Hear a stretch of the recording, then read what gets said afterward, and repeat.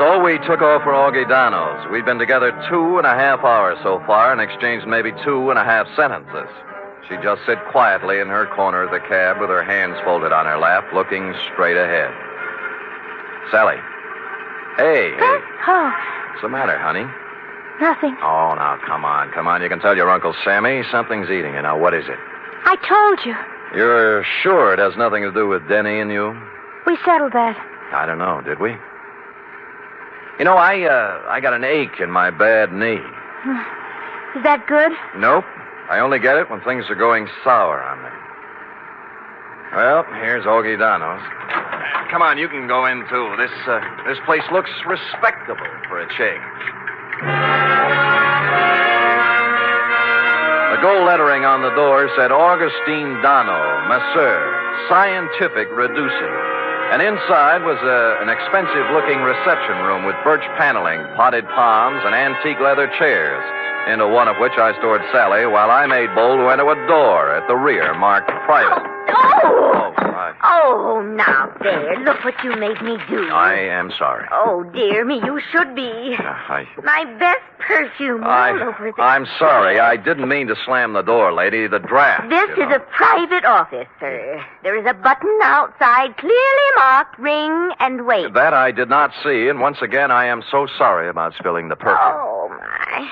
Toujours, my regret. TV. $12 an ounce. Well, I regret TV, too. Now, look, how about announcing me to the professor? But now, if you mean Mr. Dano, he's quite busy with another... Mr. Rudnick, if the envelopes are ready, Oh, who's this? You've got me. My name's Spade. Spade? Spade. The detective? Yeah. Detective? Oh, what just a minute, Miss Rudnick. Would you have your nerve barging in like that? I thought you were a client. All right, Miss Rudnick. All right, here. Well... 4 bits. Now, buy yourself another quart. Well, I never. This I can believe. Well, what do you want, Spade? Well, I'm looking for Denny Shane. Someone saw him walk out of here yesterday. Shane? That's right. Well, what's the matter? Some trouble or something? No. His kid sister's trying to look him up. Oh. That's funny. What? Well, that someone saw him coming out of here. I'd never heard of the guy. Of course, we got people in here all the time, salesmen, agents, friends of clients, But no Shane. Not that I know of. What's he look like? Oh, about my height, blue eyes, pale complexion, too thin to be coming here as a customer. Well, I wish I could help you, pal, but like I say, so many people come in and out of here, Sure. Thanks anyway. Bye. Bye. Any luck? No, never heard of him. Come on. Too bad. Where to now? Well, there are a couple of more places. After you. Cab's gone. Well, I told him not to wait. I thought we might have something to eat across the street. I'm not hungry, thanks. Look, you better call your parents. No, don't. I told him I was spending the night with a girlfriend so they wouldn't worry. That's another big black lie. Look, I'm tired of playing this way. I want it off. I told you. You're eating your heart out over something, and it's not Mama's operation. Now, it's something bigger, and it hurts worse. And don't tell me any different because it's written all over your face. Please don't ask me any more, please. Oh, skip it. Where's the cab? Don't take me home. That's just where you're going, honey. Well. What's the matter? Look, coming up the street. Is that... Yeah, Denny Shane. You're sure? Of course I'm sure. I've got to be positive. I'll prove it to you. Denny? Huh? See? Yes. Denny, come here a minute. Oh, Sam Spade, isn't it? Yeah. Well, you recognize the kid? No. She's your little sister. Sister? What are you talking about? I haven't...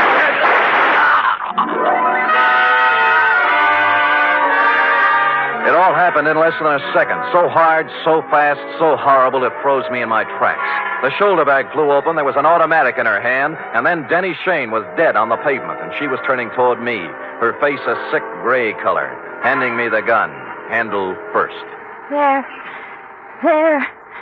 It's done now. You can take me to the police.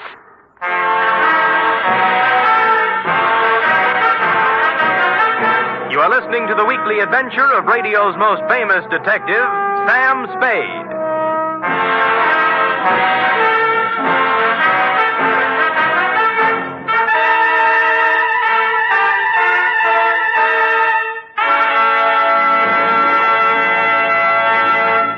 Three chimes mean good times on NBC.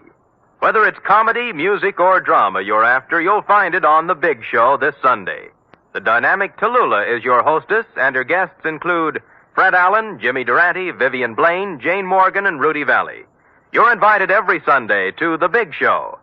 And this Sunday also brings you a 1-hour adaptation of F. Scott Fitzgerald's exciting novel, This Side of Paradise, presented by Theater Guild on the Air and starring Richard Widmark and Nina Foch.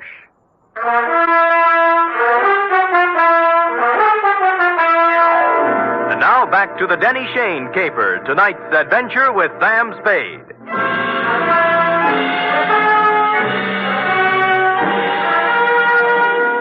I won't try to give you the play-by-play for the hour following the shots on Sutter Street because I was in no shape to remember things in sequence. In less than a minute, we were in the center of a milling crowd. Cars jammed up. Horns began to blow. Then the morgue wagon and a squad of homicide dicks and flashbulbs going off like firecrackers. And Sally standing them all off with a frozen gray expression on her face that never changed. While I stood at her elbow, me, Sam Spade, who'd seen Lord knows how many murders, with rubber in my knees and a feeling in my stomach like I was going to be sick. Finally, the squad car picked us up and headed for Dundee's office. Mr. Spade, Yeah? I've been waiting for you to ask me why I did it. I thought I'd leave that for the professionals. It won't do any good to ask me, Mr. Spade. Please tell him that, will you? It'll save all of us a lot of trouble. Everything I told you was a lie. I had to make you take me to him some way because I didn't know what he looked like. I hope you know what kind of a stew you jumped into, Sally, because from here on it's going to be pretty tough. I don't care what they do to me. I've had nothing to live for a long time now. What do you mean? Sounds stupid, doesn't it? 16 years old and nothing to live for. Ah, Sally. Tell them not to ask me any questions. Tell them I'm guilty. Sentence me or do whatever they do. I'll never tell them why. I'll never tell them why.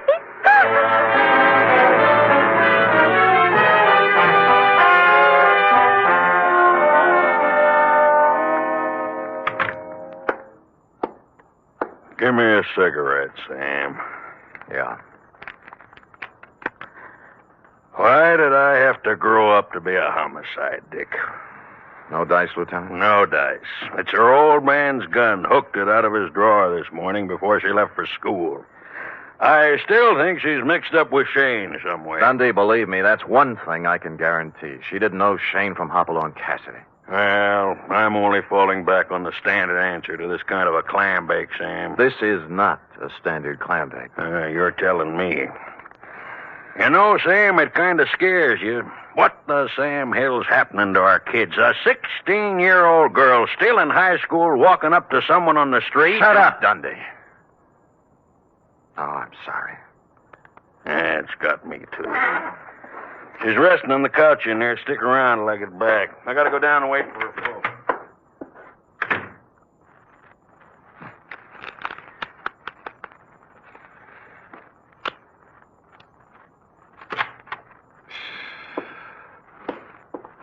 Oh, excuse me. I saw the lieutenant go out, and Come on in, sit down. I'm a friend of Sally's. Do you think I could talk to her for a minute? Well, I don't think she feels like talking. Look, I got to, mister. I got to talk to her. What's your name? Eddie Tucker. I go to school with Sally. I've been waiting for 3 hours outside for a chance to talk to her. Can't I, please? What's it about? It's kind of personal.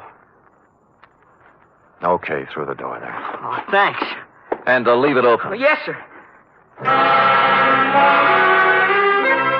The minute he went in, I slid along the wall into a corner between the door jamb and a file case. And through the doorway, I could see them both in a mirror on the far wall of the inner office. Sally? What are you doing here? I had to see you, Sally. I heard about it, and I had to see you, that's all. You're wasting your time, Eddie. It's all over and you know it. You shouldn't have done it, Sally. You know what I promised you. I know what you promised me all the other times, too. This was for keeps, honest. So were the other times. All right, look. Look at this, see? Out the window. Watch. Now do you believe me? Eddie, it's not your fault anymore. I don't blame you, honest. All those promises... I'll keep this one, Sally. Honest, I will. No. You're a zombie, Eddie. You know what a zombie is? Someone who moves and walks around, but who's dead inside. Go away. Now. Go away. He got up slowly and walked past me out the door, rosy-cheeked, 17, with a tired old man look in his eyes. A few minutes later, the matron came by, and I left her with Sally. The window in Dundee's office opened onto a second-floor roof below, and directly beneath it, I picked up what Eddie had tossed out. A set of car keys and a leather case, plus a third one that looked like it belonged to a school locker with the number 339 on it. And written in ink on the leather inside, like a memo, was Denny Shane, 778 Turk Street, apartment 4.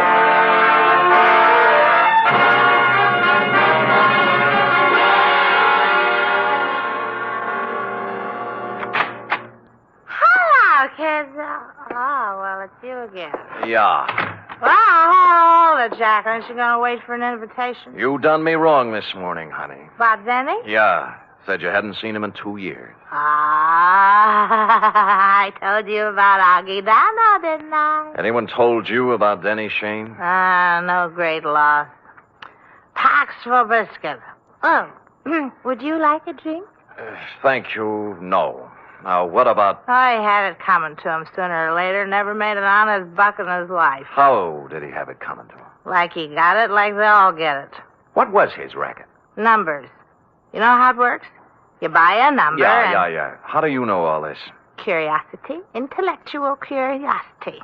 I want to know things. All the time I want to know things. Follow? So one day, when Denny leaves his suit to be cleaned and I find a book in his pocket, I ask the questions in What book? His numbers book, stupid. What's that? Oh, you know, with the names and numbers of all his customers. You wouldn't know where it is, would you? Oh, perhaps. Oh, yes. How does $5 look? Bourbon is awful high. Yeah, you probably drink it straight. 10. Better. Come on. I think it's in his top drawer. Let me see now. Pies. There you are. That little black book. See? All the names, all the numbers. All the names, all the numbers, and one other feature. It was divided into sections, labeled Galileo, Balboa, Lowell, George Washington, and a couple of more fellows who passed on long before the numbers racket was invented. Under each was a list of names. Eddie Tucker's was on the page headed Thomas Jefferson, and after it was number 339-7th Street. At this point, several bells rang. The odd key in Eddie's case didn't belong to a locker. It went with a box in the main post office on 7th Street. Hey, now look, fella. It's 11 o'clock at night. Yeah, my name's Spade, clerk. Look. See? The license. I don't care about the license. The rules and regulations of the United States Postal Service... I know, through rain and sleet and snow and hail. But there's been a murder, you see. Murder? Yeah. Oh, well, in that case, I suppose we Great. Where's the mail for the boxes? On the table over there, but it isn't distributed. If you'll wait a shake... I'll wait a shake. It took more than a shake, but we got to it just before midnight. A scented envelope it was, addressed simply to Eddie Tucker, box 339. And in it was the answer to everything. The tired old man eyes on the kid Eddie, the zombie. And Sally, who figured her life was over at 16 because Eddie was through. But who had sent it to him was something else again. Just a plain white envelope, the kind you get for a nickel a pack in the dime store. I looked at it a little closer, wondering what manner of stationer would deem it fitting to sprinkle perfume on the kind of envelope most people mail their bills in. And finally, a possible explanation took shape in my mind. You don't have to hit Spade on the head with a baseball bat. Any large-sized mallet will do. Not just a minute, Spade. I deserve an explanation. You'll get it. for- You'll get it, Augie. I'm in bed asleep. Where do you get off buzzing my bell this time of night? Patience, patience. But look. You're alone? Yeah. Good. Well, what are you taking your coat off for? Just relax, Augie. Yeah, there's the coat. Tie. And now the shoulder holster. Shoulder holster? There we are. Wait a minute now. What is all this? Well, you know the old saw, Augie. Work a little, lose the middle. What I need is exercise. Great. All right, you come around to the studio sometime. Hey, what's the matter with you? Are you crazy? Yeah, get up. I want to try it with the right hand. Look, Spade. They got ground rules over at headquarters now, Augie. No white lights, no rubber hoses, but they don't apply to private dicks. Get up! Listen, if you're looking for trouble, The right's even better. Okay, up you go now. Come on! Up against the wall. Now. Hey, let go of me, Spade. Let's talk, huh? Talk? Yeah, about Denny Shane, about the kids he smeared with his filthy hands. High school kids from Balboa High and Lowell and George Washington. Good kids, straight kids. I don't know nothing about... Your outside man, wasn't it? Your roper. Turning up in drugstores and jive joints with those dirty little packets of heroin he passed out as headache powders. No, I don't know nothing about... So they got him hooked hard, huh? Hey, There was no more, and then they got a mailbox number and a key. Then they raised money any way they could. I got nothing to do with it. My studio. Yeah, your studio's a front. Does the dame down there know what's in those envelopes she mails every day, or does she think they're statements? Come on, talk, Donald. Talk! Talk!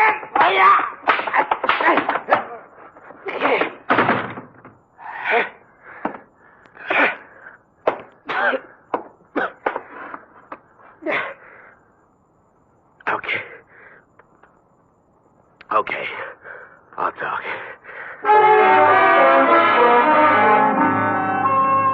Which he did, a full hour's worth in Dundee's office, and a harrowing tale it was. I felt like printing up 1 million copies and mailing it out to every father and mother in the country. They'd taken him downstairs when I happened to glance out of Dundee's window. And down on the second floor roof, a point of light was moving back and forth slowly from one end to the other.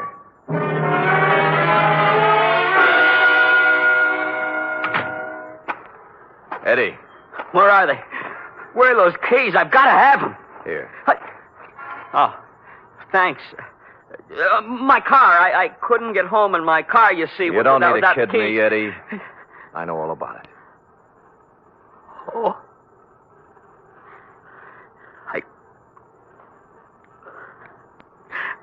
I can't do anything about myself, Mr. Spade.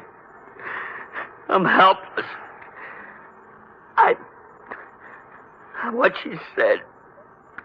Zombie. You're not helpless. You can't handle it alone, maybe, but you're not helpless. Other guys have licked it, and you can, too, if you want it bad enough. I want you. Honest. Good, that's all you need. We'll take care of the rest. Let's go, huh?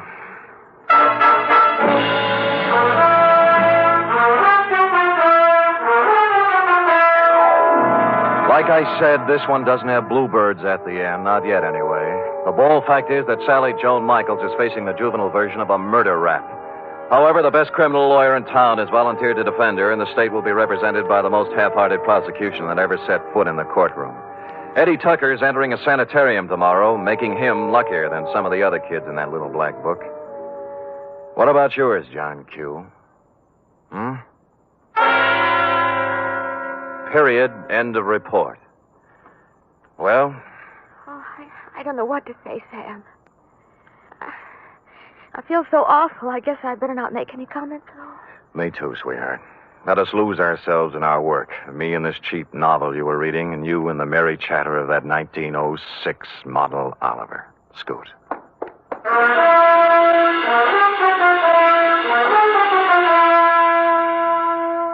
Three chimes mean good times on NBC.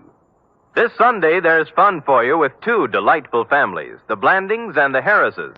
Mr. and Mrs. Blanding stars Cary Grant and Betsy Drake as the troubled but proud owners of the famous Dream House. And the Phil Harris Alice Faye Show brings you Phil and Alice, plus Brother William, darling child Julius, and the ever-present Frankie Remley.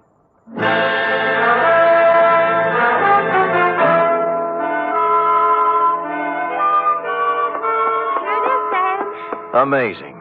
Oh, Oh, not really, Sam. There's nothing amazing. Don't sell yourself short now. I'm just a plain garden variety secretary, Sam. Look at that. Immaculate. Not a mistake. Oh, Sam. And in 26 seconds flat, in just the time it took that man to read a short announcement, you type out 5 copies of a 28-page report. In my book, that is amazing. All right, I admit it, Sam. I'm amazing. Good. And another thing. What's that? I'm hungry. Oh. And tonight is sauerbraten night at Schroeder's, and Max Nishi's letting girls in now. Cherub, as you may have gathered, I didn't collect a fee off this one. Oh, but Sam, I still have $10 you gave me last week to cover my back salary from 6 weeks before that, so we really... Schroeder's it is, yes. Let me go home and put on my other shirt. And I'll get my sauerbraten hat. Good night, Sam. Good night, sweetheart. She is amazing.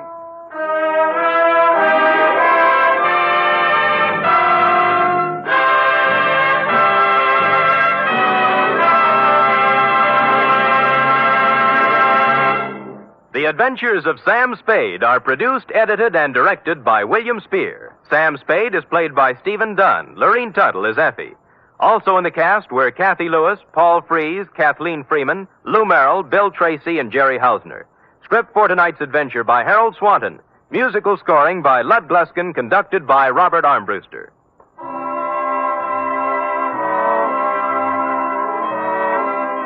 Join us again next week, same time, for another adventure with Sam Spade. The National Broadcasting Company presents The Adventures of Sam Spade, Detective.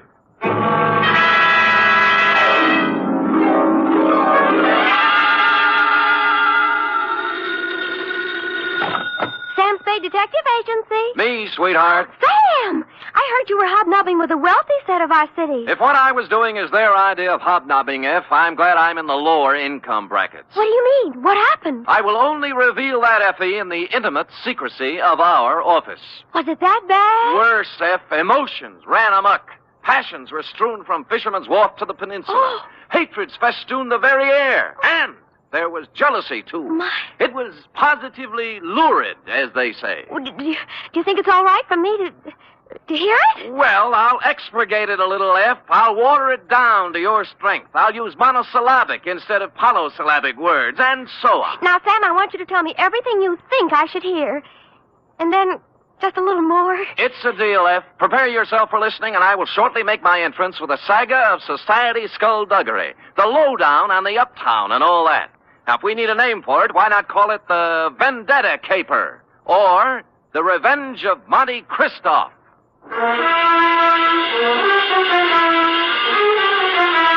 Transcribed for NBC, William Spear, radio's outstanding producer-director of mystery and crime drama, brings you the greatest private detective of them all in The Adventures of Sam Spade.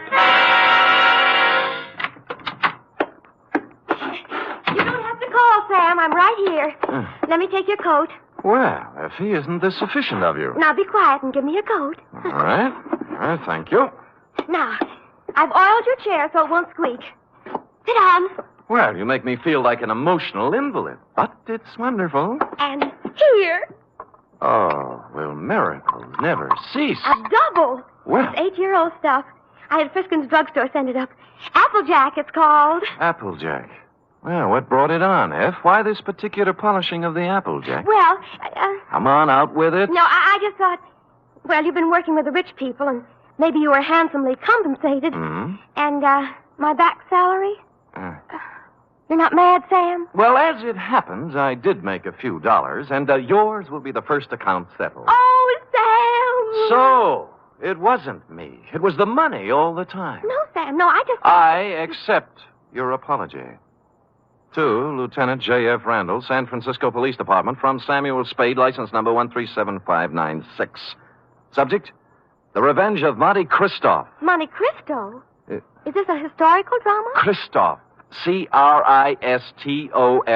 Oh. Monty. Monty. And it's still a historical drama. Dear Lieutenant, revenge is an old-fashioned motive, but when you get it raw and distilled, as in the Gosden affair, it's new all over again. This was the slow-burning, deliberate kind of passion that starts smoldering way back in the forgotten days and explodes among some people who never knew they were living over a keg of dynamite. It was yesterday morning that the distant sputtering of the fuse began to be heard by a man named Chandler Gosden. You know him, the hulking rich boy, the electrical appliance scion who took up professional boxing for a while. I think he was billed as Gold Plate Gosden, a society scrapper.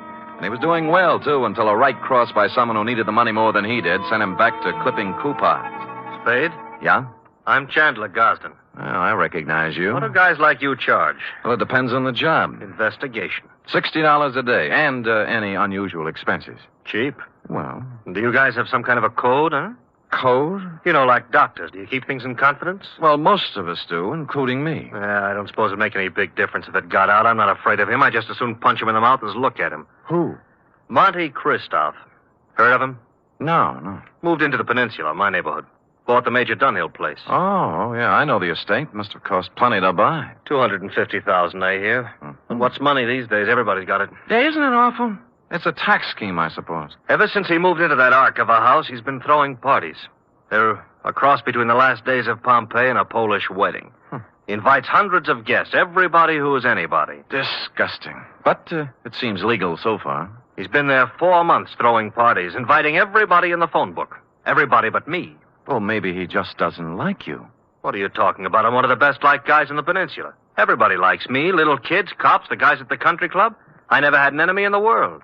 Besides, I got Virginia. Oh, who's she? My wife.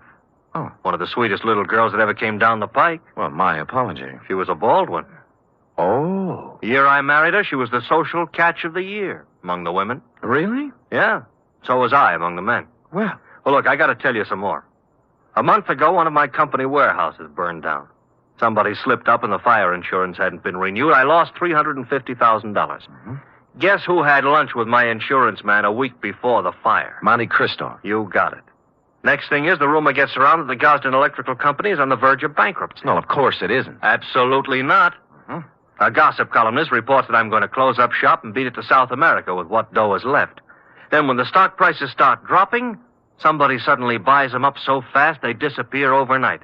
Some corporation I never heard of called the Dantes Corporation. I see. And then all my friends start getting unfriendly. As soon as I show up, everybody stops talking. Act as if there's some big secret about me that I don't know. And they've all been to Monte Cristo's parties lately. That's right. The week after he arrived in town, all these things started happening. Now, what I want to find out is why. I don't even know the guy, but he's making a big change in my life. Well, it sounds like you're entitled to know. I don't know how far I can get. The best I can do is find out who he is, where he comes from, who his friends are, all those things. Okay, you're hired.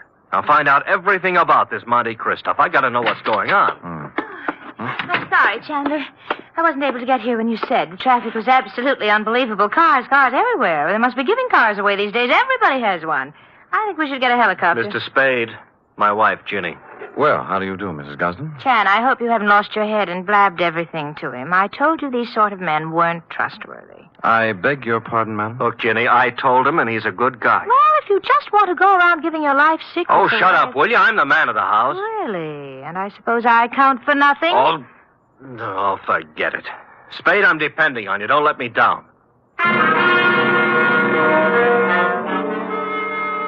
You wouldn't think a millionaire would be hard to biograph, but I came up with very little information on Mr. Monte Cristo. He'd arrived in town 4 months ago, stayed 10 days at the St. Mark Hotel, then bought his house. He had a bank deposit running into 7 figures. He had no known business connections, just money. The register at the St. Mark said he came from Chicago, and an airline company verified that he'd been a passenger aboard one of their ships from the Windy City. This was as far as I'd delved when my place of business was entered by a man in powder blue livery. You Spade? The same. Mr. Monte Cristo sent me to pick you up. I see. Up for where? For his mansion on the peninsula. Oh. He said he knew what a rough time you must be having at your present job, and that he'd be glad to make the whole thing simple to you. Oh, you really said that? That's what he said. Oh. But I don't know what it means exactly. Well, I don't know what it means exactly either, but there's one good way to find out. Home, James? My name is Bertuccio, sir. Bertuccio. I see. How long have they been calling you that? Well, let me see. It's about... Oh, what do you mean? I mean, it's my name. All right. We'll talk it over in the car.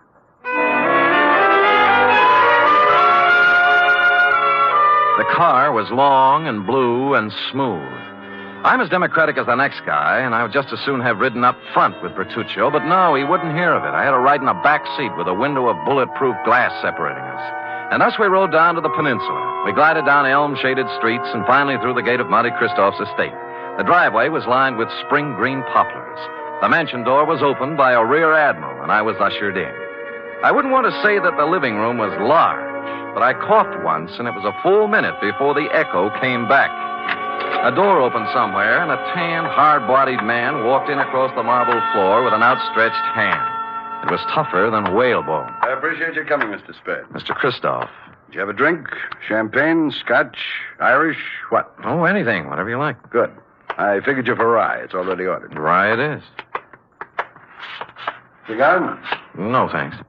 They're custom rolled Havanas, made expressly to my own taste. No, thanks anyway, but I have some beat-up cigarettes here, son. Oh, try mine. The King of England, I did him a favor once. He ships them over. How is George? You drink, Mr. Spade. Oh, thank you, Bertuccio. Now, you've been investigating me, Yes. and you haven't found out anything. How'd you know, Mr. Christoph? There's nothing to find out. Well, you read. I'll do you a service and save you time and money. Well, that's a handsome offer. I accept. I was born in Michigan to a prosperous lumber family. I went to Phillips Andover and Harvard. Well. Marks Fair. I served with the Army in the recent war. Major. Military police. Wounded twice. Parents died while I was in Italy. I inherited enormous lumber holdings, which I sold. Hence my bank account. I like San Francisco. Came here, settled down. Well, you're very kind, but I don't need all this I have more money than a man can spend in a lifetime. And by that, I don't mean to boast. It was an accident of birth. Yes. Now, Mr. Christoph, I'm only trying to find out. I know what you're trying to find out. Chandler Gosden put you on my trail. Well, there's no need to deny it. And what would you take to get off my trail, Mr. Spade? Well? New car, a selection of fine liquor, a better job, cash? All rather enticing, but I'm afraid you've misjudged me, sir. I only work for one client at a time. Is there anything wrong with switching your allegiance? Well, I'm afraid it wouldn't be cricket. Is that the way they say it at Andover? Very well. Then I'm afraid I've given you all the information I can about myself. Well, you've been very generous. But just one other thing. How long did you live in Chicago? Chicago? Yes. I never lived there. But you flew here from Chicago. Oh, that. I was just there on business. Uh-huh. Well, if you say so. Bertuccio is outside with a car. He'll drive you back to your office. And with that, he turned and left me. Outside, Bertuccio was waiting. Impassively, he ushered me into the limousine and started out. Only we didn't head for my office. Instead, we seemed to be leaving town. I banged on the glass between us, but Bertuccio didn't choose to answer. When we stopped at a light, I tried the doors, but they were both mysteriously locked. I was a prisoner in a moving jail. I made desperate signs to passers-by and traffic policemen I knew, but they just smiled and waved back at me. It was all very jolly. So I sat back and waited. About 20 or 30 miles out of town, we pulled onto a lonesome road and stopped. Here we are. Well, just where are we and why? Now, don't blow your top. Christoph told me to take you out here and to give you this. Oh? What's in the envelope? Money. $2,000 to be exact. Well, that's a lot of grands. They're going to do a lot for you. You're going to take it and keep going north. 48 hours will be long enough, just so you keep out of Frisco. Well, just so you know how I stand, I'm going back. You know, I was hoping you'd say that. Now I can do things my own.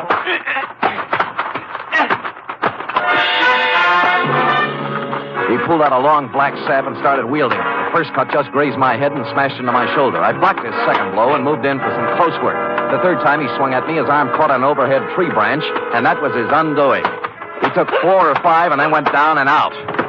I searched him, and his billfold revealed that he was Joseph Kowalski, late of Chicago, Illinois. The cards and addresses it contained left little doubt that Kowalski was in the rackets. I threw him in the car and drove back to town and police headquarters. He was awake by then, and I had to drag him into the hall. You want him locked up, Sam? What for? Assault and battery, assault with a deadly weapon, assault with intent to murder, mayhem, anything. You can't lock me up. I didn't do any of those things. Anyway, if I did do them, it was in San Martin County, not Frisco. Well, Sam, I don't know what I can do. He's got to do something in our jurisdiction. Sure, see? All right, he picked my pocket on the way into town. Here, Kowalski. What? See, look, he's got my wallet in his hand right now. Why, of all the brazen lawbreakers, you going to let him get away with this, walking right into headquarters with the evidence in his hand? Oh, wait a minute. Come on, Kowalski. We go pretty hard on pickpockets in this town. I'm being framed. I want a lawyer. Get me a telephone. He was dragged away protesting. He got no sympathy from me. He started. Lieutenant Randall then teletyped Chicago to find out more about him. In about an hour, the report came back. I won't read his whole record, Sam, but he's paid for everything, they say. He's clean. Huh? However, it does say he was the bodyguard for a man named Barney Moffat. Says Moffat was a shady business operator. Picked up several times. Nothing hung on him. He left town about the same time Kowalski did. He's listed as undesirable, but he's not wanted. Oh, thanks, Lieutenant. If a man named Barney Moffat had a hood named Joseph Kowalski as a bodyguard, and they both disappeared from Chicago at the same time, the obvious conclusion was conclusively obvious. I drove the limousine back to Christoph's estate. But as I parked the car, my headlights hit another car. There was someone getting into it, Mrs. Chandler Gosling. Oh, you, what do you think you're doing? Remember me, Sam Spade? Oh, detective. Yes. What are you following me for? What were you doing in Christoph's house? I thought he wasn't a friend of yours, or your husband. Mr. Spade, get in, please. Let's talk. Okay, spill it. It's none of your business what I was doing in there. Whatever it was, I want you to forget you ever saw me. That'll be pretty hard to do. Would money help you? In this case, no. What do you care what happens to my life, or Chan's, or Christoph's? Because your husband's paying me to worry. All right. But if I were you, I'd just forget that you ever met any of us. Because this mess we're in is so bad that nothing you or anybody else can do is going to get us out of trouble. With that, she burst out crying, and I couldn't get anything else out of her, so I let her go, and she drove off. I walked up to Christoph's house, knocked on the door, and a servant opened it. Took a couple of steps inside when 6 pairs of arms grabbed me. Some of them had fists on them. The struggle was just getting lively when Christoph appeared. All right, let him go. Well, I don't appreciate this kind of treatment, Christoph. You entered, Spade. All right, men, take a walk. Now, what's it all about? It was my orders if you ever showed up here again. Why'd you soften? I just heard about Kowalski. You managed that very well. I admire resourcefulness. How would you like to work for me? No thanks, Moffat. Moffat. Barney Moffat, late of Chicago and the rackets. So you know, huh? Well, I wasn't sure until just now, but you've cleared up the doubt. How much do you know? Very little. Just that you were a shady operator, but nobody's looking for you or anything. Spade, I did a lot of things. Several years at tightrope walking with the law. But I never did anything they could jail me for. I have an idea you're considering doing something in the near future. What makes you say that? Well, it's a vendetta, isn't it? Monte Christoph and Bertuccio the Steward and the Dantas Corporation. You couldn't resist the drama, could you? All from Dumas' novel. But why? Why do you want to play the Count of Monte Cristo? What did Gosden do to you to merit all this revenge? Tomorrow. It'll be over tomorrow. And with that, he clutched at his heart and fell forward at my feet.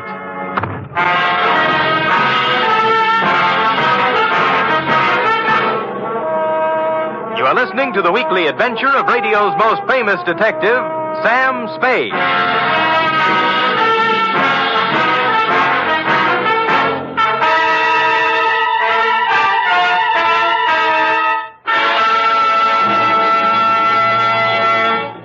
Three chimes mean good times on NBC. If you've been searching for mystery on Saturday night, put away your magnifying glass and follow these clues. Dial this NBC station tomorrow evening and listen for the chimes, and then you'll be off on a perilous trip with The Man Called X, starring Herbert Marshall. And if you've been searching for music, too, on Saturday, then Eileen Wilson is your dish as she stars in Your Hit Parade with Snooky Lanson and Raymond Scott's orchestra. And now back to the Vendetta Caper, or The Revenge of Monte Christoph, tonight's adventure with Sam Spade.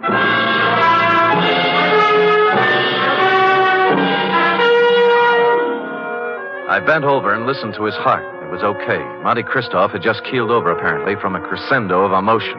He blacked out. I didn't want to be held up by his henchmen, so I left the room and walked out of the house without calling anybody. I walked down the road, and good luck, there was an empty cab cruising along.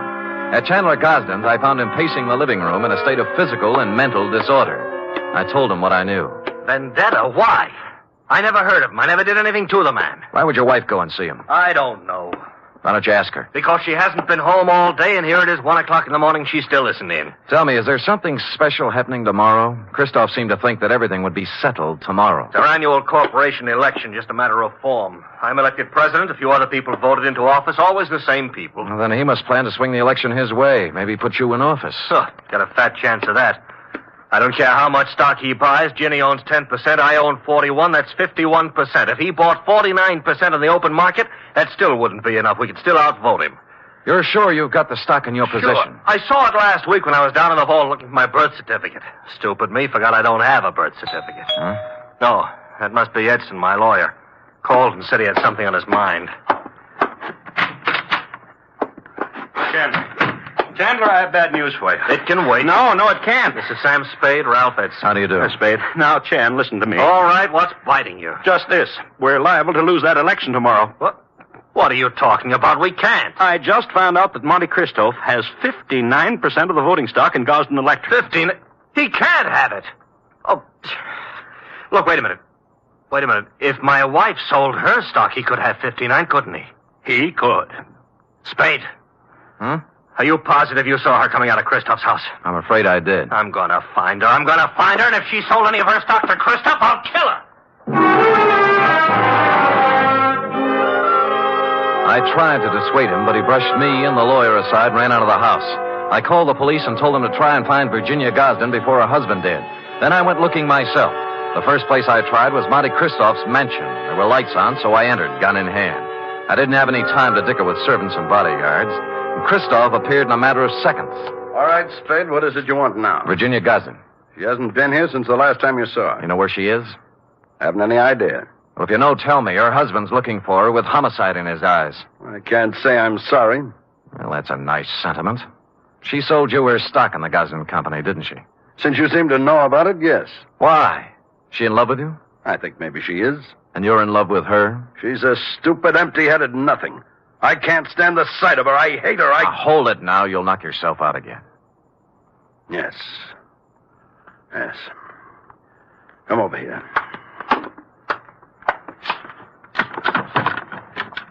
Take a good look at that. No, it's a pillow. An ordinary pillow. So? You notice how dirty it is? Yeah. Notice that it isn't even stuffed with feathers. They were too good. It's stuffed with dirty cotton rags. Well? My father's head was lying on that pillow when he died. I've kept it ever since as a reminder of who killed him. Who did? A man named Elwood Gosden. A man who cheated and lied and stole everything he had in his life. Chandler's father, huh? Yes. My father and Elwood Gosden had a hardware store once. My father invented an electric iron. Ever heard of the Gosden iron? Yeah. It should have been the Moffat iron.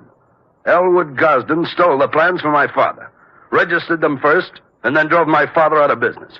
He made a fortune out of it, and then went into other electrical appliances. Well, things are beginning to gel now. My father became a peddler and died poor and broke and ill. My mother died 20 years before she should have from overwork, while the Gosdens grew fat and respected on the Moffat brains. So you started your vendetta, huh? I started it the day my father died. I set out to make one thing in this world, money. And I made it in handfuls. You can look me up. Barney Moffat, Chicago. Gambling, black markets, gun running, slave trading, anything and everything that had a big profit in it. And then I set out for San Francisco to break that Creighton son of Elwood's and his whole family. And on the way, you lost a guy named Barney Moffat. What difference? Look, you've got money now and everything you need. Why go on with it? I don't care anything about money. I only want to use it against them. Do you know why I had all those parties? To buy stock from people. Yes. Stock in the Gosden Company. I've paid twice, 3 times what the shares were worth.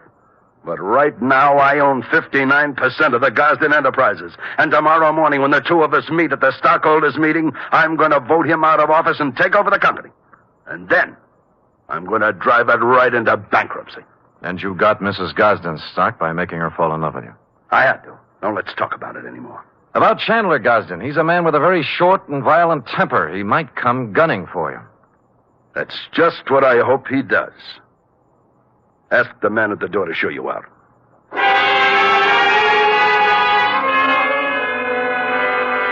I spent most of the night trying to find Virginia Gosden with no luck. Chandler didn't return to his house, so I didn't know what he was up to. It was early the following day when I got my first report. Lieutenant Randall called me down to police headquarters. We found her, Spade. Dead or alive? Oh, about halfway in between. She was shot in the chest at close range. Gun right up against her. But she's still living. And what are her chances? Fair. Where'd you find her? In a walk-up apartment on Polk Street. It was registered to her. Looked like a love nest, a place where she met a boyfriend or something. No weapon. I see. I figure murder attempt, her husband. We have a pickup on him right now, but so far he's vanished. Shame, fine old San Francisco family. What do you know, Sam? Well, give me a free hand for a couple of hours, will you? Maybe I can do something for this fine old San Francisco family.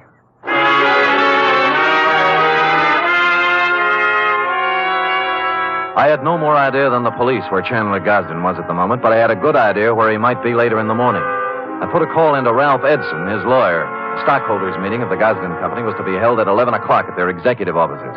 Edson got me in, and at 5 minutes to 11, Monte Christoph walked in. There were 3 of us. None of us spoke. We just sat around a long, polished table, alternately watching the clock and the door. At 11:03, the door opened. Chandler Gosden stood there, rumpled, red-eyed, vicious. He had a gun. The first man who moves is going to get a bullet right in the face. Chandler, for heaven's sake. Shut up! Is that the gun you tried to kill your wife with? It's the gun, but I didn't try to kill her. She did it herself because he drove her to it. Me? Yeah, you, Christoph. You were meeting her in an apartment. Don't think I've been dumb. Put the gun away and let's get down to business. Are you kidding? I got the same gun she used on herself, and I'm going to use it on you. Well, stop talking and get it over with. You act as if you want me to do it. All right. Edson, Spade, clear out of here. Gosden, use your head. I said get out of here. Now go on. Okay, but don't take your eye off him. He's got a gun in his pocket. Don't worry, I won't. You were working for him. Working for him all along. Everybody was. No, now listen to me. He wanted you to kill him. He doesn't care about himself. He just wanted you to be put away for murder. Spade, this is our affair, not yours. Now, look, both of you shut up and listen. This is a tough thing to try to settle something that's been boiling up in you, Moffat, ever since you can remember. You spent all of your grown-up life trying to get back at the wrong man. It appealed to some ironical sense of yours to carry out the Monte Cristo revenge story. Now, let me ask you this. You remember all about Monte Cristo and how he ruined the people who had ruined his life and how his father died heartbroken. But do you remember the end of that book? Go on. He found that he couldn't bring himself to revenge the wrongdoings of families on their innocent children. That reads good in a book, but I don't feel that way. Well, maybe you will when you hear this. What? This man right here that you spent 20 years getting ready to ruin is not even a Gosden. Huh? What? He's an adopted son. Mr. Elwood Spade, Gosden adopted him from an Oakland orphanage on October 11th, 1907. I got the records to prove it this morning. I don't believe it. I would have known. Mr. Edson, you've always been the family lawyer. Isn't this true? It was a long chance that Edson would play along with it. But to bring it off, it needed the final clincher. Lawyer Edson looked at me, then looked at Chandler Gosden. He gulped and licked his lips. It's true. It's true, Chandler. Adopted? Your father never wanted you to know. Chandler didn't move. He just stood there stunned. But Barney Moffat sank down into a chair and buried his head in his hands. Edson and I looked at each other and waited. And finally, Christoph looked up and spoke. Start the meeting. Mr. Edson? I hereby declare the annual stockholders' meeting of the Gosden Company open. Mr. Gosden? I don't care what happens now. I bow to the majority stockholder. Oh, Mr. Christopher... I beg your pardon, Mr. Moffat? As the majority stockholder, I vote that the chairmanship of the Gosden Electrical Corporation remain as it has for the past 20 years with Chandler Gosden.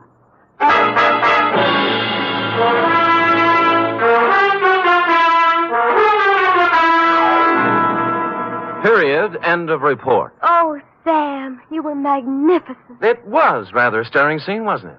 I was good. But it was superb. It really was. Mm-hmm. Did he sign over the stock and everything? Oh, he did indeed. Oh. Sam, do you think the world will ever get to a time when everybody has all he wants?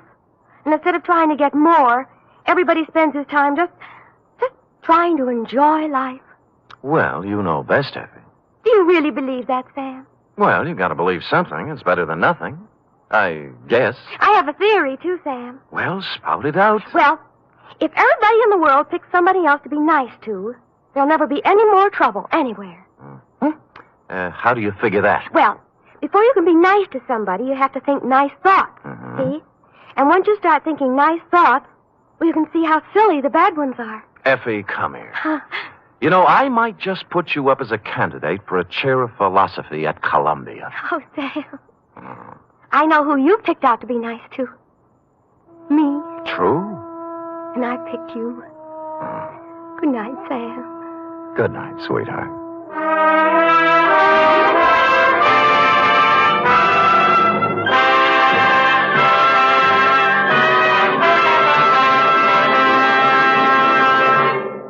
Tonight's transcribed Adventure of Sam Spade was produced, edited, and directed by William Spear. Sam Spade was played by Stephen Dunn, Lorene Tuttle as Effie. Script for tonight's adventure by John Michael Hayes. Musical scoring by Lud Gluskin, conducted by Robert Armbruster. Join us again next week, same time, for another adventure with Sam Spade.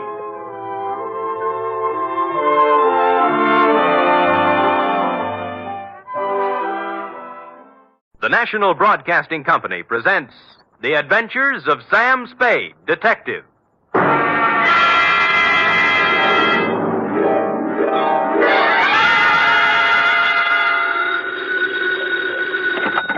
Sam Spade Detective Agency? Me, sweetheart. Oh, Well, that's a warm reception if I ever heard one. I'm here at my post, Sam, ready to do my duty. All right, let's have it.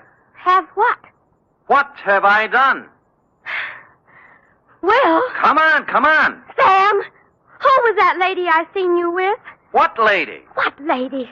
Sam, for your information, there was a 5-column picture on page 1 of the Chronicle showing you with your arms around... The redhead. Yes. Ah, It means nothing to me as a person, Sam, although I am a redhead myself. But I feel there are certain standards of publicity and agency of our stature. Angel, if you'd bothered to read the caption under the picture, you would have learned that my arms were around this other redhead to keep her from braining me with a paperweight she picked off Dundee's desk. Oh. Yes. So take my picture back out of the drawer, and while you're at it, grab the book and pencil, because I'll be right down with a somewhat lengthier explanation entitled The Sinister Siren Caper.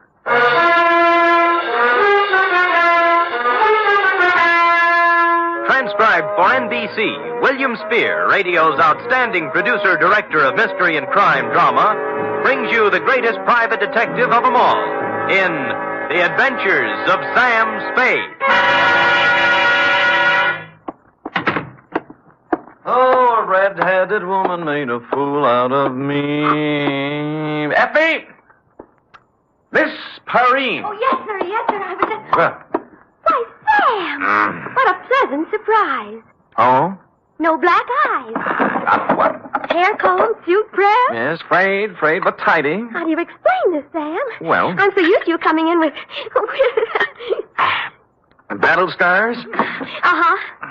Among other things. How do I explain this? That woman is a Q if I ever heard one. Are you, Ready, Sam. That's all. That's my girl. To Mr. Donald Stryker, Bellhaven Apartments from Samuel Spade, license number 137596. Subject, The Sinister Siren Caper. Dear Donald, business was terrible, and I blame the weather. Sitting in my office with my feet on the radiator and the paper on my lap, looking out on the 48th consecutive day of rain, I was seriously contemplating moving my place of business to a warmer clime, where people could get out in the sunshine and into trouble. The only item of possible interest in the paper was the story of the escape of one Artie the actor, a convicted bank robber who apparently didn't much care whether or not it was raining when he busted out of the city jail.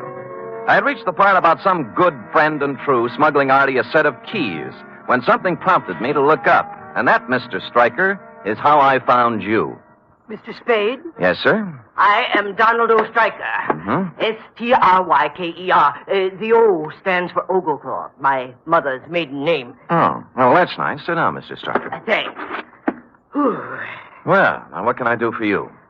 Mr. Spade, the Strykers, as you may or may not know, are an ancient and honorable family dating back to pre-Elizabeth England, with the possible exception of one southern number who is said to have once nodded by mistake to Jesse James. No Stryker has run afoul of the law. Well, good for you. One and all, we have kept our skirts clean, one and all. That is why I am utterly at a loss to explain the situation in which I find myself. And just what situation is that? A quasi-reliable source has informed me that I am a marked man. Quasi? Yes.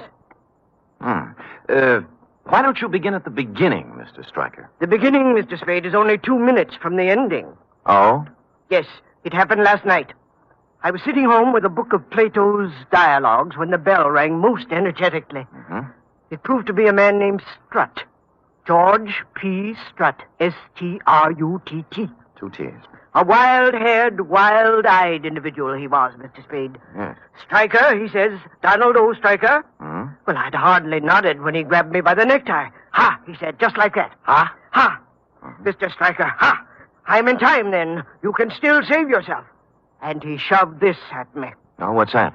A picture of a girl, a young and rather pretty girl, out from a newspaper. Oh, yeah. No name or identification. Beware this girl, Stryker, he said. Beware the siren song she sings. Stryker, he said, and he cinched up even harder on my necktie. Yes? Stryker, you are number 6.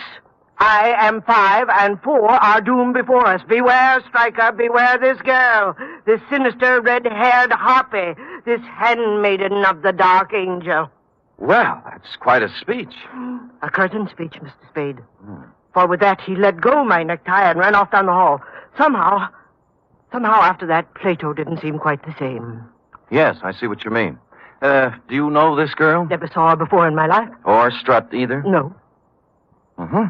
Mr. Stryker, I don't want to talk myself out of a job, but you don't need a private detective. Now, this is probably some harmless chap who walked out of one of the local sanitariums and took to ringing doorbell. But that's just it. He isn't, Mr. Spade. Huh?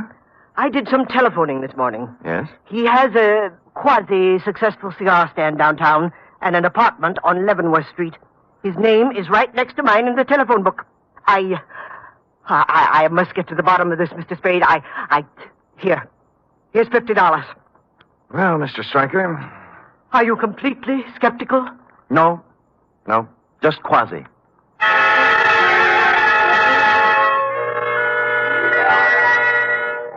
And with that, we formalized our agreement on one of my quasi-legal contracts, and I promised to call you instantly if anything turned up, and you departed, still in a quasi-quandary. Sticking the newspaper clipping into my wallet, I hopped a cab and went to Strutt's apartment on Leavenworth. Let's see, 26, 24, 22. Hoo-hoo! Hey! Hey, lady! Yeah, open. It was a cleaning lady, cloth on head, mop and pail beside her, testing the guarantee on Strutt's grand piano. Wait unto me. That knothead. Who? Strutt. Oh. Ain't got no respect for $1,000 grand piano. Listen to that. Busted string. Yes. It's a crime, that's what it is. What do you want, Jack? I take it Mr. Strutt isn't in. Nope. Who are you? Sam Spade, private detective. Detective? Yeah. Seems Strutt thinks someone is going to kill him. Oh, no. When did he dream that one up? You got me. You know him very well? I've come here twice a week for 15 years. You want to talk, Sam, you'll have to follow me around. Okay. Gotta get a wiggle on. Come on now. I'll get a wiggle on. You think he was dreaming it up, huh? Now, let me tell you about George Strutt. Yes. Let me put that bucket down. Out, please. Oh, there. I'm sorry. He is 68 years old, to my knowledge, and in them 68 years, one important thing has happened to him. He was born. Oh. George just reads too many cheap books, that's all. Well, no girlfriends? No. Well, now, wait a minute. Let me see. There was a woman about 8 years ago in the bird-watching club he belongs to, but that laid an egg. Bird watching. Any enemies? How could a man like George have enemies? Nobody notices him. He matches the rug. Now, look. He goes to lodge meeting twice a month, to church every Sunday. He doesn't smoke, drink, gamble, spit on the floor, or chase women. Got no other bad habits. No car, no house, no money, no prospects. Yeah. Look out, I gotta get into that closet. Oh, yes, yeah. So why would anyone want to kill George Strutt? He's been dead on his feet for 20 years. When I see George, I'll give him a piece of my... George!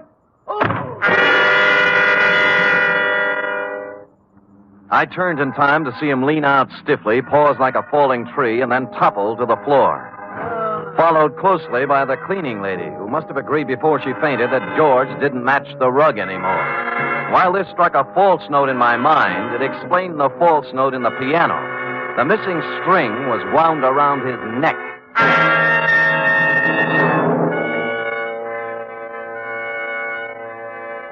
I dragged her into the bedroom and managed to get her onto the bed by making 2 trips. Then I called homicide. The next order of business, per our agreement, was to call you, Stryker. So I got Strutt's telephone book, found he'd marked the page with your number on it with a slip of paper, which turned out to be the receipt for rent paid on a safe deposit box at the Golden Gate Bank.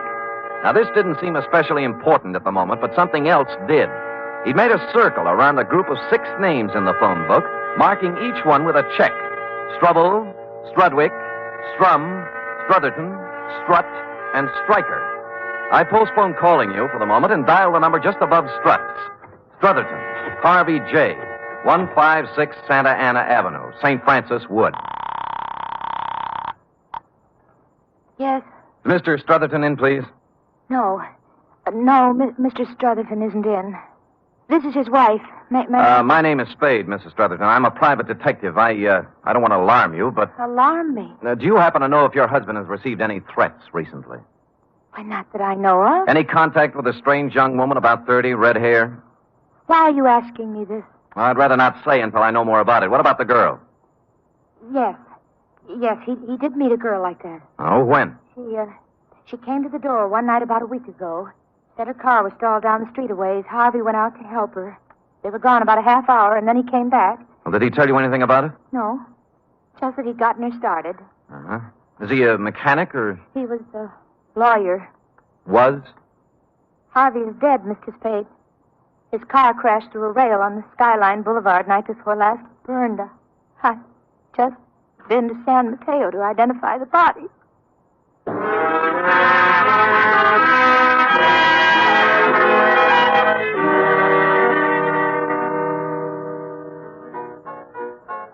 Strum Joseph P., 828 Howard Street. Yeah, that's Joe. There's your beer. Thanks. You know Joe pretty well? I might not. Why? What do you mean you might not? This is 828 Howard Street, isn't it? The number's over the door. Don't you like me, bartender? What's eating you about, Joe Strum? Look, you see this? Private detective's life. Huh? Oh. Yeah. Poor but honest, barkeep. Trying hard to get a little cooperation. I thought you was a cop. What's with Joe? Well, I'll tell you. Mm-hmm. He uses the phone here. He makes a little book now and then in the back room. Nothing wrong, you understand, but still and all, there's nothing a guy likes to blat around about to strangers, you know. Yeah. Any idea where he is now? Well, that's a pretty hard thing to say where Joe is at any given time. Oh. Even when Joe's acting normal, which at present he isn't. Oh, why not? Well, like all bookies, Joe does not have a heart. But if he had one, I would not hesitate to say Joe was in love. With a red-headed dame about 30. How did you know? Here, look at the picture. Let me get my glasses. Oh. Glasses. Yeah. There they are. This is the dish. You know her name? No. Joe has made no formal announcement as yet, but the word has gone around he is giving 8 to 5 he will marry her, which for Joe is a sure thing. Last Friday it was when I seen him last. They sat up to the bar here, and the two of them talking at some length about things I have never heard Joe discuss before. Like what? Well, as I said, bookies are different from people, so it should have not surprised me that Joe and his wren were not discussing rose-covered cottages, as do most boys and girls when they reach the loony stage. Yeah. From what I could gather as I passed by now and again, serving the other customers, Joe and his girl were discussing a cozy little rose-covered safe deposit box. Mm-hmm. And you haven't seen either of them since last Friday, huh? No, I have. Be right with you. Yeah. Cloverleaf buffet, Charlie talking. Huh? Yeah. What? You don't say. When? This morning, huh? Yeah, sure, I will. Thanks for calling. Goodbye.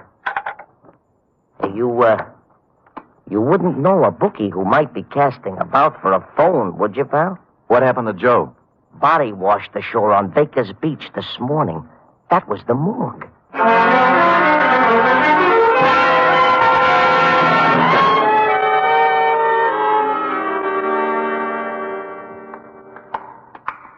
I know what you mean, Sam.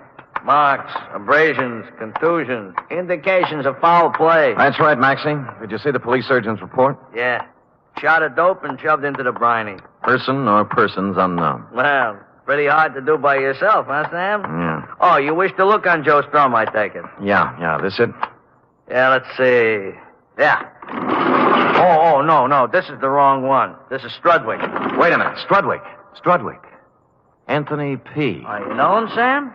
Yeah. 28 Genoa Place, Bayview 72118. Nice-looking boy, they said. Friend of yours, huh? No. Huh?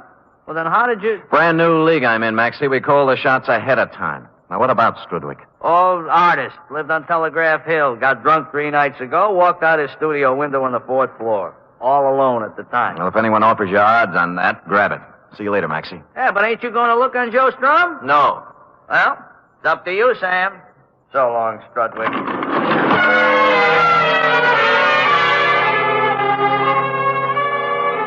Top man on the totem pole was James A. Struble, a barber who lived on 18th Avenue. I called, no one answered. So I made what by now had become the obvious deduction. I went to headquarters and checked the homicide reports, likewise the accident files and the traffic detail. Surprise! No James A. Struble. So I switched abruptly from the S's to the D's and called on dear, patient, understanding Lieutenant Dundee. Who's going off half-cocked? You! If you weren't such an idiot, you'd see what I'm talking about. No, listen, Sam, I'm no green pea. I've been kicking around homicide for 30 years. Long enough to know you gotta have a motive to build up a case. Yes. How can you stand there and tell me a red-headed dame opens a phone book, draws a ring around 6 names, and then runs out quick and knocks them off? I didn't say that. And why do you want me to put out a general pickup on James A. Struble? Because if he isn't dead right now, he will be. The dame? Dundee, no dame could strangle a 6-foot man like Strut with a piano wire. She's working with someone. Sam, I love you, believe me, but try to see my side, will you? So I put out a general on Struble, and we pick him up, and he screams. And the chief hauls me in to ask why. And I tell him we put the pinch on Struble because his name is ticked off in somebody's phone book. Why... Hey, who are you? Lieutenant. I want to see the lieutenant. Hey, is he drunk? Well, ask him. Oh, yeah. What's your name? Struble. James A. Struble. I want to report a murder. Well, who? Me.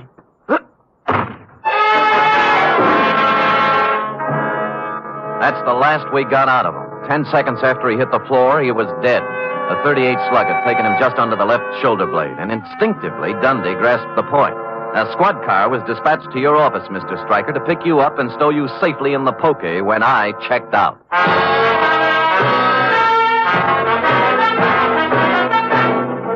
You are listening to the weekly adventure of radio's most famous detective, Sam Spade.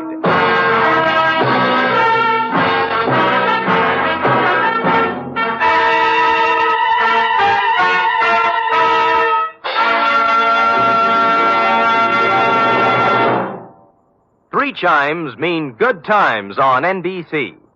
This Sunday, the glamorous and very unpredictable Tallulah brings you another gala broadcast of The Big Show. Among Tallulah's guests for this Sunday's Big Show are Fred Allen, Eddie Cantor, Phil Baker, Eddie Fisher, and many, many more. It's an hour and a half of the very best in comedy, music, and drama. Every Sunday, it's The Big Show on NBC. For drama this Sunday, Theater Guild on the Air presents the heartwarming play Jeannie, starring Barry Sullivan and Margaret Phillips.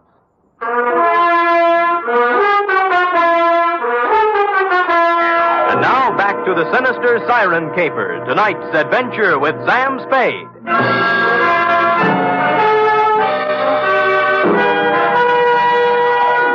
The next move looked like a tedious one. To take the clipped-out picture of the redhead and try to identify her by matching it up in the files of one of the town's 4 newspapers. I'd gone a half a block when someone saved me the trouble. Sam, It was the bartender. Sam, I got news for you. Where can we talk? How about the Blue Fox? Okay, I'll meet you there in 5 minutes. Wait a minute. Why can't we talk here? 5 minutes.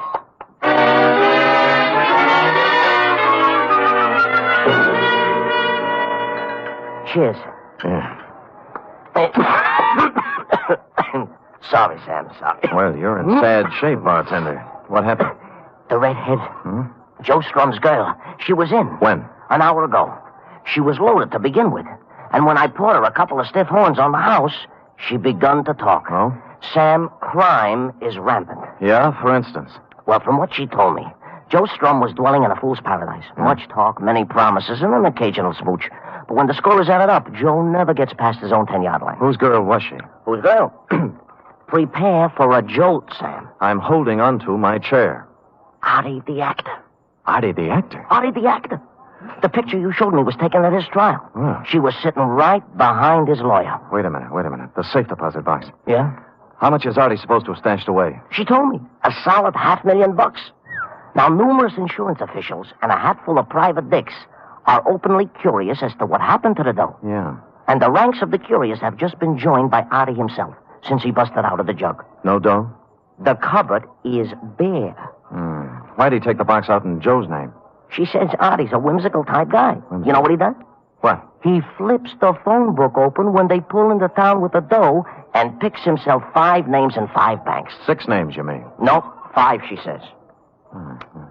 Well, Stryker was on. Huh? Never mind. So Artie figured with the money in 5 different legitimate names, it couldn't be traced to him if he got tapped, huh? Which he does get. Tapped. And convicted besides. Now, the dish looks upon Artie as in the deep freeze and hustles around to each of the 5 guys with a proposition. So?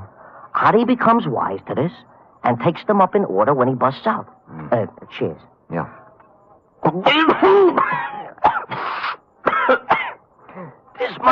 This much I learned before she staggers out of my joint. The rest I must leave for you to figure. You can't drink, bartender. Occasional. Sam, if there is any other reward, though, floating around when the smoke settles, I will be at the Cloverleaf. It's only beer, you know. And if you run across an honest, hard-working book who needs a phone... Yeah, thanks a lot, Charlie. So long, Sam.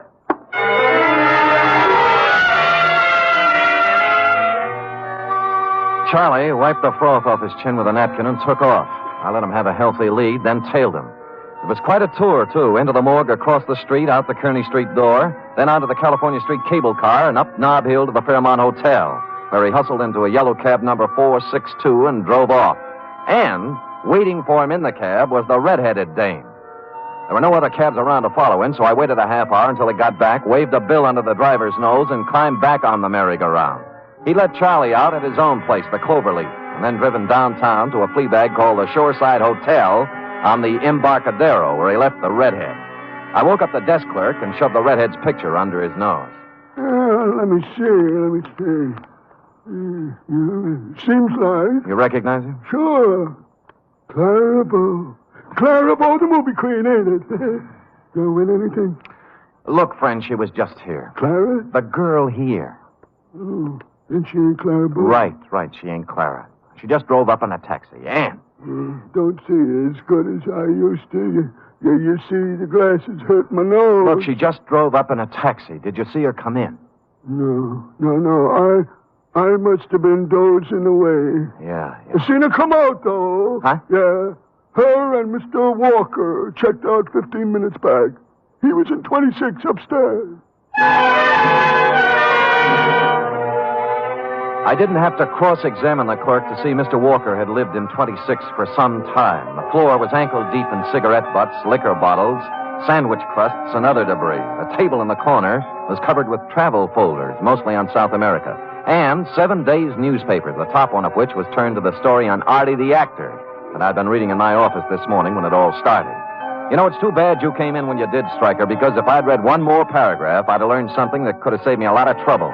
Whatever was the case with 4 of the names, the 5th one Artie hadn't picked at random. His lawyer was Harvey J. Strutherton. Hello? Mrs. Strutherton, this is Sam Spade. Oh, Mr. Spade. Yeah. Thank heaven you called. I'm terribly frightened. What's the matter? The girl. The redhead? Yes, she just called me. She says my husband was murdered. One of his clients, a man he defended, thinks Harvey betrayed him. Artie the actor. Artie Billings. Yes. There was a lot of money. She knows where it is. Why is she telling you all this? I don't know, Mr. Spade. She warned me against calling the police. I don't know what to do. Well, then don't do anything. Well, don't you see? She's coming here. She'll be here in 20 minutes. I made it in 15, left the cab a block away, and walked down Santa Ana Avenue to number 156. The night fog had moved in, making it tough to follow the path through the high shrubbery to the door of the house. Mrs. Strutherton hadn't helped matters any by turning out every light in the joint. Mr. Spade? Yeah, she here yet? No, come in.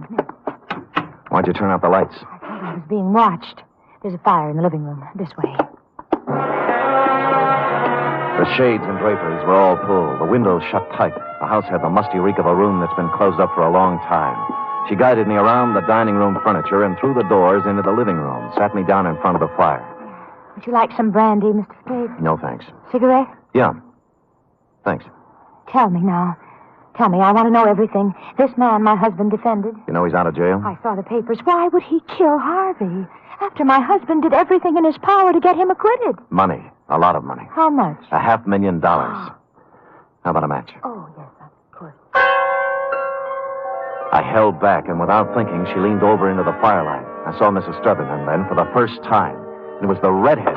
All right, hold it. Now, don't move. What are you This doing? is a 38, baby, at the back of your neck. Now, don't move. All right, where is he? I don't know what you mean. You heard what I said. Where's your husband? He's dead. He's The dead. body you identified in San Mateo is Artie the actor. You and Harvey engineered the escape so you'd have a fall guy for 5 murders and $500,000. Now, for the last time, where is he? Harvey? All right. Harvey? You'll kill me. Don't do it. Don't do it.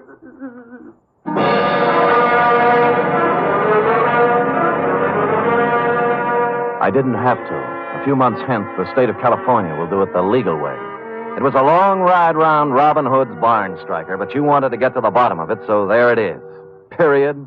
End of report. Sam, what about the money? They're still looking for it, F. Harvey has thus far chosen not to talk, but Dundee hasn't really turned on the persuasion machinery yet. Who knows? Maybe he's opened the phone book at the P's and put his finger on Perrine, Effie. Oh, don't even think of it, Sam. Oh. I'll settle for $26.87, which represents the shortage in my check covering the period. Effie! What, Sam? Can I believe my ears? What? I look back upon the past 12 hours. How to keep our little organization together, to stave off the bill collector. Oh, Sam. I place my life in jeopardy, tangle with a murderess, use my poor, tired body as bait for her savage conspiracy. Sam, I'm sorry. Ferreting my way through morgue and crime-ridden alley to finally win the fight, and then to come home expecting a cheery welcome and to get instead scurvy innuendos and a bill for $26.87. Oh, forget it, Sam. Don't ever mention it again. I'm sorry. Well, that's my girl. Here, 10, 25, 6, 7, $27. Now we're all square. Thanks, Sam. Thank Now, you. come here. Now you can bring me the 13 cents tomorrow. That's my boss. Good night, Sam. Good night, sweetheart.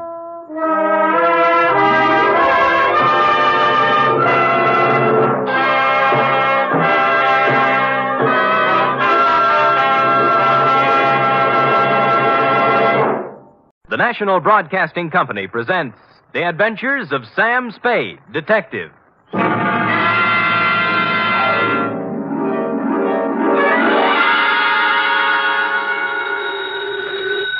Sam Spade Detective Agency. Me, sweetheart. Oh, Sam. Now, F, all is forgiven, like I told you. How can you forgive me, Sam? I almost killed you. Well, why kick yourself, F? You would have done the private detective profession a great favor. Oh, don't say that, By Sam. removing from its rolls the only operative in San Francisco stupid enough to shake an apple tree for an entire evening trying to pick up an apron full of bananas. But they all can't come out right in the end, Sam. Ah, but you haven't heard the postscript, Angel. Postscript? Postscript, indeed. Batten down the hatches and warn all within earshot that they're about to catch Stupid Sam, the incomparable, in a new act. For during the next 29 minutes and 30 seconds, I shall don the mantle of Don Quixote, shoulder my battered lance, and tilt at windmills in an object lesson to the gullible entitled The Spanish Prisoner Caper.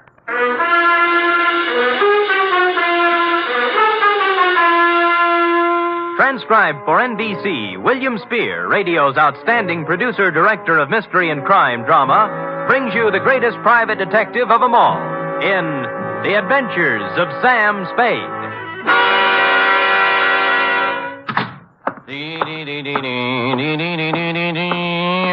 Effie? Yep? I don't know what. Oh, now, there, Angel. Don't cry, little girl. Don't cry. I'm so stupid. You might have been. Hush. Yes. We'll have no more of it here. But Not a word, not a word. Book, pencil. Yes, sir. Go ahead. Date, fill it in to Miss Marjorie Loveland, Brockhaven Apartments from Samuel Spade, still license number 137596. Oh. Down, Effie, down. Subject, the Spanish prisoner caper. Dear, dear Marjorie. When they made you, darling, they threw the mold away. In this day of the emancipated, self-sufficient, 100% competent female, it came as a fresh breeze and a boost to my masculine ego to run across a lady, white-haired and fragile withal, who needed protection. After meeting you, I knew what the fellow had in mind when he wrote, Heaven will protect the working girl. As a matter of fact, you could have been the very girl, since you and the song were about the same vintage. Do please sit down, Mr. Spade. May I fix you some tea? No, thanks. I planned to come to your office, but I decided I just couldn't risk going out at this time. Oh, why's that? Well, he might come, you see.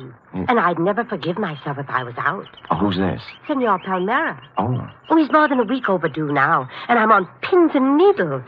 I gave him my address here at the Brockhaven. But there's the Brocklebank and the Brockhurst and the Brockmorton and the Brock. Yeah. It would be so easy for him to become confused, being a stranger in town. Well, I'm a native. I'm confused myself. Well, I thought perhaps you could locate him.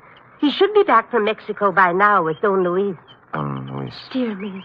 So many things could happen to them. Walking the streets with all that money. What money? The gold and the precious gems. How about starting all over again? Why? Haven't I made myself clear, Mr. Spade? Well, I have the end fairly straight, yes, but if you'll give me the beginning, we'll have everything. Well, I suppose the beginning was 3 weeks ago. Where? In the lobby of the Grand Hotel for Women. I see. I was staying there temporarily while I was waiting for this apartment, you see. So?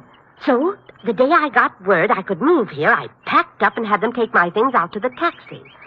Then I went to the desk and got my money from the vault. Oh, how much? $840.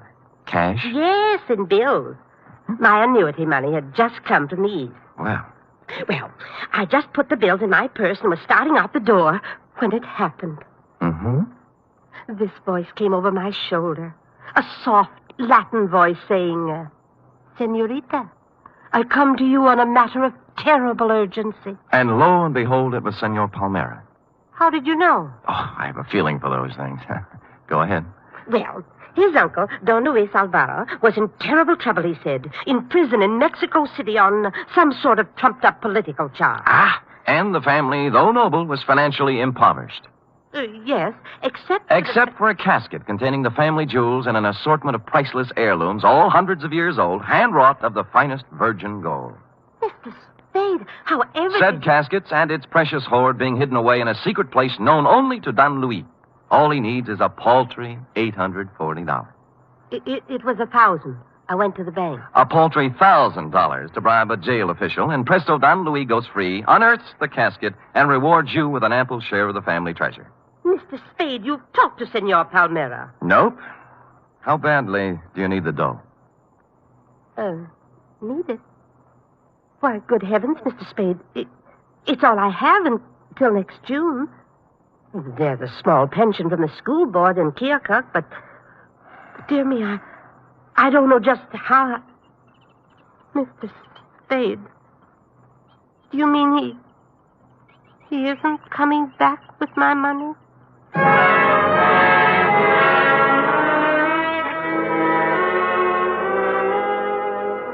The truth of the matter, Marjorie, was that you'd fallen for the Spanish prisoner's swindle. A hoary old chestnut that goes back to the day of P.T. Barnum and before. But you look like if I gave you an honest answer, you'd dissolve into tears. And as I said, I was in one of my heaven and Spade will protect the working girl moods, so I made up a dishonest one. Mrs. Spade, will I'll try and look him up.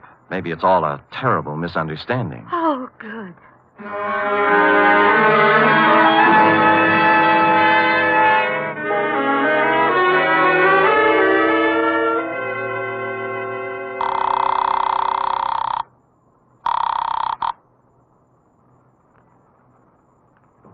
That's knit two and slip two, isn't it, Dorothy? Effie? Three? What'd you say? Miss Perrine. Oh, Sam Spade, Detective Agency. Mr. Spade is... This is Mr. Spade, charming one. Oh, Sam, I'm sorry. Yes. Dorothy's here, and I'm trying to learn to knit argyle socks. Oh, fine. Drop all stitches and look in the file for me, will you? I remember getting a circular a while back on a con man who was running the Spanish prisoner around here. What would it be under, Sam? Spanish prisoner? Con games, obsolete. Get out the file. Oh, just a minute. It's Sam, Dorothy. Count those stitches while I look in the file. Confidence game. Oh, here. You told me to knit two and slip two, I'm sure. Sam! Yeah? I found it. His name's Pedro Rodriguez. Rodriguez? There's no address, but it says he, habitually associates with somebody named Lolita Montoya. Sounds Spanish. Slightly. Any address for her? 615 Mason Street. Fine. And that's all there is, Sam. Mm-hmm. Oh, golly, I'm so mixed up with these darn argyles. Oh, what's so tough about that? Well, you ought to try it sometime. What row are you on? 27th. Knit three and slip one, she says, and I... She's wrong. Knit two, slip one, knit one, pass one, and knit one. You got it? Sam! How versatile! Nothing at all. I've been going out with a gray lady.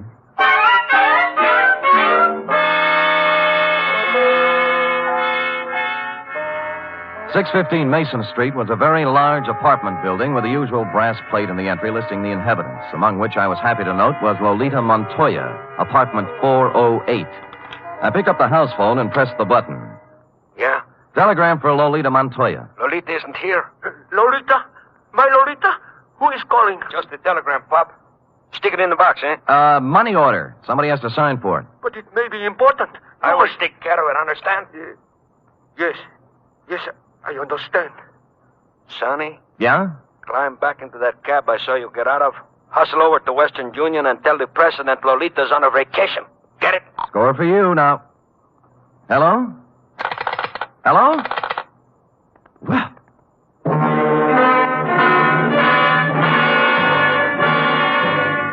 Nothing daunted, I punched a few bells until one of the less suspicious tenants gave me the front door buzz, walked in, and took the automatic elevator to the fourth floor. Or I should say toward the fourth floor, since halfway between the third and fourth, she quit cold. The elevator, that is, but there were devices for such things. I pushed the button marked emergency, and it took me only 50 minutes to get out, assisted by the janitor, the manager, and 12 tenants. The doors on the fourth floor, it seemed, had been carelessly pried open and held that way by a magazine carelessly stuck in the crack. Continuing my stealthy approach to 408, I found my man and his pal had somehow sensed I was coming and run off without stopping to close the door. The apartment was filled with cigarette smoke and not much else, a bed, an empty dresser, and a table on which were one pot half full of foul black coffee, a little pointed gadget that looked like a nut pick, and a handful of metal shavings. I was contemplating what connection, if any, this had with your missing $1,000 when... Yeah? This is Stuyvesant, Pedro. I just wanted to inquire how everything is coming along, if at all. See, great. How much? Well, there's 1,000. Is it good? Oh, gee, boy, what do you think? Pedro, this here is joyous news. Like you said, Pedro, our Spanish prisoner is a valuable man. I must hustle over to the lighthouse and inform Lolita. Lighthouse? She has been very conscientious in the role, Pedro, very. Oh, see, great. It's not every girl who would sell out her grandfather so readily, Pedro. Nope. We must not take Lolita for granted. I will give it a new rumble, and we'll see you tonight at Simplex. Right? See, right. Au revoir, Pedro. Au revoir? What au revoir? Oulé, Stevie.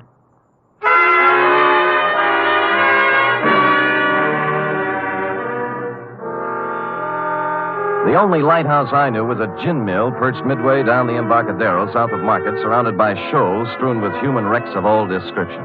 A place you might find shell game men and carny grifters, but hardly a habitat for a con man smooth enough to work the Spanish prisoner. The lighthouse keeper, who looked like he'd retired from the sea after a losing battle with Moby Dick, was bent over a pinball machine next to the door. As far as I could see by the one light in the joint, it was empty. Get up, get up. Yeah, get up, get up, get up, get up. Oh. Too bad, lighthouse keeper. Yeah, what'll you have? Well, beer when you're ready. Do you know Pedro Rodriguez? Yeah, worked for me once, a couple of years ago. I canned him. Why? He's a swab. Only honest nickel he ever made was when he was here. All right, get up, get up, get up, get up.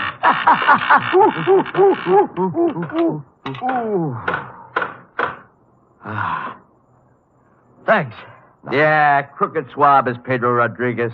He's up to something right now, if you ask me. Spanish prisoner? Oh, you mixed up in it too, huh? Nope, I just want to be. How does it go? Well, I don't know much about it, only it seems to smell. See, Pedro was sitting at the bar the other night with another swab, talking about an old Spanish jet who's going to make him $1 million. Just come over from Spain. Get up, get up, get up, get up.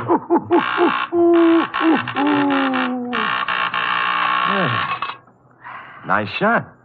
Body English, pure and simple. Yeah, so what about the Spanish jet? Well, I didn't hear no more about that. Hey, I'll tell you what you do. You ask Lolita about it. Anything Pedro's mixed up in, she generally knows about. Good. Where do I find Lolita? Let's see. I ain't sure whether it's the third or the fourth. Third or fourth what? The booth from the back there. Oh. She's been sitting there all night writing letters. You better be careful, though. She got an awful temper. Well, thanks, lighthouse keeper. How about the beer? Sure. Hey, Larry, draw one.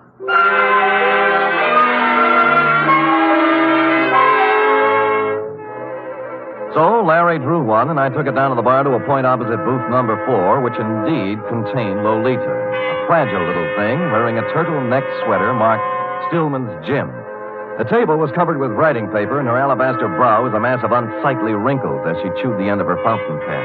I'd no sooner settled down when the front door opened and what appeared to be the reincarnation of Gargantua the gorilla, only with clothes, steamed down the aisle and slid in next to Lolita, who was not alarmed at all. Lolita, I bear tidings. Listen to this. I am making progress. Grandfather dear, you cannot know how dire is the peril into which I have been thrust. Okay? Possibilities. Or maybe, Grandfather beloved. As I take up my pen in hand, I am overcome with fear.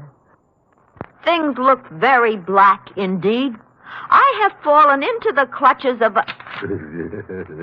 Stuyvesant, what are you grinning at? I have just conversed with Pedro on the telephone. We are in. Really? Yeah. Hey, you mean no more letters? No more. Pedro is exalted. He says that... What's the matter? Are we interfering with your train of thought, Buster? No. Go right ahead. I'll just sit here and drink my beer. Wait a minute. Now, look, George, there is plenty of bar down near the front door. Leave him be, Lolita. He's just a schmuck. I'm not so sure. He's got an honest look about him I do not like. What is on your mind, George? Pedro. Pedro, huh? Yeah, he's getting careless. Shortchanged a friend of mine $1,000. How does this figure? This man is subtle, Stivey. Yeah. You are anxious to put the bite on Pedro for $1,000, right? Huh? That is, unless Pedro wants to take a 5-year rap, it's up to him.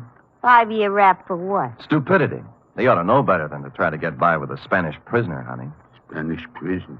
He knows. What'd I tell you? It's a shakedown. Well, you... Relax, Stuyvesant. Violence will get you nowhere. Out of my way, Stuyvesant. I'll show this kid one. Lay off, Lolita, not the gun. I said get out of my way. You better let me have it, baby. Lolita, temper.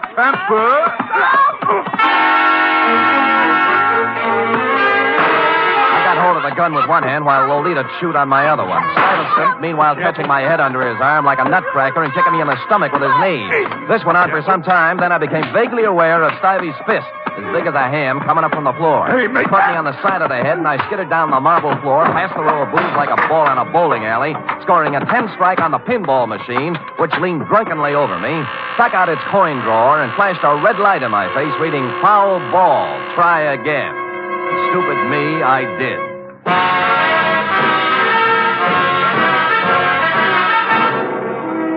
You are listening to the weekly adventure of radio's most famous detective, Sam Spade.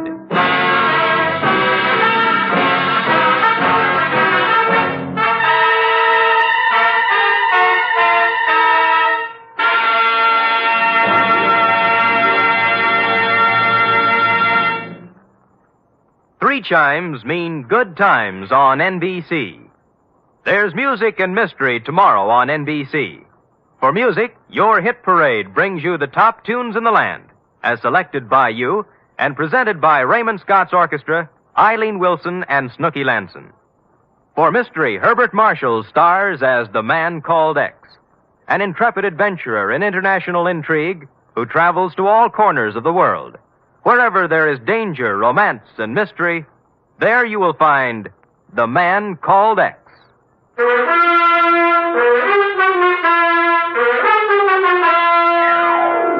And now back to the Spanish Prisoner Caper, tonight's adventure with Sam Spade.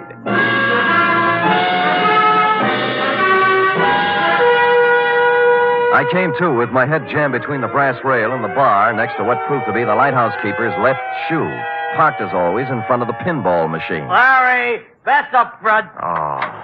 Get up, get up, get up, get up, get up. Where are they? Top hole is all filled with 3 balls to go. Congratulations. How about Lolita and the Meg? Oh, Deb. All right, get up, get up, get up, get up, get up, get up. Oh, Deb? Took off, blast them. I had 780,000 points run up, and they had to go and throw you at the machine, cause a tilt. And Larry!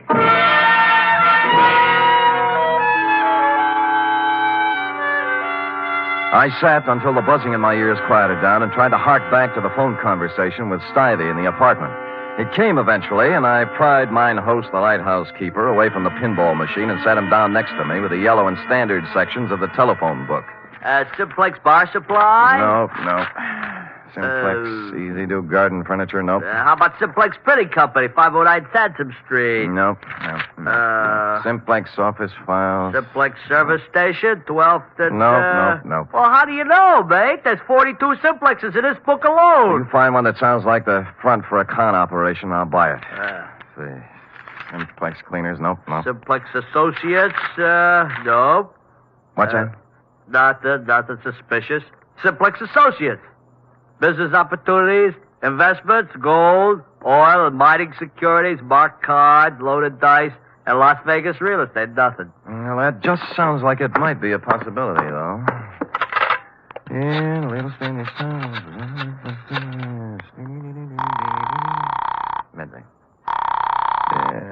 Homicide, Dundee. Sam Dundee, do me a favor, will you, pal? What? Run across the hall and check the bunco files. There's an outfit called Simplex Associates. Well, what's it about? Well, it started out as a con game. A grifter took my client for $1,000 on a Spanish prisoner. Spanish prisoner? Yeah. Well, what's that got to do with me? Call Bunko yourself, Sam. They're closed down at this time of night, Dundee. Be a sweetheart now, I'm will no you? sweetheart. I'm a homicide lieutenant, and I don't run a service agency for private detectives. Unless there's a corpse in it. You can take your business elsewhere. Dundee, look. Hold it, will you? I can't hold it. I got to get it. Lolita, where is she? Where is my... I got him. Let him down on the floor. The couch at the back. No, don't move. Easy. There. That's it. Lolita, I know she is here. They must free her. You must call the police and...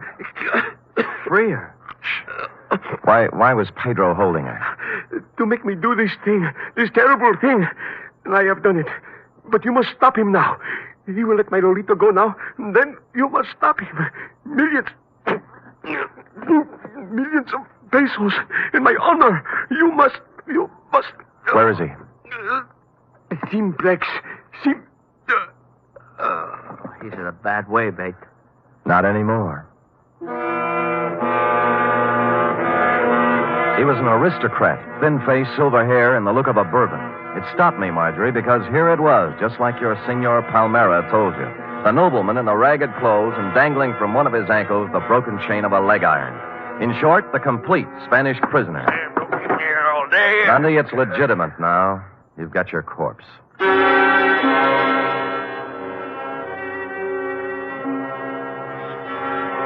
There was nothing on him to indicate who he was or where he came from, but I had a feeling I'd seen him before. After making the lighthouse keeper promise me he'd lay off the pinball game until Dundee arrived, I took off for my office on a very practical errand. Buckling on my .45, sweetheart. If I had a light tank and a bazooka, I'd take them, too. Oh, Sam, your face I is all... I know, sweetheart. Oh, Sam, about the Spanish prison. Well, there's a real Spanish prisoner in this one, F. He's dead now, by the way, and from the cheap grift of $1,000 from a poor retired school teacher. We're now up in the $1 million bracket. They got a murderous ex-Corrine playing like she's been kidnapped and writing extortion notes to her grandpa, and a mug who looks like a monkey's nightmare, and nut picks and metal shavings, and someplace or somebody named Simplex, not to mention... Oh, Sam, stop it. It's all my fault.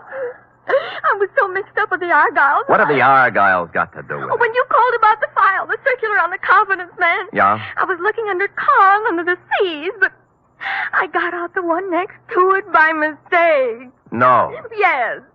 The one marked counterfeiters. Only then did I remember where I'd seen the old man before. The paper was still on my desk, and his picture was still on the front page over an article that ran something like this. Search on for ex-Spanish Treasury official. Police today were still without definite leads in the search for Ramon Montoya, former chief engraver of the Spanish Mint. Montoya, who arrived in San Francisco 3 weeks ago to visit his granddaughter, vanished from his hotel room shortly after checking in, etc., etc., etc. Yes, Sam? Call Lieutenant Dundee at the lighthouse on the Embarcadero. Also call the Treasury Department. Tell them both Pedro Rodriguez and his 2 assistants are even now busily running off currency from plates engraved by Ramon Montoya at the Simplex Printing Company, 509 Sansom Street. Yes, sir.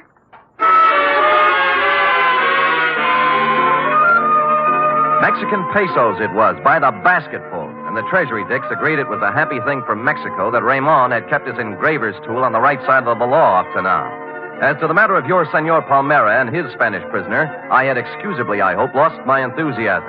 And so it was, Marjorie, that I walked into the Palace Hotel lobby a couple of hours later to call you. Yes, sir? I'd like some nickels to phone, please. Why, sir. Here. Shall I? No. They're phony Mexican bills. Oh, dear. Dear me. Oh, good heavens, you shouldn't show money around like that. I just stuck them in my pockets for evidence. Forgot to turn them over to the Treasury. Here we are. Here's the dime. Yes, sir. And here you are. Yep. Hey, senor, you dropped some big money. Keep it.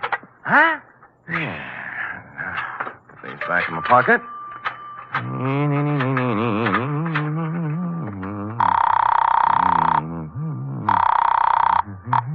Excuse me, please, senor. Hey, Chum, look, I want to talk on you. Hello? Marjorie, this is Sam Spade. Look, senor, I got to talk to you. Mr. Spade, did you find him? I'm sorry, Marjorie. I beg your pardon, senor. Just a minute, Marge. Look, buddy, you can have the phone in a minute. Now, will you relax?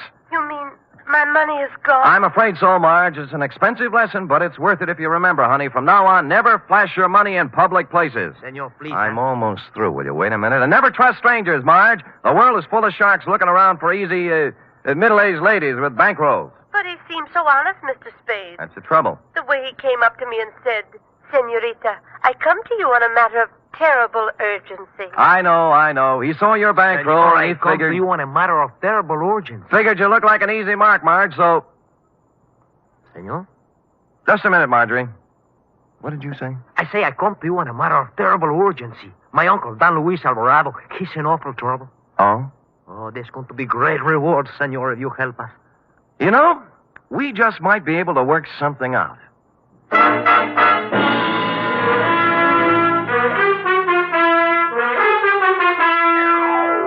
Well, Marjorie, he had $1,358, from which I deducted your $1,000 enclosed herewith, plus $58 representing my standard retainer. Period. End of report. Oh, it must be awful to be gullible like that. Dear, sweet little soul. Yes. Imagine her falling for a transparent swindle like that. You know, that's one thing I've learned from you, Sam. Oh? I have my savings in a real good, solid thing. What's that? An avocado mine. An avocado mine? Where? In Nome. That's in Alaska, you know. Mm-hmm. Well, nevertheless, and notwithstanding, go type that up.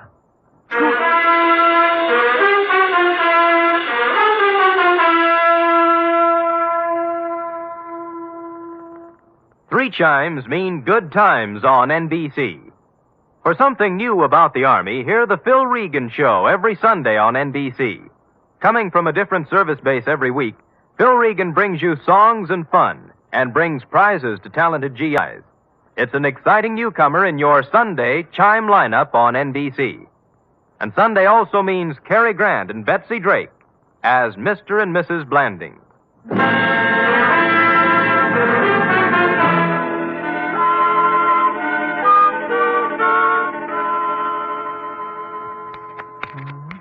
Here it is, Sam. Why, Sam. Knit 2, purl 3, slip 1, and knit 1, you see? How many rows did you do? I'm on 57. Are you sure you're right, Sam? Well, look at it. Have you ever seen such argyle? Well, that's what I mean, Sam.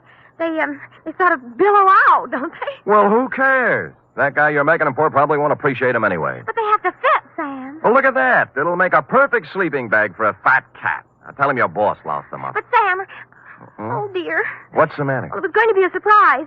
Therefore, No. Yes? Well, I'll treasure them, sweetheart. They're beautiful. Just what I wanted. That's my boss. Good night, Sam. Good night, sweetheart.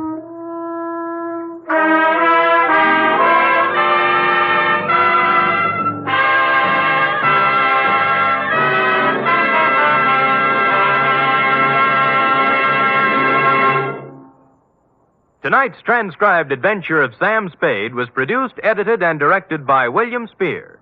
Sam Spade was played by Stephen Dunn. Lorene Tuttle is Effie. Also in the cast were Verna Felton, Lou Merrill, Shirley Mitchell, Ed Max, Jerry Hausner, Nestor Paiva, and Tony Barrett. Script for tonight's adventures by Harold Swanton. Musical scoring by Lud Gluskin, conducted by Robert Armbruster.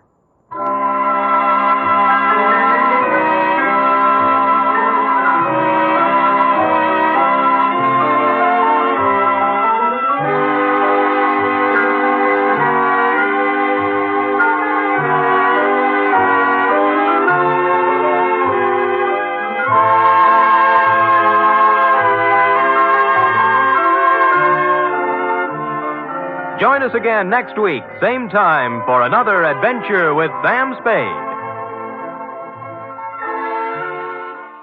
The National Broadcasting Company presents The Adventures of Sam Spade, Detective.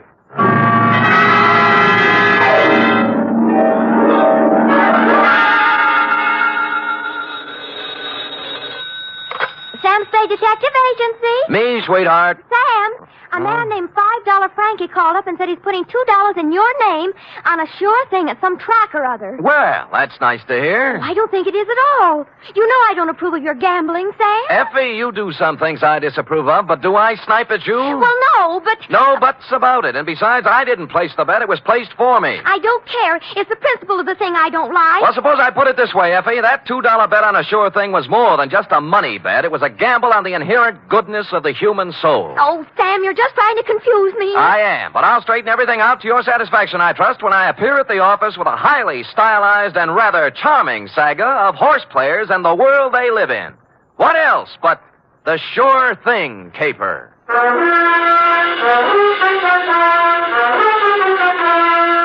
NBC, William Spear, radio's outstanding producer, director of mystery and crime drama, brings you the greatest private detective of them all in The Adventures of Sam Spade.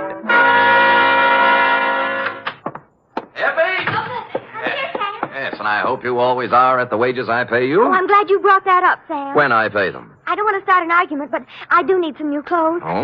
You want me to put up a good front, don't you? I will rephrase my answer. Yes. Well? Effie, if you can hold Warp and Wolf together for a few weeks, I have a feeling we'll be rolling in dough, driving big cars and wearing mink. Oh, you mean that best. All conjecture. Enough of your sneering. Now, you hear me out. Weigh the evidence, and maybe you'll feel differently. I doubt it. No good comes of playing the horses. Dates, fill it in. $2 $5 Frankie, care of... Sam, wait a minute now. $5 Frankie what? What's his last name? I don't think he has one, F. As I get it, he was born just before a Gold Cup handicap at Pimlico, and they didn't have time to give him a last name and place a bet, too. so they chose the bet. Oh, Sam, that's awful. What do you mean, awful? That horse paid 18 to 1. Well, to get on, 2 $5 Frankie, care of Patterson Smoke Shop, Myrtle Street City, from Samuel Sucker Spade, San Francisco, license number 1375596. Subject, the sure thing caper. Dear $5 Frankie, for you to be seen at the hour of 1 p.m. post time anywhere but at the track is truly a veritable, unbelievable occurrence. So when my door pivoted open Monday at said hour and a short gent with 36 shoulders and a 44 long plaid coat came in, my eyes told me it was you, but my mind screamed no. I checked your wide-brimmed pork pie, your zoot gabardine slacks, suede and alligator wing-tipped shoes, and it still repeated you. Sammy, do not look as if you have just lamped the ghost. It is I, $5 Frankie. But at this hour, Frankie, what is it? Your watch broken? Did you lose your way? You sleepwalking? What? No, Sam. I am in complete possession of my faculties. Good. And I came here with the full knowledge of my intellect. I even see through the crystal of my timepiece that it is 1 o'clock, the hour from which they break from the barrier. That's right. But I have not been drinking, and as for sleepwalking, that is strictly for gents with unhappy marital relationships. All right, Frankie, I'm forced to agree with you that you're standing in front of me instead of the $5 window. Now, what's the dope? Well, ordinarily, I do not resort to hiring a strong arm to consummate my business dealings. Naturally. There being a full supply of such muscles lying around the back room of Patterson's Smoke Shop. Loose?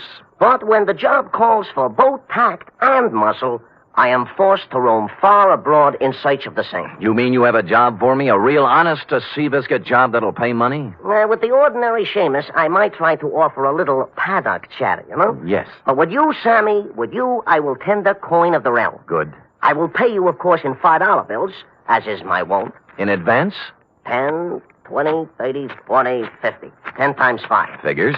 Now, do you veritably consider yourself in my employ? I am veritably in the race, Frankie. Good. Now, Sammy, leave it to be understood by both parties that I am not touting you off on any sour deals. A rather curious situation has arisen, and I will explain it to you candidly, as they say in certain novels which I have not read. Well, most novels lose so much in the translation. True. Yes. My narrative begins yesterday, to be exact. Yesterday, their heels and toes into the back room of Patterson's Smoke Shop, a gent whose face was once as familiar to me as my own. By name, said gent? They call him Gentle Joe Higgins. Gentle Joe. Yeah, a horse trainer by profession, which in our civilized society stands second only to jockeys in importance. Granted, no argument. Well, I say to Gentle Joe, it has been some time, Gentle Joe, since I see you around and about. And he says, I have gave up the old life for the new, as I no longer am welcome at the track since a certain embarrassing incident 5 years ago. What incident was that, Frankie? A horse doping job, the illegal type, which depresses me to relate. So I will not. Ethics. Yeah. Well, Gentle Joe looks a little worse for the wear, his clothing being literally shabby. Oh, I figure a touch, and I am preparing a story that will wring tears from a tax collector even. But Gentle Joe does not mention the word touch. Instead, he announces he has a sure thing. Sammy, you know how those words do to a horse player. It's like throwing a bale of catnip to a lion. Oh, my arteries open to let the blood through faster. My nerves give off loud, ringing noises, and my mind is already computing. Of course. Well, before I can stop myself, I have pressed 500 rocks in Gentle Joe's hand, begging him to place them on the same sure thing. I'd have done the same thing under the circumstances. Of course. But Gentle Joe says it will take at least 1,500 rocks to pull off the deal. Oh. He further advises me that the horse in question is due to return 20 rocks to 1. So you gave him the other 1,000? Well, not having it in my genes at the time, I cut 2 other business and professional friends in on the gravy. Dinosaur Torelli and Bones Moulton, 5 bills apiece. And then? Gentle Joe rushes out of Patterson's and... has never been heard from again. A sad tale. You think he just stole the money? Sam, Gentle Joe Higgins is a horse player, not a common sneak thief. I'm sorry. But did he leave town? He did not. On the advice of certain informers, I tracked this Gentle Joe to a ramble-shackle rooming house on Clark Street. 241 to be exact. And? And there the trail gets very cold indeed. He's made his move, huh? No. But he had a landlady who would not let me in. Complicated. Oh, she is a frightening person to behold. She is indeed half wildcat and half witch. I'll deal with her. Good. And tell Gentle Joe that I am not an overly suspicious person, but also relate to him my position. Dinosaur Torelli and Bones Moulton are two such gents as it is wise not to cross. Rough. Back fence gossip has it they are the Undertaker's best friend. Well. Indeed, it is also rumored they are behind their quota for the month. Well, and Sam. Yeah? At Bay Meadows. Yeah? A bad card. Nothing going today. Oh. In preparation for my meeting with this redoubtable landlady, I ran through my repertoire of low, mean faces in front of the mirror, leaving smoking holes in the glass. And then I stamped out, heading for the rooming house on Clark Street, 241 to be exact. My knock was answered by, well, it was even worse than you told me. She was gumming a sen-sen. What are you standing there for? You're shaking my geraniums. Oh, no. Well, sir? Speak up, Curly. I ain't got all day. Madam, perchance do you house in this quaint colonial inn a fine old gentleman called Gentle Joe Higgins? You the Lord? No, I'm in business for myself. You see this? Oh, one thing I hate worse than the law is private detectives. Can't trust them. No. Cheap, never have any money. Look. Never want to pay anything. Look. Always want something for nothing. A surly no-good lot of pocket pickers who should all be boiled in oil and thrown in a pit full of snarling One beasts moment, of prey. madam. Madam, look at this. Ooh, Yeah. well, that's the kind of crinkling I'd like to hear. I thought you would. Wouldn't mind having a mattress stuffed full of that green paper. It is a pleasure, distinctly, to be able to present it to such a charming, witty, and gay woman, I guess, as yourself. Now, Come in, Bright Eyes. Yes. Now, where did you say Gentle Joe could be located? Second door to the left. Thank you, kindly. Only he ain't in. Gone out somewhere, he has. Your timing, madam, and I should add Defarge, was a little sadistic. Now, give me my 5 back. You ain't heard my proposition yet. I've heard enough. Madam, you have acted in a very hateful manner. Another 5, I'll let you wait in his room. Madam, you are a Dresden doll. No matter what anybody says. Can the tanner wave you lost and let's go. Let's have a ball. Once in Gentle Joe's room, I closed the door, thus separating myself from that Skid Row bankhead. While I was waiting, I cased the room. Spartan. A bed, a chair, a dresser, a racing form, some worn clothes, various mementos, and pictures of his better days at the track. I was studying an old print of Equipoise when Gentle Joe turned up. Yes, she was a great stretch runner, wasn't she? Yes, indeed. 1 mile and 141 and 5th, and hardly damp at the end. Well, yes. Now, don't yes. look upset, Mr. Spade. Fanny told me that you were a detective waiting for her. Oh, she's a swell kid. Yeah, Fanny's impetuous, but a good sort, yeah. Keeps the right people out and lets the wrong ones in. A fine judge of character. No, you're generous, sir. I'm about to have a cup of tea. Will you join me? Be delighted. I'll just take the water out of the tap. It's hot enough. Well, Gentle Joe, I'm here on a rather painful mission. How in goes the tea? $5 Frankie thinks you caged him out of $1,500. And now for the water. And 2 tough friends of his are looking for your scalp. Yeah, there we are. Now we'll just let that steep a while, and we'll have us a pickup. Did you hear anything I said? Of course, Mr. Spade, of course. Every word. I know why you're here. Those men are worried about their money. But next time you see them, you tell them not to worry. Well, they said this sure thing of yours was going to return 20 to 1 odds. That's a lot of money. Oh, it will. All of that. Maybe even many times more. Yes, it's a sure thing. You mean the race hasn't been run off yet? Yeah, there we are now. I think the tea should be ready. Well. Mm-hmm. Now, this is yours. Thank you. And this is mine. A Darjeeling flowering pekoe. There's no finer tea. Has an almond flavor. Yes, it's peculiar to the region, especially pronounced in last year's crop. Yes. Well, shall we get back to business? Yes. Now, you tell those gentlemen that they have no need to fret about their money. It'll be returned to them many times over. Many, many times over. Well, are you feeling all right, Mr. Spade? Groggy, They'll look back on this investment with considerable pleasure and pride. I don't know what And happened. someday they'll be able to say that they, too... Stupid Sam. Nobody had to give me a saliva test to guess what happened. That nice, sweet, gentle old man had doped me right up to the ears. I tried to stand up, but my legs were like two wet pieces of spaghetti, and I went down. Gentle Joe went right on talking and smiling until everything was nothing. When I came to, Joe was gone, and so was my faith in horse people. Fanny had made herself scarce, too, and I stumbled alone out into the daylight for resuscitation. It took walking, coffee, whiskey, and a bowl of raspberries to bring me around. I eventually found a safe haven in my own office. Sam Spade Detective Agency. Mr. Hangover speaking. Mr. Spade, this is Gentle Joe. What? Listen, you... Yeah, I know how upset you must be over my little deception. Little but, deception? It was What? all to a good purpose, Mr. Spade. You see, I had to get out of there in a hurry with the minimum of discussion. I seem to remember you were hustled out of the racing game for doping a few 3-year-olds. Well, that's what some people in official circles felt. But, Mr. Spade, I want to apologize to you and tell you that I will be able to explain everything to your satisfaction. No. What's the matter? Help! Get away! Hello! Hello! Hello! Hello! Somebody put the phone back on the hook, so I hung up and dialed a friend at the telephone exchange. She quickly traced the number. The call came from the Sunset Stables out near Bay Meadows.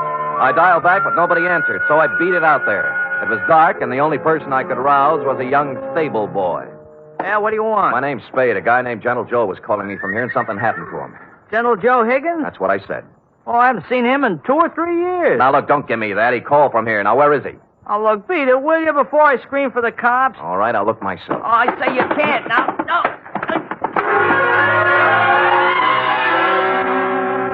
But I did. There were 2 phones inside the stables, both hanging on posts.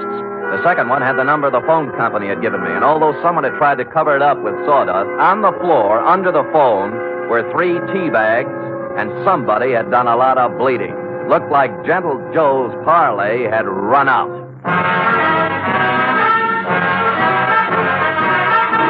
You are listening to the weekly adventure of radio's most famous detective, Sam Spade.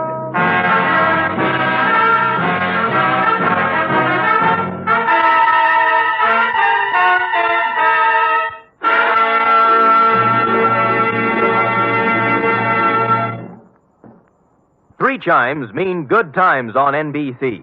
There's music and mystery on NBC every Saturday night.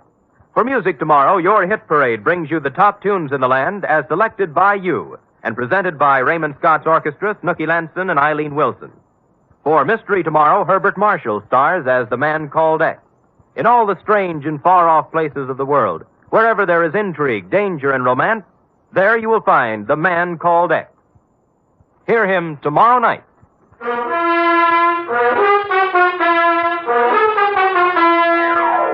And now back to the Sure Thing caper, tonight's adventure with Sam Spade.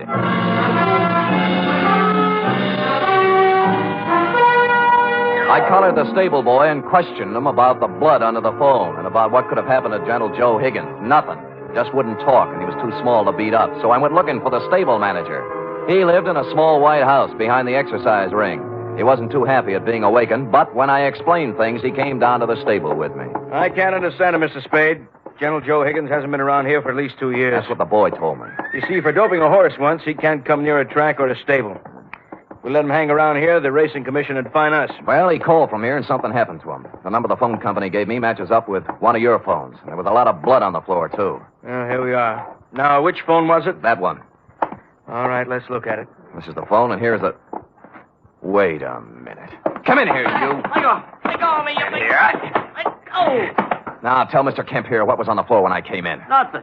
Nothing but sawdust. I tell you, there was blood there. No, honest, nothing. Mr. Spade, this boy's been with me for 5 years. He's perfectly reliable. Well, so am I. Well, what do you think happened? I think somebody used this old man for a punching bag. Maybe you'd better go home and sleep on it, Mr. Spade. We'll talk about it tomorrow. Look, don't humor me. Make this kid talk. Mr. Kemp, this guy's tappy. Danny, are you certain there was no blood or no Gentle Joe? Mr. Kemp, I'd swear on my father's grave if necessary. You see, Mr. Spade? I calmed down in a little while and searched the place myself. I came up with exactly nothing but an attack of hay fever and a horsey smell. And I suddenly wondered why I cared about Gentle Joe at all after what he'd done to me. So I went home and called $5 Frankie. You say you have conversed with Gentle Joe? Twice, and both under rather trying circumstances, Frankie. Once I was doped, and once something happened to him. Uh-huh. I take it he did not heed the message I employed you to convey. So far, he hasn't heeded anything. Then he is, without a doubt, in considerable trouble. I would say so. It seems that my business associates, Dinosaur Pirelli and Bones Moulton, have blown their tops and gone looking for Gentle Joe with something special in mind. Mm-hmm. Something like assassination. I was afraid of that. Mayhaps they have already contacted Gentle Joe for an accounting. Certainly, mayhaps. I think they've already mowed him down. And there is nothing further for us to converse about, Sam. It is history, and it will be recorded thusly. Well, if you say so. And if I might tender a bit of advice, I would say, hop into the Simmons, Sammy, and knock yourself off a few hours of that ever-loving forgetfulness. And when you arise, you will have erased from your mind the names of Gentle Joe Higgins and yours truly, $5 Frankie, for some time to come. I was tired, and it seemed smart to take his advice. So I did. I went to bed. It must have been 3 a.m. when something woke me up. It was a ghost with a big white head tiptoeing into my room. The thought was so absurd that I turned over and started back to sleep. That's when the ghost touched me, and I grabbed for him. Hey, let me go, Mr. Spade. Let me go. It's me, Gentle Joe. Wait till I turn on a light. Of course, I look a little different. The bandages around my head look like a turban. What happened to you? I was in Mr. Kemp's house when you were searching the stable. Stupid me. I should have come out then, but I didn't. And then I got to thinking I certainly owed you some kind of an explanation. So I found your address and came here. All right, I'll collect the explanation. Now, first, what was the dope for? Well, I was afraid you might take me back to $5 Frankie and his friends before I did what I had to do. Would you care to tell me what that was? I wanted to buy a horse. With their money? Yes, with their money. They thought you were betting it on a horse, a sure thing. I know, but let me explain. I was thrown off the tracks for doping a horse. I needed money, but that's another story. After 5 years, I could get my trainer's license back. Tell me more. Do you know what it is to love horse flesh and not be able to go near it for 5 years? No, the bangtail bug never got me. You can't con guys like Frankie and his thugs out of some money to buy a horse whenever you want one. There's more to the story. The horse I doped didn't get into the race. And the jockey had to ride another mount. He was thrown and killed. Well, it was too bad. I felt that I'd murdered the man. His name was Sandy Bean. Sandy Bean? That stable boy at Sunset Stables any relative? His son. Oh. His wife and son ran out of money, and they've had a hard time of it. I've worked as a janitor for the past 5 years trying to raise enough money to buy them a horse to help make up for what I did. How much did you save? Only $1,500. The horse I wanted, a 2-year-old named Sure Thing, cost $3,000. Well, things are beginning to clear up now. How did you figure you could take money from Frankie to buy it? Well, Frankie and his friends made a lot of money off Sandy Bean when he rode. I figured it wouldn't hurt them to pay a little of it back. Well, I don't think they'd see it that way. I wasn't stealing the money. I was going to give each of them a 10% of the horse. I didn't dare tell it until after I bought it. Mm-hmm. Well, Gentle Joe, maybe they'll see the light, but I doubt it. I was going to take 10% for training her, give the other 60 to Mrs. Bean and her son, Danny. He'll make a good jockey. And Sure Thing is a great horse. I know. They'll make a lot of money off of it. It's a noble plan. Tomorrow my 5 years is up, and I wanted to give them the horse then. I see. Who roughed you up when I was talking to you on the phone? Danny was backing a horse into the stable, and it got excited. It started kicking, and I was in the way. I thought maybe you'd been done in. I know. That's why I came to see you and explain things. Can you do anything to help me? Well, All right, everybody, just stand where we are. There's no need to wave a gun around here. Get up, you.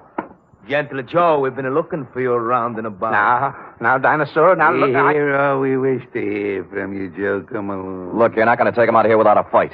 We wouldn't mind this at all, inasmuch as we come equipped with a little artillery. Bones, I didn't steal that money. Shut up. All right, knock it off. You want some of the Sam? Yeah, if you think you can do it.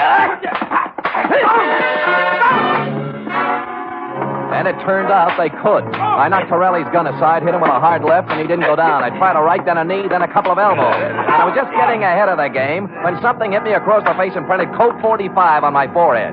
I know this sounds repetitious, but I went out again. Honest, I did. Really. I'm sorry. Appropriately, it was dawn when I woke up cold and headachy. Of course, I was alone. Gentle Joe Higgins was the victim of a successful snatch, and I had an idea what might have happened to him. I dressed and started looking all over town, but I didn't have any luck. Any. It wasn't until I was eating breakfast and met a police sergeant I know that I got a tip. Morning, Sam. Hello, Sergeant. What happened to you? I tried to kiss her. I didn't know they made those kind of dames anymore. Mind if I sit down? Pleasure. Yeah, we got a homicide this morning. Yeah, who? Who knows? Just an old man. Found him in the park. Somebody really worked him over. What do you look like? Ooh, 5'10", white hair, old clothes. Probably a bum. Where is he, Morgue? Yeah. Kelsey's putting a rundown on him now. Yeah, I'll see you later, Carter. Thanks. Hey, Sam. Haven't finished your breakfast. They let me in the morgue, and I took a look at the corpse. And once I saw it, I knew just where I had to go. I caught a cab out to the Sunset Stables. The horses were just having their rolled oats when I pulled in, and Danny Bean, the stable boy, was there, dressed in his cleanest Levi's. What do you want? Where's the show going to be? What show? When Gentle Joe gives you the horse, isn't this the day? Okay, so you know. Gee, I'm sorry about last night, Mr. Spade. I had to keep it a secret. Forget it. You did the right thing. When's the ceremony? In about an hour, right here. You want to wait? Sure. I wouldn't miss it for the world. Of course, I cheated a little. I didn't tell you who it was I saw in the morgue. The truth was I didn't know. It wasn't Gentle Joe Higgins, though, and so I reasoned thusly if Torelli and Moulton didn't finish him off in the night, he must have gotten out of it somehow. He was a resourceful old man, and I was sure nothing short of death would keep him from presenting Denny with a horse on the day he planned. And I was right. An hour later, he came walking in leading the prettiest chestnut mare I'd ever seen. There was a smile 2 feet wide on his face, and behind him, carrying blankets, a saddle, and riding colors, were who else? $5 Frankie, Dinosaur Torelli, and Bones Moulton. Well, Mr. Spade, this is a surprise. Well, it's a pleasant one. Yeah, this is sure thing. Oh, isn't she a beauty? She is indeed. How'd you do it, Gentle Joe? Well, Mr. Spade, I just invited them over to my place to have a cup of tea. You get it? Yeah. While we was a half out, he explained the whole thing to us. Sound like a good deal to me. We can win both ways on the track and at the window. Oh, look at the life of that horse. Just waiting to cross the finish line. Sammy boy, this is indeed a signal occasion, huh? This is the first time I have ever been this close to a horse, and me being a horse player. Well, have you talked to her yet? Why, sure. I am already talking to Sure Thing and explained to her our financial position. Oh. She has assured me she will romp home first more times than not. Well, gentlemen, shall we do what we came here to do? Sure, leave us make the presentation. Come on, let's get into business. Give the animal to the kid already, I agree. Danny? Yes, Mr. Higgins? Danny, the four of us are giving you this horse, Sure Thing, in memory of your father, the late, great Sandy Bean. Thank you. Thank you, sir. She's a beauty, isn't she?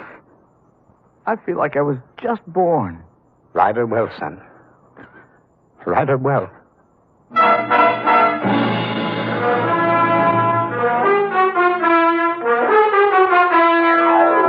And I think he will. Period. End of report. Oh, Sam,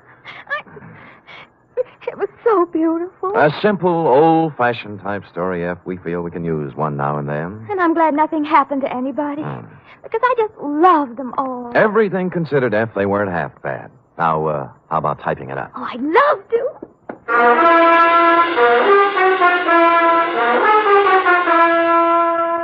3 chimes mean good times on NBC. There's music and fun in the air tomorrow evening, styled to suit your Saturday night of merriment. Dennis Day brings you songs and comedy in his charming, boyish manner, and then Judy Canova gets together with her frolicsome friends for Mountain Melody and Mayhem, followed by Grand Ole Opry with singing MC Red Foley and his gang. It's a Saturday night of fun designed for you.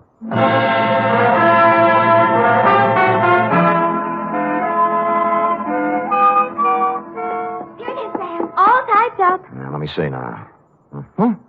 You captured $5 Frankie's peculiar style. Perfect. And that wasn't easy. Oh, Sam, I was just thinking. Oh? We ought to contribute something along with everybody else.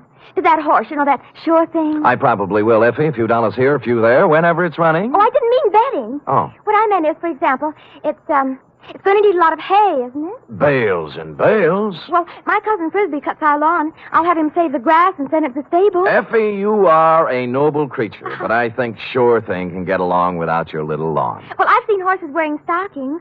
Couldn't I knit a pair? Two pair.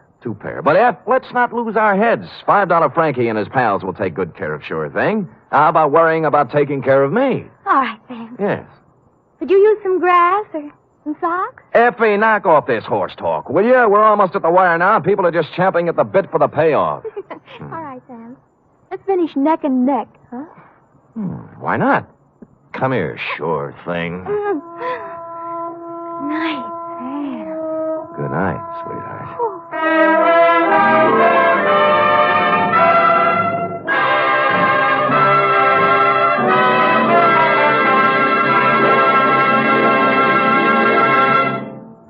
The Adventures of Sam Spade are produced, edited, and directed by William Spear. Sam Spade was played by Stephen Dunn. Lorene Tuttle is Effie. Wally Mayer was Gentle Joe. Script for tonight's adventure by John Michael Hayes. Musical scoring by Lud Gluskin, conducted by Robert Armbruster.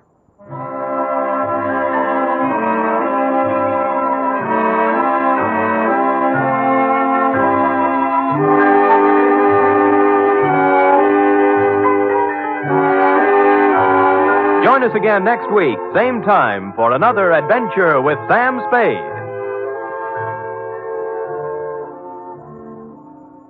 The National Broadcasting Company presents The Adventures of Sam Spade, Detective.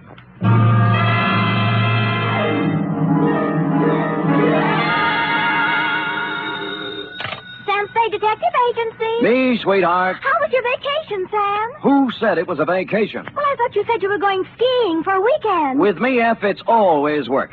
Do you know you can get killed on skis? If you say so, Sam. Yes. Most people just break their legs. Most people pick some easy little slope, the cowards. But I know a ski run up near a town called Lucerne that's sudden death. I know a ski run called the Backbreaker. Really? How dull. And one they named Suicide Drop. Effie, stop trying to top me. You just can't. This was the deadliest ski country ever seen. You just sit there while I do a Christiania swing down Market Street, a Geländer sprung up the stairs, and a Telmark right through the door with a tale I took out of the deep freeze only last night. The Chateau McLeod caper.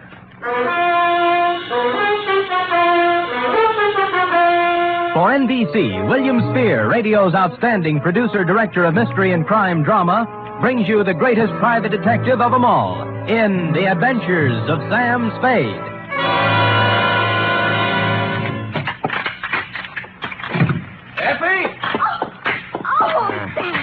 Take off those skis. I just wanted to prove I could do it. I did a herringbone up the stairs. And those clothes. I'll just bet you've rented all those things, Sam.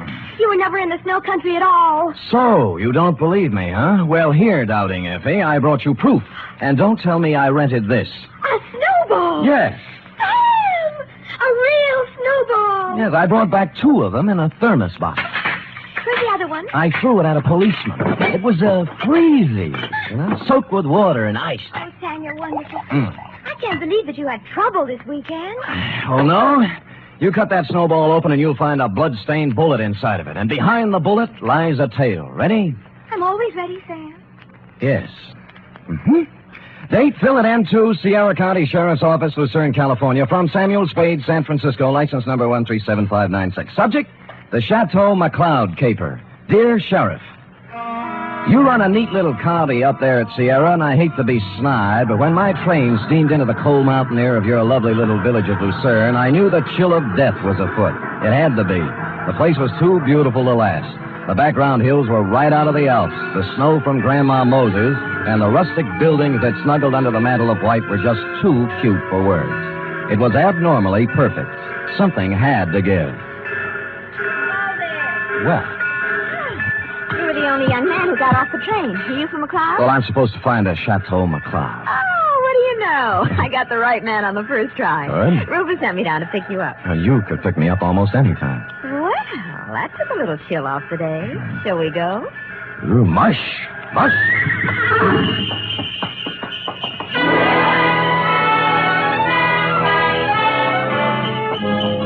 We glided out of the station, runners squeaking on snow, the soft pat of hooves, and the jangle of merry bells. We had a bearskin lap robe. It was a short bear, so we had to move close. Her cheeks were apple red, and her silk brown hair flowed in the spanking breeze. Oh, it was a scene that will forever be etched in my memory. Rufus tells me you're an advertising genius. Well, I have placed a few ads in my day, mostly help wanted. Aha, don't kid me. He says you're going to put the McLeod canneries right on top with a new campaign. On top. You know, you're supposed to have a big name. Just 8 letters. Sam Spade. Oh? Well, I'm Rita Parker. Mm-hmm. I'm supposed to be Rufy's girlfriend. Of course, I think it's only to make his wife mad. But it's fun up here. Yeah, but this is my first trip. Oh, well, then you're in for a treat. That is, if abnormal psychology appeals to you. What does that mean? The McLeod guest register is always full of dynamite. Oh. For example, this Yes? weekend reads thusly. Rufus McLeod with half of the money in the world trying to get the other half. Good. His wife, who has an interlocutory decree. Mrs. Interlocutor. Yeah, Cora. Yeah. Her boyfriend, Paul Endicott, gigolo type.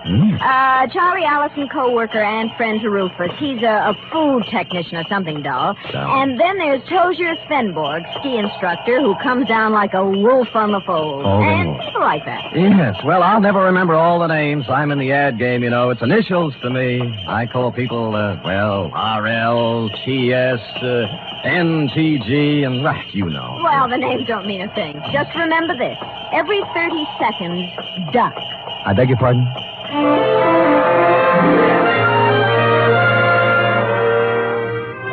The McLeod estate was 8 miles out of town, and it seemed we were there in no time at all. Rita Parker hustled the Alpine buckboard and mare into a stable while I went up to the chateau to meet my employer, Rufus McLeod. It was more of a Swiss chalet, you know, where the second floor is larger than the first, and I guarantee that no one in Switzerland could have afforded this chalet, even with the second floor the same size as the first. I walked in and found Rufus, big and red-faced, standing in front of a fireplace that could easily have roasted a brace of oxen, rump to rump. Of course, you're Sam Spade. I am, Mr. McLeod. Well, you came at an opportune time. There's no one around to overhear our conversation. I suppose you wonder why I hired a detective for a place like this. Well, not especially. I go where the people go, and the money. You'll be paid well for your time and trouble. I must be quick. In essence, this is my situation. Yes. Earlier this week, I received an anonymous letter saying that if I invited the guest list I'd planned for this weekend, there might be serious trouble. Here's the letter. Keep it to yourself. It's a Los Angeles postmark. I see. Well, we might start by tracing down this typewriter through an L.A. detective agency. Every one of my charming guests is from Los Angeles.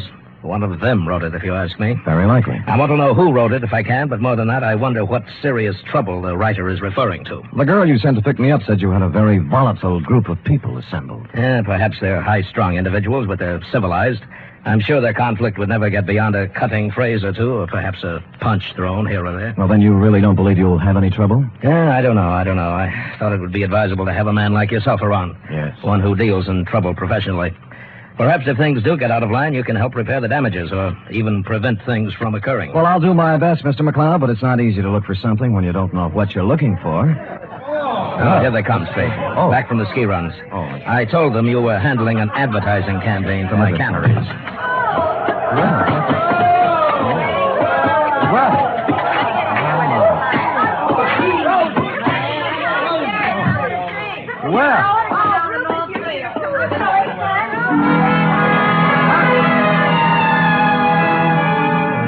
They came stamping in, pulling off gloves, unzipping parkas, and if it hadn't been for the grown-up dialogue, looking all the while like a group of carefree children, it was hard to believe that the chill of death was also in them even then. I couldn't keep my eyes off one of the particular members of the group, Mossberg ski boots, Chinese vermilion downhill pants, and a candy-striped parka, which she now pulled over her lovely head. The sweater she wore underneath was, I'm sure, designed for someone much smaller. A dachshund, perhaps? Is this the advertising man you've been telling me about, Rube? Mr. Samuel Spade, my half-wife, Cora. Well, how do you do? Glad you came, Sam. We can always use another sport in the crowd. Hey, everybody, shut up! Introducing the incomparable, fabulous Mr. Samuel Spade. Hiya, Sam. I'll give him to you fast, Sam. Me, Paul Endicott, Rita Parker, Charlie Allison, Tozier Svenborg. Charlie's the one who doesn't ski. I'll take snowshoes any day. I can't get anywhere in snowshoes. You've heard, perhaps, of the tortoise and the hare? Rufus, ring for some drinks. Tom and Jerry's, hot toddies, coffee, God, something. We're having hot buttered rum. The stuff's warming in the kitchen. Well, get it up, get it up. Right away, Cora. And as for the rest of you, ready? A 1, a 2, a 3. Oh, yeah. Old Main, shout till the rafters ring. Stand and drink a toast once again. Let every loyal Maine man say, oh-bo-de-do-de-do. They took up the song with a gusto, lifting imaginary drinks into the air, and it was all very jolly. For a party that was supposed to be fraught with danger, this one certainly started out in just the opposite direction. The drinks came, and things got even merrier. Lunch was served, and afterwards I slipped into some outdoor gear and strapped on some skis. Everybody scattered different directions. Rufus McCloud and I skied to a place 3 miles away called the Halfway Cabin. Between the chateau and the cabin was a small lake called Royal Lake, completely frozen over. Rufus stood in front of the cabin, firing a .30-30 at a target set up down in the woods to the east. What do you see through the glasses, Spade? 2 bullseyes and nothing outside of the 8-ring. That's great offhand shooting at this range and standing on skis. Well, I can do much better than that. What's this? See that silver tip on that big Norwegian fur over there? Yeah? I'll cut it off. Hey, look out! What? Well, he came swooping out of nowhere, Spade. I swear he did. Well, I think you hit him. Who is it? It's Paul Endicott. No, he's up. Good. There's Cora with him. You told me nobody was supposed to be skiing in that area. Yeah, they're not. Well, here he comes, and he looks plenty mad. What do I care about him? He's just after Cora for the money I give her, that's all. You're going to kill me, you stupid fool. You weren't supposed to be skiing there, Endicott, and it was an accident.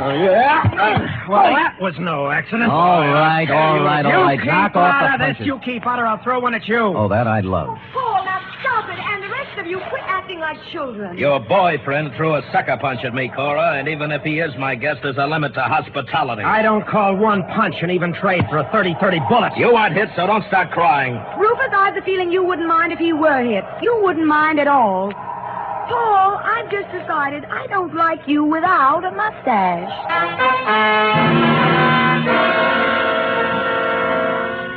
Well, from then on, everybody dropped the pretense, and you knew where you stood. And it was chilly, too. Later in the day, we were all back at the chateau again, and Paul Endicott wove his delicate variation on his main theme. I'll knock your block off. I tell you, Mr. Endicott, you have some delusions. I have no delusions, Tozier. I've seen the way you look at Cora, the way you two are always trying to lose me on the trails. Some people ski faster than others. Yeah, well, let me tell you something. The next time you try to wolf this girl, it's going to be your last. I'm nobody's wolf. I'm a ski instructor. That is what I was hired for. Well, stick to what you were hired for and knock off the extracurricular activities. I don't have to take this kind of talk from you. Anything you'd like to do about it? As a matter of fact, there is. Fellas. Get it. Boys. Men. Stop Fellas. it. Yes. I'll never see the either one of you again. Sam. Yes, you want me to stop them, Mrs. McCloud? No, I want you to take me out of here. Oh, all right. Well, Let's put on our skis and get out of here. okay, here, I'll help you. Oh, thank you. Yes, that's it, gentlemen. Well, even so, I'll take a minute. Ready? Yes. Here we are. Now, where are we heading, Mrs. McCloud? Oh, I thought we might go out to the boathouse. It's on the southern tip of Royal Lake. It's only a mile and a half. Nothing. And my name is Cora. I'm not really Mrs. McCloud anymore. That's kind of rough on you, isn't it, bringing your new boyfriend around all of your ex-husband's friends? Well, I like it up here. Rufus likes to have me. They're not all against Paul. At least they weren't.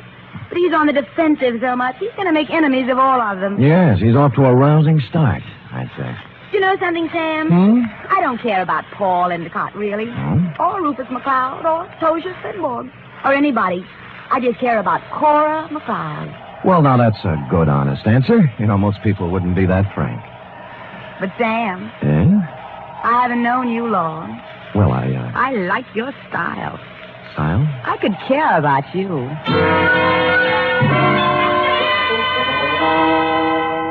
It broke my heart not to stop right there on the trail and kiss her because that's what she wanted me to do. So that's why I didn't do it. And I'll never turn down anything better.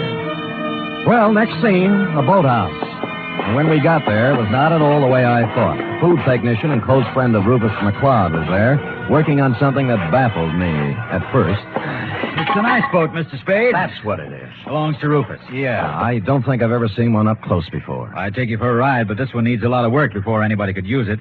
I'm just puttering. What prompted you to come out here, Cora? Because Paul and Tozier Spenborg got in a fight over me, and I got tired of the whole thing. Sam and I went out for some air. Oh. Well, glad you did. I was getting a bit lonesome. You see, Sam, they always leave me in a cloud of snow on their skis, and I just plod along on snowshoes all by myself. Well, maybe we can go walking together sometime. I used to be able to shake a pretty good snowshoe. It's a deal. Tomorrow morning, I'll show you the place. Sam, I think I'll stick around here and help Charlie with the ice boat. Oh. Unless you're crazy about ice boats, why don't you go back to the chateau? We'll be there in time for dinner. Well, I don't need any engraved exvitation. I hope you catch a common cold. The trouble with that girl was that she only wanted one man at a time around her. Back at the chateau, there was no one but the cook, the Marjorie Main part. Too tall. As supper time approached, Rufus came in, then Rita, then Cora, then Allison, and finally Tozier, in that order. And the order is important, because you see, nowhere in the list is the name of Paul Endicott. He didn't come in for supper, nor for the next 3 hours. It was dark by then, and Rufus McLeod was worried about Endicott. So we fanned out in a searching party. I was alone when I found him. He was lying in the snow, 300 yards west of the halfway cabin. There was a 30-30 slug in him. Period. End of Paul Endicott.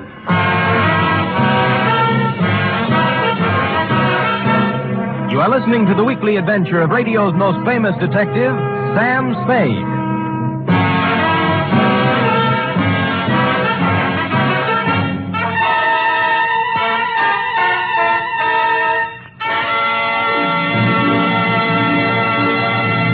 This Sunday, Cary Grant and Betsy Drake star in the second of the new Mr. and Mrs. Blanding series over most of these NBC stations.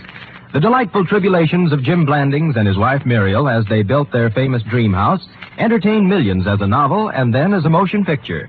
And now you can follow the further adventures of Mr. and Mrs. Blandings every Sunday on NBC. And Sunday also means your weekly visit with the hilarious Harrises on the Phil Harris Alice Faye Show.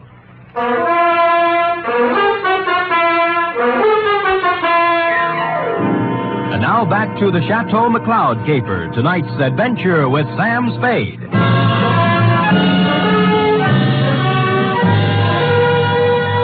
There were no ski marks near the body of Paul Endicott, just his own. Somebody had drawn a bead on him in the dust from some distance. I started to look for the rest of the searching party and then changed my mind.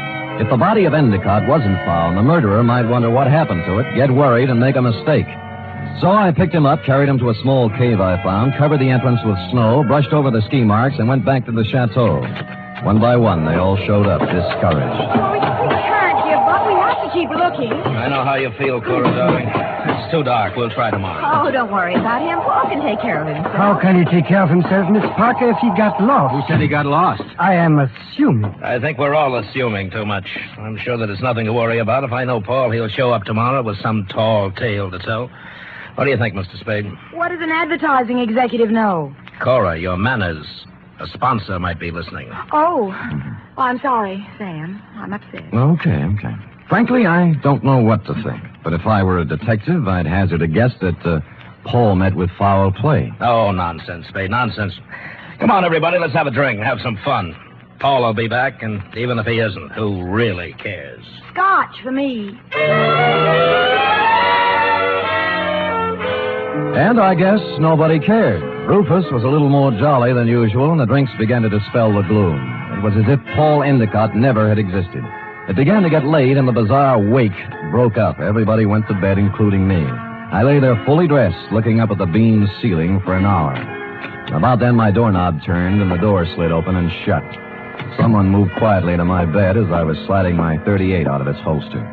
Sam, me, Rita. Oh. Are you awake? Yeah, I wasn't even under the covers. Mind if I sit down here? Not a bit. Sam, Sam, I'm scared. I wish I could leave here. Oh, what's the matter? Paul's dead. I know he is. He didn't mean anything to me one way or the other, but I know he's dead. Anything to back up your feeling? I guess not. It's just something I'm sure of. Why'd you come to me? Because you're really a detective, and I know it. Oh, me? Oh, now, you handled a case for my father once. You just don't remember me. All right, I'm a detective. Rufus hired me because he expected trouble. Sam, I'll tell you something about Paul. Yeah? Cora didn't really like him. They were always fighting. She only cares about herself, so she said. Tell me, what kind of a car does Paul drive? It's a yellow convertible, but it's still in the garage. I checked. Any other cars missing? No, they're all there. Oh, and I found out something else. What? Before supper, there was a gun missing from Rufus's gun rack. It's back now. Mm-hmm. Anything else? That's all I know, Sam, except that Paul's dead. I know it. I wish I'd never come up here.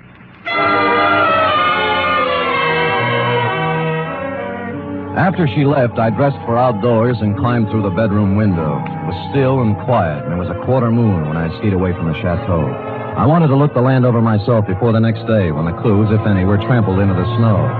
When I passed the northern tip of Royal Lake on the trail to the halfway cabin, I saw a new set of ski tracks heading into the woods where I'd found Endicott's body. I followed them, and they went right to the cave where I'd hidden him. And he was gone. I was standing there, pondering this, when I thought I saw something move in the trees to the west of me. I stood stock still. That was a mistake. A bullet splintered a tree next to me, and I shoved off as fast as I could. There was no second shot. I circled around in the trees trying to catch sight of someone. Nothing. I kept in the shadows and made for the halfway cabin. It was dark and quiet, at least until I opened the door. I tried, but he had the advantage of surprise and some kind of a club. I ended up on the floor with someone sitting on my chest. All right, I have your gun. You make one wrong move, Spade, and I'll use it. It's got bullets in it and a hair trigger, so be careful. We could use a little light. As you see, there's Paul Endicott's body. Yeah. How did you find him, Tozier? You're only putting a noose around your neck. You're a very perceiving man, Mr. Spade. How do you figure I did it? I talk better on my feet. Just remember the gun. If you didn't kill him, how else would you know where the body was? Because I know this country like the back of my hand. He had to be somewhere. You are the killer, Mr. Spade. Me? Why, I do not know. You found the body before anyone else could.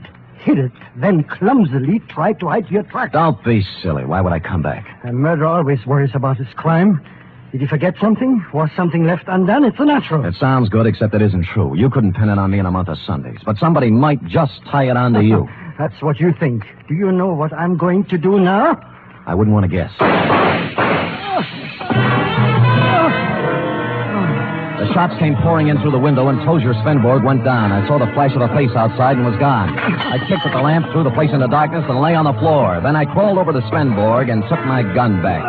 Well, that was a surprise. It hurt quite a bit. Where'd you get it? Oh, somewhere in the back. Let me see. It's at the shoulder level. But he won't die anyway. I'm afraid I misjudged you, Mr. Spade. Go after him. Go after him and catch whoever it was. I can't leave you here. I'll take care of myself. Just leave me your gun for protection.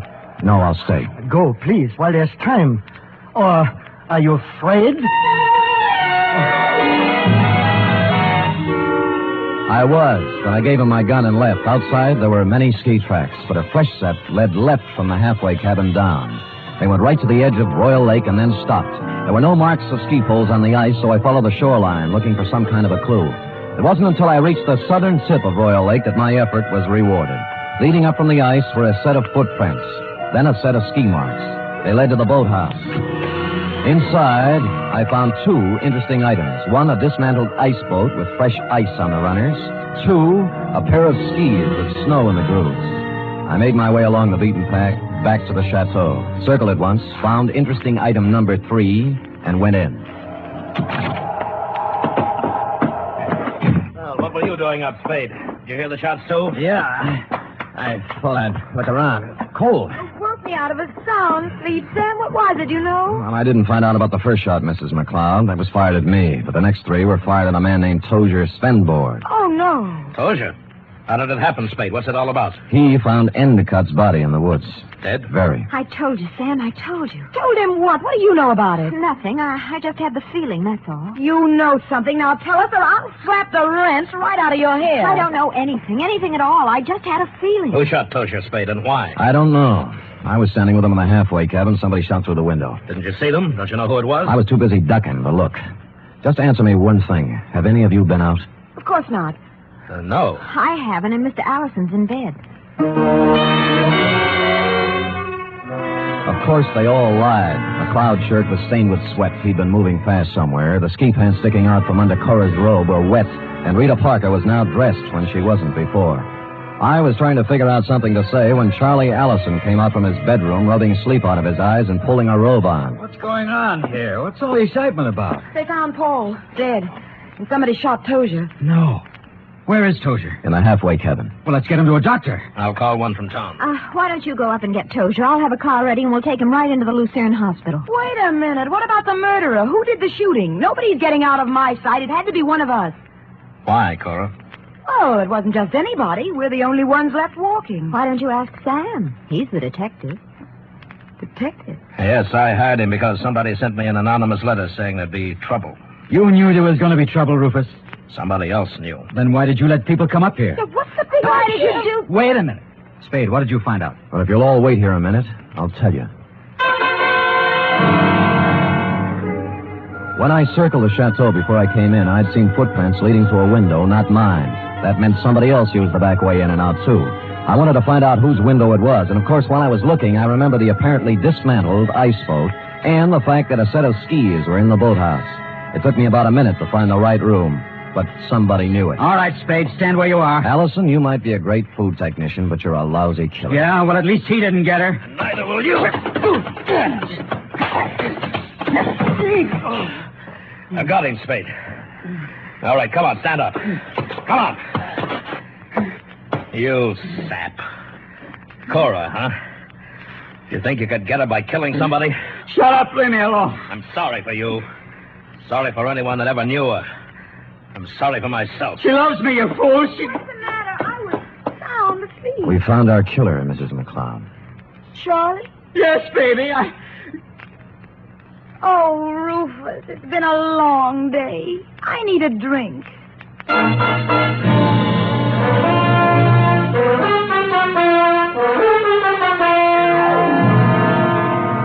And that goes to show you how cold it can get in the snow country. F. Period. End of report.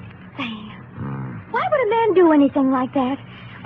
When he knew he couldn't get away with it? Because he was stupid, Effie. People must have told him 1,000,000 times that they told him once, crime just doesn't pay. No. Yeah. Now, go type that up, will you? Go on, scamper.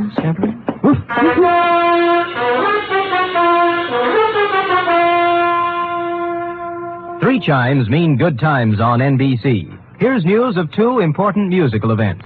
This Saturday, Arturo Toscanini begins a new Saturday series of concerts with the NBC Symphony. And for his premiere, the celebrated maestro Toscanini will present a special hour-and-a-half performance of Verdi's Requiem. And beginning next Monday, you can hear the first in a new series by the Boston Pops Orchestra.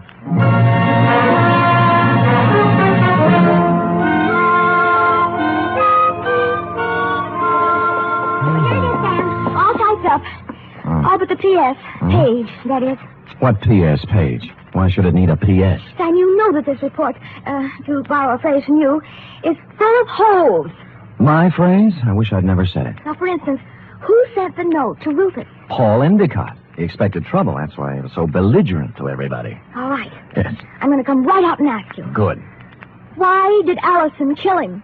Well, I thought it was rather obvious, Effie. Cora was leaving Rufus McCloud for Allison, but because Allison worked for McCloud until Cora's divorce was final, they didn't want Rufus to know about it. So they used Paul Endicott as a decoy love affair. But I'll bet Endicott didn't want to give Cora up. I'll bet that was it, Sam. Effie, I don't know how you ever guessed.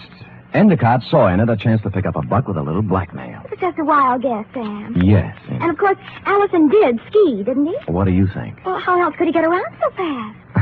And he made such a point about those snowshoes. Sam? Yes?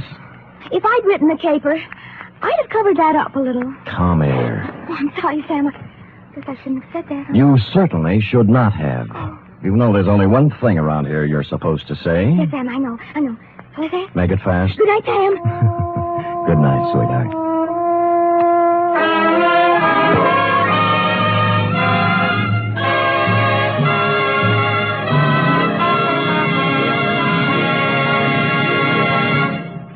The Adventures of Sam Spade are produced, edited, and directed by William Spear. Sam Spade was played by Stephen Dunn. Lorene Tuttle is Effie.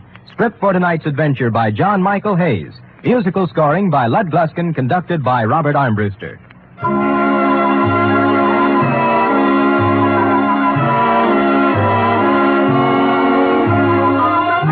Join us us again next week, same time, for another adventure with Sam Spade. The National Broadcasting Company presents The Adventures of Sam Spade, Detective.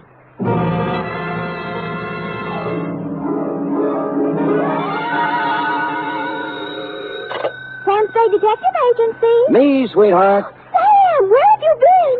I don't know what to tell them. Tell who? The reporters, everybody. They all say you're the first private detective in the history of San Francisco to get rich honestly. Oh, Sam!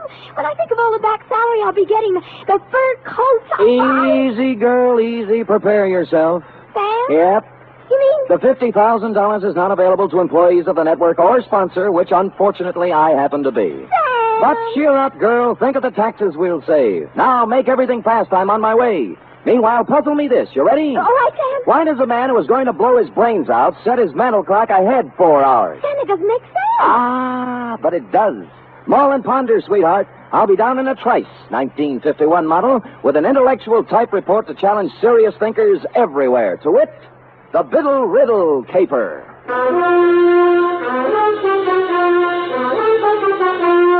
For NBC, William Spear, radio's outstanding producer, director of mystery and crime drama, brings you the greatest private detective of them all in The Adventures of Sam Spade. All alone by the microphone. Iffy? Sam, I just can't get anywhere with this. Never kick on the third down, Cherub. Give it another No, try. it's no use, Sam. I'm mentally through. Well, you know best. I just give up. Sam, Huh? what are those funny little bumps on your cheek? Go ahead, guess. Smallpox? Plague? You get warm. Look like little waffle marks. That's what happens when somebody hits you with a microphone, sweetheart. Now, if you look closer, just above the marks, under my eye, Oh, yeah. clearly and distinctly, in reverse, of course, the 3 letters of a network known far and wide for its hospitality to unemployed private detectives. You mean? Shh, not here, girl. Poise the pencil. Who knows? A sponsor may be listening. Ready? Yes, To Mr. Tracy Abbott, Drake Carlton Hotel, copy to Dundee at homicide. From Samuel Spade, license number 137596. Subject, the Biddle Riddle Caper. Dear Tracy, it had a nice conventional start, this one. A nice conventional phone call telling me to drop up to room 402 of the Drake Carlton around 3 in the afternoon. But when I got there, I found that over the nice conventional number on the door was hung a temporary sign reading Olympic Radio Productions. Tracy Abbott, editor, director, and producer. Bidding farewell to the nice conventional part, I made bold to enter the door. Abbott, 5'8" of solid Hollywood, was waltzing with what I took to be a musician, composer, or some such. We open Cold Bunny like this. Now, Killer at Large. Banging with the theme. Theme. Bum, bum, bum, bum, bum, bum, bum, bum, bum. Bum, bum, bum, bum, bum, bum, bum, bum. A great big wonderful chord there, Bunny. Check. Check. And then the teaser. Quote. Don't go away, you out there. Stick right close to that radio set of yours, because the next half hour might put $50,000 in your pocket. Yes, $50,000 will be paid by the sponsors of this program for information leading to the arrest and conviction of a killer at large. Tonight, that's it, sustain the chord. Yeah. Tonight, the murder, tremolo. Tonight, the murder of Carol Stevens. Then, da-da-dee-bum-bum-bum-bum-bum-bum. Check. What's that? Cymbal crash. Do it again. Don't need it. Check. Check. Big, wonderful, lush. That's the word, lush.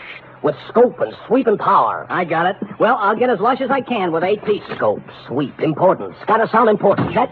Check. I'm Sam Spade, Mr. Abbott. Ah, yes, Spade. Glad to see you. Please sit down. No, on the other hand, you'd better stand up. No time to lose. You have 24 hours to find a man for me. Well, that's pretty short notice. Mr. Spade, Killer at Large is real.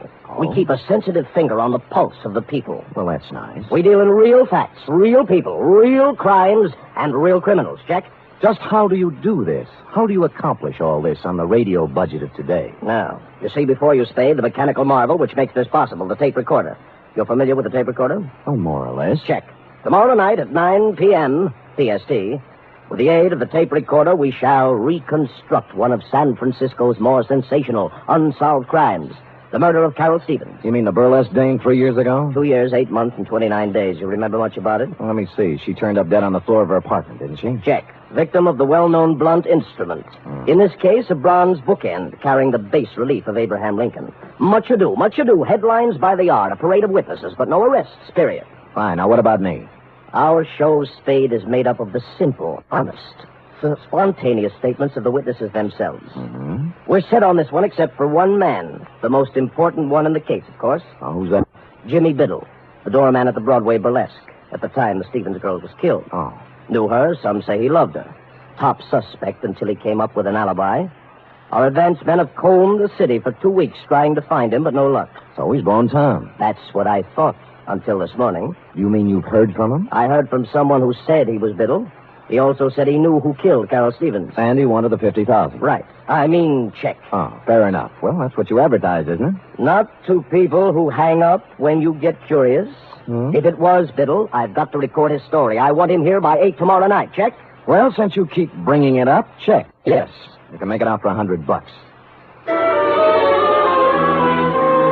At Homicide, I cased the files on the Stevens thing. San Francisco's answer to the Black Dagger. A cheap killing of a cheap dame in a cheap apartment that used a lot of expensive newsprint. She'd taken her last turn under the blue spot around 10:30, left the theater, and hustled straight home because at 11 sharp, according to the neighbor across the hall, someone had tried the Abraham Lincoln bookend on Carol for size. She hit the floor just as the 11 o'clock news came on.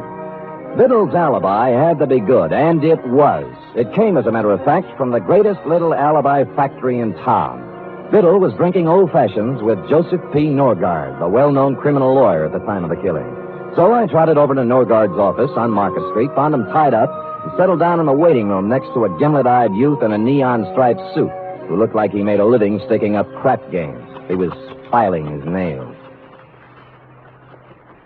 Buddy. Yeah, buddy?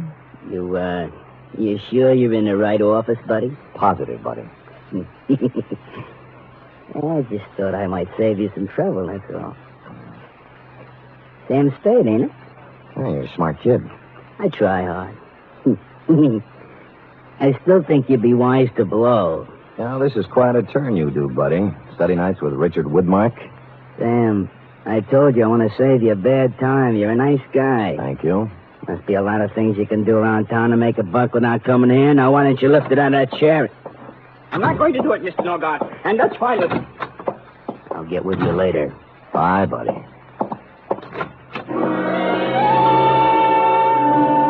The guy who bustled out of Norgard's office was flabby, florid, and frightened. Pinstripe gave me a last baleful look and sidled out into the hall after him, which was nice because I was running out of punchlines. Luke, I thought I told you to. Oh. Mr. Norgard? I am? I'm sorry to barge in. My name's Spade. I'm a private detective. Of course you are. And a hungry one. Well, we're polite in here, too. Why do you say that? You're the fourth today. Oh? I'm about to prepare a mimeograph statement entitled, What I Know About the Stevens Case, or You Too Can Make $50,000. Like a copy? You know, I can't remember when I've been treated so nice. What do you know about the Stevens case, Mr. Norgard? It's all in the homicide file. On the fateful night, I ran into Jimmy Biddle as I was coming out of a bar in Chinatown. He'd hit the skids. But he used to be a useful friend, so I asked him up to my apartment for a drink. Was he? Sat him in a chair, made him an old-fashioned, loaned him $5, and hustled him out. Uh-huh.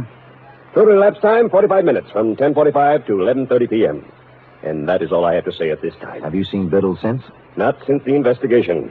I don't know where he is now, and I don't know who killed Carol Stevens. Period. Paragraph. Do you think Jimmy knows who killed her? Maybe. Well, he says he does.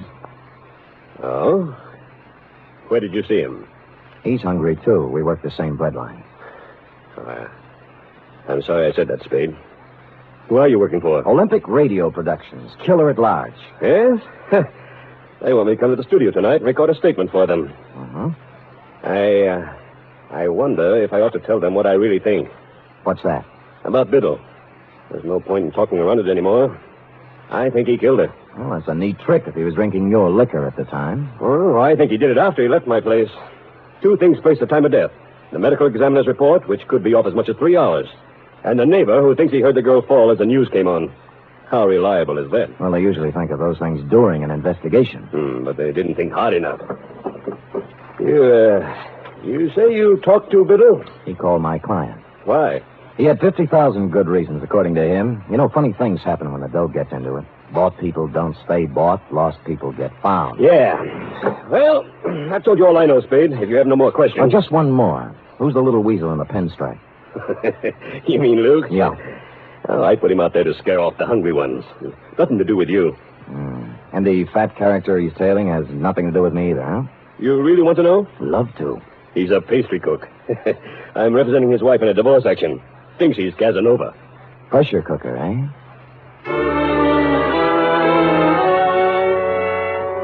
Shoving Norgard, Pinstripe, and the flabby pastry cook in the look-up later section of my hat band, I took off for Biddle's last known address, a boarding house on Pacific Avenue.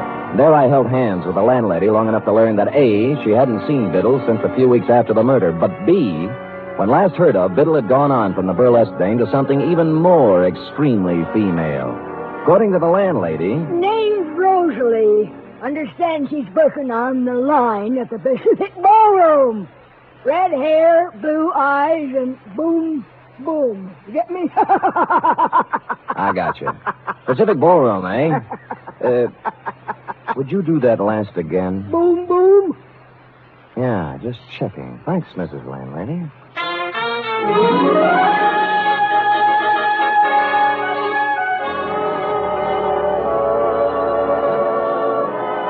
Hello? Hi. Am I the lucky girl? Well, you look like your name ought to be Rosalie. Oh, you're psychic. Got your tickets? Here, let me know when they're used up, huh? Don't worry. Hey. You know you're a pretty good dancer? Arthur Murray, class of 1906. Only I didn't come here to dance. Oh. I'm looking for Jimmy Biddle, you know him? Yeah, I know him. You a cop? Not exactly. Oh, what's the difference, cop or no cop? You'll find him one of these days. Where? In the bay, maybe. Or the morgue. He knows it. That's the funny part. He knows it, and he can't do anything about it. It's got him. Rosalie, baby, look, I know. That's enough about Jimmy. Let's dance, huh? That's what you're paying for, isn't it? Well, come on. Where is he? You're wasting your time. I won't sell him out. I'm through with him, but I won't sell him out. Ah, here's your ticket.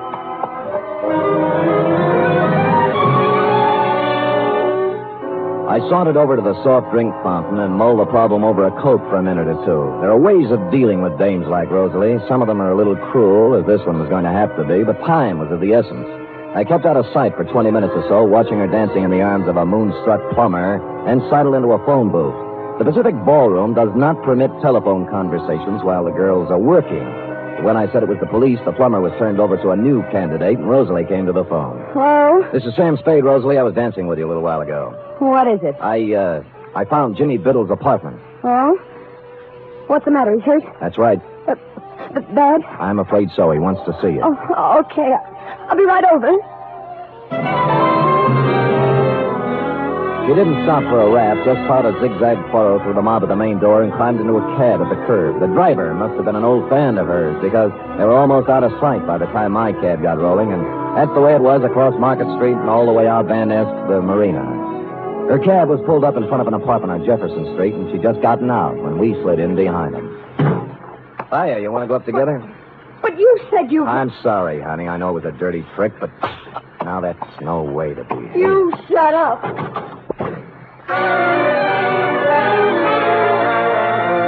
The gold card holder by the doorbell listed the tenant as W.R. Smith. Mr. Smith was evidently not home. The lady manager in the apartment next to his was, and after the usual license showing and more than the usual sweet talk, she came up with the key. Biddle wasn't wealthy, but he wasn't hungry either. The place had the well-fixed, man-about-town look, right down to the last crystal martini glass in the portable bar in the living room. Next to it was a mahogany desk, in which were sundry checkbooks and deposit slips indicating Biddle had found a prosperous widow or had been doing rather well at canasta. A clock chimed 4 in the next room. Since it was after 10, I wondered why I went in to take a look. Maybe I was psychic, like the girl said. There was a tape recorder against one wall, the same kind I'd seen in your office, Tracy, with a microphone and a roll of tape in it, half used up. Holding the microphone with one hand was Jimmy Biddle. In the other hand, a .38. He wasn't hurt, as I'd told her. He was dead.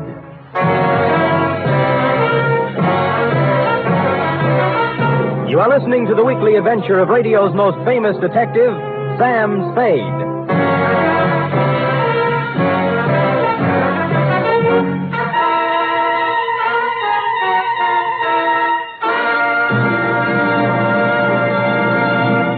This Sunday, there's another outstanding production by Theater Guild on the air. It's a one-hour adaptation of the thrilling tale of intrigue in post-war Vienna, The Third Man.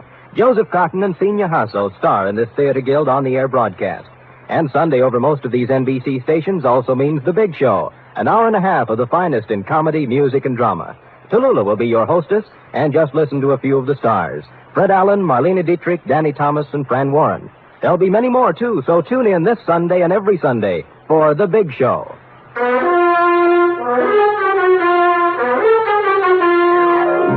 And now back to the Biddle Riddle Caper, tonight's adventure with Sam Spade.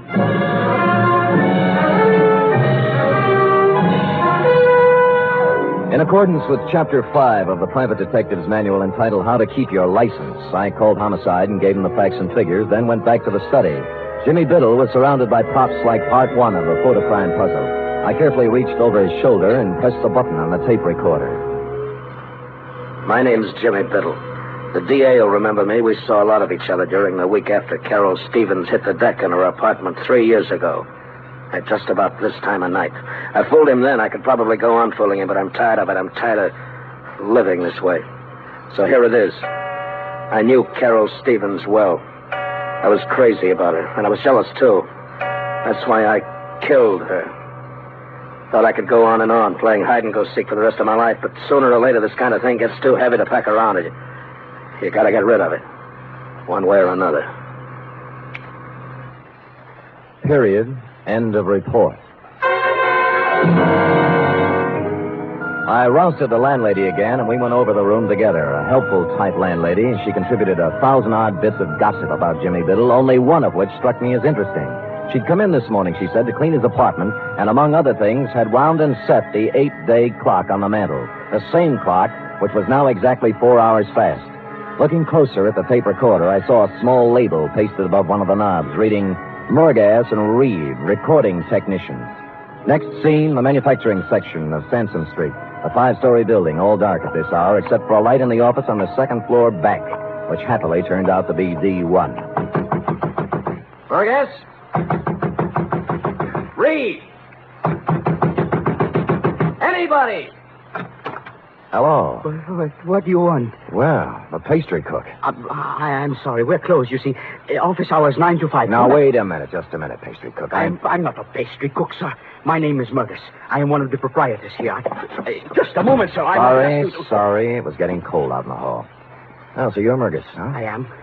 And I don't care who you are. I know all about it, sir. I know it wasn't a practical joke. What wasn't a practical joke? That tape. You can march right back to the man you're working for and tell him he can't buy me off. Is that clear? Not very. There's no use denying it. I saw you in his office this afternoon when he threatened me. What you get down, Murgas? What is it all?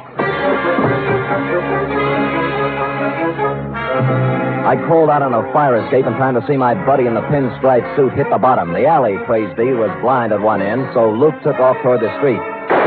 I caught him in one leg. He stumbled, fell, smacked his head against the brick wall of the alley, and took the count.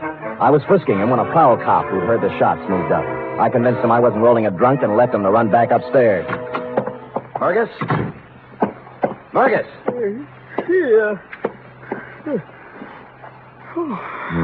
We better get you to a hospital. Who are you? Sam Spade. I don't work for Norgard. Right now I'm trying to hang a murder rap on him. Told me it was a practical joke. A gag. What? Tape.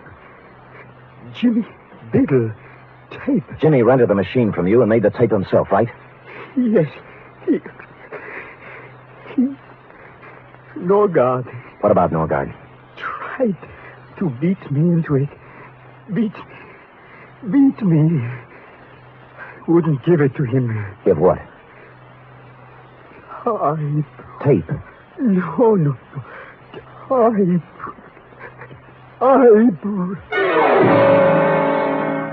He tried to point to the desk as he passed out, and so to this already bubbling stew, we had a crucial typewriter. While waiting for the ambulance, I cased it and found nothing. Then stuck a piece of paper into it and began to type. 4 quick brown foxes had jumped over 4 lazy dogs when a sound changed. I looked closer, then tackled a messy job I always leave to my secretary. I hate to play with typewriter ribbons, but this wasn't a typewriter ribbon, since said ribbon had come to an end and I was pecking away at a piece of sound tape.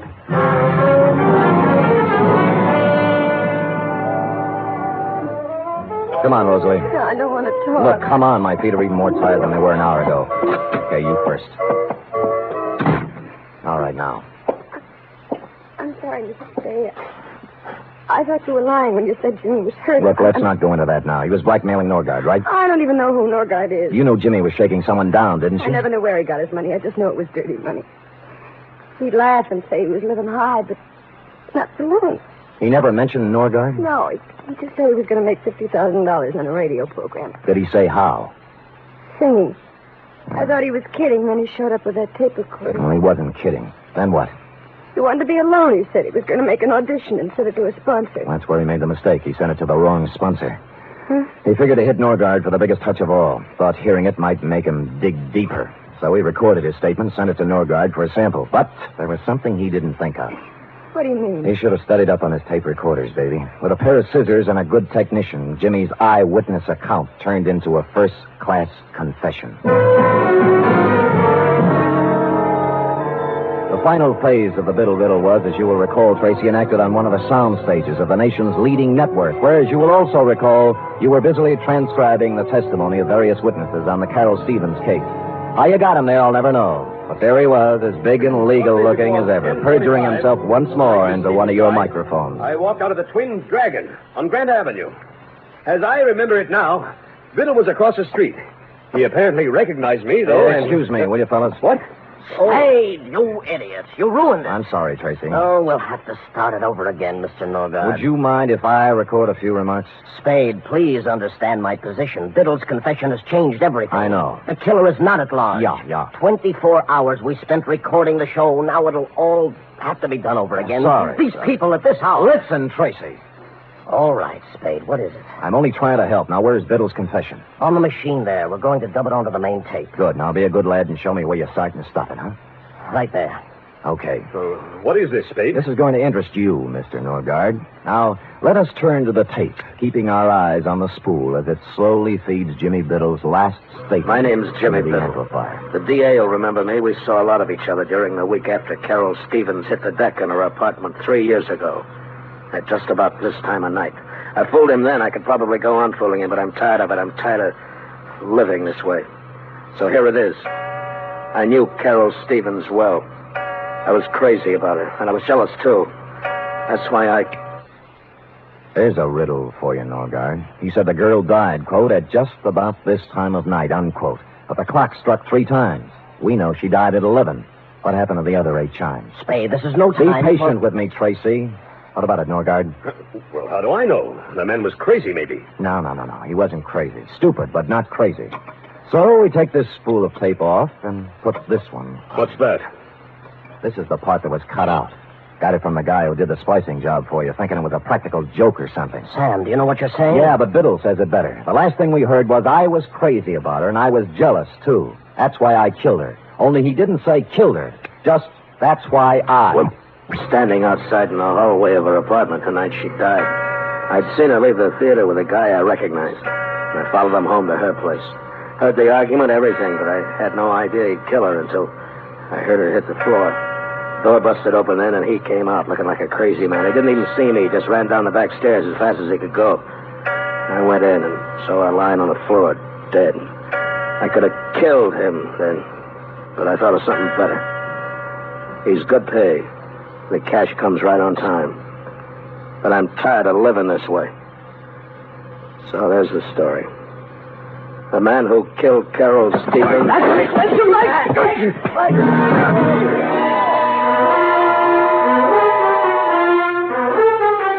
This is as far as Biddle got, since Norgard had grabbed a stand mic and slammed it into the recording machine. In the rhubarb which followed, he also slammed it into my face, which is why I carry the imprint of the nation's #1 network just below my right eye.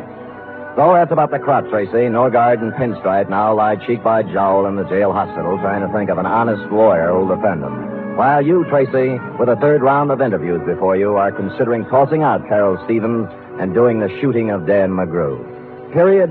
End of report.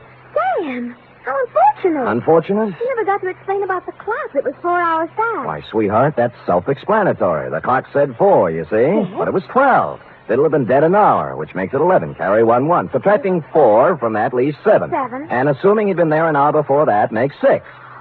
Sam, what relentless logic. Just like Ellery Queen. Effie, on this program, we do not plug rival products. Now go and type that up while I figure this out. Scoot, scoot. Yes.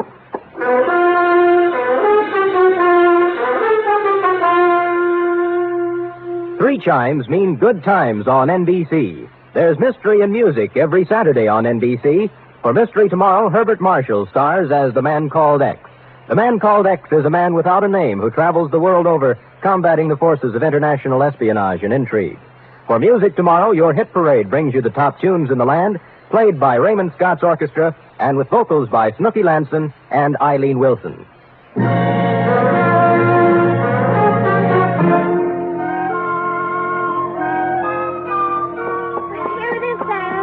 Thank you, dear one. I see by the furrows in your brow that you have not as yet solved the matter of the missing chimes. Oh, why Norgard set the clock ahead when he shot Jimmy Bibble? How to approach this? You realize Norgard cut a hunk out of the tape, Yes. removing Biddle's eyewitness account, setting him up as a suicide, right? But Sam... Don't make me change my grip, Ethel. Though Biddle, by his own statement, made the recording at the time of the murder of Carol Stevens, to wit 11 o'clock. Now, in cutting out the crucial words, Norgard also had to cut out 8 chimes. This, he realized, would be noticed. So he set the clock ahead to make the number of chimes jibe. Chimes jibe. Chimes jibe. Nice ring. Sam, will it be all right with you if I just say I understand when I really don't? Sure, sweetheart. I'll just type and answer the phone, and you use your feet and your head. And together we'll end up... I know, with... Good night, Sam. Good night, sweetheart.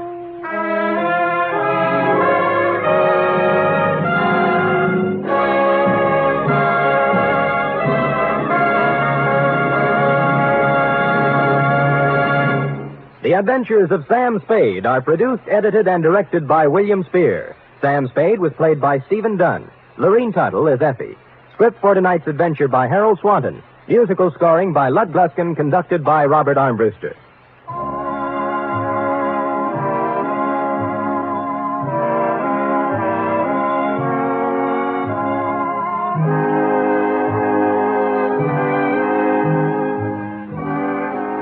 Join us again next week, same time, for another adventure with Sam Spade. Enjoy the magnificent Montague, then Duffy's Tavern on NBC. The National Broadcasting Company presents The Adventures of Sam Spade, Detective.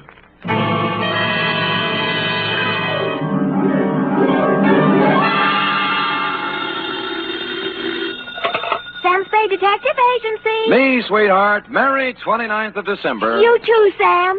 Did you take the little boy home? Yep.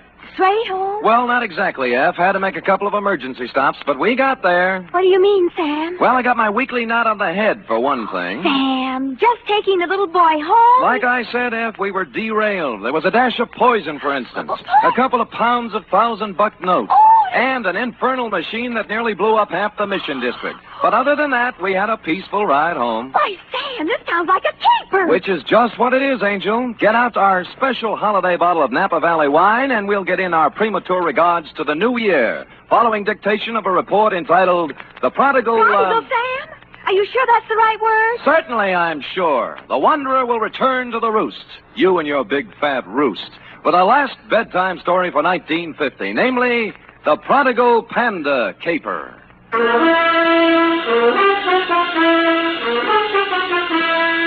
For NBC, William Spear, radio's outstanding producer-director of mystery and crime drama, brings you the greatest private detective of them all in The Adventures of Sam Spade.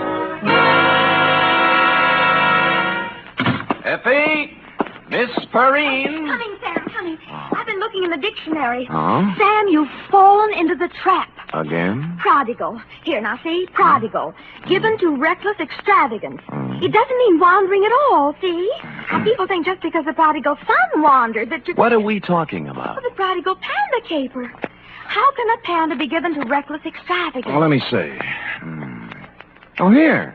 Definition 3, prodigal. Yielding abundantly, luxuriant. A panda? You mean one of those black and white? Oh, right. See note below, it says. You ready for the note below? Where's my pencil? Oh, all right, then. Date. So let me... 2... Master Roebuck Dozier, 2318 Delaney Street, City. From Samuel Spade, license number 137596. Subject, the prodigal panda caper. Right. Dear Roby, I'd spent a relatively pleasant day running down a case of slow pay in North Beach and, flushed with success, had returned to my office for a final check of the file. Underwood Helen, Usher Roderick, Barton Dolly, where the...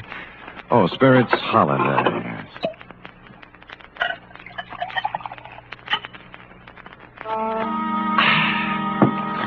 I sat down, put my hat and my feet on the desk, and was loosening my collar when I noticed just to the right of my off ankle one large bag of jelly beans. Sighting past it, I saw in the corner chair an open copy of a magazine featuring on the cover a blonde in a low-cut dress taking a .38 slug from a slack-jawed bug in the background under big red letters spelling out Thrilling Crime Comics. And behind all this, sound asleep, was you. Hey, Sonny. Hey, wake up, will you? Come on, Revelie's blowing. Huh? Oh. Hi. How long you been here? Oh, a long time, I guess. What's your name? Roby, short for Roebuck. Well, what can I do for you, Roby? I've been to the police. They wouldn't do anything. They said I should come to you. You mean you got a job for me? Yeah. Dangerous? Yeah, a hoist. You mean a heist? What was it? My panda bear. Oh, someone stole it? Yeah.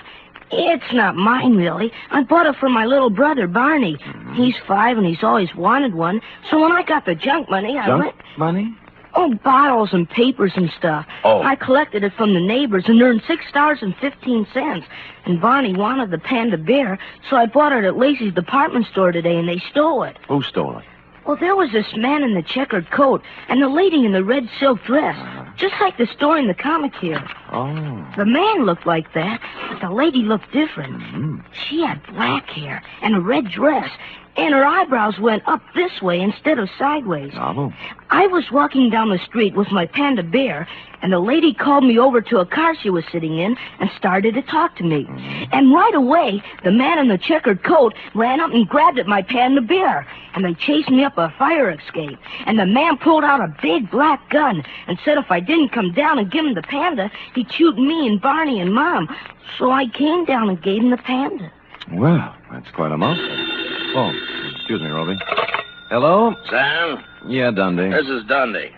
Oh. Sam, there's a little fella about 8 years old on his way over there. No, he's here now, Lieutenant. What's the deal? He gave us quite a story. Well, how'd it go?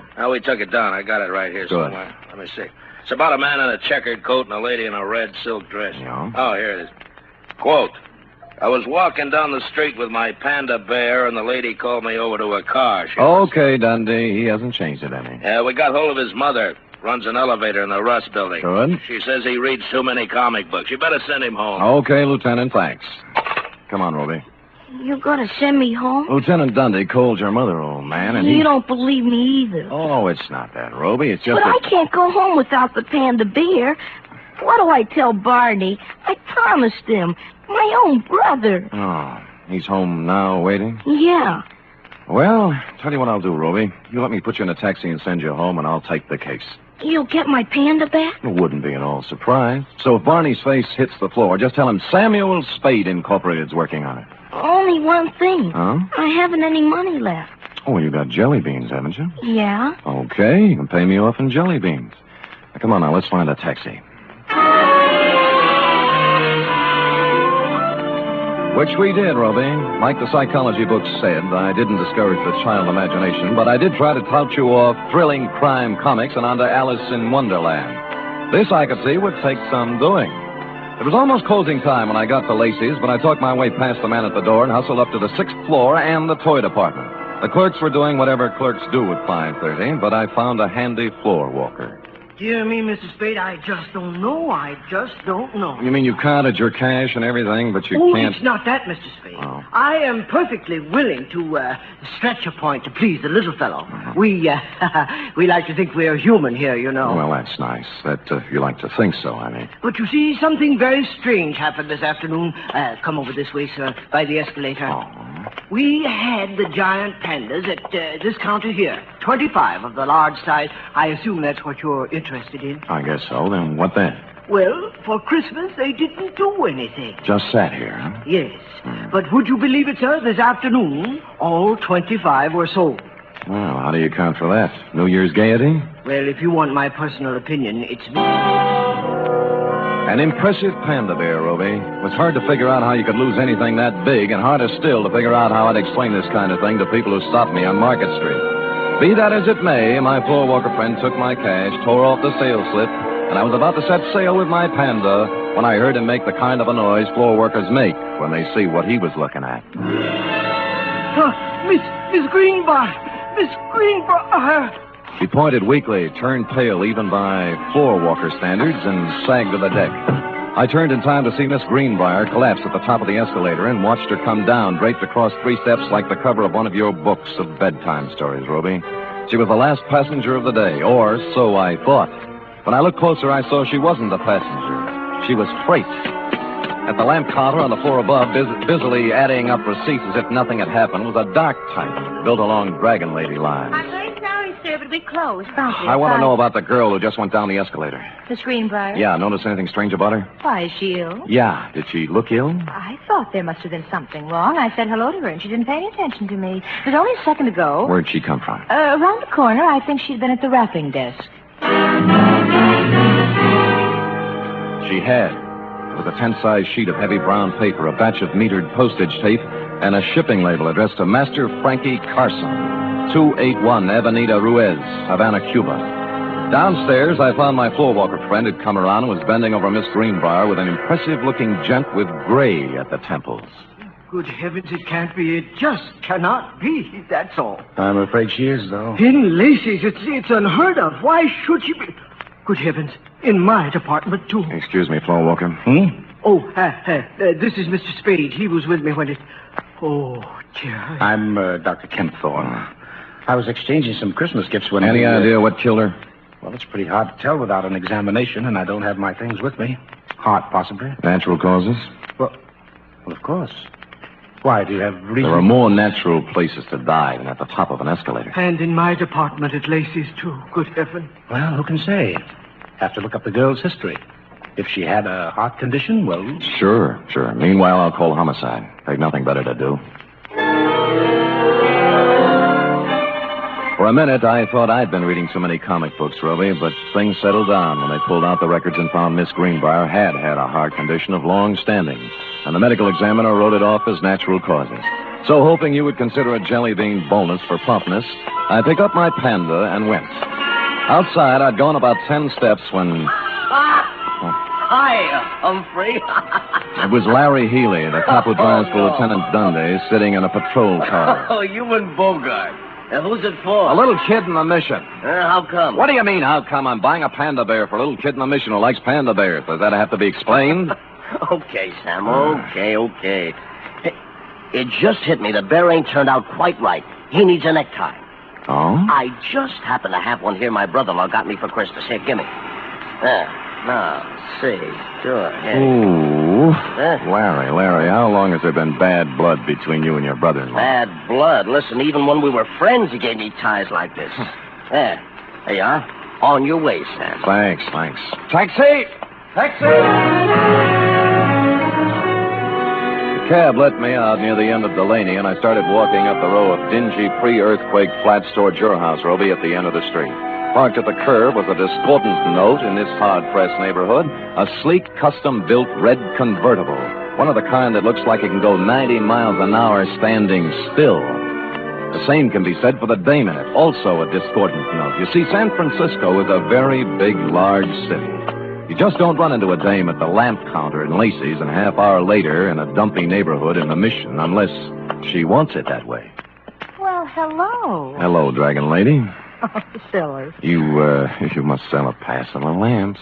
The car? Mm-hmm. But don't try and explain that now. Just tell me why you followed my cab. Follow you? Why, Mr. Spade. Come on. What is it? You're embarrassing me. I know. Since that moment at the lamp counter, you can't get me out of your mind. Well, that's a perfectly normal reaction. No, it's not that. It's... Oh, dear. The panda bear. You want it in the worst way. You're kind of attractive as men go, Mr. Spade. Could you give me a light, please? Sure.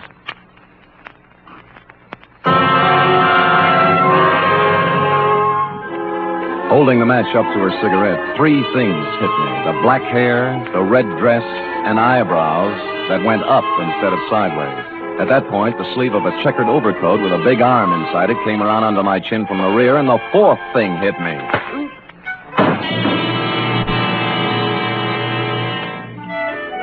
How long I dwelled in Panda Land, I don't know, but it was real nice while it lasted. I was a panda, too, I remember, and I was going somewhere with a big overstuffed private detective under my arm when a lady panda batted her big brown eyes at me and began pulling my nose. She seemed to have a very, very high voice. Wake up, Mr. Spade. Reveling's blowing. Oh. I call Lieutenant Dundee, Mr. Spade. He's on his way. Looky. Over here. Good, Christopher, Sam. What happened? Well, it was this way, Dundee. I was walking down the street with my panda bear, and the lady called me over to the car she was sitting in and started to talk to me. And right away, the man in the checkered coat up.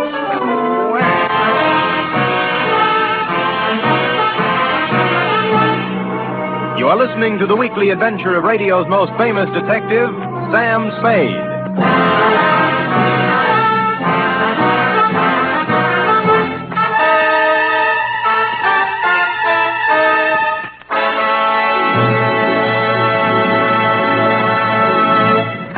Van Heflin stars this Sunday in State Fair, another outstanding 60-minute production by Theater Guild on the air. Co-starring in this exciting broadcast is one of the leading families in show business, Gene Lockhart, Kathleen Lockhart, and daughter June. It's a gala New Year's Eve broadcast when Theater Guild presents State Fair. Sunday over most of these NBC stations also means another hour and a half with Tallulah Bankhead in radio's greatest spectacle, The Big Show. Among Tallulah's guests will be Ken Murray, Gloria Swanson, Margaret O'Brien, Jose Ferrer, and many more.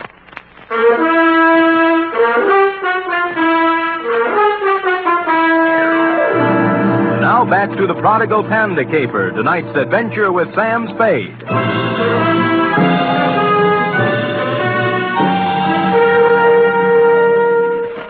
It was a humiliating experience, Robe, riding back to headquarters in black defeat. But dear, good Lieutenant Dundee, however, was the soul of patience and understanding. What do you take me for, Spade, an idiot? Look, Dundee, all I want you to understand is that this dame and the hopped-up convertible... I've had 3 rides on that merry-go-round now, and I'm sick of it. The dame in a red dress and the guy in the checkered coat. They take your wallet? No. Your watch? Other valuables? No, just my panda. Sam, are you trying to tell me there's a hot panda racket going on? Dundee, boy. Look closely now as I take off my hat. What? There. See? Now, as you know, my head ordinarily does not come to a point. But this protuberance was made by a gun butt, not by imagination. Oh, someone slugged you. I believe that, Sam, but this panda bear thing... Dundee. Yeah. What? Yeah. Yeah. You were saying something about my panda bear, Dundee. Yeah, maybe I ought to take it back. That dame at the store this afternoon, the one who sold him? Miss Greenbrier. Yeah. I just finished the post-mortem. No heart attack.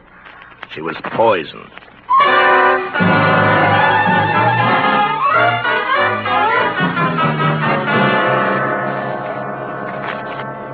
It's a strange thing, Mr. Spade, very strange. I leave my business thoughts at the store. Floor Walker, just try and remember the Dragon Lady's name, huh? Dragon Lady. My good gracious, I can't remember my own name. I'm so upset. Oh, now concentrate now. Look, dark hair, up-tilted eyebrows, red silk dress. Works in lamp department on 7th floor. I can picture her so plainly. Dark hair, Floor Walker. Dark hair. Upshot eyebrows. Eyebrows and the red dress. Yes. Red. Scarlet. Scarlet, that's it. Easy now. I got a list of employees right here. Let's see. Scarlet. Scarlet Townsend. Scarlet Townsend, that's the dame. Floor Walker.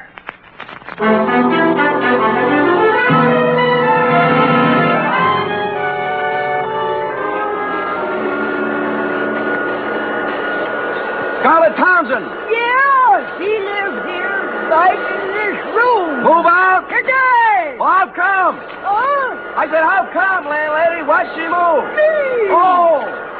I tried to keep her on the right track, but at her age, you can't tell her nothing. Now, when she bring that no good name around here, I put my foot down. I said, Scarlet, I said, Scarlet, I said, you're What's out. no good day? What's no good dame, landlady? Crystal McCall. Oh. Here, I found this just now as I was cleaning the room. Picture of Crystal McCall. Now, ain't that a swell way to have your picture taken? The name rang a bell, and so did the picture. Crystal herself and me all together. When I got around to the place, I made a startling discovery. Crystal was also the late Miss Greenbrier. Don't look at it all day, young man. When'd you see this girl last, landlady? This morning, she and a fella in a checkered coat come around to pick up Scarlet in a big red open car. Know the fella? Nope, never saw him before. But I'd sure know that car. Oh, you ought to see it. You're not telling me a thing, landlady. I have.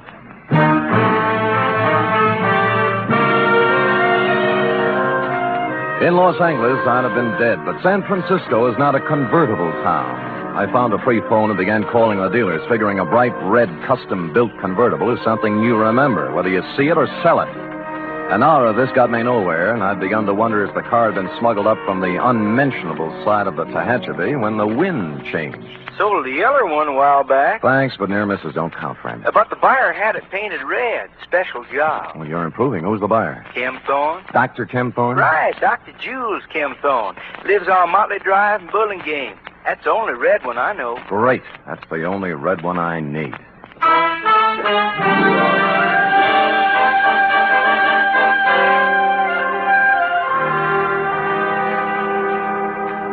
Mr. Spade, this is utterly unbelievable. And I certainly don't intend to stand here all night discussing the pros and cons of panda bears. All right, Kim Thorne, let's slide over into your field. Meaning what? The sweet young thing at the store. It turned out dirty. The heart attack? The poison attack. Well, suicide, you suppose? What do you suppose? Well, I'm sure I don't know. Look, why don't we hold hands and tell the truth, huh?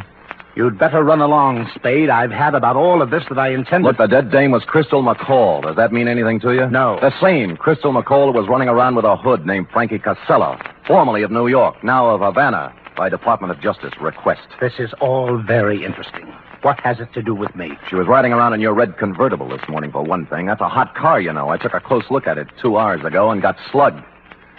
I don't know how you score these things, Ken Thorne, but in my book, this calls for a couple of answers. You're right. You're right, it does. Where's the car? It's gone. Who has it? My chauffeur. This is the last straw, I guess. There's no point in covering up for him any longer. Who is he? Lenny Flegel. Oh, an ex-con, isn't he? Yes. I thought I could straighten him out. He's been missing for 2 days this time. He just took the car and left. I knew he had something to do with that girl in the toy department at Lacey's, so I went there today. I guess I was too late. You think Flegel killed her? I don't know. I don't know. Where did you see the car? Near the end of Delaney Street. What's the license number? 49H822. Oh. I'd better report it stolen. If you need me to testify, please... Feel free to call. That I will, Dr. Ken Thorne. Bye.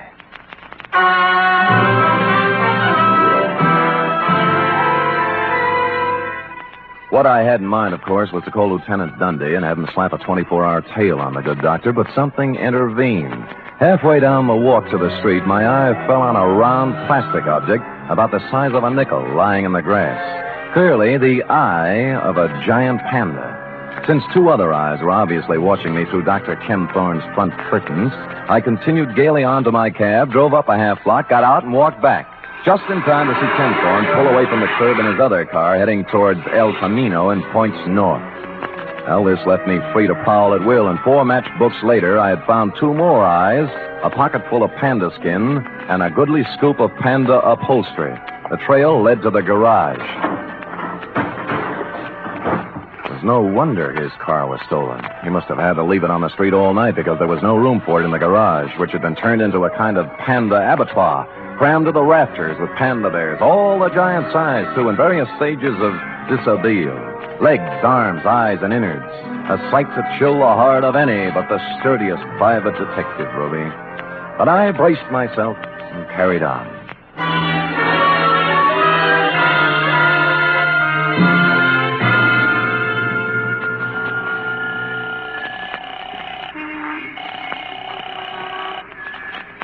Homicide, Dundee. This is Sam, Dundee. Sam, where you calling from? Phone booth in a drive-in on El Camino. Listen, the license number on the red custom job is 49H822. And the guy driving it is Lenny Flegel, an ex-con. Don't talk to me about that car. Larry Healy picked it up tonight going 90 on the Bay Shore. Great. Lousy. Why? What happened? Next time I see one of them panda bears, I'm going to spit right in its eye.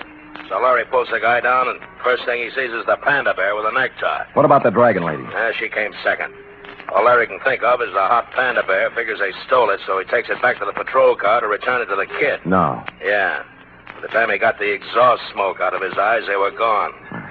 Oh, what's that license number again? 49H822. You sure? Positive. I'm looking right at it. Oh, Sam. Dundee. Yeah. We're all at Anderson's drive-in on El Camino. Put it on the air.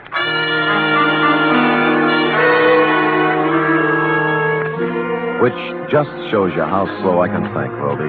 The red job was staring at me with its big chrome eyes outside the plate glass window. Flegel and the dragon lady, bless them, were having a Saturday night blue plate displayed attractively on the tray racks hung from the car doors. I sidled out of the phone booth and through the kitchen, thereby coming up on the car from behind. More coffee, honey? No, we better get going. Oh, plenty of time. Mind if I join you, Flegel? Huh? He reached and I pushed, and instead of his gun, he came up with half a hamburger. It was too harsh a light for the dragon lady to operate effectively, and by the time Larry Healy and the prowl car pulled up, they decided to do it the easy way. You all comfy back there? Lovely, Larry. Flegel? Dragon lady? Shut up. What about the red job? What are you going to do with it? Larry? Oh, I counted till the lawyers are through talking. Sam, you want to go by way of Delaney Street? Yeah. Okay. Why Delaney Street? Larry delivered the panda. Huh? Sure, to the kid, Roby Dozier. We'll have to go and pick it up. Lenny. Yeah. What's it worth, Flegel? 50,000? 100? The little kid's got it? Yeah. Oh, Carcel will be disappointed, Flegel. With the tax boys watching both him and Crystal, it looked like a safe way to get some of his dough out of the country club. Wasn't my idea. I hated him. I did 8 years for him, Spade. I could have killed him. Shut up, Lenny. I don't care anymore. The heck with it. Look, it wasn't me. The guy who's running things for him here is Dr. Kempthorne, but Crystal had the dough. He killed her. He took her to lunch today, and he... Go ahead, Lenny. So he poisoned her. Then what? She fixed up one of the pandas. He didn't know which. Stuffed it with bills, 80, 100,000, I don't know. Anyway, you'll find the money in the red car under the back seat. Under the seat? What are you talking about? It's in the panda. The kid's got it. Look, why do you think I'm telling you this, you stupid flatfoot? I fixed that thing for Carcel myself after we took the dough out. What, kid? It's got a bomb in it.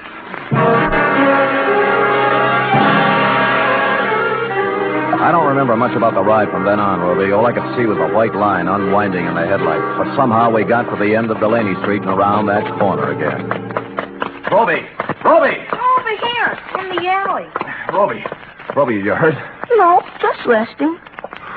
Where's the panda? Well, I'm through with pandas, and so is Barney. Next junk money, I'm going to buy him an elephant. What happened? Well, a policeman brought it. Yeah? I started home with it when a car drove up, and a man with gray hair got out. Kempthorne, what then? Same thing. He grabbed it and got in his car and drove off. He's around the corner there playing with it. Go ask him. I don't care anymore. Around the corner? You mean he...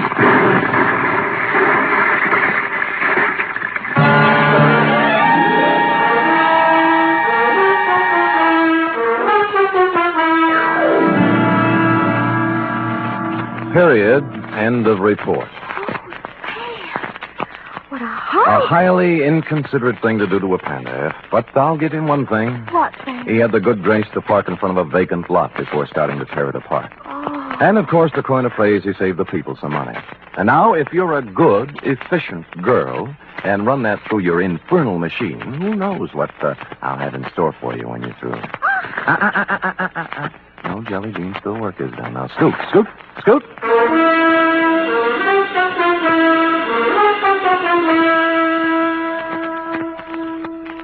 Three chimes mean good times on NBC. Friday means another visit to that entertaining eat establishment, Duffy's Tavern. Archie, the manager, and his whimsical friends have cooked up another fresh half hour of laughs and typical Duffy's Tavern madness. And you're all invited. There's also another delightful adventure with Chester A. Riley, played by William Bendix, tonight on The Life of Riley. Keep your dial set to NBC for the very best in radio entertainment.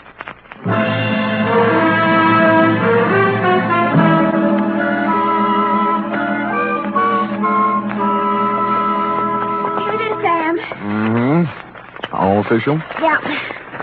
I like the black one. Lay off, lay off. Well, you're no fair eating all the black ones. They're my favorite still now.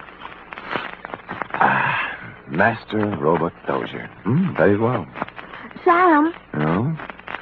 I hope Roby appreciates you. Only just a kid. How do you appreciate me? Oh, I appreciate you, Sam. Oh, I appreciate you too, sweetheart. You're so pretty and so efficient. Am I, Sam? And so good about not hitting me all the time for your back salary. Yep. Right when I stop and think of you, I go all choked up. Me too. Black one. Come here. Huh? Angel, Yes? it's all yours, dear. The rest of the jelly beans. Happy New Year. Oh. Good night. Good night, sweetheart.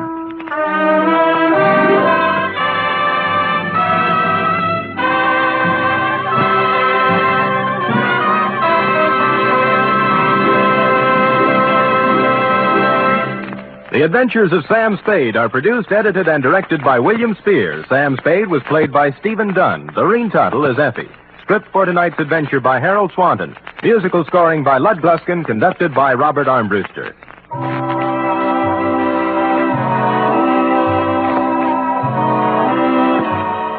Join us again next week, same time, for another adventure with Sam Spade.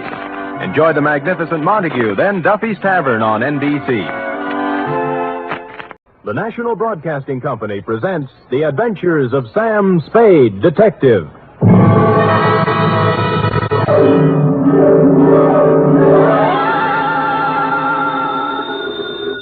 Sam Spade Detective Agency? Me, sweetheart. Sam, would you mind telling me where you are? Not at all, Effie, not at all. Let's see. I'm at the Ill-Rig Dana Rab Etile Seagrod. I don't understand it, Sam, but I think I caught the word grog. Oh, you're shrewd, Effie. You see, I'm on the inside, and the lettering is printed on the outside. Now, if you'll wait, I'll go outside and read it the right way, and then come inside and... Never mind, I've already guessed.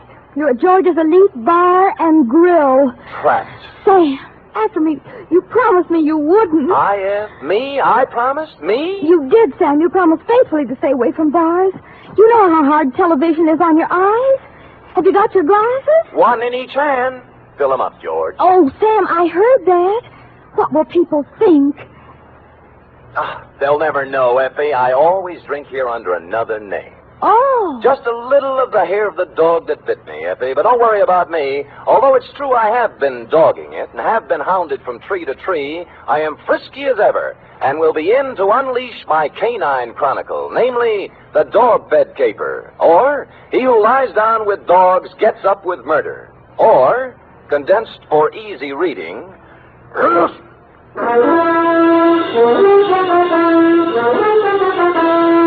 For NBC, William Spear, radio's outstanding producer-director of mystery and crime drama, brings you the greatest private detective of them all in The Adventures of Sam Spade.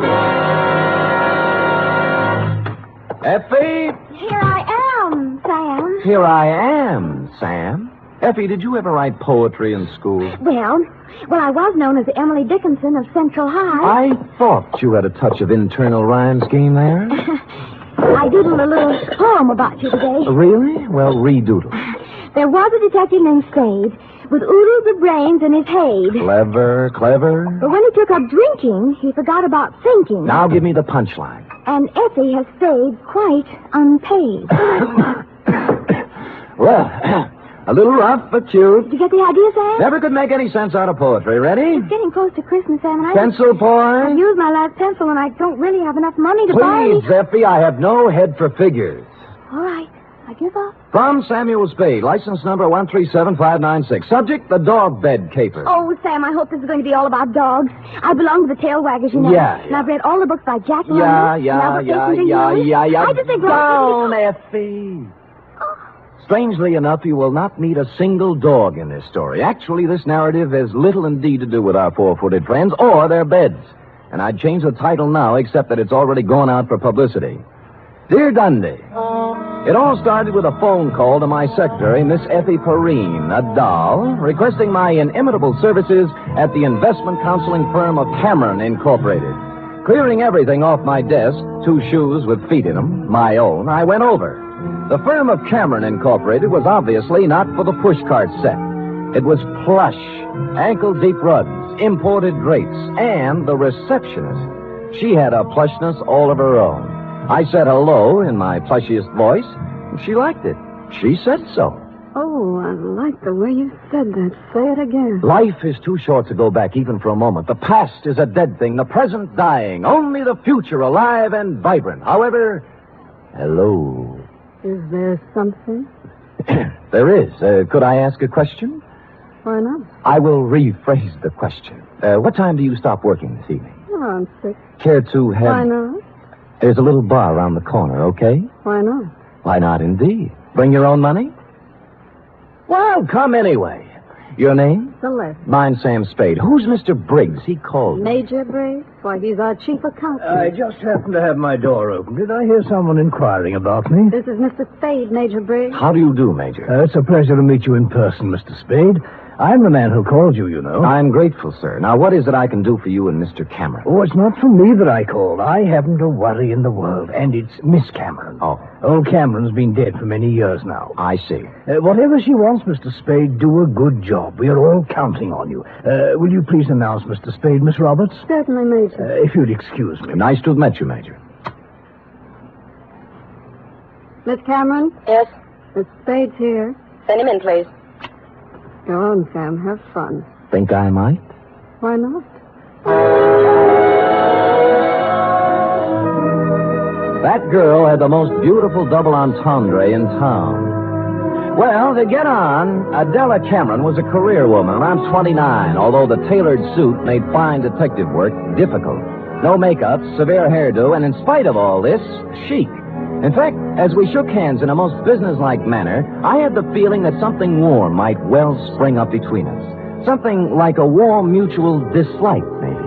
But something. Most men simply cannot be told anything in confidence. They gossip. That's a switch. I don't appreciate your humor, Mr. Spade. I accept your apology. I will tolerate you because of your reputation. All right. I'm going to give you a very difficult job to do. Miss Cameron. What is it, Major? I'm sorry to interrupt you, but Courtney Pierce is on the phone. Mr. Spade, this is Major Briggs, our chief accountant. We've already met. Mr. Spade. Now, Adela, Pierce wants us to unload his short-term governments and buy American cattle. He's dividend crazy. AMCAT's declaring one in January, and he wants it. Well, let him do it. Well, I just want to protect your interests. You know what will happen to AMCAT after February. They'll drop 10 points, and he'll blame us. I went through this with your father when you and Greg were... That's right, Major. Well, tell him we advise against it. But if he persists, ask him for a release in writing. That's what I thought you'd do. That's the way your father would have handled it. I just want to protect your interests, my dear, that's all. Major, I know. I just want to protect your interests. Well, don't worry about us. You know, we're not children anymore. All right, my dear. Where were we? Oh, you were giving me a difficult job. Oh, yes. Here is the business address of Mr. I.J. Barco. He's a wealthy manufacturer, a client of ours. I want you to find out everything about him, especially anything unsavory. Sorry, I don't do divorce or blackmail cases. Mr. Spade, this is not a divorce investigation. All right, what is it then? Why do we want a client shadowed, I believe is the expression? That's it. Because we believe he is investing money through us for some racketeers. If that were true, we would, of course, have to drop him. But we don't want to lose his business just on suspicion. I see. Find out anything you can about him. I'll give you $50 a day in expenses, 1 week guarantee. Will you consider the job? I have considered and taken the job. By the time I'd reached the door, she had already forgotten me and was hard at work on some papers. Outside, I planned to dally a few moments in idle chit-chat with Celeste. But before I had the chance, I was accosted by a husky young chap whom I'm afraid was a Princeton man. What were you talking about in there, Spade? Oh, you have the advantage, sir. Who are you? Gregory Cameron. Now, come on. What was Adela telling him? Well, if you step to one side, you can walk around me and ask her. Look, don't pull that cagey private detective routine on me. I pack a little weight myself. Well, pack it somewhere else, son. I asked you a question. I expect an answer. There's your answer. Any more questions?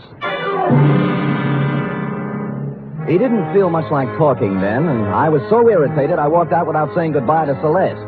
When I reached the street, the white-haired old gentleman, Major Briggs, hurried out behind me. Mr. Spade, please don't think too badly of that boy. I've known him from the cradle. He's in a difficult emotional state at the Yes, moment. sure. As far as I'm concerned, Major, it never happened. You're a kind man, Mr. Spade. I could tell that when I first saw you. You're just the sort of man Miss Cameron needs. Well, I hadn't looked at it that way. If you require anything, don't hesitate to ask me. I've been with this company 40 years before those two children in there were born, and I know how difficult life can be at times. I just want things to go well for them. I'll do my little part, Major. Bless you, son. Bless you.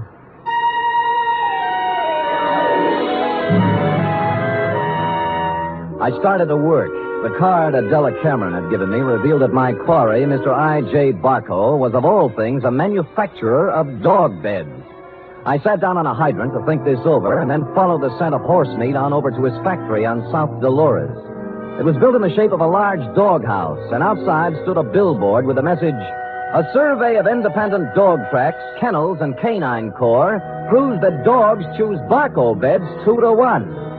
I had to get a look at Barco himself, and so ruffling up the hair on the back of my neck, I trotted into the building, sniffing and wagging my tail in a very friendly manner. It was very easy to see Mr. Barco after I lied a little about my connection. What was that name again? Senor Don Jose Martinez Sada Morales, but you may call me Sam. And you represent a group of retail outlets in South America. Oh, I do indeed. We have our eye on your dog beds, Mr. Barco. Well, now, let's take a look at our catalog here. Now, say you had a Great Dane. You'd want something regal like this Louis XIV. Ever see a more beautiful bed? Well, not lately, but Mr. Barco... Down, boy, down. Now, here's a number that's very big this season with English Bulldogs, a Sheraton, natural wood finish. Lovely, huh? Arriba. And, of course, if it's an Irish Terrier, here's a purely gag present for his sense of humor. A Murphy bed. Get it, Sam? Irish Terrier? See.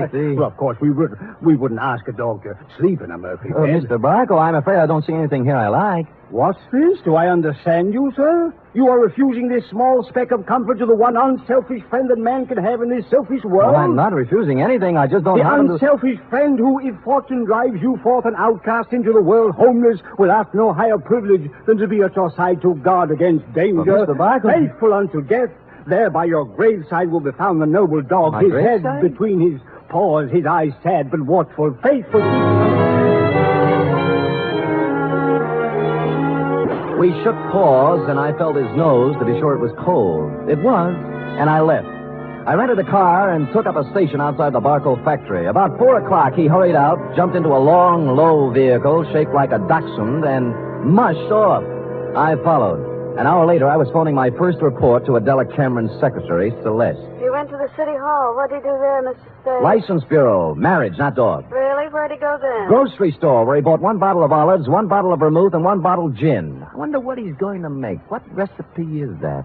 Well, now he's in an apartment house on Post Street, just across from the drugstore I'm in, and judging from the groceries, intends to stay a while. He has laid in provision. Uh-huh. Well, I guess that's all we wanted to know. What? Miss Cameron just told me to call you off the case. You'll still get your guarantee, though. Major Briggs will send you a check. Well, that doesn't make sense. Sam orders his orders. All right.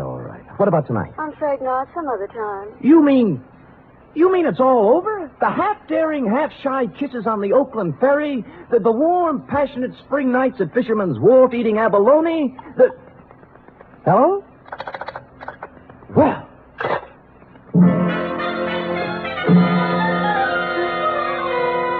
Puzzled, as who wouldn't be, I walked slowly back to my car. But before I had a chance to get in, I saw I.J. Barco hurry out of his apartment house. But he didn't enter his car. He came right for me. Spade! Just a minute, Spade. So sorry, my name is Don Jose Martinez Sada Morales yet. Don't kid me, Spade. I'm not as stupid as I acted today. Huh. Look, I know why Adela Cameron is following me, and you don't. And you'll never find out. Any more than the other 4 detectives did. I was the 5th choice? Well, I shall speak with my agent about this. I'm going to tell her in person that this foolishness has to stop. If it doesn't, she'll live to regret it. One more thing. I presume you're going to follow me. Well, I'm turning right on Market and heading out to 1217 Ridgewood Place. You shouldn't have any trouble.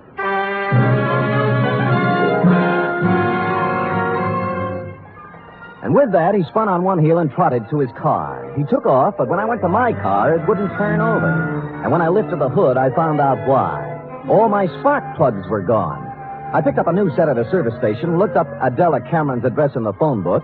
It was 1217 Ridgewood Place. And a good half hour later, I got there. Barco's car was out in front. No one answered the door, but it was open. Adela Cameron was a crumpled heap on the living room sofa. Oh, Sam. Sam, help me, please. All right, Miss Cameron. Let me look at you. Are you hurt? No, I'm all right. It's him. Where? The bar.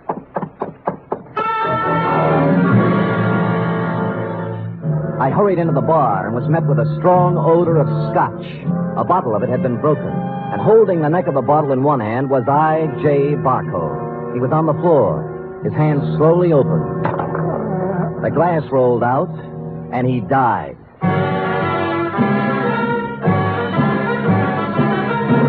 You are listening to the weekly adventure of radio's most famous detective, Sam Spade.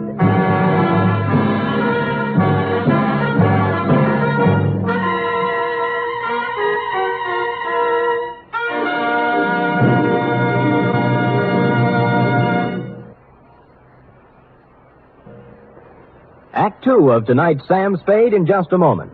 Meanwhile, here's news of other goings-on on NBC. There's no doubt about it, it's the big show. Not just any big show, but the big show. Brought to you every Sunday night over most of these NBC stations. An hour and a half of the very best in comedy, music, and drama. Your stars this Sunday on the big show include Fred Allen, Margaret Truman, Douglas Fairbanks, Danny Thomas, Mindy Carson, and many more. All presided over by the glamorous Tallulah. No wonder it's the big show. Saturday night on NBC means mystery with the man called X. A man without a name who travels the world over on missions of intrigue and peril. Herbert Marshall stars as the man called X tomorrow and every Saturday evening on NBC.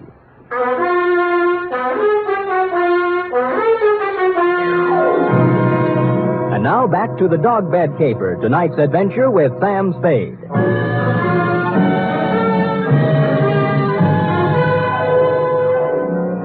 It took 3 bullets in the chest to finish off I.J. Barco. He'd apparently been standing there pouring a drink. Barco broke the bottle as he fell.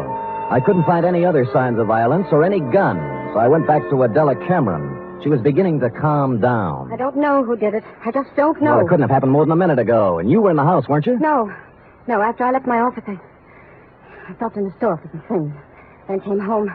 When I was driving down Ridgewood, I heard some sound. And you thought they were a car backfiring. How did you know? I've heard this script before. Don't you dare accuse me of killing that man. It's not what I think that counts, but what the police accuse you of. Sam, I heard those sounds. I came in the house when I went into the bar. You didn't notice Barco's car out in front? Oh, I suppose I did. I don't know. I don't remember. Uh-huh.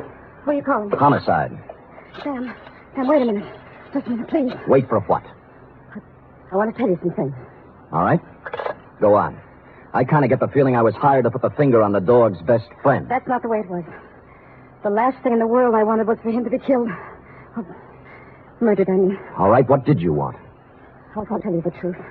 Why I really had you watching Barco. I'd be curious. We handled his investment account. My brother Gregory... We ran into each other. I heard. Well, Greg took $150,000 of Barco's money and invested it, without my knowledge, in a television company. I hear that medium's making money. But it turned out this company was just a front for some men who wanted to build a gambling syndicate up north. You mean your brother didn't know that? He knew, but there was supposed to be big money in it. He was going to give Barco a good profit and take the rest for himself. And Barco found out and threatened suit or something. He never would have known, but the deal fell through and the gambler said the money was gone. Then he asked about the investment. What could Gregory and I tell him? What did you? Unfortunately, the truth. We said we'd make up the money with interest, but he only gave us 90 days. We couldn't get it by then. So you didn't shoot him, your brother did, eh? No, Sam, no, he couldn't have. I know Greg. He'd have more sense. In my brief meeting with him, I didn't think he had any sense. Just one more thing before I call the police. And don't call them. Help me get him out of here. Somewhere. No dice. Sam, don't let my whole life be Stop it. You set me on Barco to find some blackmailing material, yes? Yes. And then why did you suddenly call me off the job tonight? I didn't. Your secretary said you did. I didn't tell her anything of the sort. Can I have that phone now?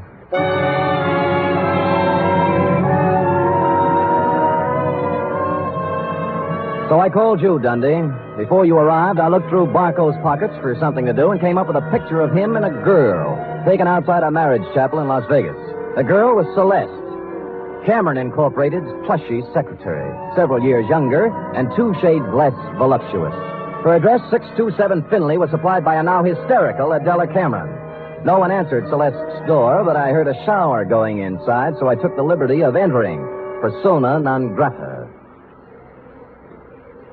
Is there somebody out there? There is. Well, who is it? Come out and see. Oh. No false moves now. Keep that towel right where it is. Am I doing here detective work? And I must say I've already found out a great deal. Well, Sam, I'll admit I did express some interest in you, but if you recall, I told you not tonight. It's my only night off. Sam, please leave. I don't want any difficult scenes. All right, we knock off the cute touches and get down to business. You were married to I.J. Barco, right or wrong? Wrong. Wrong, it's right. You were married in Las Vegas at the chapel of the Flamingo Hotel, the Tower. I was only married one day. My parents had it annulled. I was underage. Well, you don't have to worry about him anymore. He's dead. No. Shot 3 times at close range. Oh, In no. Adela Cameron's house. Well, Not by you, of course. Although, on the other hand, as you would say, why not? I didn't do it, Sam. Suppose you spill. He wanted me to marry him again. Why? Well, I know all about the money the Camerons misused. he found out Greg and I were in love. I should have known. He said he'd forget about the entire $150,000 if I'd marry him for 6 years. $25,000 a year. That's a good price. How can you talk like that? Practice, I guess. So, Gregory had another good reason for killing. He didn't, Sam. I know he didn't. Anything that would stand up in court? I don't think so. Suppose we say you called me off Barco's tail so Gregory could get at him. I didn't. I called you off because I was supposed to meet I.J.'s apartment tonight and give him his answer. I couldn't do it with you there. Flimsy, but it might hold. The truth. I was going to see him, but I changed my mind. Any particular reason? You saw him. Would he be the kind of man I'd marry? You did once. Well, it looks bad for Greg. Because someone at Cameron Incorporated knew Barco was going to be at Adela's house. Sam, will you do me a favor? Maybe. Give me an hour. Then I'll go wherever you want. I'll tell you anything you want to know. Why an hour? Because if I'm going to live with myself, there's something I have to do. Well? Please, Sam. If you do, I'll give you some information you might want. For example? There was someone at Cameron Incorporated who knew that Barco was going to Adela's house.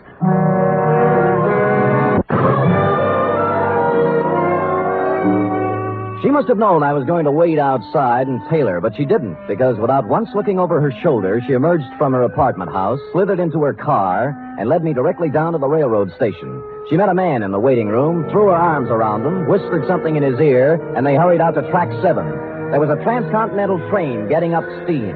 She kissed him, and he climbed quickly up into a Pullman named Aurora Fall. And almost as quickly, I climbed in the other end. We met in the middle. What are you doing here? I came to take you off the train, Greg, before you made a big mistake and left town. Now, look here, Let's not Spade. go through the intercollegiate tough talk again. Are you coming off, or am I going to carry you off? You're going to carry me off?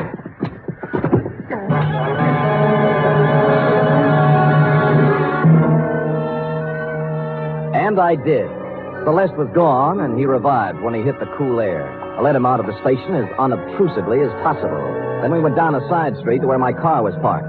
That's where he began to show signs of life. Spade, look. You're all wrong. Guy's got a right to leave town when he wants to. I'm going to sue you from here to the city hall and back. Shut up and get in the car. Celeste just told me about Barco. You don't think I did that, do you? As I get it, you and Celeste were leaving town together, right? Yeah, she told me to go on and she'd come later. That was unwise of both of you. Come on, get in. Spade, I didn't kill Barco. Nobody said you did. Now, if you'll kindly get in the car and give me an address I want, and you know, we'll go see who did kill I.J. Barco.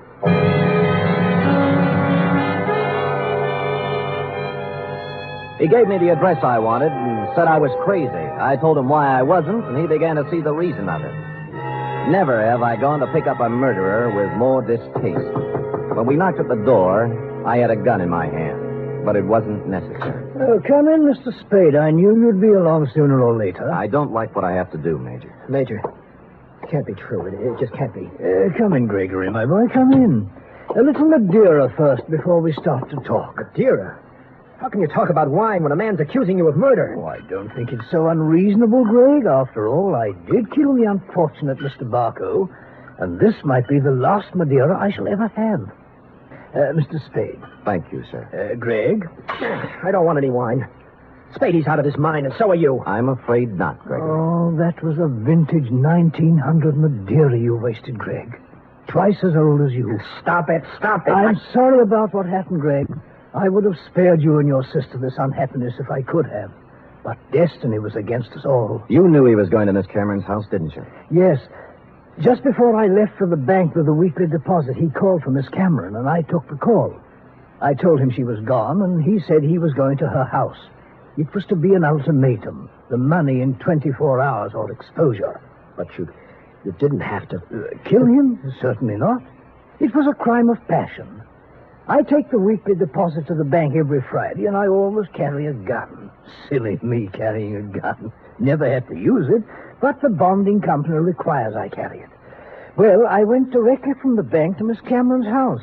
I wanted to help her face Barco. Was she there? Oh, no, Mr. Spade. She'd apparently stopped downtown to do some shopping. So I faced Barco alone.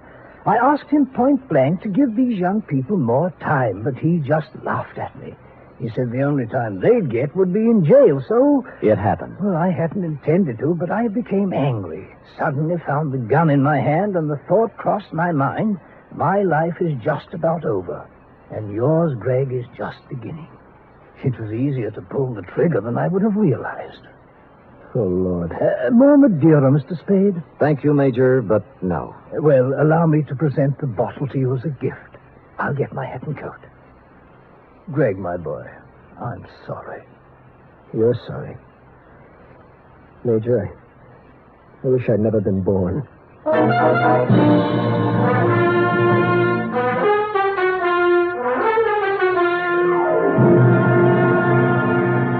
Period. End of report. Oh, Sam, I wish I hadn't either. Hadn't what? Been born.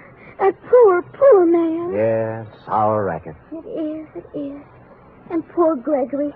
He'll have to go to jail for something, too. He will, Eth. He will. How about typing it up? Well, I hate to, but I guess it's my duty.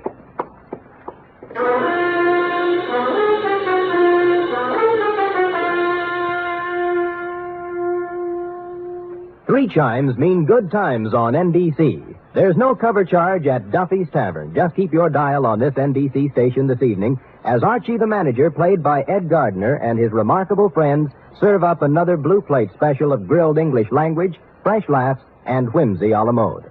Another Friday fun favorite is The Delightful Life of Riley, starring William Bendix as the beleaguered Chester A. Riley.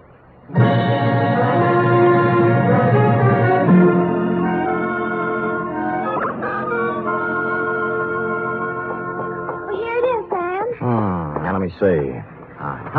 Murder's all in place. Gunshots indicated. Dundee's grammar edited. My astuteness emphasized. Yeah, you've learned your job well, Effie. Oh, I'm glad you're pleased, Sam. Wait a minute. What's this? What? P.S. Dundee, hands off Celeste Roberts. She's mine. Effie, what's the meaning of that? Well, you are going back to see her, aren't you? After the way she threw herself at you, no? Do you think she's my type of woman? Oh, Sam, I think every woman's your type. Every woman but me. Now, Effie, come here. Would I have you working in this office if you weren't my type? Guess not. Well, then let that thought be your comfort. The world can have all the Celeste Roberts it wants as far as... Oh, I can't go through with it. You see, Sam, you can have her if you want to. But in the end, I know you'll come back to me. I never doubted it once. Oh, Sam, you don't know how much you mean to me. Yes, I do, Effie. 3 weeks back salary. Oh, you. Good night, Sam. Good night, sweetheart.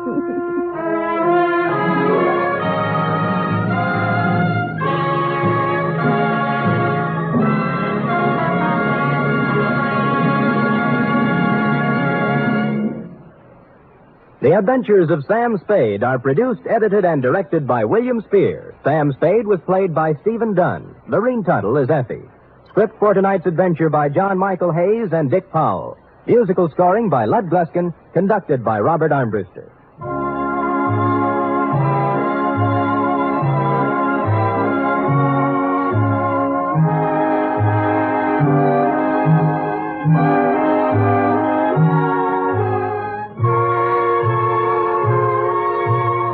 Join us again next week, same time, for another adventure with Sam Spade.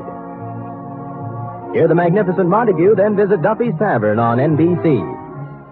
Wild Root Cream Oil Hair Tonic and the new Wild Root Liquid Cream Shampoo present The Adventures of Sam Spade.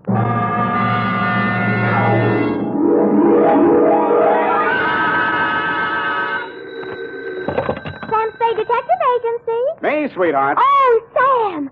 I'm glad you're back in town. So am I, Effie, so am I. Confidentially, I didn't think I'd make it. Confidentially, that is. Was it dangerous, Sam? I should say it was. Why, for the past 24 hours, I've been at it hammer and tongs over hill and dale, through shot and shell. It was enough to turn any ordinary man's blood to ice and his hair pure white. Oh, that sounds terrifying, Sam. I wish it had been only terrifying, Effie. It was blood-curdling, spine-chilling, hair-raising. I was bored. It was also rural and countrified. Well, what happened, Sam? Tell me. You've heard of the Mountains and the Coys? No. And the Boston Massacre? No. Custer's Last Stand? No. Well, put them all together and they spell what I'll shortly be in a dictate, a report which I call in a burst of clever literary plagiarism, The Farmer's Daughter Caper.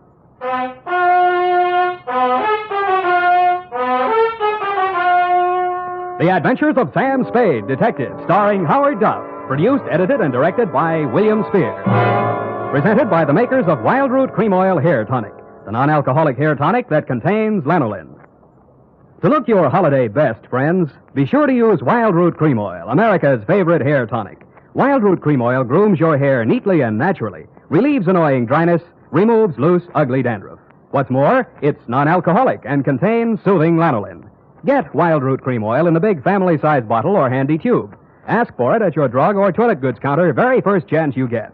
For the holiday and all year round, use Wild Root Cream Oil Hair Tonic. Again and again, the choice of men and women and children, too.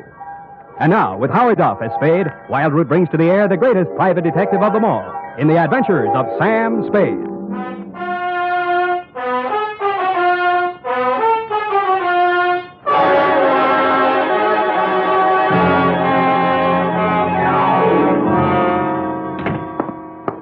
Effie, I'm right here, Sam. pull up all the shades. All right, Sam. Now, turn on every light in the place. But it's daylight. Do what I say. All right, Sam.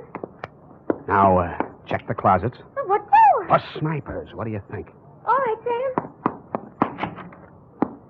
Nobody here. Okay. I guess it's safe to come all the way in. What's this all about, Sam? I don't understand. Effie, it's just that I don't ever want to be caught in the dark again, especially when people are shooting at me. I want to see every nook and cranny of every square foot of land that surrounds me. Sam, who was shooting at you? Where? They were shooting from the left, from the right, from up above, down below, everywhere.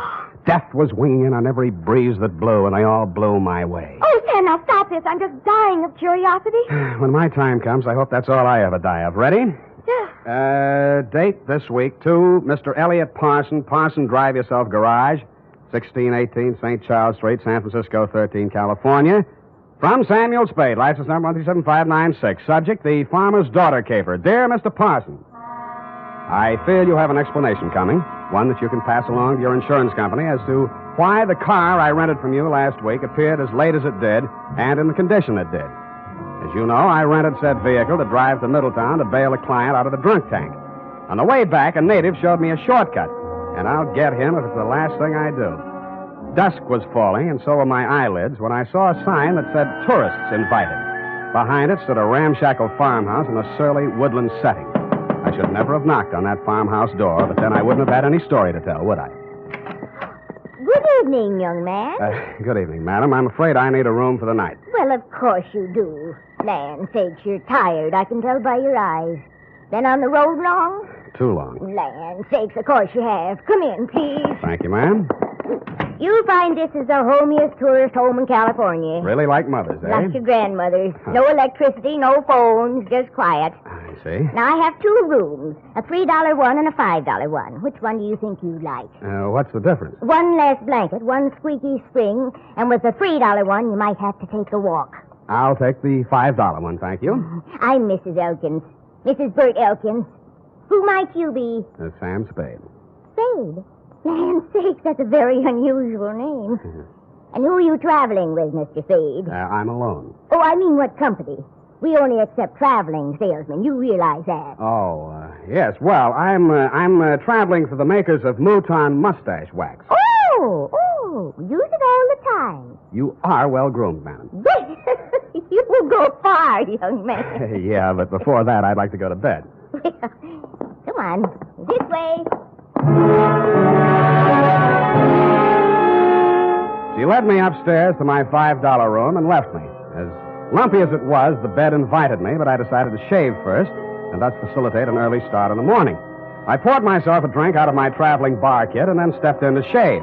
It wasn't easy because all I had for light in there was an oil lamp. When I came back to the bedroom with the lamp in one hand, I stopped short in utter surprise. I'd heard about these things in traveling salesman stories, but I never expected to see it. She was sitting in an armchair, smoking a cigarette. High heels, silk stockings, light rayon dress, and a face right off the cover of Cosmopolitan. Hello, Sam. Hello. Mary Smith. Huh? Hope you don't mind me just barging in. Well, no.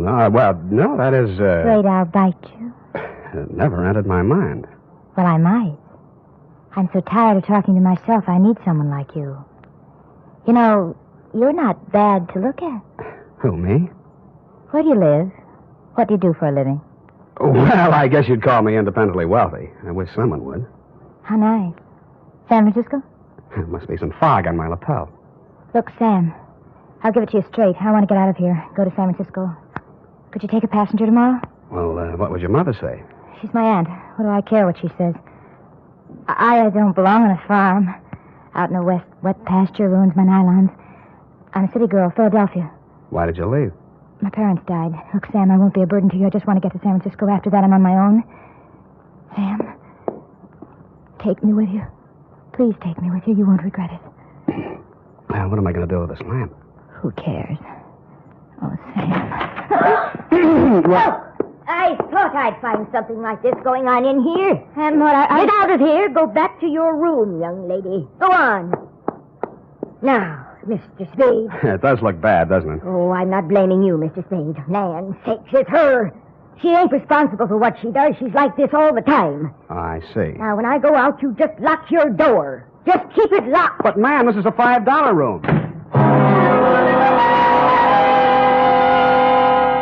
A sleepless hour later, I heard something slide under my door. I looked and found it was a note that read, Mr. Spade, Sam, please unlock your door, and when the house is quiet, I'll come and see you. I'm desperate, terribly, terribly desperate. Don't leave me. Give me a chance to tell you what it's all about, please. Stupid me, I unlocked my door, dressed again, and waited. An hour and a half later, I heard my doorknob turning in the dark. The door opened quietly and quickly. Sam, the things that go on in this house, they're insane. Oh. I've been here 3 months. When my father died, I had no money, and because Aunt Maud was my only relative, I came here. And ever since I came, they never let me out of the house for more than an hour. They never let me see anyone or do anything. Why? I wish I knew. 5 days ago, Uncle Bert left early one morning. He hasn't come back since. Aunt Maud says he's away on business. He doesn't have any business. Yeah, well, even so, that doesn't seem strange to me. Then there's my dog. And what about it? It disappeared the same night Bert did. They told me it ran away. I know it didn't. I've had it for 3 years. It never ran away. Well, what do you think? I was sure I could hear it howling somewhere for 2 or 3 nights. Then the howling stopped. I think I know where it is. But I don't know why. It scares me. Well, where do you think it is? Sam, you're going to think I'm crazy right out of my mind, but...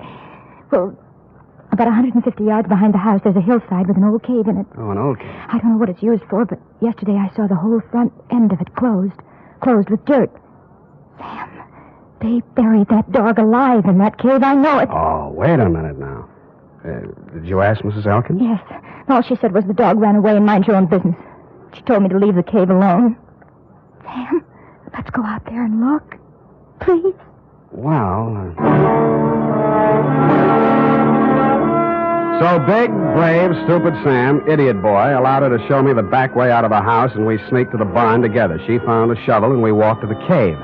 When my eyes got accustomed to the dark, I saw the entrance had been covered with dirt, and recently. I took the shovel while she stood watching. I cleared half of the dirt away and worked as quietly as I could, but apparently not quietly enough. A flashlight suddenly hit both of us in the face, and a shotgun barrel flashed in the beam. Get away from there before I shoot your head off. Point that thing someplace else, please, ma'am. What do you think you're doing, mister? Digging. Mary, you get back to the house. No. Aunt Maud, I won't. Get back to the house before I count 3, or I'll put a load of buckshot right through you. Now, 1. Aunt Maud, my dog is in there. 2. All right. Now, Mrs. Elkin, suppose you put that gun down and tell me what this is all about. I got one thing to say to you, mister. Get in your car and get out of here, and don't waste any time doing it. But, madam... Your suitcase is in the car, and your $5 is with it. Yeah, but... Now get, before I shoot you as a trespasser. And I could do it, mister. Land sakes, I could do it. Now get. So I got under guard to my car. I got in and drove off. And Mrs. Elkin stood in the driveway with a shotgun still pointed at me until I was out of sight. I turned left at the first crossroad, parked the car, and cut through the woods back to the farm. I could see a light in the living room. Nobody was in or near the barn. And when I got to the cave, there wasn't a sound anywhere. I picked up the shovel I dropped and started digging again. 30 minutes later, the shovel broke a small hole through into that cave, and a stifling blast of fetid air rushed out, and something leaped out at me in the dark. And it wasn't the dog. It was a human hand on a human arm.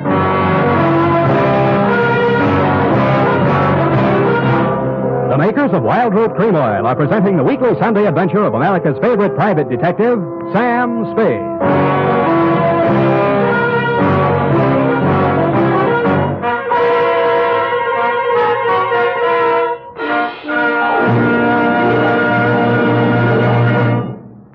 Now, here's important news on good grooming. If you want the well-groomed look that helps you get ahead, socially and on the job, listen. Recently, thousands of people from coast to coast who actually purchased Wild Root Cream Oil were asked, how does Wild Root Cream Oil compare with the hair tonic you previously used? The results were amazing. Better than 4 out of 5 who replied said they preferred Wild Root Cream Oil. Remember, non-alcoholic Wild Root Cream Oil contains lanolin. It grooms the hair naturally, relieves dryness, and removes loose, ugly dandruff. So if you want your hair to be more attractive than ever before, get the new 25-cent get-acquainted bottle of Wild Root Cream Oil, America's leading hair tonic, on sale at all drug and toilet goods counters. It's also available in larger economy bottles and the handy new tube. By the way, smart girls use Wild Root Cream Oil, too, and mothers say it's grand for training children's hair. Get Wild Root Cream Oil. Again and again, the choice of men and women and children, too.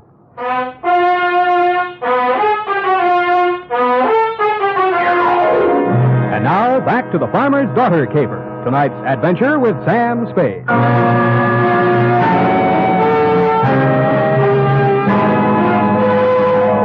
A night already full of surprises. I should have been ready for the next one, but I wasn't. The loose earth, which had blocked the entrance to the cave, suddenly fell away, and I fell with it. Then I heard something like nothing on earth. Nails dragged across my face, taking skin and flesh with them. I twisted and went down, and something went down with me. The snarl became a voice. Bury me alive! Bury me alive! I'll kill you! I'll kill you! And he did his best, which was pretty good. Finally, I got a good hold on him and sat on his chest. After that, I lit a match and looked at a tall, thin man in his middle 40s. He was caked with mud from head to foot. His hands were impossibly torn and bleeding. I could guess why. Judging from the stubble on his face, he'd been bottled up in that cave at least 5 days. How he was still alive, I didn't know. He acted like a madman, and he had every right to. But surprise, when his eyelids fluttered open again, he read a very sane line. I'm all done in. You got a drink, friend? Not on me. They hit me on the head and left me there. They thought I'd stay in there forever. Forever. Who put you there? Who did it? But they couldn't keep me there. I dug my way out, didn't I? Didn't I? I took my way out, didn't I? The force of the bullets knocked them halfway back down the incline to the cave. All I could do was hit the dirt. Finally, when it seemed safe, I broke cover and ran smack into somebody carrying 2 bags. No, please. Let's have a look at you. Sam, it's me. Sam, I knew you wouldn't go away without me. I knew it. I couldn't stay in that awful house any longer. None of that now. Who was that shooting at? I don't know. Where's your aunt? In the house, I suppose. I slipped out the back way. Any visitors tonight? No. What is it? What is it? I think I found your Uncle Bert. Come on.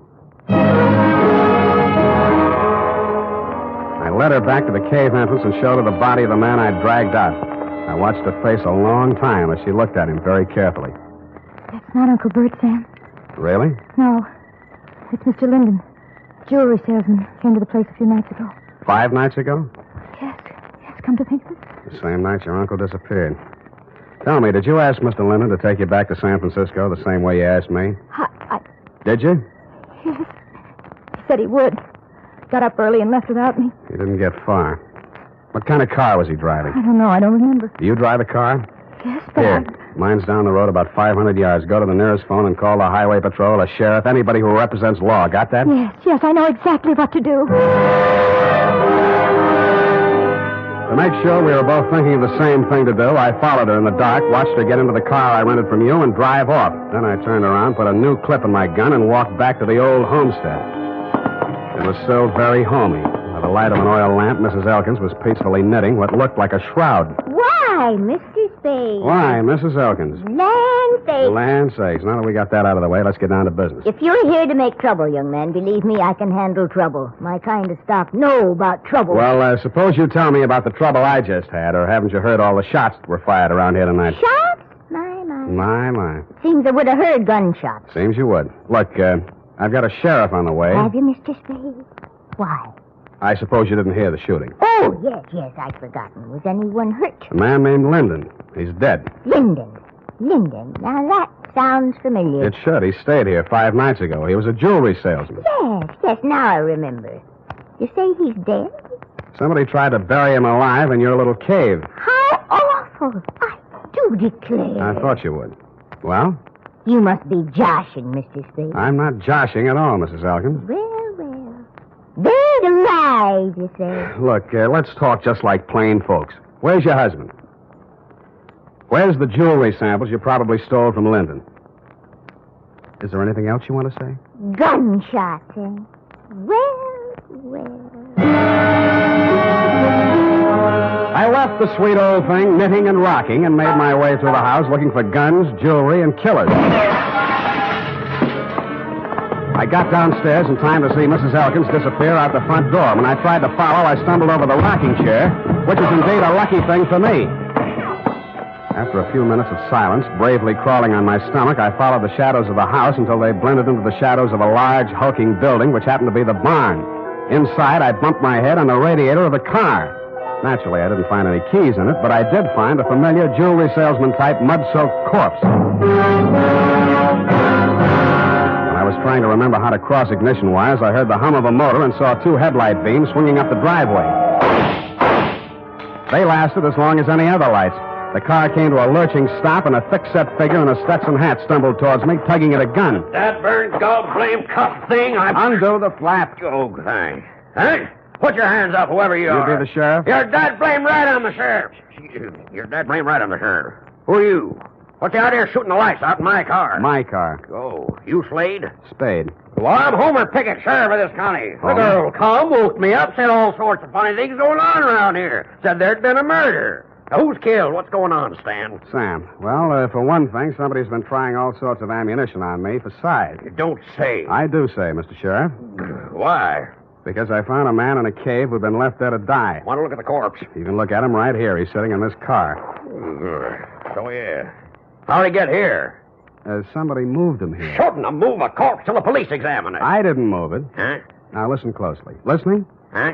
I found the man. He was still alive. Then somebody shot him. Shouldn't have moved him. Then they tried to kill me because I found him. When they didn't kill me, they decided to hide his body. Illegal. They probably intended to drive away and dispose of it so there'd be no evidence when an efficient, smart, alert, courageous police officer like yourself came around to ask questions. That sounds reasonable. Who's behind all this? Well, Mrs. Elkins threatened me once and tried to kill me once. More! Well, land say. Well, that's her, yes. I want to talk to her. Where's she? Roaming the countryside with a gun, no doubt. Well, let's clear all this up. See what it's all about.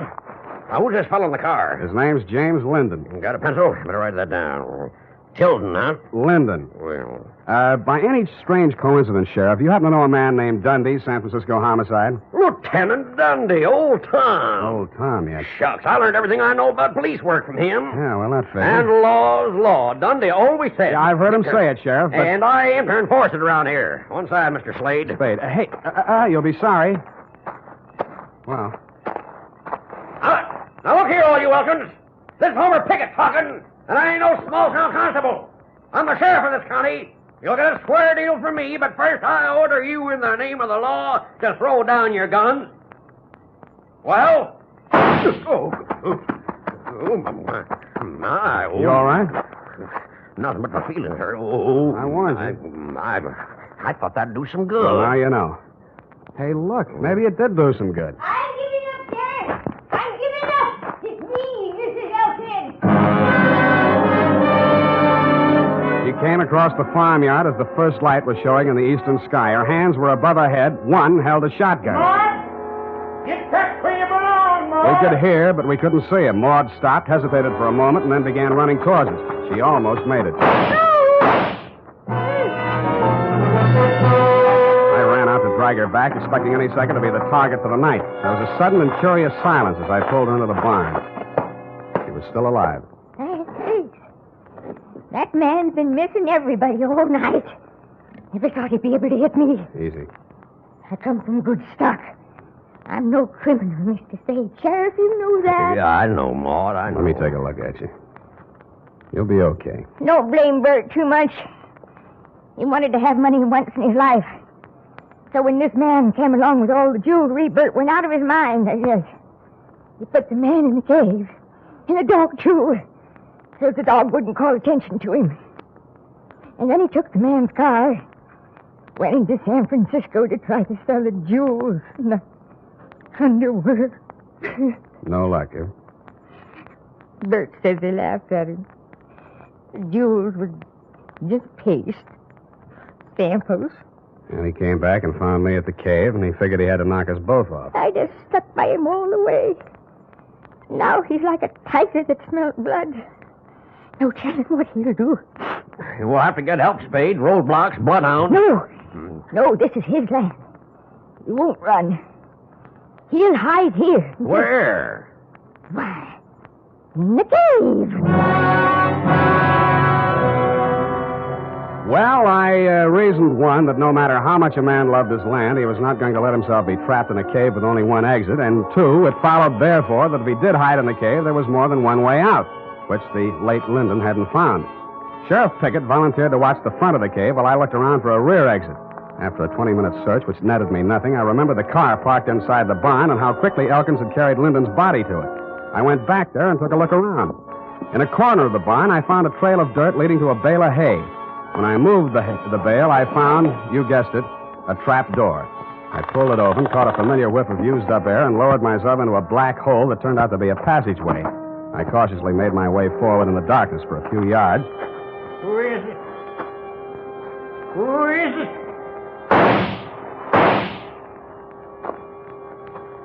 I pressed back against the dirt wall, listening to him approach. When I figured he was close enough, I threw a cloud of dirt toward him across the passageway.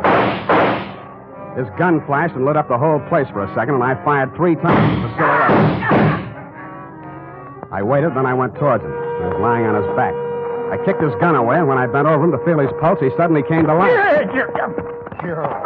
Something crashed against the side of my head, and everything became darker than the inside of a cave. The next thing I knew, I was looking at a pair of red-rimmed eyes. Several minutes had gone by. Thought you was a goner for sure. You ain't used to this country fighting, are you? Is this country liquor, Sheriff? Yeah. Give me. Here. Yeah, country liquor. Tell me, Sheriff, did you by any chance... Well, sure. Of course I did. I got him, Slade.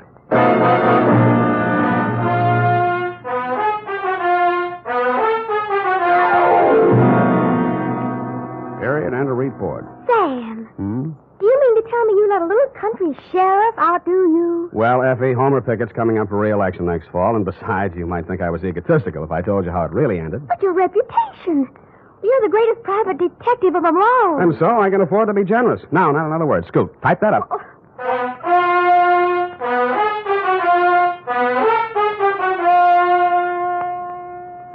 If your supply of Wild Root Cream Oil Hair Tonic is getting low, better make a note to get some more tonight or first thing tomorrow. Remember, Wild Root Cream Oil is the famous hair tonic that grooms your hair neatly and naturally, relieves dryness, removes loose dandruff. Always keep a big bottle or tube on hand. And ask your barber for a professional application of Wild Root Cream Oil Hair Tonic. Again and again, the choice of men and women and children, too.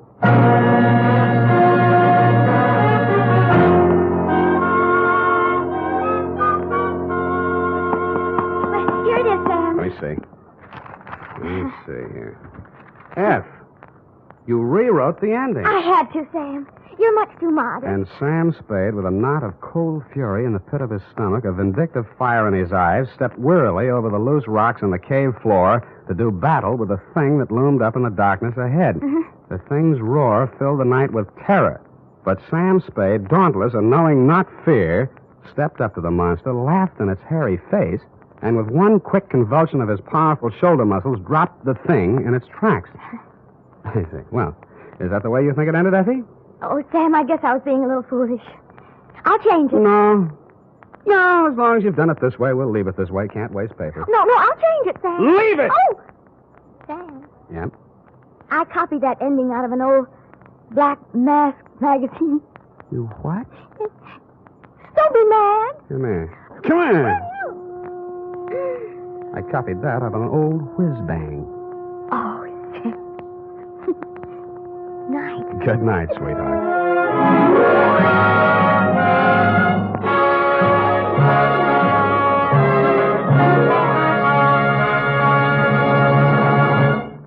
The Adventures of Sam Spade are produced and directed by William Spear. Sam Spade is played by Howard Duff. Lorene Tuttle is Effie.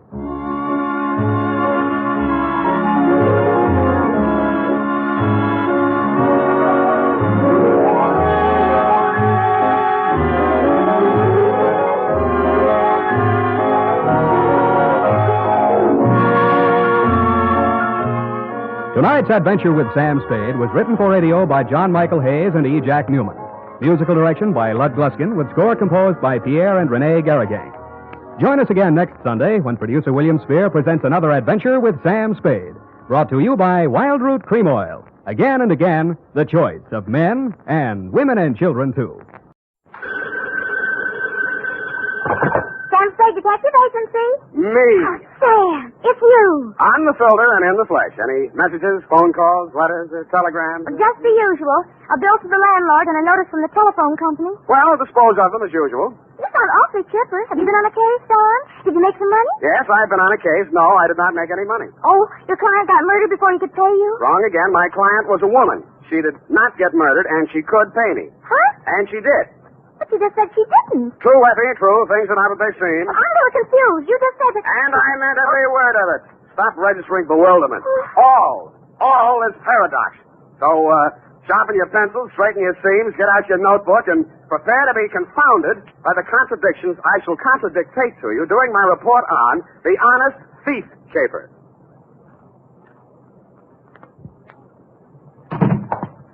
I'm not looking over for the pleasure. Look alert, girl. We've many things to do. Up. Yes. You say the strangest things on the phone. Go right. I don't believe I quite understood what it was all about. A natural misunderstanding. I didn't understand it myself. Date, Sergeant Frank Nilgus, robbery detail, San Francisco police. From San Jose, license on 1 you're fast today. Subject, Ben Comiskey. Who? Ben Comiskey. Comiski. Sam! I went to Albert High School with a boy named Ben Comiskey.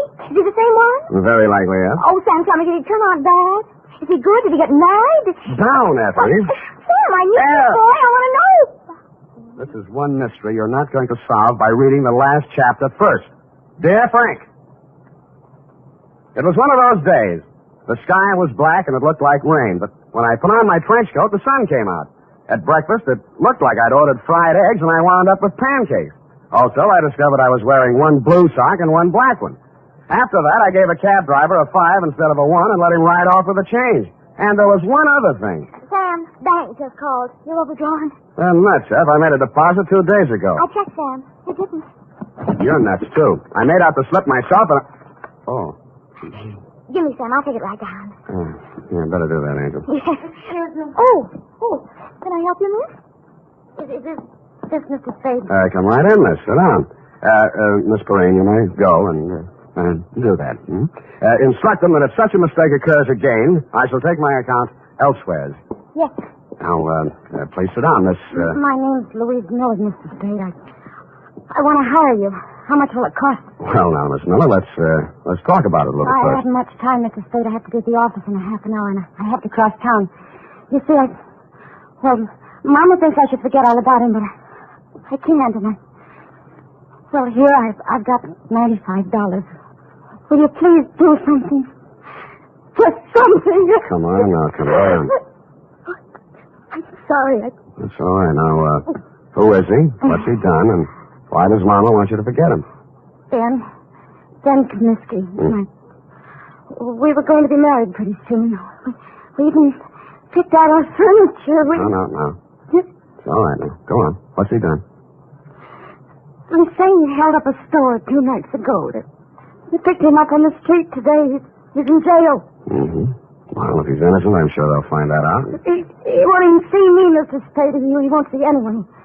Ben's good and kind and sweet, and I love him, and I want to marry him. And I want you to find out why, what it's all about. Look, Miss Miller, I think you should be in the office of a good lawyer. I'm sure He doesn't want a lawyer. He won't even see the public defender. He doesn't want anything.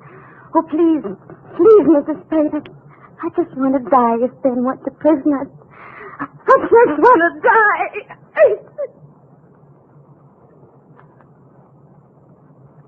I'm no sentimentalist, but faith is a thing we're a little short on these days, so we came to terms.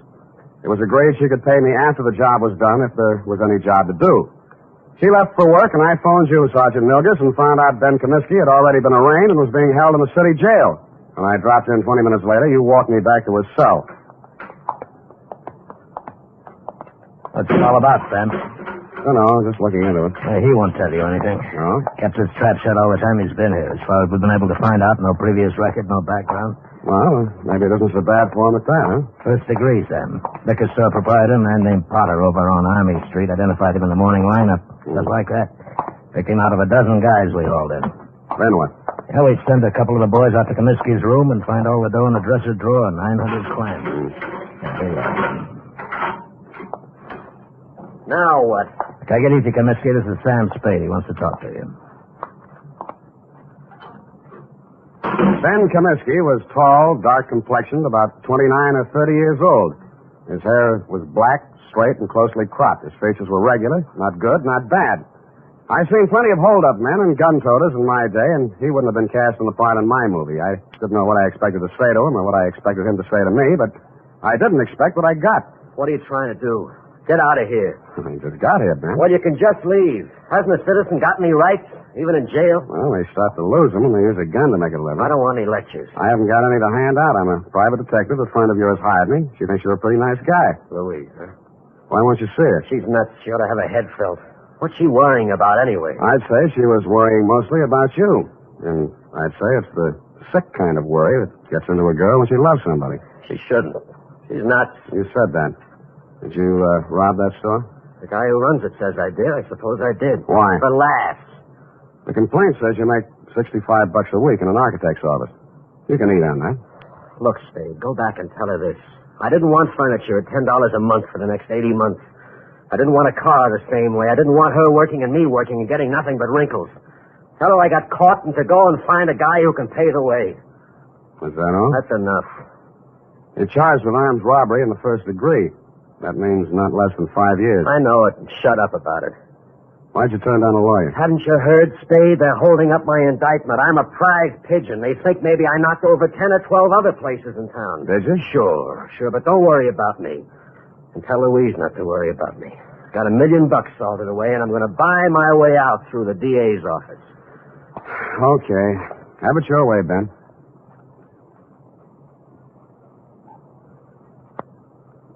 But an hour later, I found myself strolling around Ben Comiskey's old neighborhood. A man named Gabrini, who owned a grocery store, remembered him and liked him. A woman in a bakery shop told me how he'd gone into the Army as a private and been discharged a first lieutenant. A phone call to a Mr. Henderson, Allied Architects, revealed that Ben Comiskey was in line for a raise and promotion. All in all, I was getting a composite picture that didn't look quite right. I decided to try his mother's place. It was on Lombard Avenue, a street that starts on the waterfront. According to the penciled note above the doorbell, it was out of order. The slot on the mailbox read, Mrs. Anastasia Comiskey. Yes. What is it, please? You're Mrs. Comiskey? I'm busy now. I fixed lunch for my son. He come back from Cincinnati. Please. Oh, Mrs. Comiskey, I'm here to talk to you about Ben. He's your son, too, isn't he? Yes. Ben is my son. Well, I'm trying to help him, Mrs. Comiskey. Why? He has no money. I have no money. A friend of his, Louise Miller, hired me. Oh, Louise, she's a foolish girl. Very foolish. Her heart should not be with Ben. I think he's a very lucky man to be loved by somebody like that. If not for her, Ben would not be in jail, in trouble. Oh, you don't want to help my son. She don't want to help him. She'll leave him alone if she wants to help. Ben is bad. Not good like my son James. James is always good. Times he's away, he sends me money. From what I hear, Ben's always been pretty good, too. Always one good son, one bad son. What's going on, Mom? Oh. Who's this? He come to ask questions about Ben. Huh? I'm Jim Comiskey, Ben's brother. Oh, my... You run on in, Mom. I'll talk to this gentleman. All right. Get out of here. Look, I'm just trying... If you've got any questions to ask about Ben, go to the police. They can give you all the answers. And stop bothering my mother. She's been through enough in the last 2 days. If I catch you around her again, I'll break you in half. The man who slammed the door in my face had the same angry look and the same angry glare of Ben Comiskey. The angry Comiskey brothers definitely wanted nothing that looked remotely like help, it seemed to this casual observer. I went back to my office to wait for 6 o'clock. That's when I intended to call my client, report my opinions, and drop the case. But at 5:30, she called me. Mr. Spade, Yeah? this is Louise Miller. Oh, yes. I was just going to call you. I'm afraid I haven't been able to do much. It looks like... I know, Mr. Spade. I just telephoned downtown. Ben pleaded guilty at the indictment this afternoon. He's going to be sentenced tomorrow. And that, to all appearances, Sergeant Milgers, was the crop. But 2 hours later, and for the second time in one day, I found myself doing what I didn't think I'd be doing. Walking around a dull, gray, 2-story apartment house on Adams Place. My ex-client's address, to be exact. I was wondering what a lonely, distraught girl would be thinking the night before her boyfriend was shipped away to prison. I found out. I got a whiff of it as I walked down the hall. It was coming out from under her door. I had to use my shoulder. The room was acrid and stinging with gas fumes. And Louise Miller was stretched out on the floor in a 6-foot kitchen. When I picked her up and carried her out, I wasn't sure whether she was dead or not.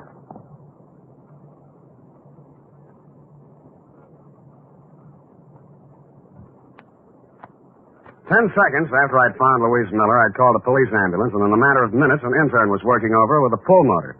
Her breathing became regular, and her pulse picked up, but she was still unconscious. Lieutenant Kelsey of Homicide showed up and said it was obviously a suicide attempt, which is his kind of ingenious thinking. I thought not. If she were going to commit suicide, she wouldn't have called first to pull me off the caper. She'd have let an insignificant detail like that take care of itself. No, she was too strong to pity herself and too sure of what her intuition told her to believe even Ben Comiskey's confession. With that kind of faith, I owed it to her to poke around the ashes while they were still hot. I did, and turned up a live coal in a faded blue shirt and wrinkled brown pants. Bert Singleby by name and by vocation, manager of the Greystone Arms apartment. What kind of a girl was she? Oh, nice, clean, sincere. The kind mothers always want their sons to marry. Boy, I wish I'd listened to mine. Yeah, did you know her boyfriend, Ben Comiskey? Oh, salt hors d'oeuvre. I can't understand him pulling a hold-up like that. But then, the war did strange things to people. I guess it did. Well, I almost stayed in Europe and married myself up to a French doll myself. Yeah, I bet. But Sandra, that's my wife. She'd have hunted me down in Tibet. It was easy to come home facing music. Yeah, well, about Louise, you know any reason why she might commit suicide? Frankly, no. I met her in the hallway tonight, and she said, Mr. Singleby, she said, Ben didn't do that hold-up because I'm pretty sure I know who did. Well, I figure she's just keeping up a front. But if she did really know that Ben didn't do it, she wouldn't have turned on the gas now, would she? No, she wouldn't. Did she tell you who she thought did it? No, that's all she said. Quiet girl.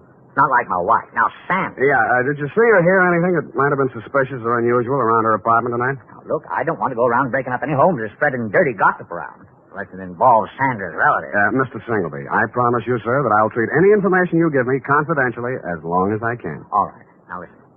Sandra told me not to say anything because, it's a lot easier to rent a suicide apartment than a murder apartment. You know that? Confidentially, I'm a humanitarian. But if you tell anybody I said this, I'll just lie about it. I'll never tell a soul. Well, we were out of butter, see, so I had to run down to the store. Well, when I passed the mailboxes outside, a guy is standing there. He asked me which apartment Louise Miller was in, and I said 12B. What did he look like? Oh, let's see now. 5'10", medium build, tan suit, dark shirt, sort of wide-brim hat, kind of flashy. Mm-hmm. Wore 3 or 4 big rings, diamonds they looked like. 3 or 4 big diamond rings on each hand. The Iceman. Why didn't you tell all this to the police? Bert, who are you talking to? Don't you dare say a word about that poor girl. That's why. That is why. Sandra always says, keep your mouth shut and you keep out of trouble. But me, I don't know. I just love... Bert, stop talking too much and close that door. Yes, Sandra, dear. I'm closing it.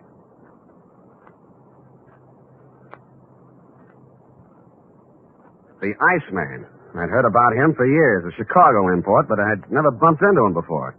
He'd been headquartering at the Red Spot Cafe, the kind of a place that Skid Row winos visit when they want to slum. It was dark inside, but I strode manfully to the bar. Yeah, something? The Iceman here? What do you want him for, huh? He's a friend of mine. You're a friend of whose? What are you giving me? You got bull written all over you from the top of your stupid head to the bottom of your flat feet. He had the tan suit, the flashy rings, the dark shirt, and the wide-brimmed hat. He stared at me with eyes that were icy and insolent. He rubbed the knuckles of one hand into the palm of the other as if he just ached for a chance to bruise them, which I was sure he did. 4 guys sauntered over to lean on the piano, and as ugly as they were, I knew it wasn't a barbershop quartet. 2 more left the bar and stood behind him, and a few others got up from nearby tables and joined the group. I should have brought my team, but I hadn't. You're a friend of mine, huh? Well, if it isn't Claude Bettering, the juvenile delinquent of 1940. Is that so? Now, you're a real brain. Who are you, Brainy? Sam Spade. Oh, now, ain't that a pretty name? You got something on your mind? I just wanted to talk with you about what you did to a girl named Louise Miller tonight. Never heard of her. Sounds cute, though. Girls are a lot easier to push around, aren't they, Claude? Call me Ice. Claude? Some guys are just as easy as some dames. Where have I been all night tonight, fellas? Here, Ice. You heard that, Spade? I've been here all night. Any of you guys ever hear of a Louise Miller? No. Yeah, sorry, nobody ever heard of her, see?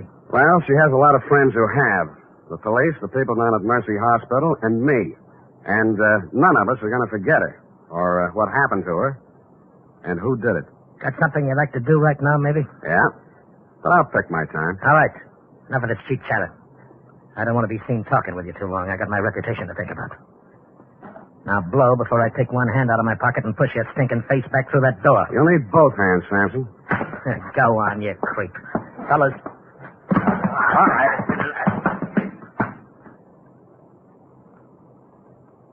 As I went rapidly through the door, Claude Bettering was standing, oily smile and all, polishing a couple of his oversized rings on his lapel. It was a picture I said I wouldn't forget, and I didn't. I went and rented myself a car, parked it down the block from the Red Spot Cafe, and waited almost all night. I knew that Louise Miller was not the kind of a girl who would have anything to do with a guy like Bettering. And if he came to her apartment, this must have been for some unloving purpose. Probably to keep her from telling who actually did the holdup Ben Comiskey had confessed to, if she found out the truth. Finally, a bunch of palookas came out, Bettering included, climbed into a car and drove off, me after them. One by one, Bettering dropped his men off at their hotels and apartments until he was finally alone. He stopped at a brownstone on Hobart, and I caught him just as he opened the door of his apartment. Well, the tough guy. You're going to find out. Don't think I'm easy.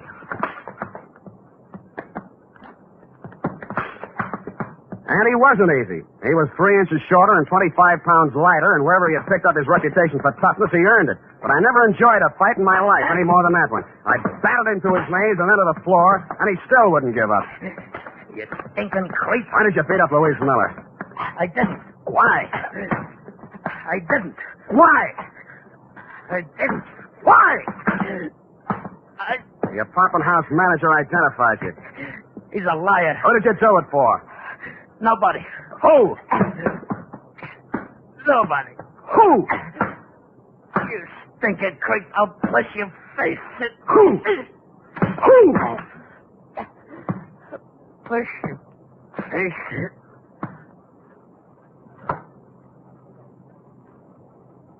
He went out. Quite a guy, the Iceman.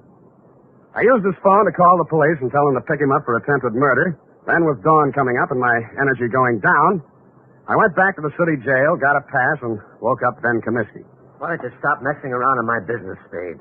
Did you ever really love that girl of yours? Get out, you sadistic jerk. Well, she's in Mercy Hospital now. You can send her a card. Write something nasty on it. So long. Spade. Yeah? What's she in the hospital about? What do you care? Tell me, please. Somebody turned on the gas in her apartment and tried to kill her. It's nothing, really. Please. Who did it? Who did it, Spade? I think it was a guy named Claude Bettering. They call him the Iceman in certain circles. But why? That's what I'd like to know. Who's Bettering? I don't know. Your girl believed you were innocent, Comiskey, but you said you weren't. My guess is that somebody figured she knew something and tried to shut her up. I think Bettering was hired by somebody. Spade, look, I don't have any dough, see? But I want to get out of here. For one day. Do you know anybody to raise the bail? I won't skip, and I'll pay back anything you want. Why? I gotta see somebody. I don't think I can. Who do you want to see? My lousy, dirty, low-down, no-good brother. He hired Bettering? Who else? He did everything. He's always done everything wrong. He held up that liquor store, but he's on parole, a 2-time felony offender. One more rap and he'd go up for 20 years. I did this for him, yeah. Look at me. I did it for him, and he tries to kill my girl. Your mother said he was a good boy, hard-working, lived in Cincinnati. Me again. I told her all that. She believed it. I started a whole stupid lie and had to go through with it. I could explain 2 years, 3 years to her, but not 20. He promised he'd go straight. He promised.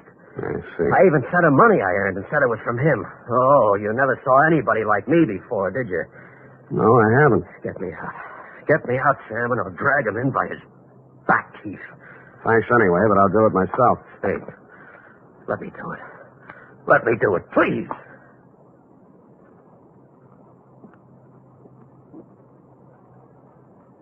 I drove over to Mrs. Comiskey's house and knocked on her door. She came out in a housecoat, hair mussed, and sleep still in her eyes. Yes? I'm sorry to bother you at this hour, Mrs. Comiskey, but is your son home, Jimmy? Jim, no, he went out last night. He didn't come back yet. I see. When do you expect him? Well, he didn't say. He didn't have to, because I saw a closet door move, and I was in and across the room. In a second, I pulled the door back, and Jim Comiskey came out, gun and all. Jim, you're gone crazy. She hurried across the room, threw herself between Jimmy and me, and started wrestling the gun away from me. He put one hand flat on her face and knocked her halfway across the room. I went at him. He shot, but it went into the ceiling. I didn't give him a chance to do it again. Don't! You held up the liquor store, didn't you? Yeah. And hired Bettering to kill Louise Miller? Yeah. And you're going to take your own rap from now on. Yeah. Yes, I will.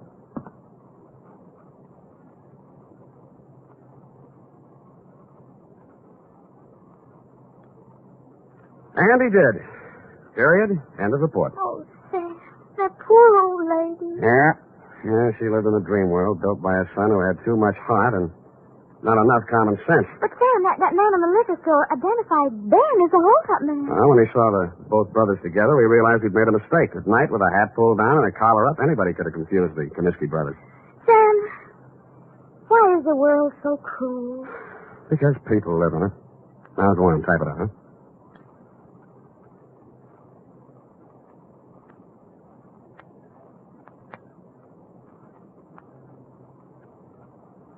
Well, here it is, Sam. And if you don't mind my saying so, it's a lesson to everybody. If you say so, Ed. Honest, Sam, I'm just infuriated. Now, don't go too far. Misplaced love, devotion, it just isn't right. Now, hand me the glass. This kind of thing could be going on all over the world. The glass up. If it weren't for people like you who step in and take things in hand. The glass! Oh! Here you are, Sam. Thank you, Miss Brain. Honestly, Sam, look. Just honestly, that's all. Are you finished? Well, I have some sociological feelings, too. I'm just not an automat or secretary you turn on and off with... Come here. Come here. With each new case, I have feelings. Effie, I just kissed you. I know what... I just kissed you. Oh, Sam. Delayed reaction. Must be the heat. Oh. Good night, Sam. Good night, sweetheart. The Adventures of Sam Spade, Detective. Brought to you by Wild Root Cream Oil Hair Tonic, the non-alcoholic hair tonic that contains lanolin. Wild Root Cream Oil. Again and again, the choice of men and women and children, too.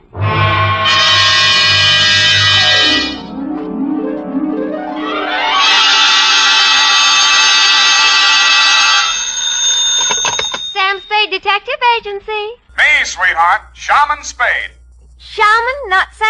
An old Indian word signifying wise man. And it's true, Effie. I'm a lot wiser man than I was yesterday at this time. Oh, really, Sam? Really, little papoose. Put on some war paint, a few turkey feathers, and your best open-toed moccasins. Where are we going, Sam? Why, to Ted's teepee for a rousing repast of ground corn and dried buffalo meat. Oh, well. Don't quibble, Effie. Get the wigwam ready, sharpen my tomahawk, and lay out my herringbone breech clout. I'll be right in to dictate the Shargaga, the Shanagma, the Indian caper.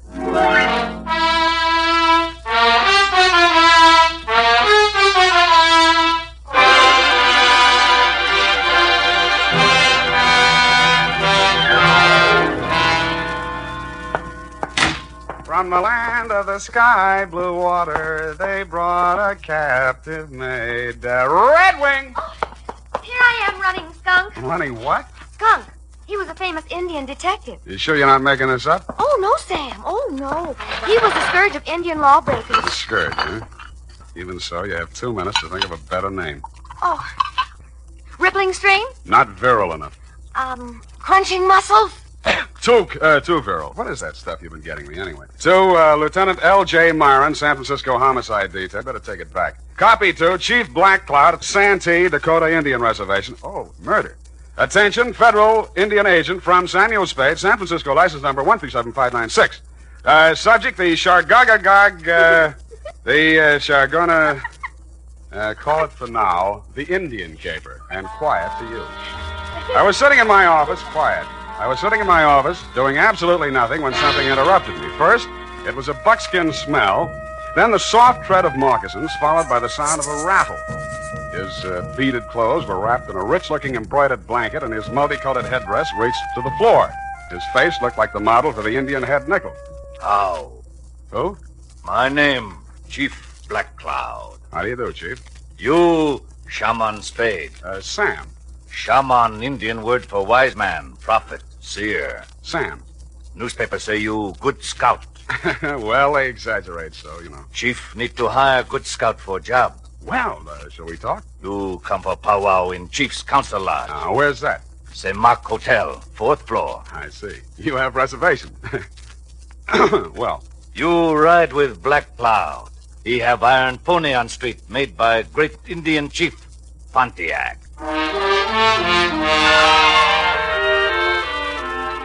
And he actually had a council lodge at the St. Mark, 4th floor.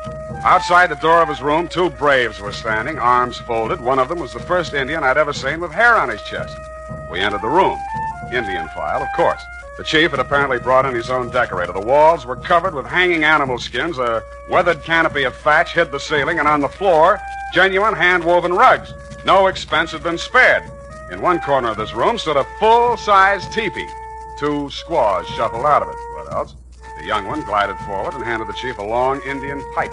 Shaman Spade, this fairest Indian maid of all. Only person in world important to Black Cloud. Name, Little White Lilac. How do you do, Little White Lilac? It's nice to have you here. She wise, educated girl. Graduate Smith College. Nice. All squaws out. Oh. All squaws out. Squaws no good at powwow. Well, you know best, Chief. Now we powwow. You get paid well. Chief Black Cloud owned 130 oil wells near Tulsa. Oh, Oklahoma, huh? Not Oklahoma. Indian land. Union mean nothing. Union temporary thing. I see. Indian here long before white man. This is true. And Indian will be here long after white man. All right, Chief, all right. Chief Black Cloud come to San Francisco Village 5 days ago for powwow with big engineer. Anybody I know? His name, Clarence Hobart, engineer for Arundel and Amaskig Consolidated Engineering Company. Fine Indian name. We have powwow 4 days. Hobart disappear. And you want me to find him, is that it? Chief tired of San Francisco. Want finish powwow. Get back to Santee, Dakota Reservation. Clarence Hobart. Okay, I'll see what I can find out. Good. One moment, Shaman Spade. Sam.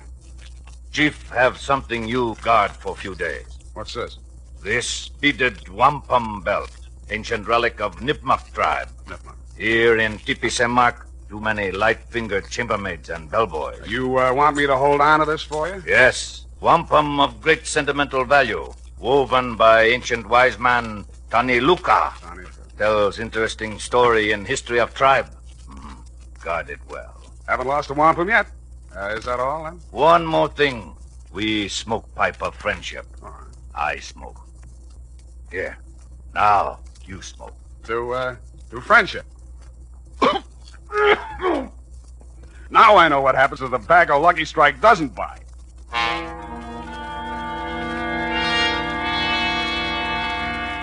When I left Chief Blackcloud's fourth-floor lodge, there was only one brave standing outside the door. The hairy-chested Indian was probably taking 5.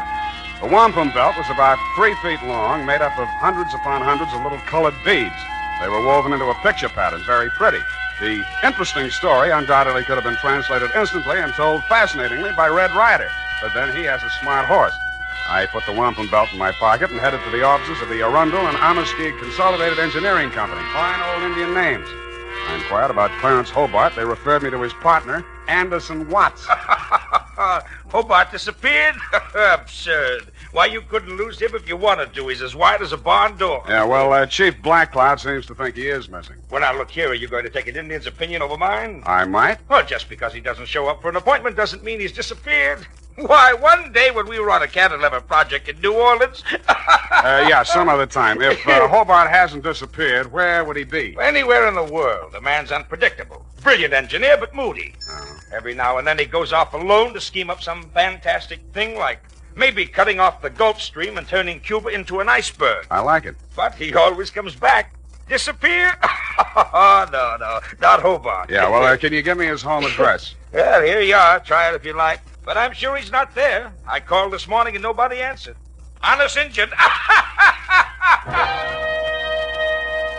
I left this utterly charming man and started for the address he had written down. I was taking the shortcut through the alley on Sutton Street when I heard the rattle of beads, and a naked brown arm of considerable size reached out of the murk.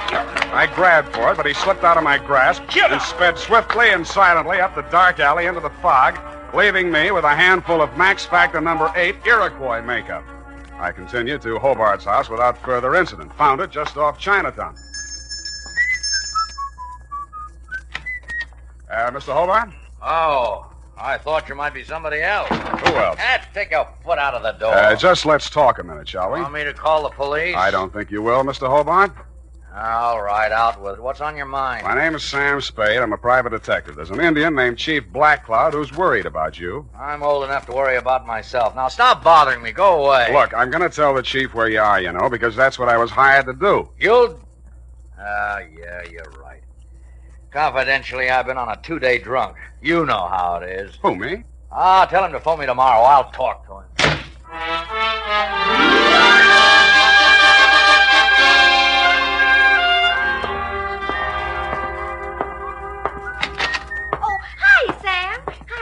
Hello, what are you doing here today? This is your day off. I just wanted to show you something. Happy, first do me a favor and put this wampum belt in the safe, will you? A wampum belt? Genuine Indian art. Oh, it's beautiful. Tells the story. You know what? Yeah. It'll go beautifully with... Oh, Sam, I forgot. There's a girl waiting in your office. Well, good. Well, Sam, don't you want me to show you? And there was indeed a girl in my office. It was Little White Lilac, Chief Blackcloud's fairest Indian maid of all. Only a heap big change had taken place. She still had the Indian color, but gone was the headband, gone the buckskin dress, gone the squatting squaw of the St. Mark teepee. Little White Lilac stood revealed in the thin disguise of a modern white woman's cocktail dress, complete with pale-faced 20-carat perfume. It was a transformation worthy of a high-priced medicine man.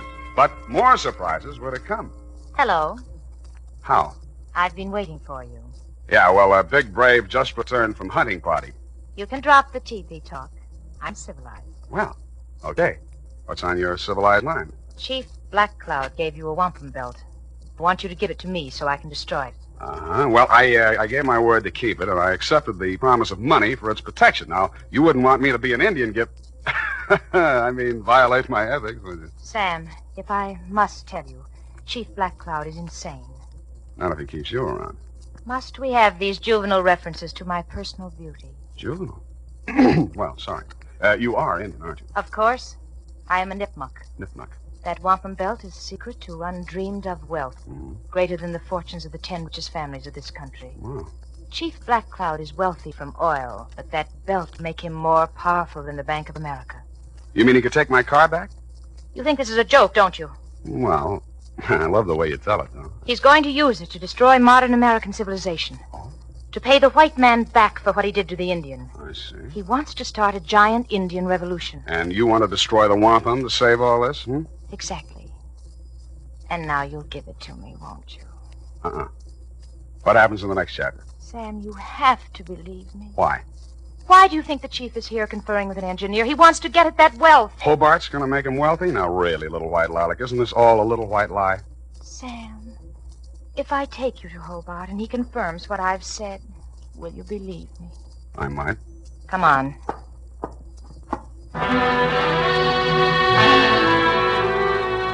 She took me by the hand, and she led me out of the office and up and down several streets until we arrived at a frowsy-looking brownstone. We entered, still holding hands, and came to rest in an apartment that looked just recently occupied. I guess that's what it looked like, because you couldn't tell much. It was being lit by either one 10-watt frosted bulb or by fireflies. This is the place. Yeah, a little dim in here, wouldn't you say? I like dim places. Yeah. Mm-hmm. Where's Clarence? I'll get him in a minute. First, Sam. Yes, Lilac. You've been so nice. I have? I want to find some way to thank you. I'll wait while you look. I can start by kissing you. Please, Sam. Oh! The kiss was great. In fact, it blew the top of my head off. After this, there was a free fireworks display, followed closely by a giant roar that sounded like Niagara Falls with a cold. It was a short feature, followed by a long period of dark, black silence. When the curtain came up again, I was lying in an alleyway. I was stiff and cold, my head throbbed with pain, my brain was a jumble, my suit was torn and dirty, my patience was at an end, and my anger with little white lilac knew no bounds. I went down to the office and changed clothes and get a drink. The phone was already ringing when I opened the door. Sam Spade. This Chief Black Cloud talking from St. Mark Tipi. Yeah. What's on your mind, Chief? 10 minutes ago, bellboy delivered to Chief Black Cloud box. Inside box is scalp of Engineer Clarence Hobart. I hung up the phone, fell into my chair, snapped on the lights, and fell out of it again. My office had been massacred. The place had been ransacked thoroughly and looked like the morning after a Comanche smoker. And you guessed it, my safe had been drilled open. The ancient and valuable Nipmuc wampum belt was gone. At this point, I decided what Chief Black Cloud needed was a detective. Now, here's important news on good grooming. If you want the well-groomed look that helps you get ahead, socially and on the job, listen. Recently, thousands of people from coast to coast who bought Wild Root Cream Oil for the first time were asked, how does Wild Root Cream Oil compare with the hair tonic you previously used? The results were amazing. Better than 4 out of 5 who replied said they preferred Wild Root Cream Oil. Remember, non-alcoholic Wild Root Cream Oil contains lanolin. It grooms the hair naturally, relieves dryness, and removes loose, ugly dandruff. So if you want your hair to be more attractive than ever before, get the generous new 25-cent size of Wild Root Cream Oil, America's leading hair tonic, on sale at all drug and toilet goods counters. It's also available in larger economy bottles and the handy new tube. Get Wild Root Cream Oil. Again and again, the choice of men who put good grooming first. By the way, smart girls use Wild Root Cream Oil, too, and mothers say it's grand for training children's hair.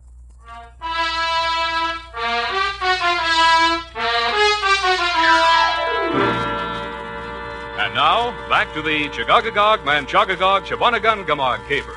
Tonight's adventure with Sam Spade.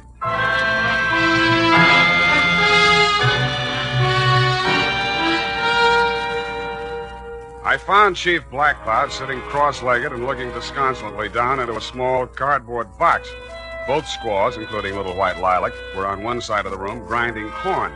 Lilac looked through me as if I didn't exist. I sat down next to the chief, looked into the box, and recoiled.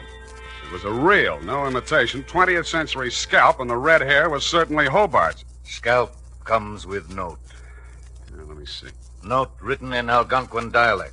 I translate. Honor Chief Black Cloud. Return to Santee, Dakota Reservation and die proper death fitting to old man. Here you will meet violence unto death, even as this man did. Puts the point across. Look, Chief, it isn't that I'm scared, which I am, but I just decided to pull out of this caper. What?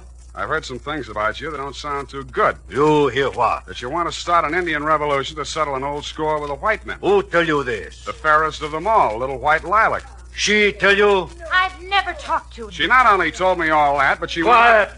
Spade, when did little white Lilac tell you these things? She came to my office today. That's a lie. I never left this hotel. We will see. Kalanuka. Yes, Chief Black Cloud. Did little white Lilac leave hotel today? Little white Lilac with me all day. Why, Never out of sight. Enough. Go away. Kalanuka speak with tongue of truth.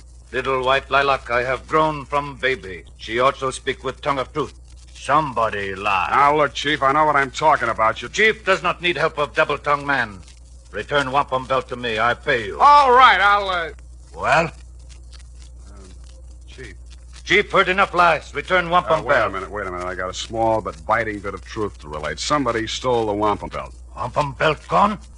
Somebody broke into my office, drilled the safe, and took it. You stole it? It was stolen from me. Return wampum or you not live until sundown. I'll return it if I can find it. Then you can pay me off and we'll call it even.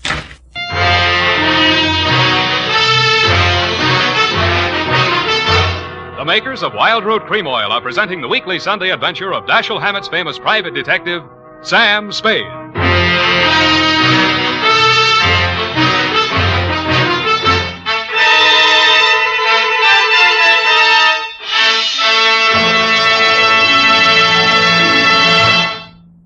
Now, here's important news on good grooming. If you want the well-groomed look that helps you get ahead, socially and on the job, listen. Recently, thousands of people from coast to coast who bought Wild Root Cream Oil for the first time were asked, how does Wild Root Cream Oil compare with the hair tonic you previously used? The results were amazing. Better than 4 out of 5 who replied said they preferred Wild Root Cream Oil. Remember, non-alcoholic Wild Root Cream Oil contains lanolin. It grooms the hair naturally, relieves dryness, and removes loose, ugly dandruff. So if you want your hair to be more attractive than ever before, get the generous new 25-cent size of Wild Root Cream Oil, America's leading hair tonic, on sale at all drug and toilet goods counters. It's also available in larger economy bottles and the handy new tube. By the way, smart girls use Wild Root Cream Oil too, and mothers say it's grand for training children's hair. Get Wild Root Cream Oil. Again and again, the choice of men and women and children, too.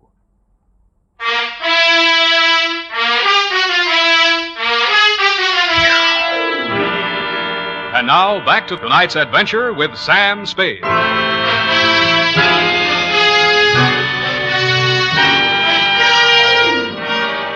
I walked outside, muttering frightful white man's imprecations. Cutting through the hotel parking lot, I suddenly noticed the chief's iron pony made by Pontiac. There was a leather bag on the seat, sort of an Indian overnight case, and sticking out of it was a blood-stained tomahawk. This was of decided interest to me, and so were the rest of its contents. Somebody had a giant engineering project afoot because there were order receipts for such things as 2 LSTs, 4 underwater hydraulic drills, a diving bell, a dredging barge, and a steam derrick. Back again, eh, Spade? Yeah, back again, Mr. Wash. Still looking for the missing Clarence Hobart? Not anymore. Well, I knew you'd realize the futility of it. I found him. And I trust you found him in good health. Old Hobart's a bug on health. Why, once when we were in Cleveland... I think he's dead. It was the Ohio River Bridge, John. Dead? Did you say Hobart dead? Scalped, anyway. Mr. Watts, what was Hobart working on with the chief? Well, I don't know exactly. Well, let's go look at his desk file and see if we can find out. In the bottom drawer, under a lot of miscellaneous papers, we found a large manila envelope marked Black Cloud. It contained some topographical surveys of an area containing a lake. On the back of one of the surveys was written in fine print a series of 37 letters that looked like a whole group of Indian words strung together, or a code, or just doodling. It started out Chagaga something or other. I left Mr. Watts sitting in his office with tears in his eyes, a new role for him, and made my weary way back to my place of business. Effie was standing in the middle of the office with a shocked look on her face. Sam, look at this office. How did it get like this? Oh, my files and everything. Come on, I'll help you pick things up. And again, by the way, what are you doing here?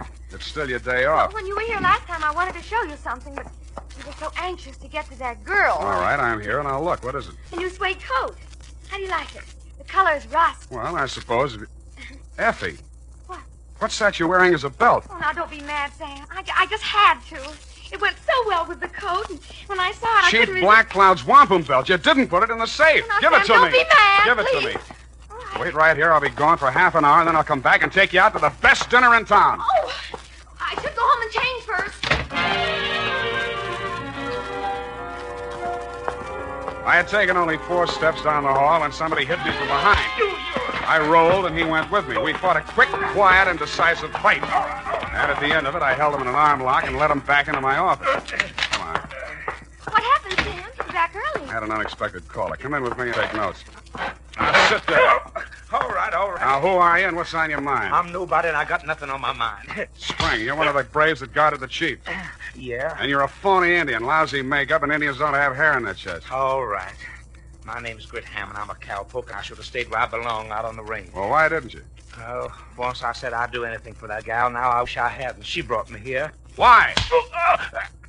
Well, it had something to do with buried treasure. She was going to give me a big cut. Where is it buried? I don't know. She was going to tell me.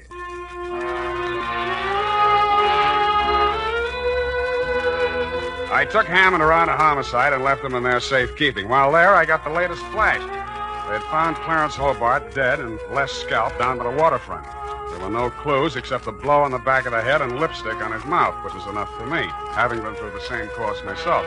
Then I proceeded to St. Mark, 4th floor. Little White Lilac met me at the door. You can't see the chief. Why not? He's asleep. One side. When the chief sees what I've got, he'll wake up screaming his wampum. You have it? And with that, she pounced. I pushed her off, but she came back and got a hold of one end of the wampum and tried to pull it away from me, with disastrous results. The wampum came apart, and in a second was nothing but hundreds of beads rolling different directions all over the place. In fact, it was no more. Oh! What happens in Chief's council lodge? Chief cannot sleep. Well, I brought back your wampum, but now it's all over the floor. Wampum belt destroyed? Yes, it's destroyed, you stupid old man. You talk to Chief? Yes, stupid. You had the world in your hand. You didn't know it. You wanted it all for yourself, to tear down the earth. It could have been used to live. What are you saying? To live the way I'm supposed to live. Now nobody will have it, not even you or that fat engineer who wanted it. Little White Lilac, shut mouth. I've been shutting my mouth all my life. You're a stupid, ignorant, disgusting old man. You'd be better off. His big hands were around her throat. He stood there, anger and betrayal in his eyes. Then his hands dropped and he turned away with tears streaming down his face. It was then that the fair Indian maid went for him with a knife. And that was my cue to step in with a pale-face weapon.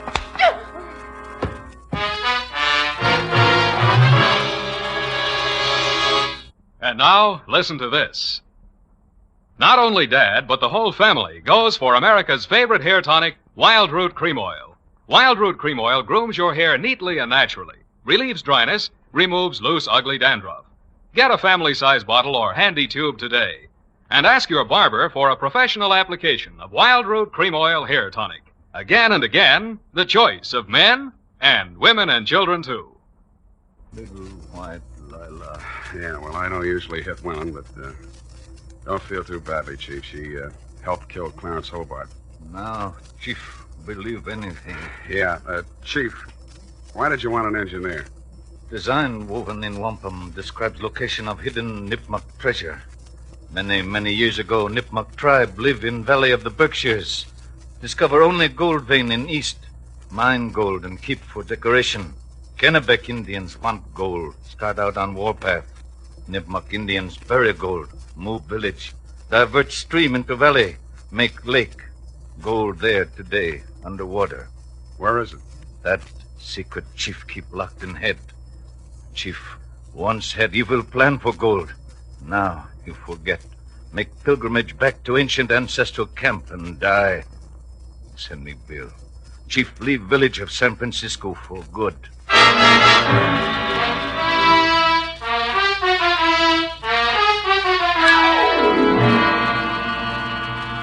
Period. End of powwow. Oh, Sam, it's sad. It is. It is. Vanishing race. Just think, the days of the Colt and the Winchester are gone forever. But the day of the Remington is still with us. Go to it and type this up. Well,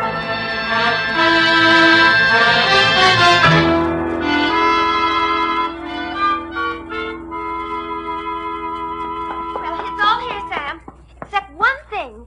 How did the bloody tomahawk get in Chief Black Cloud's bag? A little white lilac planted it there. If anything happened to the chief, she, as the only other living nipmuck, would inherit the wampum. Well, she could have gotten the money by just waiting. Oh, shut up. Sam, you noticed anything about the report? Yeah. Hey, you got the name of the caper right. The, Chargaga... Oh, what is it? Chagagagog, Manchagagog, Chabunamungamog caper. You've been going out with an elocution teacher. Oh, Sam.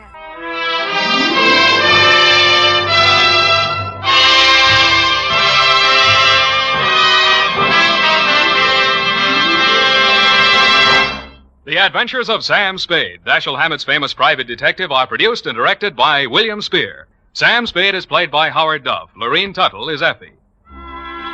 The Adventures of Sam Spade are written for radio by Bob Tallman and Gil Dowd. Musical direction by Lud Gluskin, with score composed by Renee and Pierre Garrigan. Join us again next Sunday when author Dashiell Hammett and producer William Spear join forces for another adventure with Sam Spade. Brought to you by Wild Root Cream Oil. Again and again, the choice of men and women and children, too. The Adventures of Sam Spade, Detective. Brought to you by Wild Root Cream Oil Hair Tonic, the non-alcoholic hair tonic that contains lanolin. Wild Root Cream Oil. Again, and women and children, too.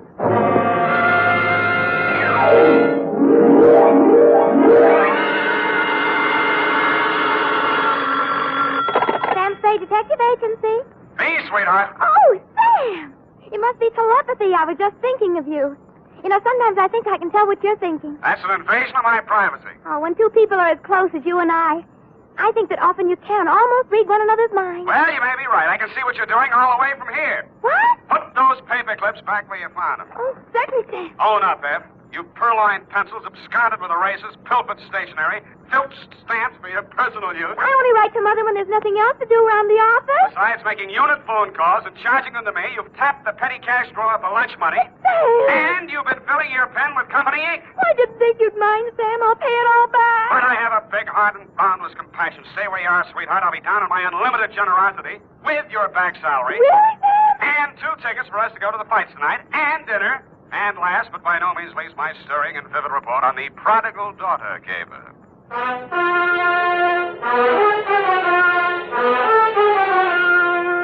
Dashiell Hammett, America's leading detective fiction writer and creator of Sam Spade, the hard-boiled private eye, and William Spear, radio's outstanding producer-director of mystery and crime drama, join their talents to make your hair stand on end with the Adventures of Sam Spade.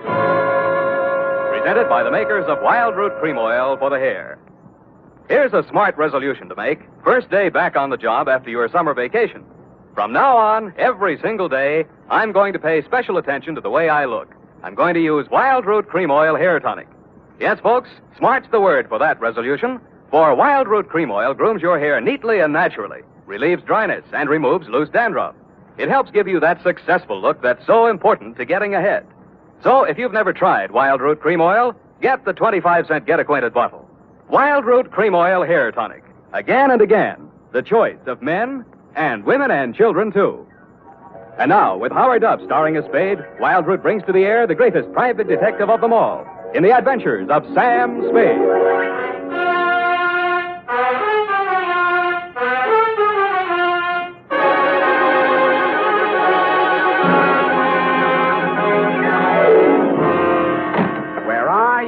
Now that I need you. Effie! Yes.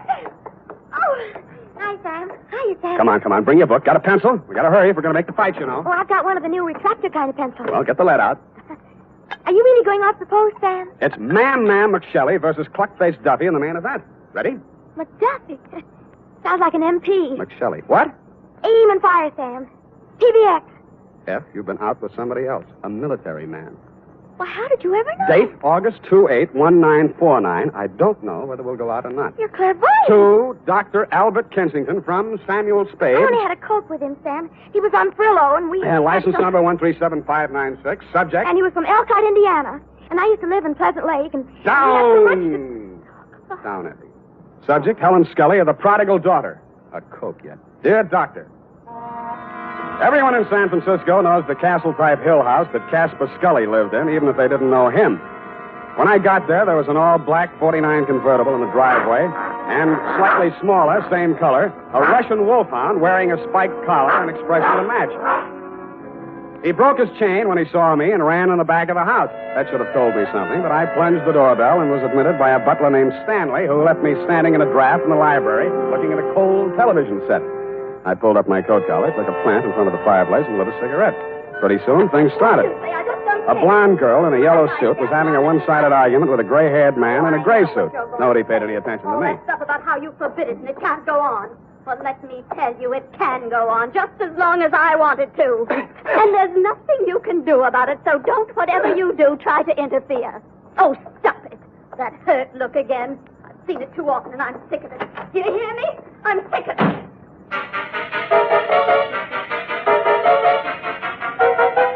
He looked mad, but he didn't say anything. I saw them walk around the garden once, shake fists at each other, and finally part. He disappeared up a narrow stairway, and she came storming back through the library. Who are you? How do you do? Who are you? Sam Spade. What are you doing here? Waiting to talk to Mr. Scully. Well, I just talked to him, and he isn't very nice. Let me tell you that. Yes, He's but a nasty, stubborn, bull-headed old man, and you won't like him. Yes, but Nobody likes him. Go back where you came from, whatever your name is. I'm the nicest person you'll meet around this place. Yes, but... Don't wait around. Oh, goodbye. But I did wait around, Dr. Kensington, and I did talk to Mr. Scully when you came in the room with him, only Mr. Scully did not talk to me. He glared at me through black, smoldering eyes, sniffed the air, frowned at my cigarette. I frowned back. Mr. Spade, I'm Dr. Kensington. I wrote you the letter. This is Mr. Scully. Oh, please, this cigarette. Mr. Scully suffered a severe accident many years ago that affected his throat and his respiratory tract. The smoke. Oh, of course, I understand, Doctor. Sorry, Mr. Scully, Yes, thank you, Spade. This is not generally known, but the unfortunate accident in the chemical plant also robbed Mr. Scully of his vocal power. I see. Yes, the modern doctor, the physician of today, is a far cry from the general practitioner of yesteryear. Today, we must know the mind, the psychological quirks, well, he must follow through completely on a case. He is sometimes, as I am today, a confidant, an executive officer for his patient. He is a friend, to say the least, eh? Oh, yes, to say the least. Eh? Oh, of course, Mr. Scully, to the point, of course. Sit down, Spade. Oh, thanks. Now then, Mr. Scully, as you well know, and the world knows, has made several fortunes in his lifetime. And he didn't accomplish this by allowing people to run roughshod over him. But, Mr. Scully, I'm just backgrounding Mr. Spade. Please be patient. Mr. Scully intends leaving his daughter Helen his entire fortune. A great deal of money, to say the least. Say the least. But Helen doesn't care about the money. She's foolish, young, headstrong, and impetuous. Huh? I heard her arguing with Mr. Scully a bit. Now, Mr. Scully. We'll straighten all this out. Mr. Spade will help us. Well, then, Spade, you have half the problem right there. She is a headstrong, impetuous girl. And lately she's done several things to displease her father. Right, Mr. Scully? You see, Mr. Spade. Oh, I gathered that much, but what kind of thing? Helen's been singing in a cheap nightclub called the Blue Goose. What? Oh, it's very embarrassing. Low class, eh? Yes. There's a man named Torpy. He owns the club. A man named Chick Torpy? Ah, you know of him? I've heard of him. Contrary to all her father's wishes, Helen insists on seeing this man Torpy. How old is she? Well, that's beside the point, Mr. Spade. But a sordid affair now might rob her of a future of wealth and security. Mr. Scully's at the point of exasperation. He might well change his will over this matter. Correct, Mr. Scully? At best, this is an embarrassing situation, and most indiscreet of Helen to have brought it about. So, I'm supposed to go talk to Chick Torpy, is that it? In a word, yes. Well, you sound rather reluctant, Mr. Spade. Chick Torpy's a little too old for the Boy Scouts. Well, we want you to see him. Find out how much you'll take to stop seeing Helen. Tell me, what happens if Torpy isn't for sale? Oh, everyone has them, right? Spade, matter of character. You get paid for work like this, that's your price. Yeah, that reminds me. 50 a day and expenses. 5 days guarantee, to say the least. Of course, to say the least. And, Mr. Scully, I happen to have a standard client's contract with me here. If you'll just sign on both pages, I'm sure that... Never mind, Spade, not now. Mr. Scully will mail it to you later on today. Oh, dear, Mr. Scully's fatigued. Well, you'll contact me as soon as you have any information for us. I said I would. Mr. Scully sounded a final cough, and I left the two of you in the library. It was interesting, meeting this voiceless tycoon who must have made and broken many a man with a nod of his head or a shrug of his shoulders. The same black dog with the same spiked collar was still outside the house doing the same thing. Ah, Spade. Mr. Spade? But something new had been added. A pair of well-tailored shoulders, diamond stick pin, and a gray felt hat with a snap brim. Hello, Spade. You don't know me. Now, wait a minute. There's something about a guy in a lineup. You're Dapper Danny Cavillo. When'd you get out of Folsom, Danny? A while back. They gave me a kind of rain check. Mm-hmm. Wouldn't that 38 make you a parole breaker? Oh, is that showing? Unless your ribs grow in different directions. Sam, I'm here to save you a lot of trouble. What trouble are you here to save me? You want to see Chick Torpy, don't you? You've got business to talk with him, no? News gets around fast, Danny. No. No, it's just that Chick had been expecting somebody like you from the old man, and, well, I'm here to see that you see him. So, why don't you kind of get in the car? And I kind of did. Danny smiled, lit a cigarette, shifted his shoulder holster so I could shift gears better, and drove me back across town to an apartment house on LaSalle, the Metropolitan. A good-looking guy who stood about 6'4", black hair, answered the knock. Hello, Chick. May I present Sam Spade? Sam Spade, meet Chick Torpy. That'll do it, Danny, thanks. Hello, Spade. Come on in. See you, gentlemen. Danny's Gabby. Hello, Chick. Your taxi service always free? Just when I'm in a hurry to get things settled, soldier. You saw the old man today, huh? I saw him and talked to his doctor, Kensington. All right. You're here to tell me how worried the old man is, right? If you're talking about Helen and you, yes. You're bad company. Yeah. What else? He wants you to stop seeing her. Well, suppose I don't want to stop seeing her. Suppose I told you I love her. Let's see. She comes in at $3 million when he kicks. You love her. I'd be crazy if I didn't. I wonder what she'd say if she heard you say that. Why don't you ask her, Spade? Helen? Hello, Mr. Spade. Told you to leave my house today, but you didn't listen. Vince Spade? Well, I'm wondering, anyway. Maybe this will help. When you get back to my father, tell him I think Chick would be a fool to brush me off. Tell him that someday I expect to inherit all of that wonderful money he spent a lifetime making. Tell him that Chick's tired of working. Got all that? Yep. How do you feel, Spade? Like I'm earning my fee. Oh, you've already earned it, Spade. There's no use trying. I've told him myself, now you can tell him. She's not for sale, and I'm not for sale. Got it? You got it. All right, then you're finished here. Hello. Oh, you. Well, I'm not sure I want to talk to him. Give him a pill And it was on that happy note, Doctor, that I went downstairs, found a drugstore, and tried to phone you and tell you what Torpy had said. Your line was busy, and while I was waiting for it to get unbusy, I spotted Chick Torpy out in front. He looked madder than when I'd left him, and there was a bulge in his coat that hadn't been there before. He got into a black sedan near the curb, and I hailed a cab and followed him across town up to Nob Hill. A half a block from the Scully residence, I left my taxi and took the rest on foot. He was still a couple of 100 feet ahead of me as he disappeared into the garden entrance. I heard a cry for help, and then... Chick was standing over something on the ground. When he saw me, he shrieked for a break in the hedge. I stopped long enough to have a look at the body he'd left. My client. He still had gray hair, and he was still wearing the gray suit, but half his face had been shot away.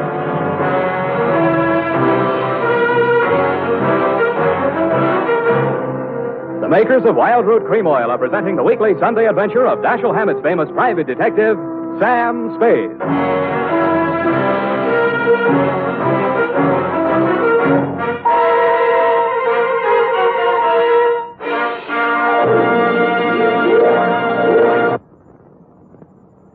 Remember, non-alcoholic Wild Root Cream Oil contains lanolin. It grooms the hair naturally, relieves dryness, and removes loose, ugly dandruff. So if you want your hair to be more attractive than ever before, get the generous new 25-cent size of Wild Root Cream Oil, America's leading hair tonic, on sale at all drug and toilet goods counters. It's also available in larger economy bottles and the handy new tube. By the way, smart girls use Wild Root Cream Oil, too, and mothers say it's grand for training children's hair. Get Wild Root Cream Oil. Again and again, the choice of men and women and children, too.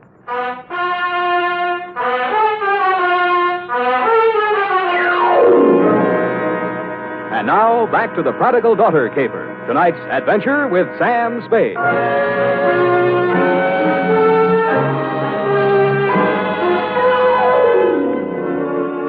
My 5-day contract arrived in the morning mail signed by Casper Scully. The headlines were no surprise. Chick Torpy sought in shooting of multimillionaire. Item: ballistics matched up slugs taken from body with weapon owned and licensed to one Chick Torpy. And item: because of a city ordinance regarding disposition, the body of Casper Scully, found off the immediate premises of his home, had been removed to the city morgue and would remain there until claimed by nearest of kin.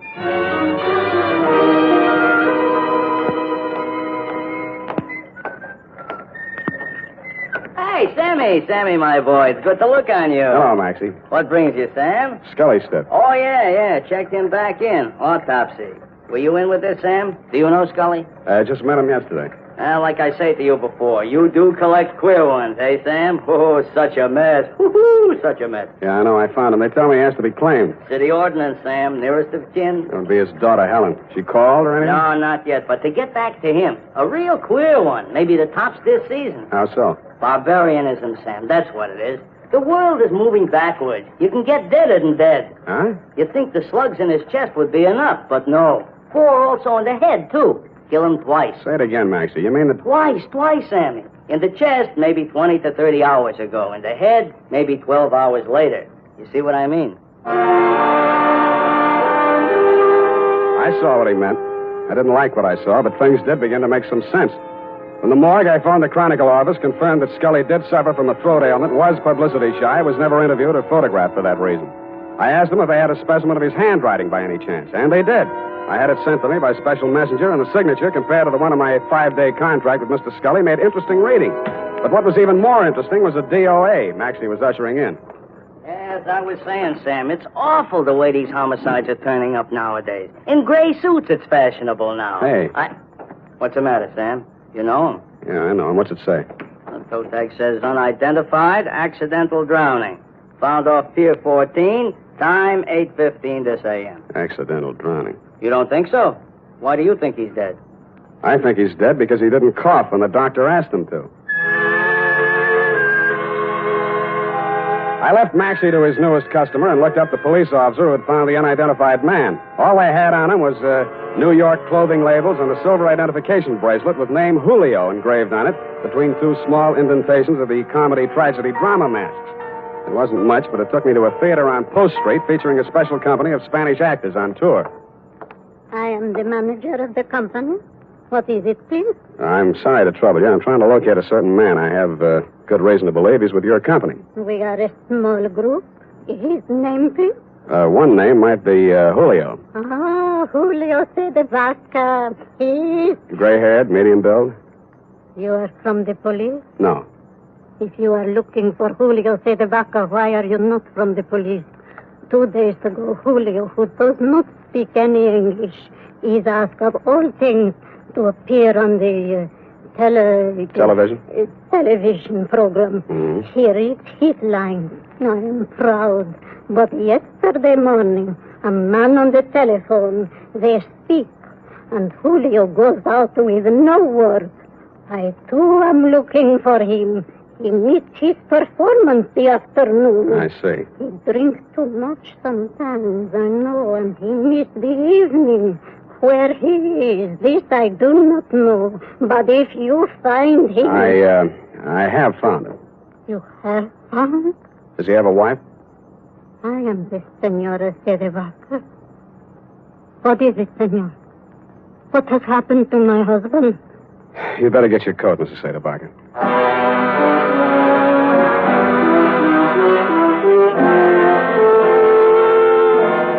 I went back to the morgue with Mrs. Vaca, doctor, and after that I went over to the Blue Goose Club.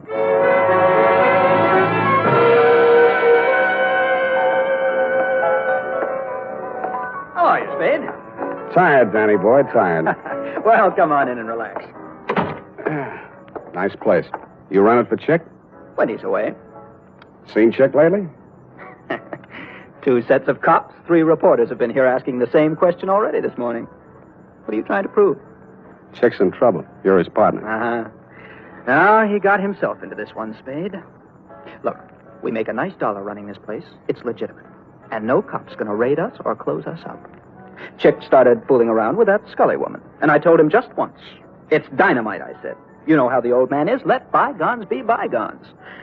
But Chick didn't listen. And... Tell me about the bygones that should be bygones and why Chick should know how the old man is. Well, Scully sent him up 5 years ago. Didn't you know? No, I didn't. Oh, Chick owned some property south of Brazito, and Scully wanted it for oil drilling or something. Chick asked too much, and Scully figured a way to get it from him in court. Had it condemned or something. Mm-hmm. Well, Chick got kind of sore. He met the old man on the street one day, and, well, they convicted Chick of attempted murder. 2.5 years. And Chick looked up Scully's daughter when he got out of prison and started making love to her to get even. Why, yes, Spade, that's just the way it started. Only Chick was the sucker after all. He really went for the creature. He married her 3 weeks ago in Reno, the poor sap. Anybody else know about that part of it? Only me. I was best man. By the way, Danny, did you rap Julio Cedebaca over the head last night and toss him in the bay? Who's Julio, whatever his name is? An actor who happened to look something like old man Scully, enough like him to keep his mouth closed when I was there, but who might want to open it later. I don't know what you're talking about, Spade. Didn't think you would. But I don't like it. Yeah, boy. Timmy? Joe? Yeah. Throw this bum out. I'm sick of looking at him. Get out of here. And they did. It was 2 against 1, and I'd been up late the night before. I was doing very well, though, until somebody stooped to a form of subterfuge I have long since grown to hate. I was borne on 2 swarthy shoulders out of the club and into the open air. I was on a balcony, and a good stiff sea breeze was blowing. I didn't enjoy it long. 1, 2, 3,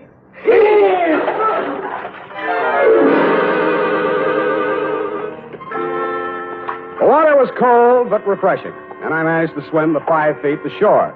And that was my limit. I hung onto a slippery piling which supported the Blue Goose above me and partially hid the antechamber in front of me.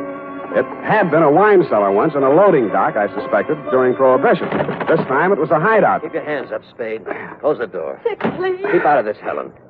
You're crazy, Torpy. You got this all wrong. Mr. Spade, right. There's probably a $5,000 reward out for me right now. They want me dead or alive, and you're here to tell me how wrong I am. Well, it'll be dead, Spade. They'll never take me, and you aren't going to. Listen to reason. I've listened to all the reason I'm going to listen to. From now on, I'm doing things my way. I got nothing to lose now. I'm getting out of here. So long, baby. It's been great. He leaned over to kiss her goodbye, and that is when I rediscovered that my wet revolver, even though it wouldn't fire, still had plenty of power left. Mr. Spade, thank you. Thanks for doing that.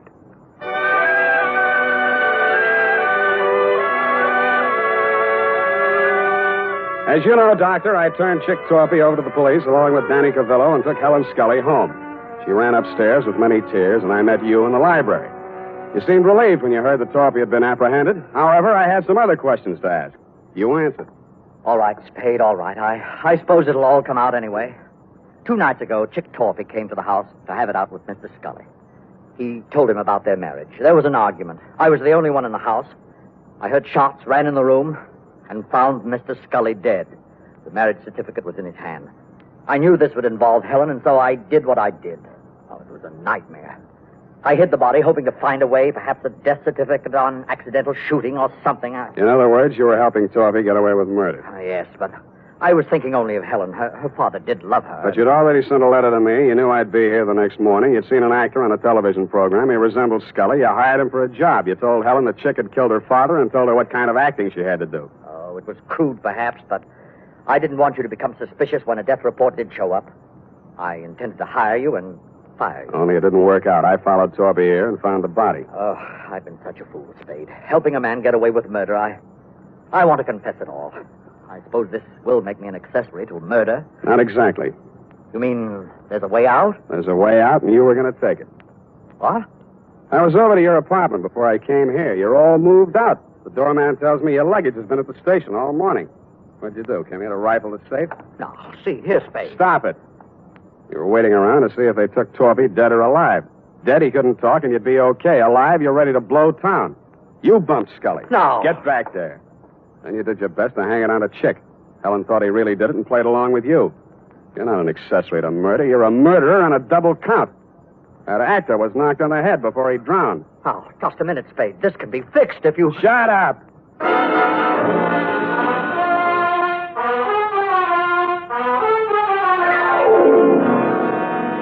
Period. End of report. Sam, I don't understand. What, Angel? I don't understand, Sam. What? Well, you say you turned Chick Torpy over to the police, yet Dr. Kensington was the murderer. A formality, F. He will be released and cleared in short order. Anything else? Well, yes. What about Danny Coville? An innocent bystander. But he had you beat up and knocked on the head. And he has already made amends with those tickets for the fight. No more questions, F. Type this up and I'll give you the happy ending.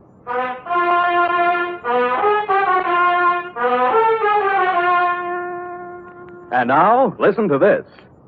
School days will soon be here, mothers. To make sure Junior's hair is always neat and well-groomed, get after those cowlicks and stray strands with Wild Root Cream Oil, the famous hair tonic that grooms the hair neatly and naturally, relieves dryness, and removes loose, ugly dandruff. And remind Dad to ask his barber for a professional application of Wild Root Cream Oil Hair Tonic. Again and again, the choice of men and women and children, too.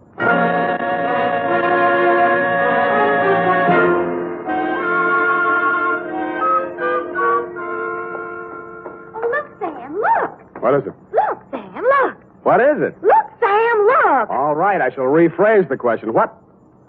Oh, I see. You mean the magazine Look, huh? They said an advance copy. It's not even out till next Tuesday. What's it doing here? Oh, look at them.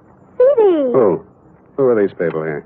That's Sam Spade. What? On the radio. You know, Howard Duff. He plays you on the radio. Howard Duff. Why don't I play it on the radio? You're not the type, I guess. Yeah, look here. Sam Spade dictating to Effie. Hey, she's not bad, you know. Not bad. Oh, really? That actressy, I thought. What is it? Levine Tuttle. Levine.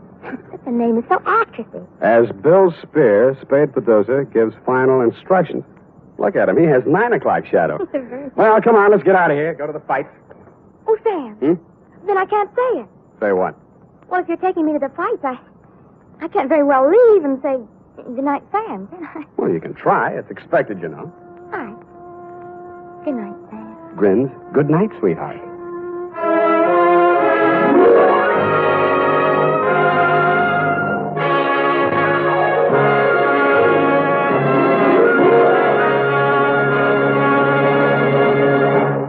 The Adventures of Sam Spade, Dashiell Hammett's famous private detective, are produced and directed by William Spear. Sam Spade is played by Howard Duff. Lorene Tuttle is Effie.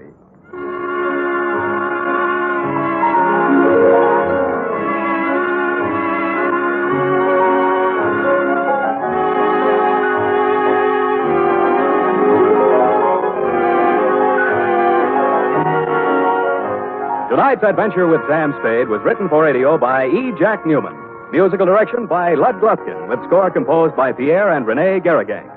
Join us again next Sunday when author Dashiell Hammett and producer William Spear join forces for another adventure with Sam Spade. Brought to you by Wild Root Cream Oil. Again and again, the choice of men and women and children, too. The Adventures of Sam Spade, Detective.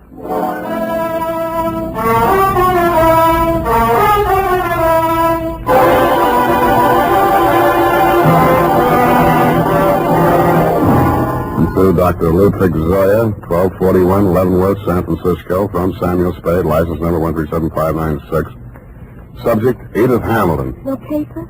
No caper. Dear Doctor, if I owe you an apology for not keeping you informed on the progress of the assignment and for letting it drag on as long as it has, then I'll have to go on owing you, which makes us even because you don't owe me anything. The start of it was a month ago. 32 days, 8 hours, 3 minutes, and 45 seconds, to be exact. Ah, Mr. Spade. Dr. Zoya? Good to see you. Let me think. How long is it? 3 years since I visited your office. That was when you were my leading suspect in the Denov case. Ah, yes, poor Denov. It was he who pointed out that we psychoanalysts are not unlike you detectives. Uh-huh.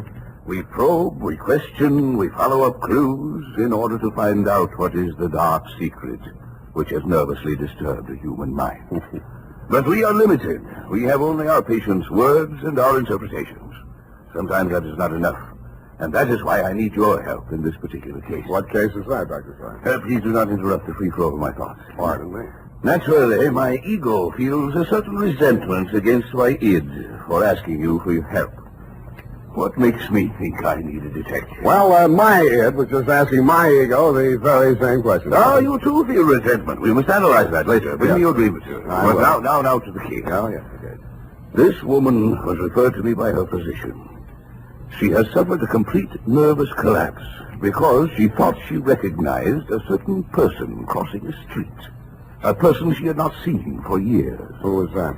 My patient's son died under mysterious circumstances 3 years ago, and the woman she thought she saw was her daughter-in-law. Mm-hmm. It was widely reported in the newspapers at the time. Perhaps you remember it. Carter Hamilton? Carter Hamilton. Oh, Roanoke, Virginia, 1946. The mother accused her son's wife of murdering him. Daughter-in-law was hauled up before the grand jury, but not indicted. Dropped right out of sight afterwards. Good, you know that case.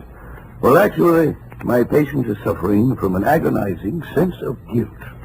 Unconsciously, she thinks that she herself murdered her son. Did she? Well, there may be something tangible at the bottom of so profound a feeling of guilt. You mean you want me to help you convince her that she really is guilty? No. That is for me. But first, we must find out.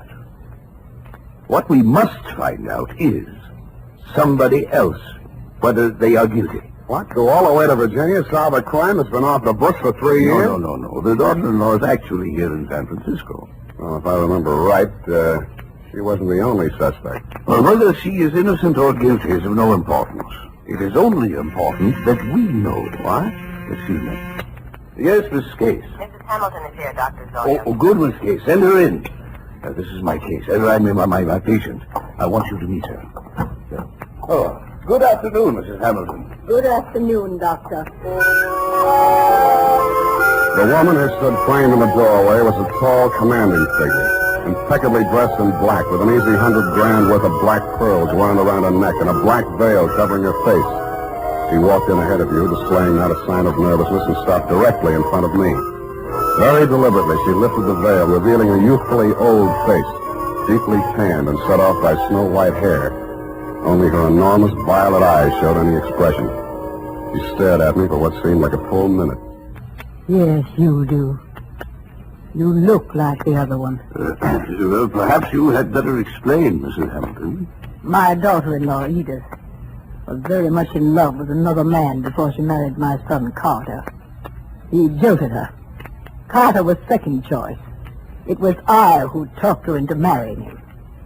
That's why I'll never rest until my son's death is avenged. We must analyze this desire for vengeance. Oh, yes. Yes, I had a dream last night. I dreamed that Edith was dead, stabbed with the same bone-handled hunting knife she used to kill my son. Yes. Well, no. You just lie down on the couch and relax, Mrs. Hamilton. I'll be with you in a moment. Come, Mr. Spade. This is the most disturbing new development, her dream. You must get to that girl as soon as possible. Her life may be in danger. You mean the old lady is mixed up enough to take a shot at her? Here. Here is the address. And take this briefcase. Why the briefcase? Well, there are legal papers in it regarding the Hamilton estate. They require her signature. I had Mrs. Hamilton arrange for you to take them to her instead of the attorney. I'm supposed to pose as a lawyer. While I'm there, I'm supposed to shake a confession out of her, and while I'm typing it up, I'm a bodyguard. You're getting a lot for your money, Dr. Sawyer.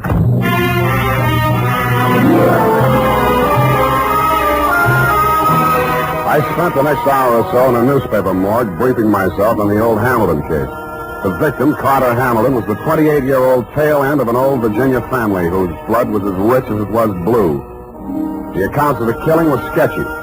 At the old plantation, Carter Hamilton had been found one morning by his mother dead in bed of a stab wound. The knife was never turned up.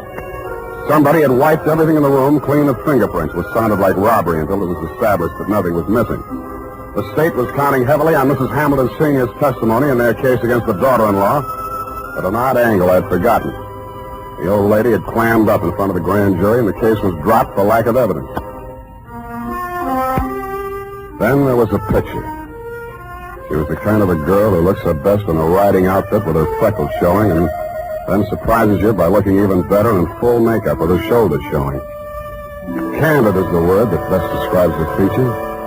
Large, widely spaced eyes, a generous mouth, and an expression of unaffected sincerity. It was with a certain reluctant eagerness that I kicked myself up Stockton Street to Pine, across Pine to Bush, and up 3 flights of stairs.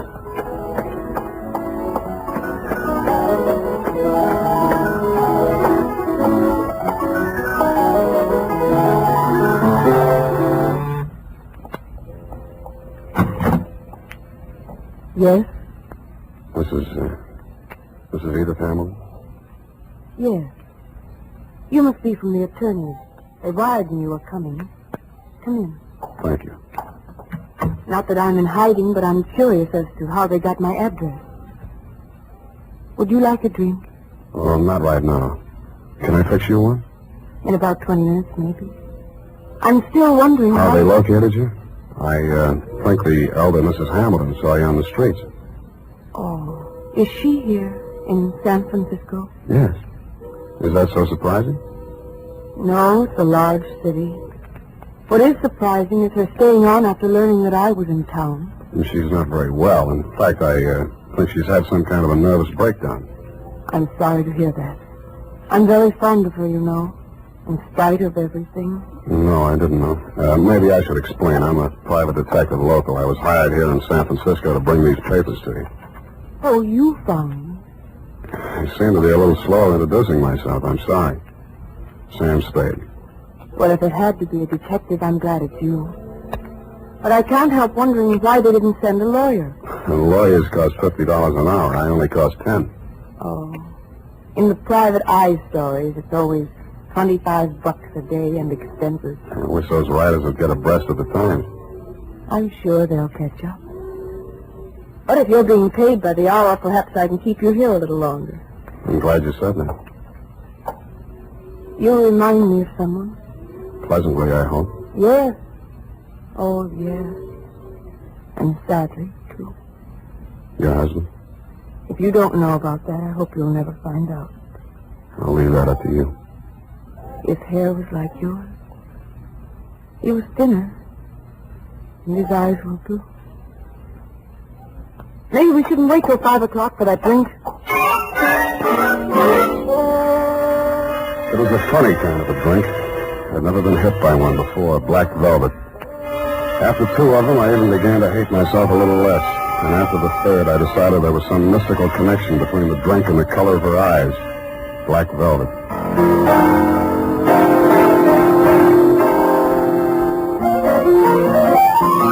I don't know much about music, but the way she went at the piano, you knew she wasn't afraid of it, and probably wasn't afraid of anything. The pieces she played were like her, bold and at the same time delicate. Simple, but with a web of complexities in the background. Brilliant, but always colored with sadness.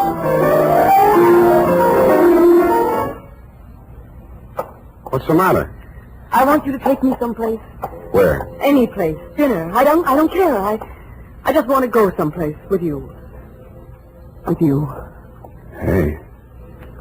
What is it, Sam? I thought we were going out.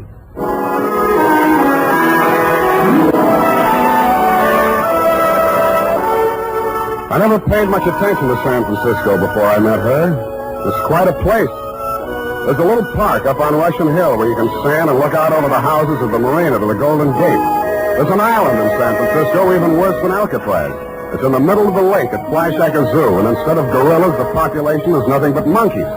There are only 2 laundries in Chinatown. And out at Golden Gate Park, they have a band concert every Sunday afternoon. Maybe it was just the bright weather, but everything looked clean and shiny, as if somebody had taken a scrubbing brush to all the buildings. We even fed seagulls. At first, she never went any further into her past than the day before yesterday.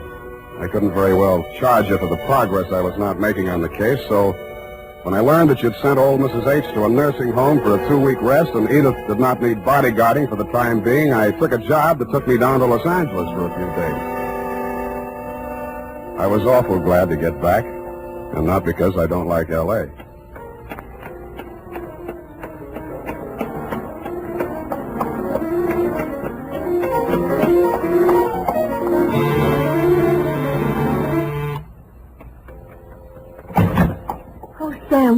Oh, darling, you were gone so long. Hey, the posies. Oh, give them to me. Well, not like that. This is the last time I make a fool out of myself buying flowers. I'll love them later. Hey, you're trembling. What happened while I was gone? What happened to me happened before you went away. You know that. Sam, while you were gone, I had a lot of time and I did a lot of thinking. And I came to a very important decision. There was something I knew I had to tell you. And I wasn't so sure I could get through it. Now, look, Angel, it sounds serious. I don't think this is the time. No, but it is. Yes, it is. Here, take it before I change my mind. What is it?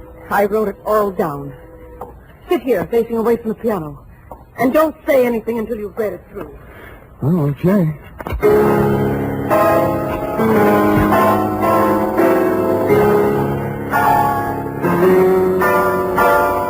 The opening sentence hit me straight between the eyes.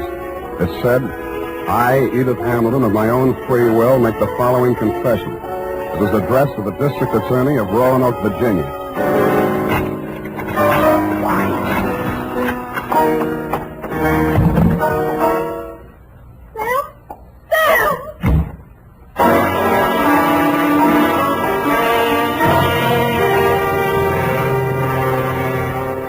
That, Dr. Zoya, was when I headed back to your office. Not to have my head examined, it was too late for that, but to tell you that I was resigning, Miss Schaefer. On the way, I placed 2 ads in the classified sections of 3 papers. One under office space for rent and one under situations wanted.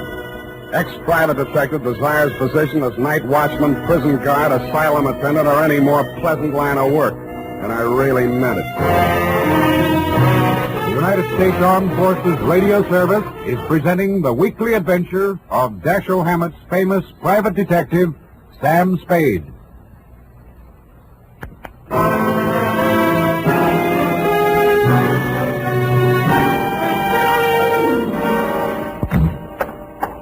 Mr. Spade, what is it? You're disturbed. Disturbed is not the word, Mr. Zoya. Is it because you've been with her a week and a half and there's yet no progress? Let us analyze the situation. The whole setup has been rotten from the beginning. You send me to that girl under false pretenses. You tell me to worm my way into her confidence. One moment. Did I tell you this? How else did you expect me to get a confession out of her? Should have got the play when that old lady said I looked like a man Edith was once in love with. You thought she'd fall for me, didn't you? You thought I'd take advantage of it, didn't you? Well, you could hire somebody else to make love to her. I'm a detective, not a gigolo. So she did make a confession to you. Why do you say that? When a patient comes to a psychoanalyst for help, a situation develops which we call transference. Now, this means that the doctor represents to the patient someone in whom he can confide, to whom he can unburden himself, such as a parent or a loved one. Well, then let's go on with it. No. Well, at the moment, that is, what you feel toward me at the moment is what we call a negative transference. You wish to continue to make love to her, but you feel guilty about it, so you blame me. Well, what then? What are you driving at? In this love affair of yours, we have a similar situation. But what she feels for you only resembles love. It is transference. You resemble a former lover. Yeah. And that is why it only took a week and a half for her to reveal everything. Oh, sometimes I think I am too ethical, or too old. Come now, why don't you tell me? You feel better. There's nothing to tell. She had it written down. I didn't read past the word confession. Well, what did you do with it? I destroyed it. I see. Well, no. Miss Case, what is it? Mrs. Hamilton, she's...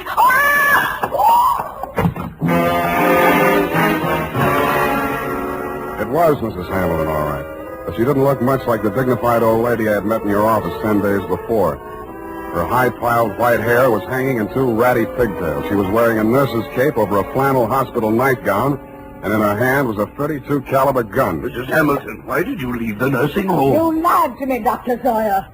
That place is nothing but an asylum. Well, you know that isn't true. Come, give me the gun. You're tired. You must rest. Yes. Now I can rest. I've killed her. What? Miss Case, she's fainted. Get some water. Let me see that gun. I'm going to Edith's place. Get an ambulance over there and don't stop to analyze anything.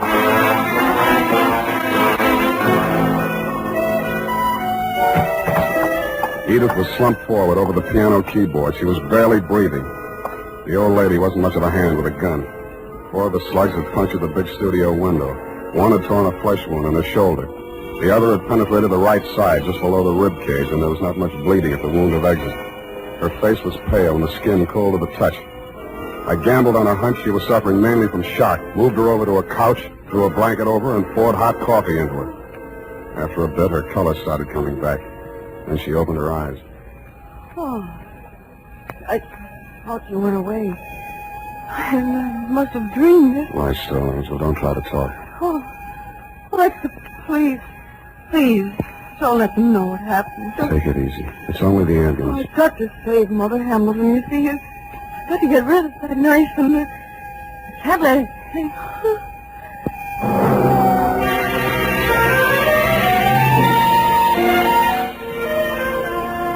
I rode in the ambulance with her. She was still unconscious when they carried her into surgery. They told me she was out of danger. When they threw me out that night, I went back to her apartment. What she'd said about saving old Mrs. Hamilton and getting rid of the knife gave me a new slant on that confession I hadn't read. The pieces were still on the floor where I'd thrown them. It took me nearly an hour to put the jigsaw together, and when I did, it was still a puzzle. In her story of that morning 3 years ago, she confessed to finding the body before the official discovery, to hiding the knife and wiping the doorknobs and surfaces in the death room to get rid of fingerprints. She couldn't remember anything that had happened in the 8 hours between 1 a.m., when she had left her husband drinking in the library and gone upstairs to bed, and approximately 9 in the a.m., when she found herself standing over his body with a knife in her hand. I stretched out on the sofa to think it over, and then I drew a blank.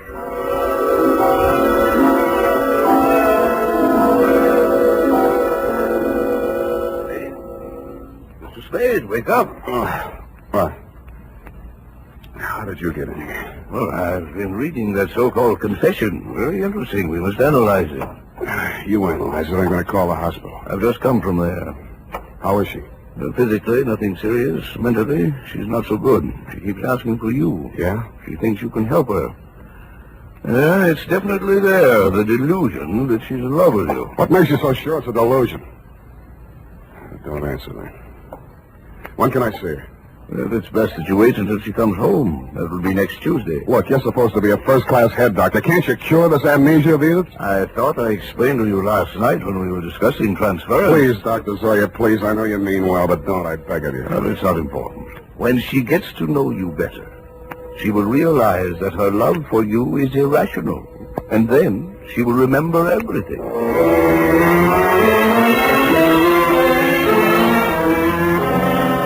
I kept myself busy like crazy until Edith checked out of the hospital. There wasn't much talk between us at first. Even her music was reticent, little rambling improvisations that sounded like children's songs or lullabies with something just a little acid mixed with their simplicity. Then as the days went by and her strength and confidence started to return, her music became serene and graceful. It became like her as she sat there at the piano in front of a big window with its afternoon sun streaming down on the San Francisco hilltops, while at the same time the April fog bank started its nightly prowl in through the Golden Gate. And that was like her, too, and like her music. Brilliant, but with a touch of melancholy. And then one day it was all warmth and brilliance and she was smiling.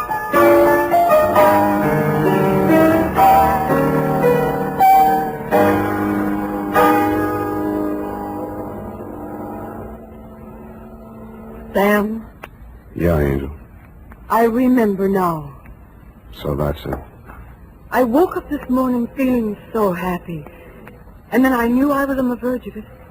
Because I knew that however bad the truth might be, it was worth not remembering it. Even if I was a murderer, you'd rather know, wouldn't you? No, I wouldn't. Why? I thought I knew you so well. Darling, are you angry? Yeah. But at me? Yes, you. The first time I came here, I tried to give you a fair warning. You should have figured the score when I told you I was a private detective. You'd even read the stories where in the end the detective doesn't have any choice but to turn in the beautiful dame, no matter what his personal feelings are. Maybe you didn't think they were true to life, or maybe you thought I was an exception to the rule because you are. Well, I'm not. Truth is, I was hired to get a confession out of you any way I could, and I think in the back of your mind you've known it all along. You want to have your confession, and eat it too. You probably learned as a child that it's smarter to tell all and be patted on the back than to be found out and get spanked. How can you be so smug and so self-satisfied and so... Whatever made me think I was in love with you? Just because you looked a little like someone who has... Zoya was right. Only you thought you were kidding yourself, too. Zoya called it transference. I call it baloney. Goodbye. You come back here. You can't just leave like...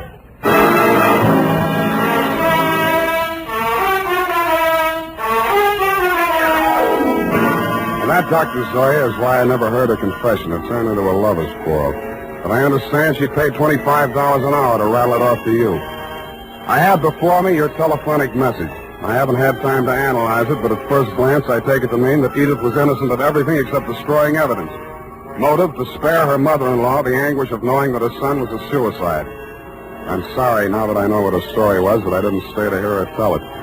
But that, as you would say, is not important. At least I cured her of that love delusion you were so worried about, even though it took a month to do it. Period, and a report. Oh, Sam, sacrificing yourself so self-sacrificingly, rather than shatter a mother's delusion. Yeah, some other time, huh? I'm sorry, Sam. I'll go type this up.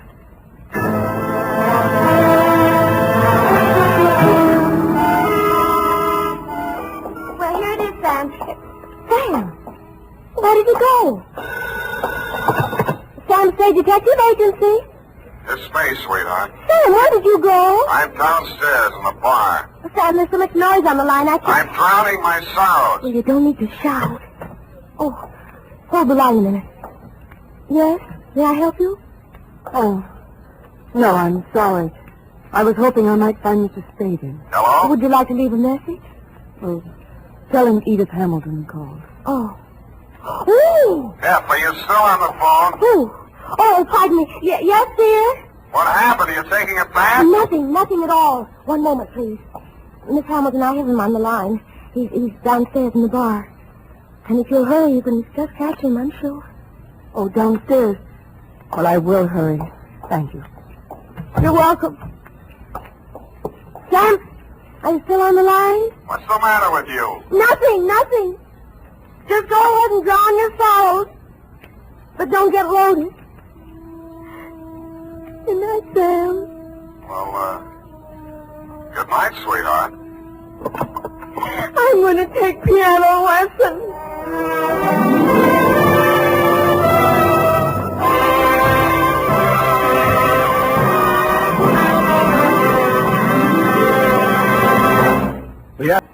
The Adventures of Sam Spade, Detective.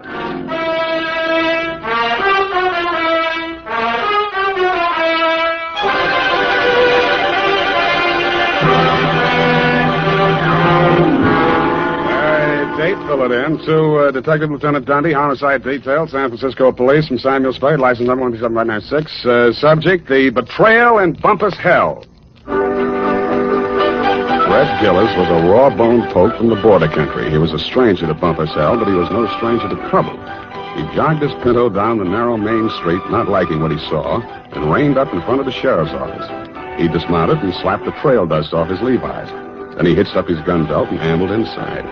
He looked at the heavy-shouldered, blue-jowled man behind the desk, and he didn't like what he saw. Neither did the sheriff, Rance Blaggett. State your business... I can do it better than that. State your business and get out, he snarled. Red smiled thinly and drawled, I'm looking for my brother. And what be your name outside of Red? Here, I can do that better than that. And what be your name outside of Red? Red Gillis's hand slid toward one of his six-shooters as silently as the sun coming up over the butte. Gillis, he sneered. Red Gillis from the Tonto Rim. That's pretty good. The sheriff's muscles tightened like steel springs and pulled him erect. Ain't no Tonto Rimmer welcome hereabouts in Bumpus Hell, he cursed. That was real good. And then the slap of 4 hands on leather was followed by the simultaneous roar of 4 6-guns. Hey, wait a minute. The sheriff... I know they're in there. Well, who is it? The sheriff is just... Mr. Spade. Miss Kelly next door. Right in the most exciting part. Mr. Spade, now see here. I won't take no for an answer. It wouldn't be neighborly. What is it, Mrs. Kelsey? Never you mind, come along. What are you up to here, anyway? Who, me? Oh, nothing. I'm just relaxing with an apple and a good book, that's all. I all. don't see no apple, and the only reading matter I see is some western trash. Trash? Now, come on. There's trouble on the 3rd floor. Well, there's trouble in Bumpus Hell.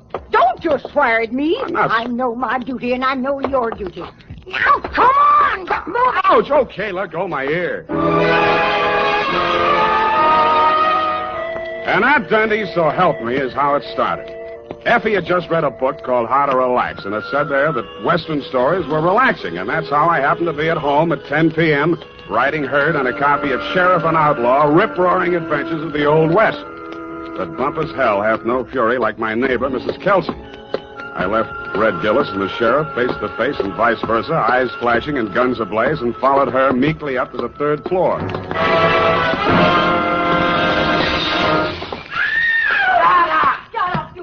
Shut me a few feet. There, hear that? Been at it for 3 hours they have. Won't be a stick of furniture left in the room, less than there's top. You speak to them? Did I speak to them? You see this lump? No, here, under my transformation. Oh, well, why didn't you call a cop? Well, it wouldn't be neighborly. It's me that did. You see this lump? Yeah, you showed it to me. Put your wig back on, I'll see what I can do. And tell them about my lump. It's evidence. Yeah, put it back. Hey, open up. I would not go back with you if you was the last man on the Hey, open up. Have it your own way. If I catch you without this swear again, I'll tear your head off. You cad, you boy, you rotter, you cheap grifter, you. Now you slam out of here before I'm forced to seek the assistance of a couple of flashes. Do not try anything fancy behind my back, you big slob. From now on, you and me is strictly on the cool beaty. Well, you unprintable rat. Hey, let go of me. Don't throw it. Hey, wait a minute. Don't I remember you from someplace? No, I'm only being neighborly. Why did you beat up on kind, nice Mrs. Kelsey? That is a gross falsehood. I did not lay a hand on the old wag. It was that odious stinker, Joe Donegan, who was just left. And you can tell him, as from me, that I'm extremely unimpressed with his cheap threats to rub me out, and that I intend to continue on seeing Mr. Hobson or any other Johns which I care to. That's pretty good singing. Oh. Well, you better tell him that yourself. I don't imagine I'll be seeing him. You won't? Hey, wait a minute. Who are you, anyway? Just another tenant. I live downstairs. Oh, well, now I recall whom you are. You are that Seamus, which lives on the second floor rear. Shamus, we call it in the radio. Shamus. Would you care to come in and discuss a certain matter? Well, thanks. Another time. I got to get back to Bumpus' Hell. Whoever she is, let her cool her heels for a few moments. No, you don't understand. This Bumpus' is an Hell. urgent matter which I would like to hash over right now and without further delay. Well, May I invite you in for a straight slug? Well, okay, but just one. In a glass. All right, make yourself comfy. Oh, now, say when. Just up to the lipstick mark. Here you are. Well, now to make a long story short, Mrs. Spade, my name is Rosemary Fell, which remains my stage name, notwithstanding the circumstance that I am legally married to that barnacle which has just dusted this joint. Now, being as you are in the detective business... Now, wait a minute. Kindly permit me to finish, honey. Sorry, sweetheart. I'm not the type to jaw about my troubles just to pass the time of day. I'm sure you are. I am an actress. I knew that. And although I'm low in funds, due to being between jobs right now, on account of that knothead making a scene in the last joint at which I worked... Cheap ginger ale. Just to show you how the breaks fall, Mr. Spade, Belita Wilkerson, who just happens to be about the biggest talent agent in this city, if you have the time, I'm impressed. phoned me on the telephone, and arranged an audition. She also advanced me the sum of 100 clams, 100? which I will pay you to put the B on that dog, Joe Donegan, the rat. Now, which is he? What do you mean, put the B on it? Listen, Sam, that grifter has got a record as long as my arm, and what I have got on him is longer than his arm. Please. In short, I should like him thrown into the can so that I can feel safe to sing on him. Look, Rosemary, so you had a fight with Joe. You're sore. You want to pay him off. Now, Right. why don't you just wait until morning and see how you feel Sam, then? listen to me. If that knuckle duster remains at large, I will be feeling no pain. Now, I know that from my flamboyant manner, you'd never guess it. But that is only the actress in me. In actuality, that flea intends to do me in. Oh, now, come, Rosemary. What? You disagree? Well, now, really, Rosemary. Why, you big pain in the neck. Rosemary. Drinking my... Pour that back in the bottle. Go on, put it back in the bottle. Well, I'll be going now. Only trying to be neighborly. Well, back to Bumpus' Hell.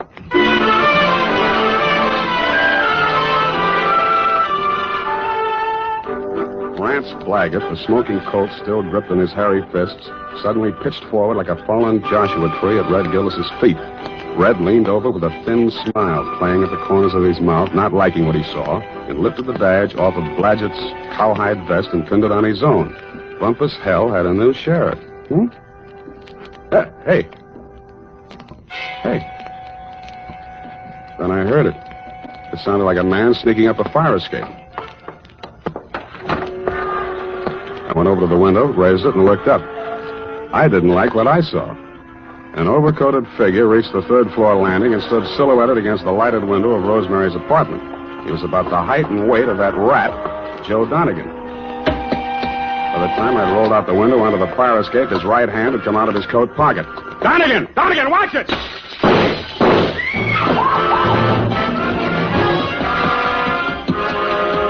He was a floor ahead of me, and I didn't want to get too close to him until I passed that lighted window. He made the roof just as I crossed in front of it. The flashes from his revolver told me that. They also told me he had 2 slugs left to throw at me.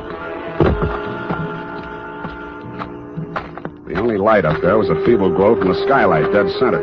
I headed for the cover of a brick chimney just to the left of it. I had 2 things in mind. The skylight was his most logical avenue of escape, and I hoped I could tease him into emptying his gun at me. It didn't work. I stuck my head out. No shots. But he did use his gun. I should have stood in Bumpus Hell. The United States Armed Forces Radio Service is presenting the weekly adventure of Dashiell Hammett's famous private detective, Sam Spade.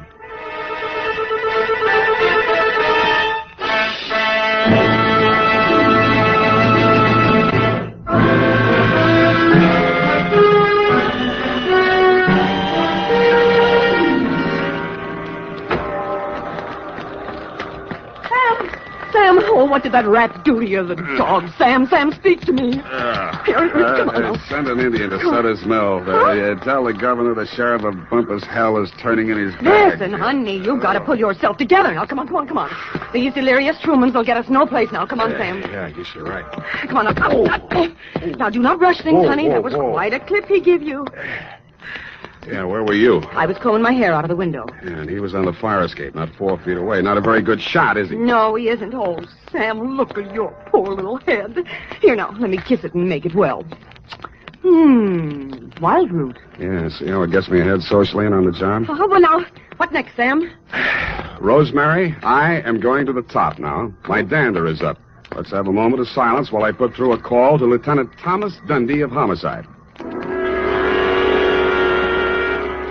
It took your boys less than an hour to locate Joe Donegan and haul him in, Lieutenant. Rosemary's charges were not enough to hold him on attempted murder, and all I could identify was the back of his neck. But you were good enough to bag him anyway, so Rosemary and I could relax. I went downstairs to bed and started Chapter 4. Aha. Red Gillis didn't trust Curly Mallard, the foreman of the Crooked S. Aha.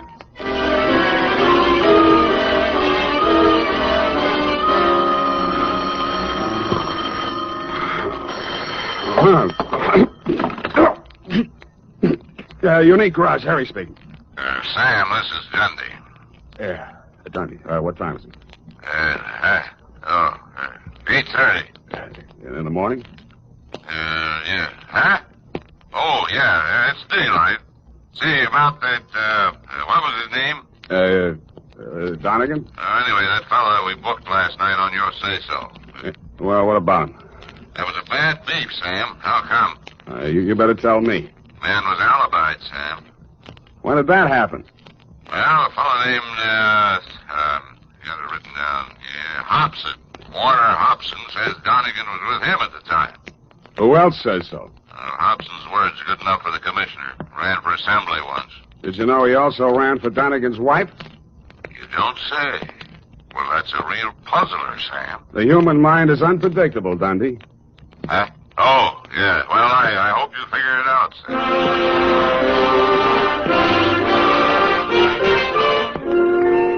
While I was shaving, I thought and thought. I wondered what Red Gillis would have done if such a situation had cropped up in Bumpus Hell. A thin smile began to play around the corners of my mouth as I climbed the stairs to Rosemary's apartment. When I got there, I didn't like what I saw. It was a note pinned to the door. It said, "Dear Sam, I have been called to do another audition. If anything crops up, you can reach me at Graystone 34292.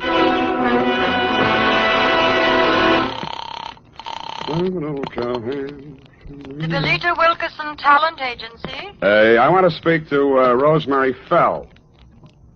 Hello? Yes, I'm still on the line. Who's calling, please? Sam Spade. I'm sorry, Mr. Spade. Miss Fell can't come to the phone. Who's in charge there? This is Miss Wilkerson speaking. Yeah, well, why can't she come to the phone? She's in the middle of her audition. Well, Is there any message? yeah. Tell her Donegan's out and it's Hobson's choice.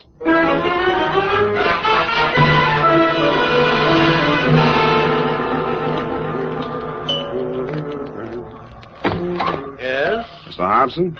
Yes? My name is Spade. Oh, yes, Mr. Spade. Come in. Why did you phony up that alibi for Rosemary's husband, Mr. Hobson? Huh? Oh, because I knew he's not the man who fired those shots at her. Were you there? As a matter of fact, I was. Would you like to hear about it? I would. Well, first, I'd better tell you a little about myself. Now, for the past year, I've been interested in politics, if I do say so myself. Yes, I know. You ran for assembly. Come to the point. Well, in a way, this is the point. My wife's a professional woman, and her own career keeps her busy a good deal of the time. Well, like the movie magazines say, a clash of careers and so on. That's how I happened to take up with Rosemary. I didn't know she was married, and of course, when I found out, I dropped her like a hot potato. Potato. And then she started blackmailing me. Did you know about that? I still don't. Well, I think I can convince you. Go ahead. Well, I received a series of threatening phone calls from Rosemary. And I finally decided to go to Donegan and tell him the whole story. Oh, he was as mad as a wet hen. Wet hen? Well, he said he'd stop her. And I believed he was the right man to do it. Well, last night he phoned me. He said he'd had a little caucus meeting with her and assured me I'd had no more trouble. But no sooner had I hung up that phone when she called again, making another outrageous demand. I decided then and there to take things into my own hands. So happens I'm a crack shot. And I knew that I could come close enough to frighten her without actually hurting her. You were laboring under a false impression. Huh? Oh, yes. Well, you believe me now? Up to a point. Well, I'm afraid that's all I have for you, Mr. Spade. Well, I have something for you. What's that? Look up here. You see this bruise on my head? Oh. Well, all in the game, you know. Touche. Now, hold it. I only... Lie still. I'll get it. Yeah? This is Rosemary again. Listen, I want to talk... Me, you cheap ward healer. If you don't have that dough for me tonight, I will have no other recourse but to smear your fat puss all over the front pages. Yeah, look, Rosemary... And I am just the individual to do that. You may think you are a wolf in sheep's clothing, but in my opinion, you are nothing but a worm. Yeah, well, look... Goodbye, you rat. And rat. Hey, Rosemary. Hello. Nuts. Oh, wait a minute, Spade. Well, what did she say? You're going to read it in my report, along with a bill for my services.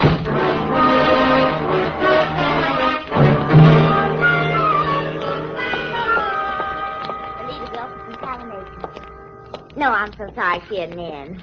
You do that, sugar. Hello there.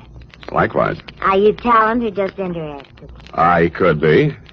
In the meantime, is Rosemary Fell still here? Did she have an appointment today? Yes, honey. I called this morning. She was here then. You must be mistaken, darling. The office didn't open till noon today. Yeah. Could I talk to Miss Wilkerson? She isn't here just now. Oh, she never gets in till 1. Not till 1. She's over at KQW cutting a transcription for our new show, Goal of the Golden Gate. Oh, no. I mean, Gale of the Golden Goat. Don't you mean Gale of the Golden Gate? That's it. Girl of the Golden Gate. You said it, and I'm glad. Well, anyway, she isn't here. Oh. Good morning, Maggie. Any calls for me? Oh, yes, Miss Wilkerson, your husband... Oh, Miss Wilkerson, I was telling this gentleman you weren't here. Obviously, I am. Did you have an appointment? I talked to you on the phone this morning. Spade. Oh, Rosemary's friend. Well, you might know. She'll be out in a moment. What a distressing business that was last night. Rosemary tells me you saved her life. Well, that's a slight exaggeration. In fact, the whole thing was a mistake. Oh, really? I understood that... Oh, here she is. Rosemary, here's your friend. Sam, I ever glad to see you. Yeah. What's the matter? Plenty. Oh. Well, thanks loads, Miss Wilkerson. I hope the recording is better on this one. I'm sure it is, Rosemary. We'll call you when the client makes up his mind. Oh, well, thanks again. Come on, Sam. Goodbye, Mr. Spade. Goodbye. Sam, what is this new development that appears to be griping you? Why didn't you tell me you were shaking Hobson down? Uh-huh. And who's been feeding you this pile of gross falsehood? Look, Rosemary, you may be an actress, but with me, your audition is over, and you did not get the part. And just what are your future intentions in regards to me? None whatsoever. I'm sorry I ever met you, and I'm going back to Bumpus Hell. I went back to the office, swiveled my chair into a comfortable position, opened the February number of Sheriff and Outlaw to page 112, The Trail in Bumpus Hell, Chapter 5, Stampede. It was disappointing. There was a lot of stuff about bawling cattle and dust clouds and Flo and Curly standing on top of a butte, not liking what they saw, when somebody yelled, Stampede. Red Gillis was riding ahead of the cattle, and his horse stepped into a chuck hole, and he'd sprained his ankle. Red or the horse, it didn't say which. But Red was lying prostrate in the path of the avalanche of tossing horns, not liking what he saw. Hold it a minute. Let's see. Continue on page 113. Learn to be a private... hello? Spade, this is Hobson. Come out here right away. Something terrible has happened. Such as? Rosemary is here, and I think she's dead.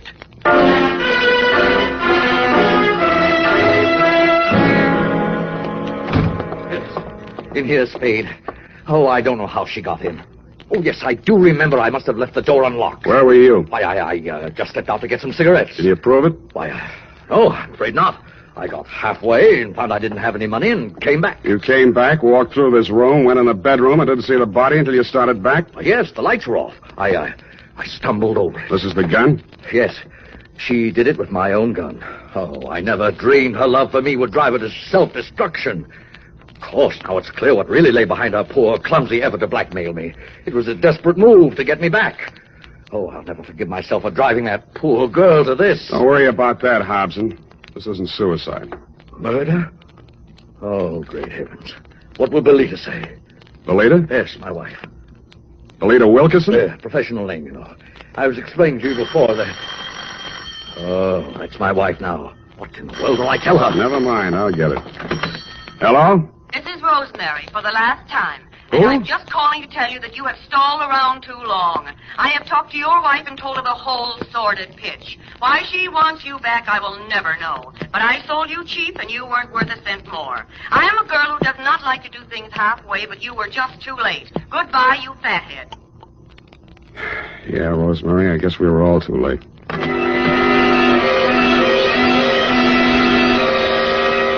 I called you, Dundee, and then, like the rat I am, made off with your prize suspect before you and your boys from Homicide arrived. We arrived at the Belita Wilkerson Talent Agency just as the boss was shutting up shop for the day. She had the recordings under her arm. All right, Belita, I'll take those. Well, what are you... Warner, Mr. Spade. Unlock the door, Belita. We're going back in. Warner, why are you... You better do as he says, Belita. Well, all right, but... Give me those keys. I don't... Inside, both of you. Where do you play these records? The recording studio is just through there, but you can spare yourself the trouble. I admit I tricked Rosemary into recording those blackmail speeches and then played them back over the phone to Warner.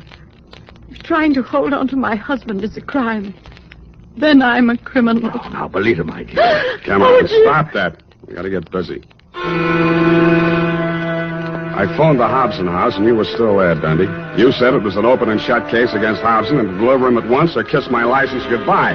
But when I told you my diabolically ingenious scheme, you said yes, you'd be glad to, because it was a sure way of getting rid of me once and for all. It took us nearly 2 hours to get things ready in Belita's recording studio. We took the parts of Rosemary's so-called audition records that we thought would fit the occasion and dubbed them onto a single side. We played it back once. Then I phoned you at headquarters.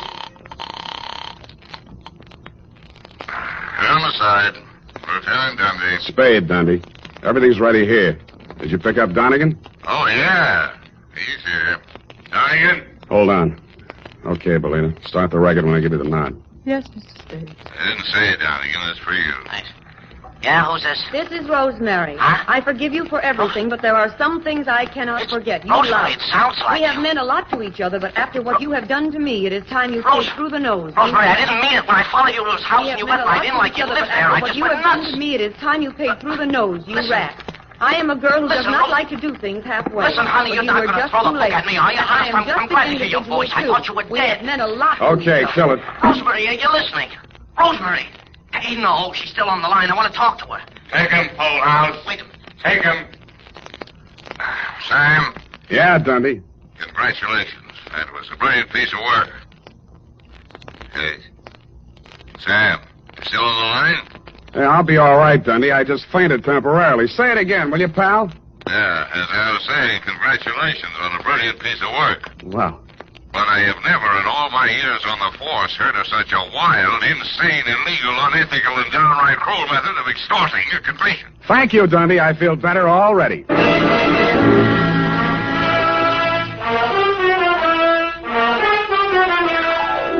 Period.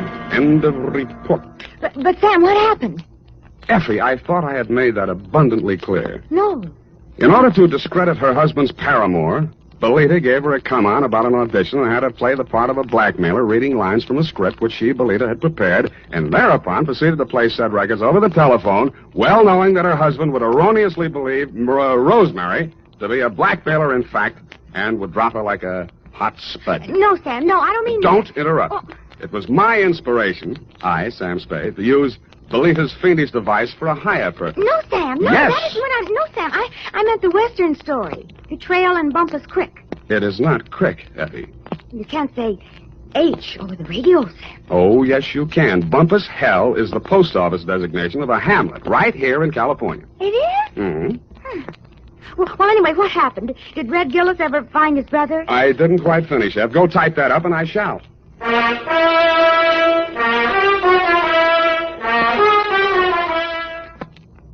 Well, here it is, Sam. Oh, Sam, what's the matter? You don't look at all well. Can't be. It didn't happen. It's a misprint. That's what it is. What, Sam? What? Maybe the writer was tired. Oh, Sam, it's only a story. That's what you think. Well, did Red Gillis find his brother? I won't tell. Oh, no, Sam, now don't be childish. Oh, well, all right. Remember the sheriff he shot on page 1? What? Yeah, it turned out to be the new schoolmarm. Oh, how ornery. A woman, huh? Nice. Get off. Good night, sweetheart. This is the United States Armed Forces Radio Service, the voice of information and education. The Adventures of Sam Spade, Detective.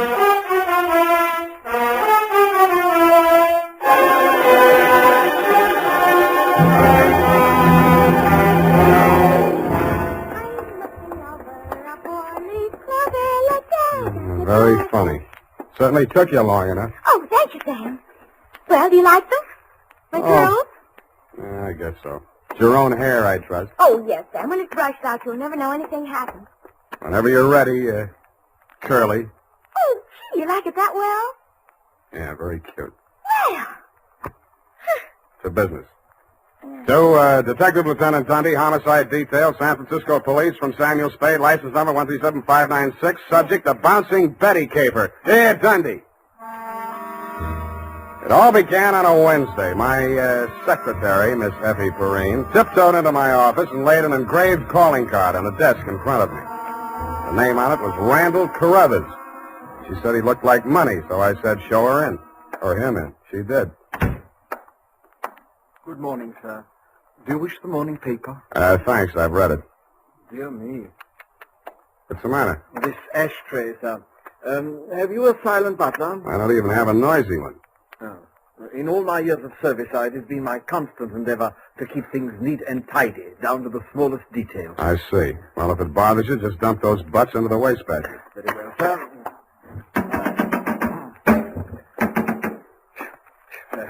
If you will pardon the presumption, sir, you could use a well-trained servant in this establishment. Waste paper baskets clean and empty at all times. Never allow refuse to accumulate. That's not refuse. That's this month's bills. So I noticed, sir. I also noticed that you have not opened them. From this I conclude that your services are immediately available. Yeah, and I conclude that in spite of your glad rags and fancy handle, you are somebody's butler. Oh, that is correct, sir. I am first butler in the household of Dr. Mark McGraw. First. Bleakcliff is the name of the estate. It's near the village of Squid Beach, some 50 miles in a southerly direction on the Pacific coast. You know, I think I'm going to like you as a client, Mr. Carruthers. I mean, it's refreshing to get a few accurate facts without, shall we say, priming the pump. Thank you, sir. You're welcome. To continue, not counting the staff, there reside at Bleakcliff 3 persons. Dr. McGraw, master of the house since the death of his wife, his stepson, Mr. Anthony McGraw, of whom more later, and Mr. Anthony's sister, Miss Cathy. It is on her behalf that I've come to you, sir. What is her problem, Mr. Carruthers? The correct form of address is Carruthers, sir, not Mr. Carruthers. Check. Yes, thank you, sir. Now, as to Miss Carthy's problem, sir, someone is attempting to murder her. Specifically, she has upon several occasions been shot at from ambush. Twice she has awakened in the night to feel the hands of an assailant closing about her throat. And only yesterday, she narrowly escaped death when her motor car went out of control owing to some blackguard tampering with the steering mechanism. And upon numerous other occasions... That's enough. You have convinced me that she indeed has a problem. What do the local police think? No one has been to the police, sir. Why not? It's a delicate situation, sir. Miss Carthy's brother, Mr. Tony, is undergoing treatment for nervous disorders. Mm-hmm. The family did not wish to place him in an institution, and since Dr. McGraw, his stepfather, is a psychiatrist, he is allowed to remain at home. I see. He's flipped. Where do I fit in, Carruthers? Well, sir, if a reputable gentleman such as yourself were to come to Bleakcliff and witness these persistent attempts upon that girl's life, perhaps they could be forced to put the boy away where he belongs. It's possible. I'm willing to try. For money. Oh, splendid, sir, splendid. I took the liberty of drawing, in your favor, a draft upon the First National Bank of Squid Bay, 1 week's remuneration in advance of your services to the Bleakcliff estate in the capacity of chauffeur. Chauffeur? Yes, sir. I thought that might be a capital disguise. Have you a better suggestion, sir? Well, no, that's okay. This check. Yes, sir. $200. It's a pretty big weekly salary for a chauffeur, isn't it? Well, you will be allowed to shop for the vegetables, sir. Your cut has been added in.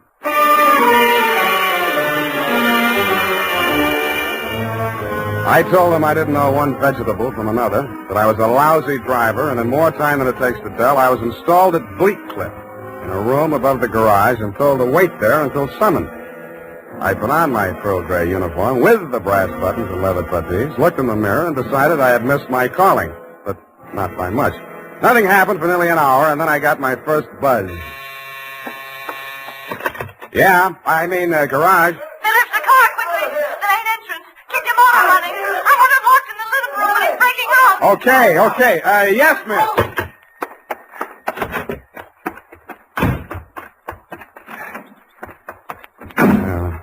Let me see. Get that door open.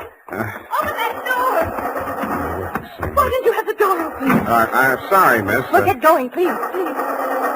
Darn it, miss. Where's the spark on this? What's the matter with it? Well, it's flooded. The house, you know.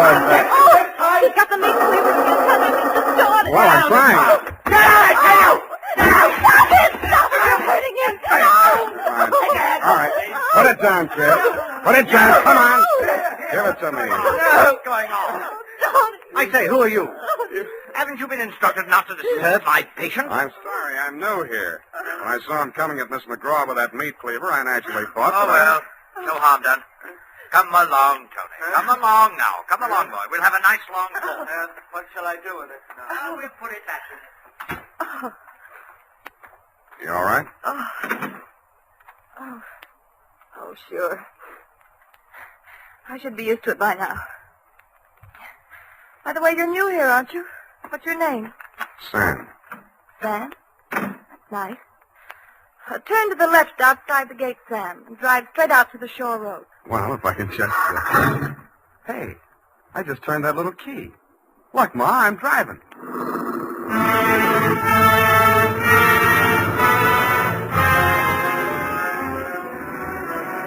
I adjusted the rear view mirror so that it showed more of her and less of the rear view. A mile from the house, she ordered me to stop, moved up to the front seat with me, and asked me to drive on. By the time we got to the shore road, she was driving, and I was resting my head on her shoulder. Where are we going? I've got a little hideaway down the coast. It's right on the beach, at the foot of a tall cliff. There's a fireplace, a little bar, some records. Got some bop? It's wonderful there with the surf pounding outside, hidden away from the world. You feel so safe. Don't stop. You'll like it there. You feel as if there's no one else on earth. Time standing still. If I could just be sure that Mother wouldn't worry about me. You're impossible. Okay, Kathy, I'll be serious. What's with that brother of yours? Tony? I'd rather not talk about that if you don't mind. Well, maybe I can talk about your stepfather. I really should know what kind of a man my boss is. I go for these drives to forget all that. Please don't spoil it for me. Okay, Kathy, okay. Please. The sharp turn into this driveway. Now, we get out here. Yes, ma'am. Down this path. Uh-oh. What's the matter? You afraid of high places? Yeah, you just pushed me off of one. Oh, Sam, don't be like that. You're pouting like a little boy. Come on, I want to show you my little house. What's so special about your little house?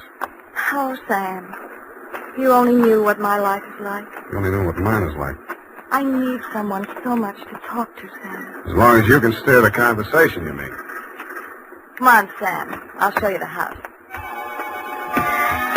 The path led to a flight of wooden steps that clung to the face of a sheer cliff. There was something like the stairs you find yourself falling down in nightmares. They dropped maybe 200 feet to a crescent of white sand. Watch out for that one stair that's broken. Yeah. You have to make your dream house this hard to get to? Because of Tony. He has vertigo. What? When we were kids, he used to chase me, and I'd run down here, and he was scared to follow me. Afraid of heights. He still is. Well, you light us a fire, Sam. The wood's there in the box. I'll go make us a drink. Fire? Who needs a fire? I'm hot. What'd you do before you took up driving? Oh, I was a private eye for a while. Oh, how exciting. Nah, it's a sour racket. Tell me about it. Nah. Let's talk about you. Here's your drink. Thanks. Well, what do you want to know about me? Oh, me? Come here.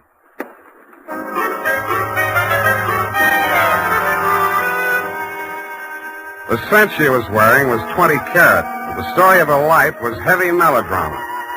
It seemed that Dr. McGraw, a handsome fortune hunter, was a folly of her mother's middle years, but she had come to her senses shortly before she died and cut him out of her will. But that was not the end of it. When Kathy's brother had been faced with the alternative of entering an institution or remaining at home under his stepfather's care, she had begged the doctor to remain in spite of his warnings that her brother might take a notion to kill her. But get this, Dundee, it's real deep. In spite of visible evidence to the contrary, she was convinced that her brother was not out to kill her, but that the doctor was. I couldn't sell myself on that part of the yarn, but she looked so awfully pretty while she was telling. And suddenly she didn't look so pretty. An expression of terror was on her face. No! Get down! I rolled her onto the floor and kicked the lamp out. By the glow of the embers in the fireplace, I could still see the gleam of the gun barrel shoved in through the broken window. I hoped he didn't see it. I knocked over a chair to give him something to shoot at. He was already halfway up the face of the cliff in those rickety wooden stairs. At the top, he turned and looked back. Who was it? It was Mark, wasn't it? The doctor? You know better than that. It was Tony. Thought you told me he was afraid of heights, couldn't come down those stairs. He never did before. Don't you believe me? Yeah, Kathy. I may wind up believing the rest of your story.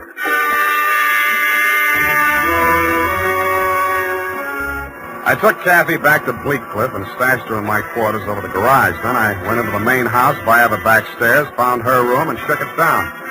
In a cabinet, a bunch of war souvenirs, German helmets, grenades, rifles, and other lethal gadgets. In a desk drawer, I found a letter headed U.S. Army, Office of the Surgeon General.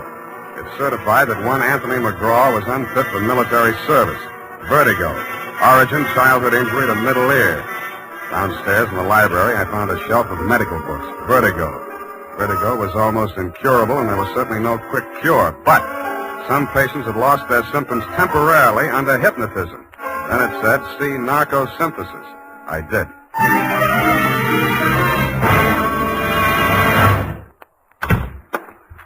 Spade. I beg pardon, sir. Mr. Spade. Whatever are you doing in the butler's pantry, sir? Looking for a butler. Namely you, Carruthers. May I serve you, sir? Yeah. How do I get an interview with Dr. McGraw? Well, sir, strange. After all my years of service, I still start as a master summons. You did it again. Well, I'm sorry, sir. I'd better see what Dr. McGraw wants. Forget it. I'm answering this one. You're not going to drop your disguise, sir. Why not? Who am I kidding, anyway?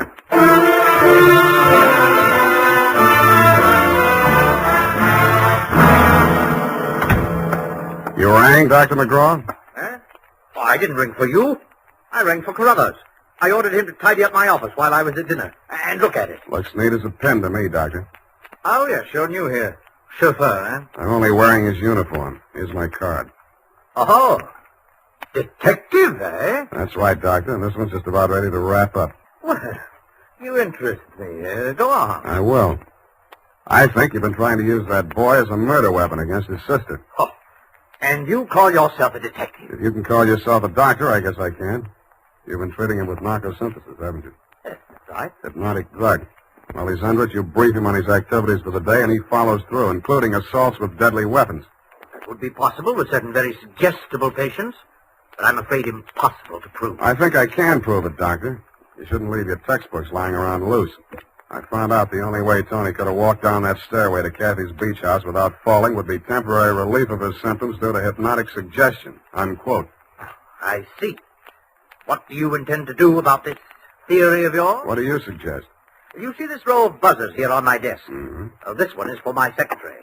This is to summon Carruthers, and when I press this buzzer, two of the most hideous plug uglies you've ever seen will rush into this office, beat you to a pulp, and dump you outside the front gate. That's what I think of your theory. Buzz away, Doctor. I think I like them better than I do you.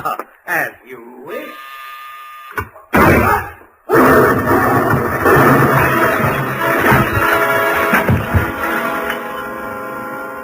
From where I was on the other side of the room, I didn't know what had happened at first. All I saw was a lot of paper gushing out of the wastebasket. The doctor sure was dead. His midsection was perforated like a shower drain. And on the walls, fanning out around the end of the room, about a yard up from the baseboard, there was a straight line of holes. I dug into one. What I took out wasn't a bullet. It was a perfectly round steel ball. Then I remembered the wastebasket, the paper flying out of it just before the explosion. In the bottom of it, I found the answer. The base of a steel mechanism with German lettering on it. It was a wartime anti-personnel mine that the GIs called the Bouncing Betty. The United States Armed Forces Radio Service is presenting the weekly adventure of Dashiell Hammett's famous private detective, Sam Spade.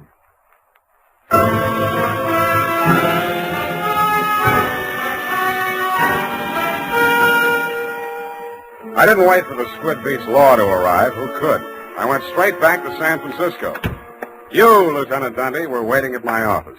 Morning, Sam. Hello, Dundee. About that McGraw killing, Sam. The chief down at Skid Beach has asked us to cooperate with the department down there at Skid Beach. Squid Beach, Dundee. Squid, that's right. They say you caught a bus at Skid Beach. Squid. That's right. There's a quarter of two in the company of a young woman answering the description of the McGraw girl. They say that, do they? They say they got a statement from that butler, Carruthers. Yeah, well, it's open and shut anyway.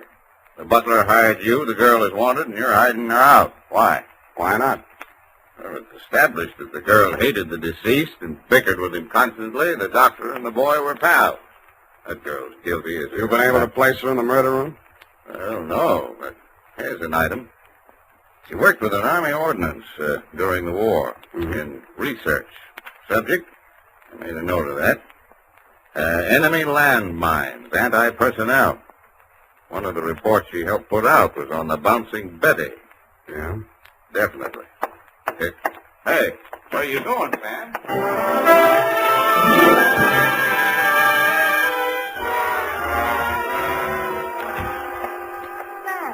Sam, it's been so lonesome cooped up here all day. Why didn't you tell me you were with Army ordnance during the war? I don't know. I suppose I thought it was unfeminine or something. Try again. All right, I'll tell you the truth.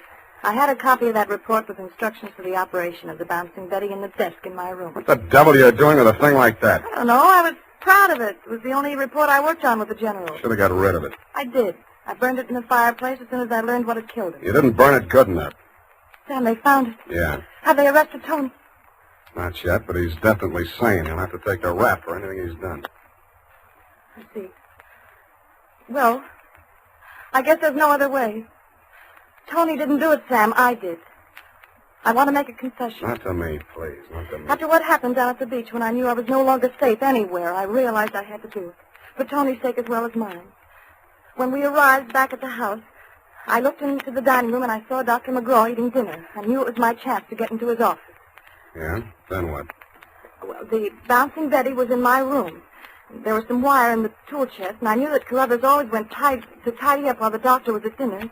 So I waited until I saw him come out, and then I went in. And I looked around for a place to plant it, out of sight. Then I saw the wastebasket full of papers. It was the perfect hiding place. The whole thing didn't take more than 5 minutes. Well, say something. I guess I don't know what to say. Go on, say you hate me. Say it. I don't. Wish I did. Oh, Sam. Help me. Help me. I'm sorry, baby. I am sorry.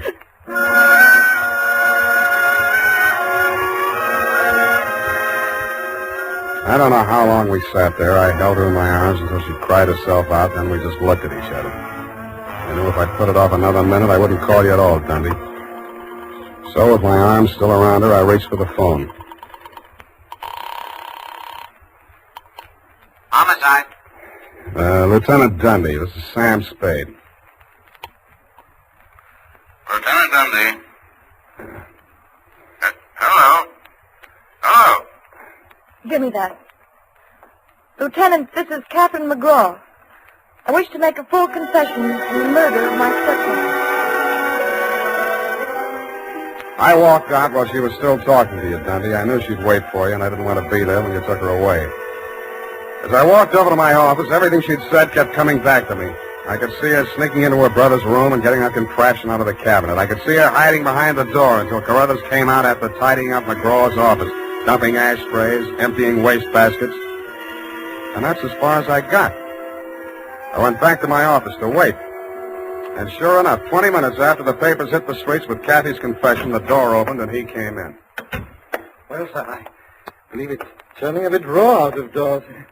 Gardner was saying only this morning that we should order out some shrouds for the Saphiglosa sinuata. Am I discommoding you, sir? No, Carruthers, I've been waiting for you. With your permission, sir. The ashtray. Just dump it in the wastebasket. I am gratified to note that your secretary has been looking after things and has emptied your waste paper basket. This is right and proper. Quite. Yes, sir. And, speaking of waste paper baskets... Allow me, Carruthers. You have come to apprise me of your part in the death of the late Dr. McGraw. Am I in error? You've already divined my purpose, sir. Yes, it was I who placed that infernal machine. In the wastebasket, Carruthers, yes, I know. It struck me as a bit of poetic justice that the buzzer, which that dreadful man used as a symbol of his despotism, should be the instrument of his own destruction. I'm sorry, Carruthers. I'll do all I can. No need, sir. No need. I'm aware that there is no final justification for taking the law into one's own hands. Every man is entitled to trial by jury of his peers. But where, Mr. Spade, where could be found 12 good men and true who would allow themselves to be called the peer of that monster, Dr. McGraw?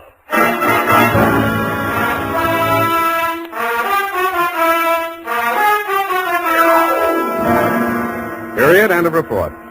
Sam! There must be some mistake. Mistake, Effie? Mistake? No? Well, the butler can't be guilty. That's old-fashioned. He was an old-fashioned butler, sweetheart. Where today can you get help like that? Somebody who empties the ashtrays, keeps the waste paper baskets clean, tidies up around the place. Well, I'd be only too happy to do the same for you, Sam. I know you would, doll. But considering what happened to Mr. Carruthers' employer, Effie, you mustn't allow your mind to dwell on such matters. It's wicked. Sam! Who emptied an ashtray in that wastebasket that I just finished cleaning out? Pay it no heed, sweetheart. I'll buy you a silent butler. I'll go type that up. Here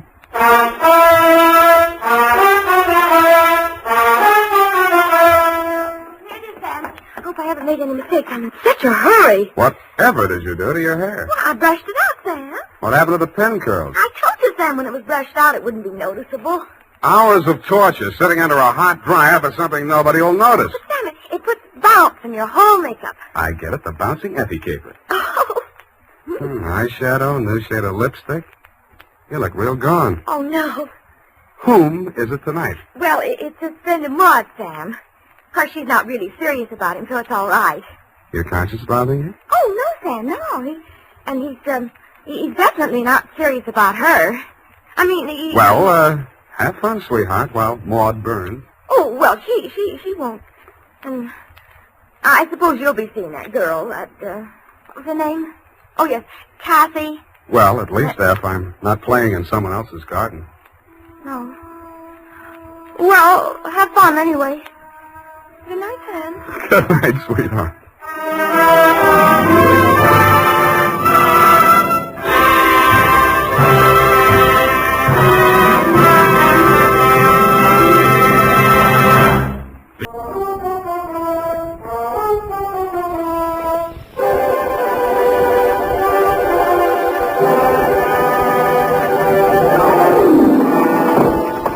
Looking over a There's something terribly wrong with my typewriter. Looks okay to me. Those old models stand up, Eph. They don't make them like that nowadays. I should hope they don't. Somebody shot it. SQP again. No, the alphabet is all right, Sam. It's just the one key. One missing? No, but it's Sam. This one right here, Sam. Look at the app and Sam. That makes sense. You won't need it for this one. Come on in. Oh. Sam, wasn't I smart? I got the answer right away. The answer to what? That to which you referred to, Sam, is the whole ghastly ribble. SQP, to be exact. Well, I was tired. Of course you were. And besides, I was right here where I can see it, right out the window. See, the neon sign, Sam, over the Misty Drugstore. See? That's it. Stability, quality, purity. And a blink. Hey. Wasn't I smart, Sam? Wasn't I? Yeah, of course you were. But that isn't quite the answer. Well, then what is that? To Detective Lieutenant Dundee, Homicide Detail, San Francisco Police, from S. Spade, Life Na, 137596. Subject, the SQP caper. The minute she walked into my office, I smelled trouble. But it also smelled like $50 an ounce. She was small and brunette. Her eyes were large, appealing, and moist, but her pitch was disappointing. And now I realize that what he really came to San Francisco for was to be with her. This isn't the first time, Mr. Spade. There have been others. I don't know who this woman is, and I don't care. This time I intend to do something about it. They're registered at the Belvedere Hotel, and I want you to go with me and... Just a moment, Mrs. Pierce. Yes? I think I know what you're leading up to. You want a detective to go with you and be a witness so you'll have grounds for divorce. Is that it? Yes. I can't go on any longer with a man I can't trust. Oh, it's so humiliating. Mrs. Pierce, please, I do sympathize with you. Honest, I do, but I can't take the job. After I poured out my heart to you, exposed myself. Oh, now, please, it's not as bad as that. It happens every day. It's just that I don't take divorce cases, but I do know a detective who might help you. You'll be much better off with me. But I'm sure I'd feel much better with you. Maybe after your divorce, Mrs. Patricia, my friends call me Pat. All right, Pat, I'll see what I can do. Belvedere Hotel, good afternoon. Tiny Stover on duty. Tell him Sam Spade. Just a moment. Who is he, Mr. Spade? Friend of mine. House detective at the Belvedere, but he likes to pick up an extra fee now and then. Sam? Tiny? Sam? Tiny? Sam? Roger. Who? Look, Tiny, I'll stop if you will. Oh, Sam. Yes! What's with you? Yeah, about a guest in your register. Pierce, Donald, Mr. and Mrs. Oh, yeah, sure. Clerk gave you the high sign on him. Pierce, yeah. Checked in alone, but registered for both, Sam. Said the wife would be along later, but it's okay. She finally got here. Yeah? Well, his wife is in my office now. Huh? She wants to crash the party. Oh, I get it. Want the job? Well, Sam, I can't take it for a private fee. It's against the house rules, you know. Oh, too bad. Oh, wait, Sam. I go off duty in half an hour. Maybe I could do it incommunicado, huh? Send her around, Sam. Okay, Tiny, will do. Will he help me, Mr. Spade? Yeah. Ask at the desk for Tiny inside, but don't let that put you off. He's an all right guy. Oh, thank you, Mr. Spade. You've been very kind. Goodbye. Good luck. Sam, what happened? Why did you leave so quickly? For the same reason you shouldn't have let her in the first place, Effie. It was a divorce job. Oh, but Sam, she looked so refined and all. And being the first of the month, I thought you might take exception. I do. Of course, you know best, Sam. But it seems to me you might welcome a little change now and then. I know you feel it's underneath you, but it's such nice space work, and between 9 and midnight alone you could... Effie, there are 2 words for that kind of work. What, Jim? Never mind.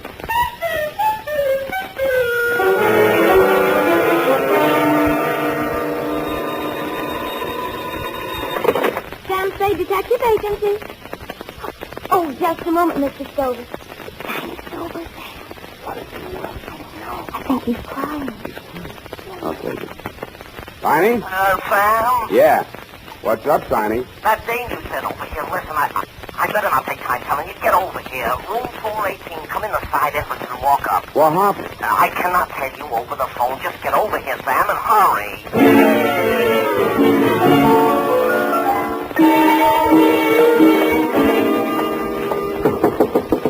It's me, Tiny. Sam, open up. Come in, Sam. Sort of ease in, will you? He's lying in the way of the door. The first thing I saw as I squeezed through the narrow crack of the door was the brunette that had visited my office that afternoon. She was handcuffed to a chair, and a gag had been stuffed into her mouth. Tiny's frightened eyes shifted uneasily from her to the body on the floor. What kind of a caper is this? You better tell me, Tiny, what happened. Who handcuffed her to the chair? I did. We broke in just like it says in the book, only there was no dame here, just him. He starts to jump the wife, and I grab him. The next thing I know, he's got my gun. I try to twist it out of his hand, and next thing I know, bang. He's right where he's laying now, and he's dead. Next thing I know, the dame is grabbing for the phone and screaming that I murdered him. That's when I decided I'd better shut her up for a while so you and me can compare notes on this thing. Well, first we better get some notes to compare. Now, listen, Pat, I'm going to pull this gag out of your mouth, but if you start screaming, it's going right back in. Get it? All right. Now let me out of these handcuffs. Yeah, we'll get around to that. Now, first, I want to put you straight on something. I know that Tiny here went into this on the level, which is more than I know about you. So if there are any angles in this cable besides the story you told in my office, let's have them now before the cops get it. All right. I lied to you. I never saw this man before in my life. Shut up, Tiny. Go on. I was hired by a man named Christopher. He advertised for a photographer. He said he specialized in photographs for legal evidence, and this man Lombard's wife wanted a divorce. I didn't want to do it at first, but the pay was good, and he said it was good experience for newspaper work, which is what I want to do. So I took it. Why didn't you tell me that in my office? Those were his instructions. He said that's the way they did it. And any detective would understand. And I was sure you did when you wouldn't take the job. Hey, wait a minute. I don't get it, Sam. Is she some nut or something, or is she just dumb? I guess I'm just dumb. No comment. Let's get some facts. Your name? Patricia Vane. My friends call me Pat. That part of my story was true. I studied photography at Berkeley. And... Yeah. Now, this guy that hired you. Well, he has an office in the Fidelity Building, where all the divorce lawyers are. Full name? Calvin Christopher. It says on his office door, Public Relations Counsel. That's room 842 in the back. You ain't swallowed this yarn, are you, Spade? Tiny, go sit down. I didn't say nothing. Check. Now, Pat, is this your story? You and Tiny came in here together. Lombard jumped you. Tiny grabbed him. There was a scuffle, and a gun went off. Yes. I just opened my purse to take my camera out. Where's the camera? I don't know. In the excitement. Oh, that looks like it over there. Over there by the phone. Be careful, there's some exposed film in it. It might have a clue. What did you shoot? Oh, some fishing boats. And one I picked of Mr. Christopher himself. And some action shots of what just happened here. Do you think the police will confiscate my camera? No, I will. I saw it first. Hey, Sam, where you going? I'm going to do some fishing. Sam, you can't leave me holding the bag. You got me into this. You want to get out, don't you? Yeah, but... Okay, keep me in the clear. You'll have somebody working for you. I felt like a cad, Dundee, but there was nothing I could tell you that they couldn't tell better as eyewitnesses, so I left them there to face you and your homicide boys alone. My first stop after leaving the Belvedere was Ledkin's Lightning Photo Finishes, where I left Pat's camera and films. Then I mushed across town to the Fidelity Building. It said on the door, sure enough, room 842, Calvin Christopher, Public Relations Counsel. Well, sir, what can I do for you? You, Calvin Christopher? I am. I'd like to ask you some questions. Detective? You hired a girl named Patricia Vane to take some pictures in the Belvedere Hotel, right? Why, no. I advertised for a photographer, but so far no applicants. What do you need a photographer for, Mr. Christopher? Well, that, sir, with all due respect, is none of your business. There's nothing illegal in advertising for a photographer. And if I had employed one, I would tell you so. That's a straight answer. Then your story is that you did not employ Miss Vane and that you have no knowledge of her. That is my story. The girl's story is that she was here in this office and even snapped a picture of you. That film is being developed now. Still want to stick with that statement? Look, friend, you do not have to be acquainted with the person in order to have your picture taken by. Or her, as the case may be. I know that, but if your picture shows in that film, I'll know you're lying. Mind if I use your phone? Thanks.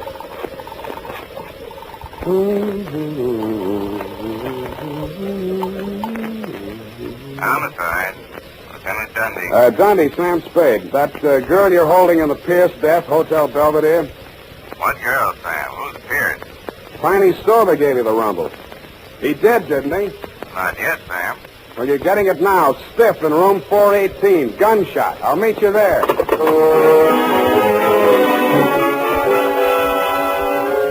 And I did. I won't dwell on that part of it, Lieutenant dear. You were cross with me, and I didn't blame you. Pearson's body was still there, and it was still dead, but there was no brunette, no house stick, no gun, and no bullet wound. The medic called it death from natural causes, heart attack, but the worst was yet to come. When I rushed down to Ludkin's to get those pictures just to prove to you that I wasn't completely out of my mind, there were no fishing boats, no pickets, no Mr. Christopher, and no struggle. Nothing but pictures of a complete set of dental x-rays. There was a date on them, 7/14/48, and some initials, S.Q.P.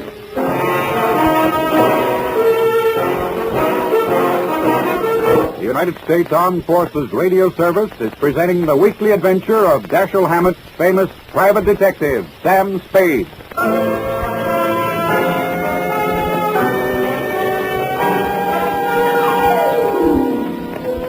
S.Q.P. Seemed very familiar somehow. Society of Quail Prevention? Too neat. After you and your boys had cleared out, Dundee, I went back to room 418. I wondered who had fired the shot that both Tiny and the brunette believed had killed Mr. Pierce.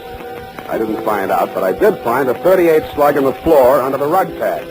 The fibrous material had been scuffed by somebody's foot to hide the bullet hole. Tiny had been reaching for the phone as I left. According to the operator, there had been no flash on her board from 418. That meant that whoever had stopped them had done so in a matter of seconds.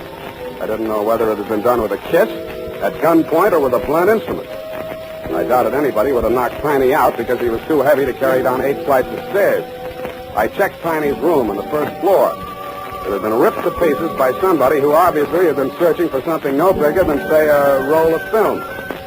About there, I decided to go and pay my respects to the late Mr. Pierce.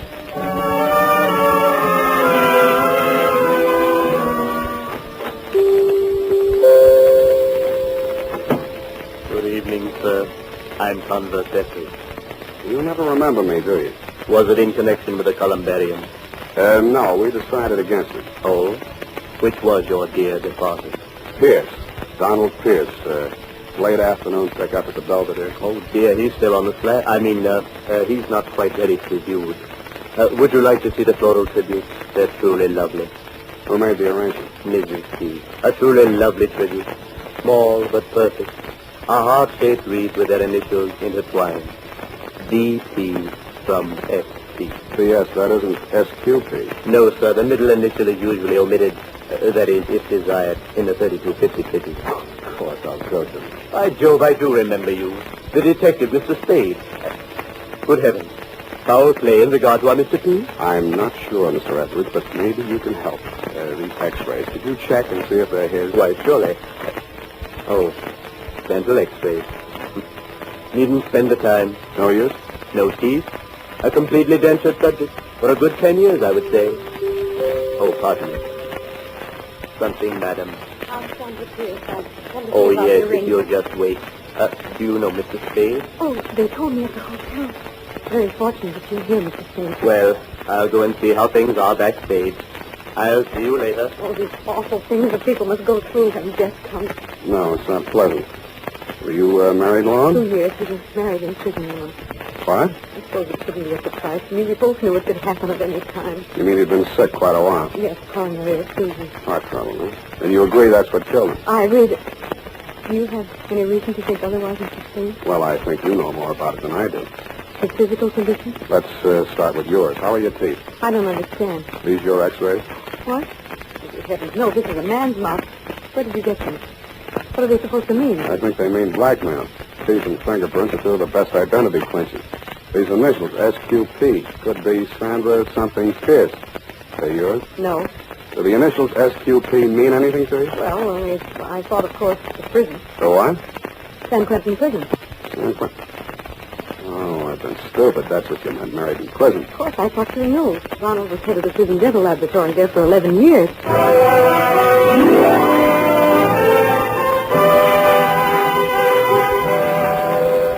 I sat down and gaped at her. She went on telling me how she'd been his assistant at the prison, how he'd had to quit because the prison routine was too tough for his heart condition, and how he'd bade her a tearful farewell because he didn't have any prospects and couldn't ask her to marry him.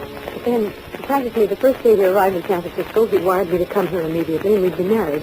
A relative had died and left him $20,000, and more was coming in. He wouldn't even have to work anymore. He could retire. And that was wonderful because he really wasn't well enough to work. They're not listening to me. What are you thinking about? $20,000 from a relative. Never explained it any better than that, huh? No. The man came, the lawyer, I guess it was. I suppose he brought the money because Donald took it to the bank next morning. Where were you? Donald set me out of the room, but I was afraid to go too far away. He was so excited, and he was feeling these angina pains. I just stayed outside in the hall. I couldn't hear anything he said, but then the door opened, and the man stood there and said, Don, I had no idea your ticker was so bad. Someday somebody's going to say boo to you, and you'll drop dead. That's what I figured, Mrs. Pierce. I think your husband was murdered. He was literally frightened to death.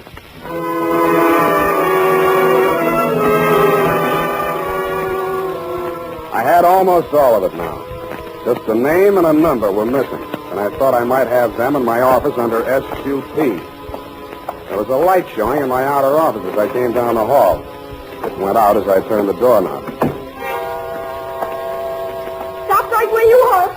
I've got a gun. That you, Pat? Oh, it's you, Sam. You were so long, I thought you never... Hey, don't do that. Here. Come on, honey, don't give up like that.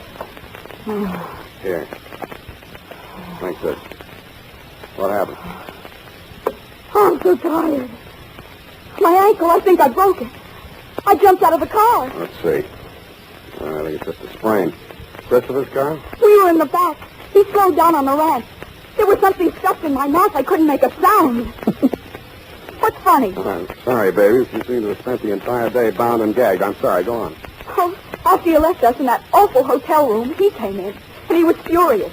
Wanted to know why we had spoiled everything by letting the gun go off, even though Mr. Stover explained that it was only accidental. Yeah? And then he started laughing and said he was only fooling, and he would take charge.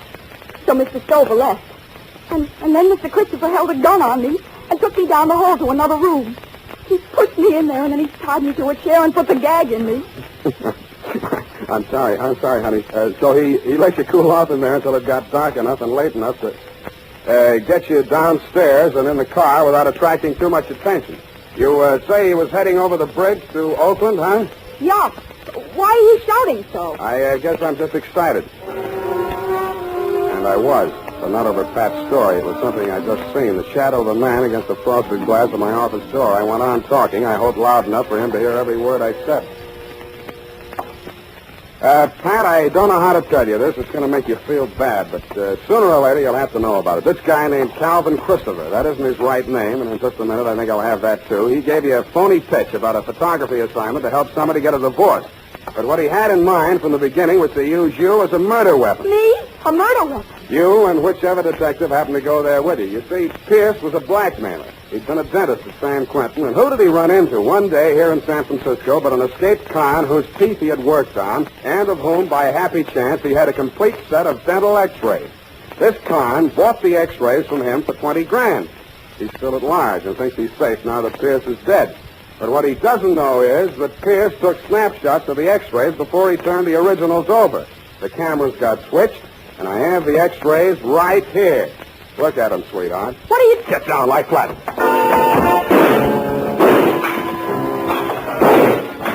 He came in shooting. I kicked the lamp out and answered him. They were all shots in the dark, but mine came closer because he had him profiled against the light. My third shot was the lucky one. It knocked the gun out of his hand, just like in the Western, but I was too tired to feel proud. Snap on that light, Pat, and push the phone over here, will you? Stand over away from that door, Christopher. By the way, what is that name? Don't bother to smile. Homicide. Lieutenant Dundee. Just a chip. Lieutenant Dundee. Dundee, come over to my office and pick up Victor Graziani, 39, Caucasian, San Quentin lifer, broke out July 14th this year. You owe me $11 for damage done to my office.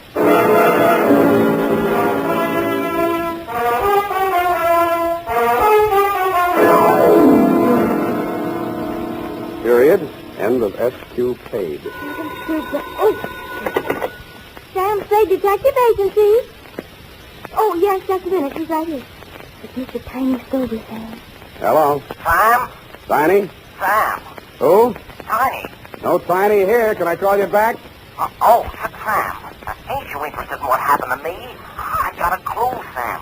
What were those initials again? SQP. That's it, SQP. I'm here now. Where? Seymour Kelly's pool room. Seymour Kelly's pool room? Yeah. Look, Tiny, don't even you realize that Kelly isn't spelled with a Q? Since when, Sam? Kelly is without a Q. Oh, no, Sam. I think you must be wrong. He's chalking up now. His shot's coming up. Good night, Tiny. Sam? Tiny, I'd like to go around again with you, but this airtime costs plenty. As you'll know if you ever get your own radio show, which, if you did, would be sponsored by the makers of SP Stupid Pills. Hey, Sam, you should have seen it. Seymour just made a three-cushion shot with the handcuffs on. You should have seen it. Sam? Good night, honestly, Tiny. Anything for me, Sam? Just go type that up, sweetheart, and have it back in exactly 34 seconds. I'm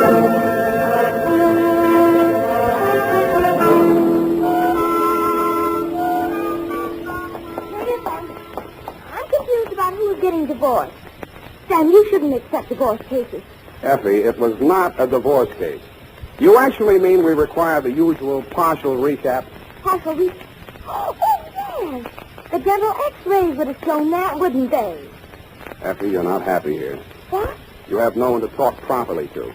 Have you ever thought about maybe Tiny Stover?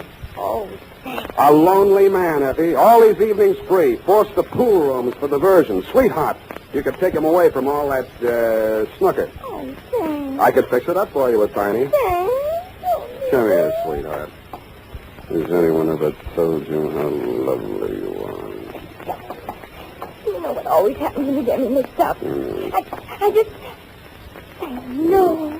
My earring. It's cotton and Well. Say, I'll let you stay out another week. Quite, Sam. Thanks for everything. Forget it. Good night, Sam. Good night, sweetheart.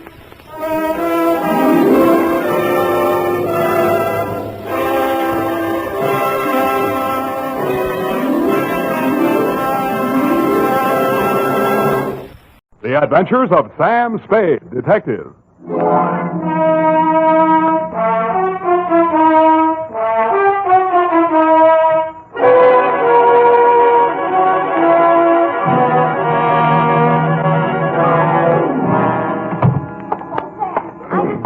On the phone. She works in the sleep shop, you know, next to the knobby knit. Yeah. And she says they advise their nightmare customers to put a heating pad under the kidneys. And instead of milk toast, just a little beef broth and some warm wine. And pine oil. In the wine? No, in the broth. I mean the brass. That, Sam. Oh! Sam, look at you. Black eyes and scratches. Your lips cut. You didn't go home at all. I did so. When you promised me you were going straight home for that much-needed rest. And all the time you knew you were going straight to some sordid bar and get into a brawl. I even bought these things from the sleep shop. Next door to the Nobby Net. To Detective Lieutenant Dundee, Homicide Detail, San Francisco Police. Medical authorities agree that lost sleep can never be made up. From Samuel Spade, license number... 137596. Fatigue is cumulative. Subject, the insomnia caper. Dear Dundee. Honest, Lieutenant, this is how I got into that mess last night, honest. I've been feeling a little rocky for 2 or 3 days. There was nothing much wrong with me, but as my secretary, the ineffable Miss Perrine, said... Sam, what you need is a good night's sleep.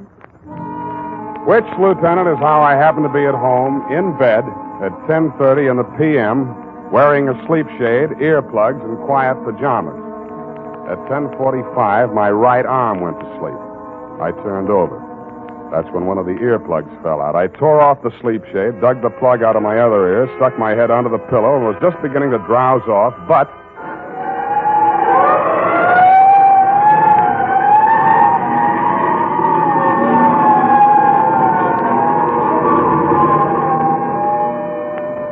I sat up and lit a cigarette. The city plunged again into the silences of the night. The fog was creeping in on little cat's feet.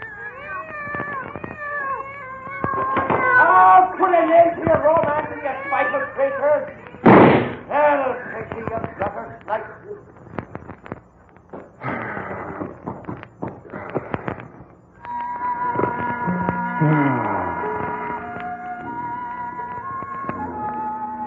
Then all was peace and quiet again in Post Street. Nothing but the sound of foghorns way out on the bay and the rhythmic throb of the cable car mechanism under the California Street incline. This time I almost made it, and then... Go on, take your guts out. See what it gets you. Get over it. You dirty...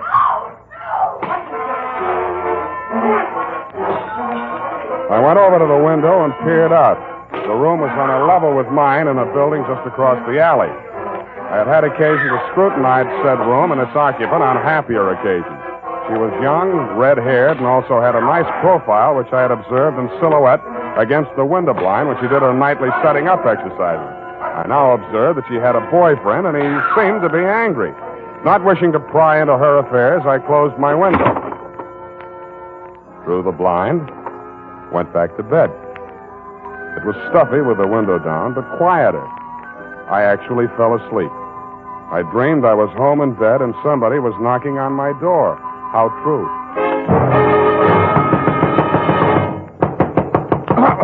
Please, open the door, let me in. Who is it? Evie? Yes. Okay.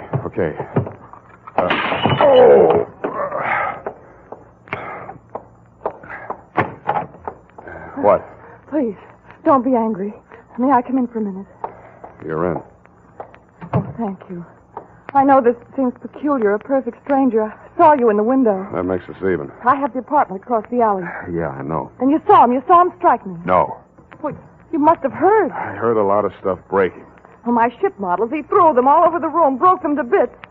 They weren't especially valuable, and besides, they were presents from him. So... Now I get it. Now, you came here to tell me all about your collection of ship models. I think that's real neighborly of you, Miss... Doreen Dubar. Yeah, well, it was nice meeting you. Drop in again sometime, and I'll show you my collection of trout flies. Please, don't send me away. I'm deathly afraid of him. His name's Dan McCrae. He's a merchant seaman. His boat just got in today, and... Yeah, but why me? Well, I've seen you in the window so many times, I somehow felt I knew you. That's foolish, I suppose. I don't even know your name. Look, sweetheart, if you think you're going to rope me in as a witness to that lover's quarrel... Oh, please, no. It's more than that. Believe me. I can't tell you everything, but... Why tell me anything? Okay, I'm sorry. Pardon me for living. I know it's wrong of me to want to stay alive. I don't want to be hard-hearted about it, but if you're really afraid of the guy, you ought to go to the cops. But you don't understand. Doreen, are you in there? Dan Badger, no doubt, from the game of the same name. Open this door! Look, chum, before you say anything, let me put you straight. You picked the wrong sucker. So you're the guy, huh? The old lady said you was good-looking in a cheap sort of way. Well, I think I'll fix that part of it right now. Hey, wait a minute. Oh, so you're going to make it easy for me, huh? Okay. No! What have you done to him? He'll be all right. Loosen his tie. I'll go get some water. All right.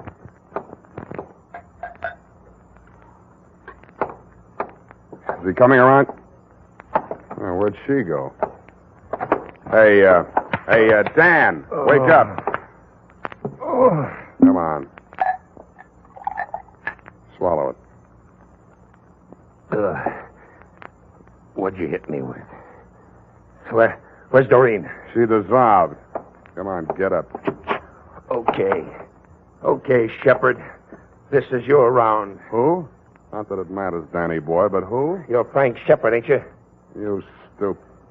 Can't you read? The name's on the door. Spade. Here's my card. Huh? A detective.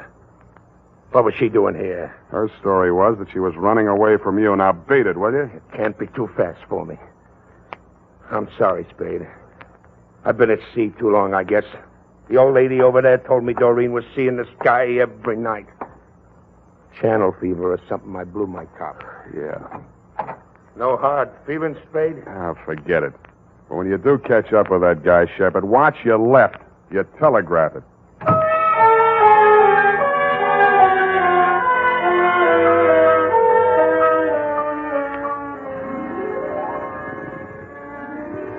Homicide. Shepard's paw. Reach. Up to pick the halls of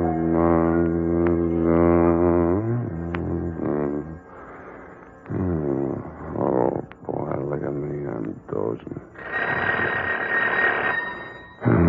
Don't answer that, baby. Let it ring.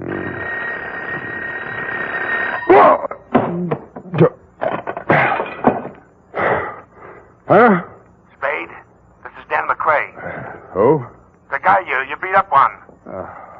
Look, I just got to sleep. Call back tomorrow. Better yet, don't call. Listen, you gotta listen to me. I found Shepard. Not much of a fighter. I marked him up a little anyhow, just to scare him. Go on back to the bar. Have one for me. Listen, I'm okay now. I sobered up like a shot. I only came back here to phone. Makes sense, will you? When I got back to the ship, he was there in my cabin. What? He's dead. Who? Shepard? Yeah, he's dead. Hit him too hard? I don't think so, but I've got to know. You're a detective. Now, look, I haven't got much money, but... Then start earning some. This is going to cost you.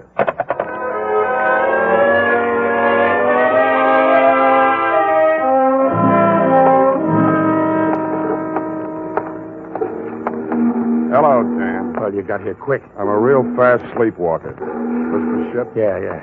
Come on, I'll take you aboard. Give me the rundown.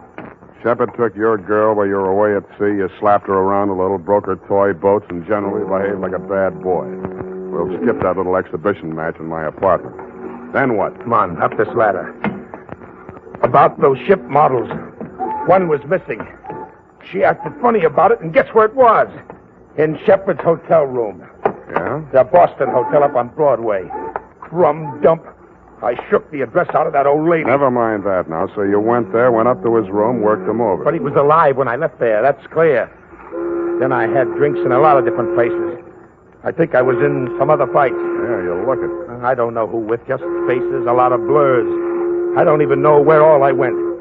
Then I don't remember anything till I'm in an all-night beanery down here on the Embarcadero and a cab driver's holding me up on the stool pouring coffee to me. Then I came aboard. Yeah? Come on in my cabin. I'll show you.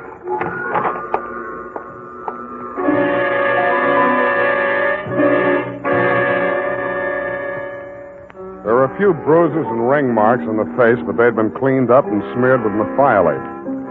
I know you're not supposed to touch anything until homicide gets there, Lieutenant, but this one had obviously already been tampered with, so I didn't think you'd mind if I rolled him over just enough to peek at the back of his head. There was a tiny cut on his scalp near the base of the skull, not more than 1/4 of an inch long. It had hardly bled. I frisked the pockets. In his wallet, $38, identification card, Frank R. Shepard, Boston Hotel, San Francisco, and a snapshot of Doreen sailing a model Chinese junk in a pond someplace. In his cigar case, cigars. Around his middle, a tooled leather belt with hammered silver buckle. It was a popular type Hickok belt, but something about the buckle didn't quite figure.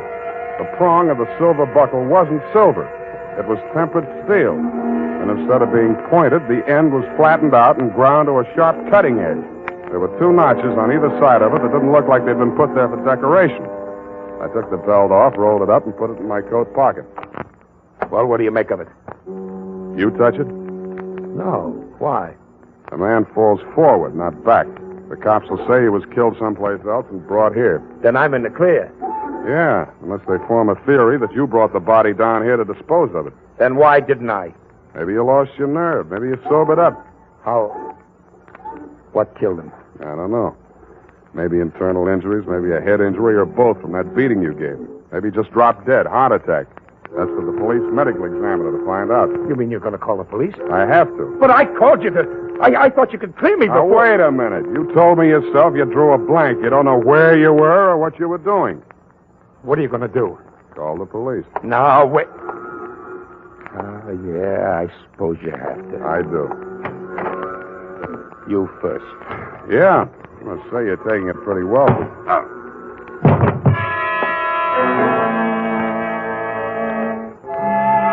I had a small dream. Abstractions, you know, cubes and circles. Nothing worth describing. But after I'd given homicide the rumble and crawled home to my own trundle, I did better. I dreamed I was Wild Bill Hickok, the belt tycoon. I was working on a promotion scheme for a new combination belt buckle, toothpick, and murder weapon. Sam Spade, Sleepyhead.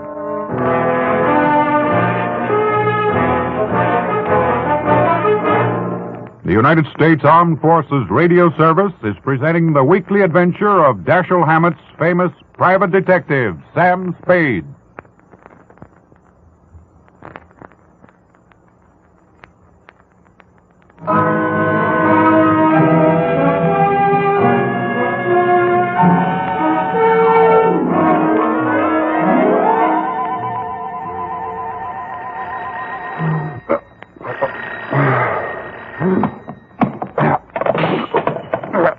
Nuts. Sam? Unique Garage, Harry speaking. Yeah, this is Dundee, Sam. Okay, Lieutenant, you got me. What time is it? Wait a minute. 10 after 3. Any sign of dangerous Dan McCrae, that rat, my client? Another whiff.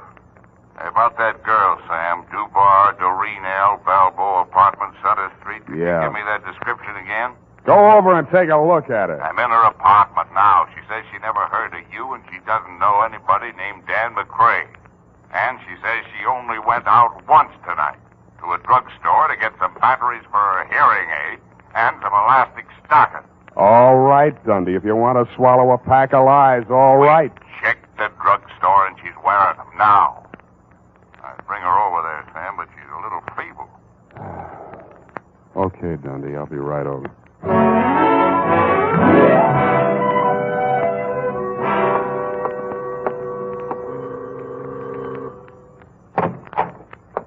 Hello, Dundee. Come in, Sam.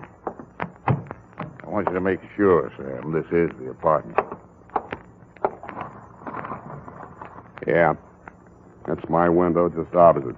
You can see the bed that I just got out of to come over here in response to your untimely call.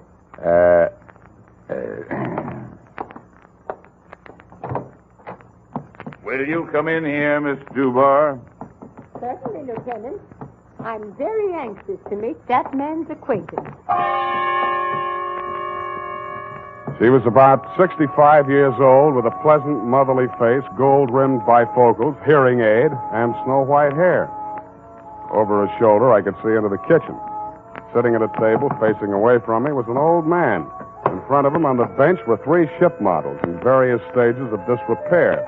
Broken masts, rudders, and with a mallet and a tiny chisel, he was shaping a piece of wood. I guessed that it was a broken spar from one of the hulls. Well, Sam, still say this is the same apartment? Yeah. Same apartment, different people. But you must be mistaken, young man. My brother and I have lived in this same apartment for nearly 20 years. She's lying, Dundee. Have you checked the janitor, the building manager, anybody? Janitor says she's been living here since he took the job in 41. We're trying to locate the building manager now.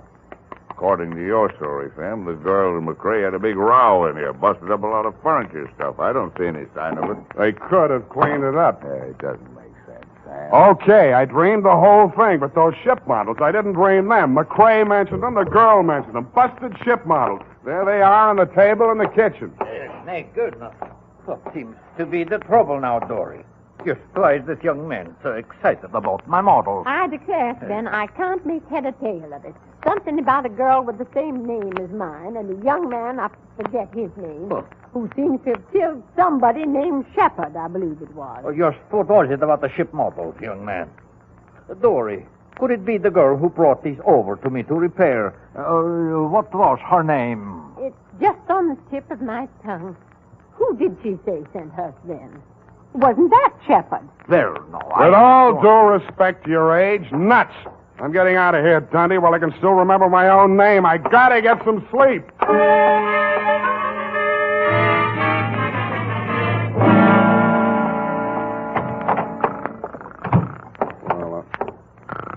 Hey, wake up. Oh, Sam. Get out of my bed. I'm sorry. I was beat. I didn't know where else to go. You can go to jail. Their beds don't have inner springs, but it's a free flop. Listen, I had to make that break. It would have been a murder rap for sure. You mean your memory came back? I had a funny feeling I'd seen that guy Shepard somewhere before. And just before I slugged you while we were standing there in the companionway, it came back to me. That guy Shepard, he came aboard ship yesterday when we docked. He flashed a badge on the gangway watch and asked to see the ship's carpenter. The one that made those ship models for you? Yeah. But don't you see? Manslaughter is one thing, cop killing is another. This ship's carpenter, what's he look like? Oh, thin, around 65. Lame. Talks like a Swede. City morgue. Maxie, Sam Spade. That stiff-tagged Shepard? Shepard, yes, Sam. Just got him back. I think it's all there. Those autopsy boys. Careless. What killed him, Maxie? Puncture wound. Base of the skull. Small, sharp instrument. Anything new in his ID? Well, Shepard seems to be a phony handle, Sam, but it'll have to do till the repair comes along. Sergeant Polhouse let it drop that the boys at his hotel thought he was a detective. Uh-huh. And funny thing about Sheppy boys, Sam, no belt, no suspenders, very loose trousers. How'd he keep them up? By the time I got to him, it didn't matter.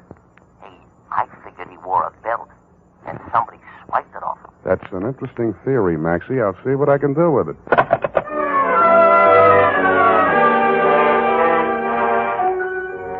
I tucked Danny Boy back into my bed, locked him in, and gumshoed around the block to the Balboa apartment. Just to be mean, I woke up the janitor and checked his statement on the old couple in Doreen's apartment. He worked 3 buildings, was sure of the old woman, but backed down a little on the man, which is what I expected. Was sure of the floor, but not of the apartment number. Didn't know any tenants by name, which goes to show, Lieutenant, what police statements are sometimes worth. I thanked him, stole his passkey, and went upstairs. I didn't expect to find anybody home in Doreen's apartment. I was half right. Sven, the old carpenter, was sitting in a chair, staring straight ahead of him. He looked as though he were in a daze. I walked over to him. Even close up, he didn't look dead. But he was. Body still warm, no visible wounds. But he was wearing a tooled leather belt with a hammered silver buckle. The prong of the buckle was tempered steel and had the same peculiar shape as the one in my pocket, the one I had taken off of Shepard's body. The ship models were gone. What was left of them I found in the fireplace. And in the charred remnants of what had once been the hull of the toy Chinese junk, I found something that hadn't burned. It was a small metal cylinder with 2 pins projecting from it on either side, about the middle of it. It looked like a miniature lock mechanism, which it was exactly. The key, you guessed it, was the prong of that belt buckle. The cylinder was empty, except for a few white grains that looked like sugar. I tasted them. It was not sugar, but in the dope traffic, they sometimes call it that. About then, I heard footsteps outside in the hall. I ducked into the closet, leaving the door cracked enough to see out. Stand over there, Doreen. Don't try anything. I won't shoot you unless I'm forced to. No, you didn't shoot Frank Shepard, did you? Don't ever mention that name again. All right. Well, Sven, don't just sit there staring. We've just time to catch the boat. Then, Answer me. I don't think he can answer you, Mrs. Brownrigg. Oh, what are you talking about? Sven! Sven! He's dead. He's dead! Oh, careful, she's got a gun. Hand it over. Hand it over, Grandma. You won't need it anymore. You killed him. Yes, I'm a desperate character. Hand it over. Come and get it. It should be easy for you. Such a strong young man, and I'm such a weak old woman. Now, look, you don't have your glasses on, and this 45 is too heavy for an elderly-type criminal. Now, sit down and keep quiet. Oh, Sam, I thought you'd forgotten all about me. I've been trying to all night. Where were you? They locked me in a closet in her apartment. Next door? They were going to take me with them, get rid of me on the boat. After what they did to Frank, they had to get out fast. Shepard. Who was Shepard, anyway? I can't tell you that. He was a federal narcotics agent, wasn't he? How did you know? You just told me. Now, tell me the rest of it. Well, honestly, I didn't know anything about it till about a month ago. I was dusting the ship models and knocked one off the shelf. It broke, and something spilled out of it. Mrs. Brownrigg was here when it happened. She rushed for it and ran out of the room with it. She said she'd take it and get it repaired for me. And then this girlfriend of mine came by while I was sweeping the white powder up. She's a nurse. She tasted it, told me it was dope. Well, I didn't want to do anything till I talked to Danny, but she reported it. And that's when Frank Shepard came to see me from the narcotics squad. He told you to play along with them? Yes. They arrested the man Mrs. Brownrigg was selling it to, and Shepard told her he was taking the man's place so he could spy and get evidence, you see. She believed him because of the belt. This the belt? Yes. That thing on the belt, it's really a little key that fits in a little... Yeah. Now, it fits in a little lock that releases the little mechanism that makes the false bottom fall out of a little boat. When did she find out that Shepard was a narcotics agent? I didn't. I saw them together so much that I began to think they might double-cross me. Then I thought about that sailor, Dan, that roughneck boyfriend of hers. So I went to Dan and told him I thought his girl had taken up with Shepard while he was away at sea. And I had to let Dan think the worst because I was sworn to secrecy. But Dan's so violent and jealous, he said he'd kill Shepard, so I came to you. You were a witness that Dan hit me, and I thought we might have him arrested so nobody else would get hurt. But I guess you were too sleepy to care. What? Sorry. I must have dropped off. To sleep.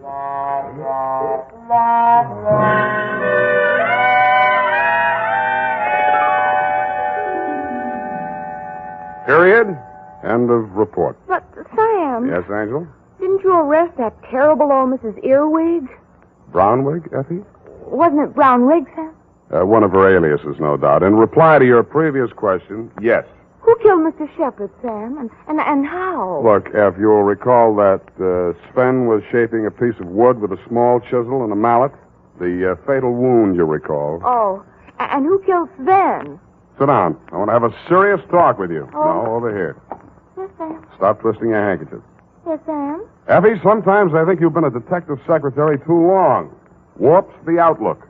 Sam, are you trying to tell me that my services are no longer required? See, that's what I mean. You jump to conclusions. As in the instance of the death of Sven. I only asked who killed him, Sam. Exactly. Did it ever occur to you that some people, especially old, feeble people, just die? Yes. Quietly?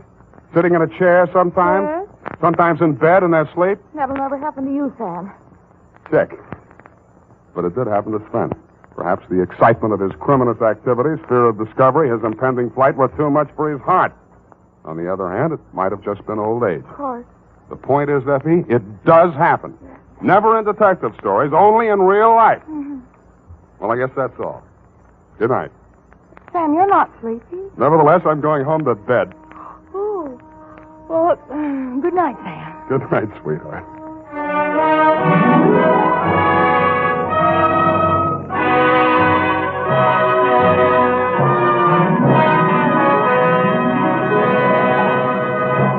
This is the United States Armed Forces Radio Service, the voice of information and education.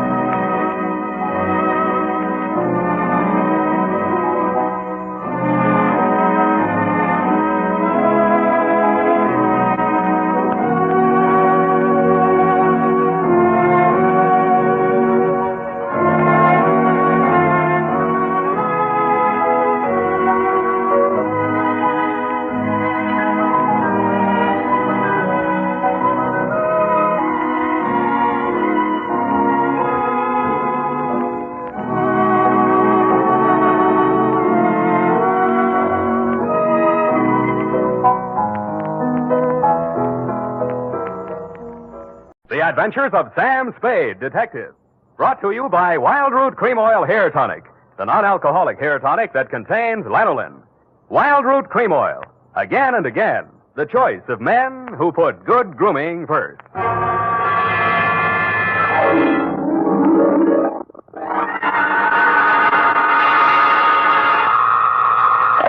Sam Spade Detective Agency. This is Sam, Blackleg Spade, the third most dangerous gambler on the Barbary Coast. Oh, Sam, not horses again. Horses, women, and the gaming tables, Effie, the diversions of the elite. Well, divert yourself with this, Sam. The phone company has sent a pink notice. Pay it no mind, sweetheart. We are healed. We have hit the cashier's cage, annexed the pot, broken the bank, and we're standing on velvet.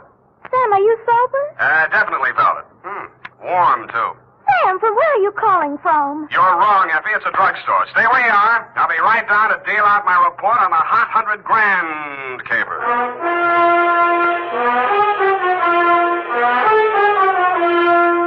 Dashiell Hammett, America's leading detective fiction writer and creator of Sam Spade, the hard-boiled private eye, and William Spear, radio's outstanding producer-director of mystery and crime drama, join their talents to make your hair stand on end with the adventures of Sam Spade.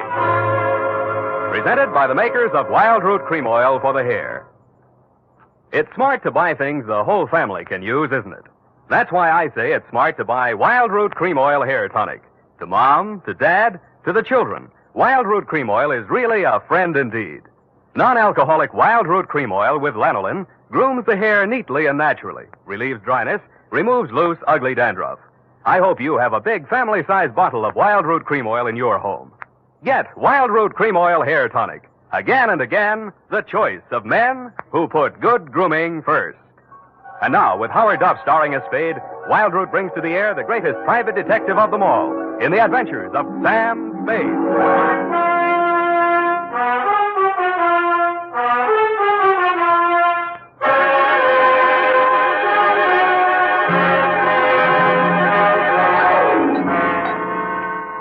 Date, September 19, 1948, to robbery detail, San Francisco Police, Attention Sergeant Walsh. From Samuel Spade, license number 137-596. Dear Joe, here's the rundown on that hot 100 grand. It started pleasantly enough when my secretary, Miss Effie Perrine, cute little mouse, eased into my private office, closed the door behind her, and leaned back against it with that air of pained resignation which generally means there's a customer outside that she doesn't approve of, but that I'll see her anyway. It's up to you, Sam. She's very well dressed, and I imagine she can afford you. How do you deduce that? Well, she dropped her purse. I didn't get time to count it all, but there was a $100 bill on top. Well, sure, in, Effie. Sam. Go ahead, say it. Oh, I don't know, Sam. Sometimes, well, there's just money. No, that's one of the reasons I hire you. What's the matter with her? Nothing. That's just it, Sam. She's very good-looking, cultivated, and very kind and considerate. And she seems sincerely troubled. You mean her act is a little too good? I felt that too, Sam. Thanks, Angel. I'll keep that in mind. Tell her to come in. All right, Sam. Mr. Spade will see you, Mrs. Stillcourt. Thank you. Thank you for seeing me, Mr. Spade. My pleasure. Won't you sit down? Oh, thank you. I'm Lorraine Kilcourse, Mr. Spade. It's about my husband, Leonard Kilcourse. Husband? Oh. We've only been married a short time.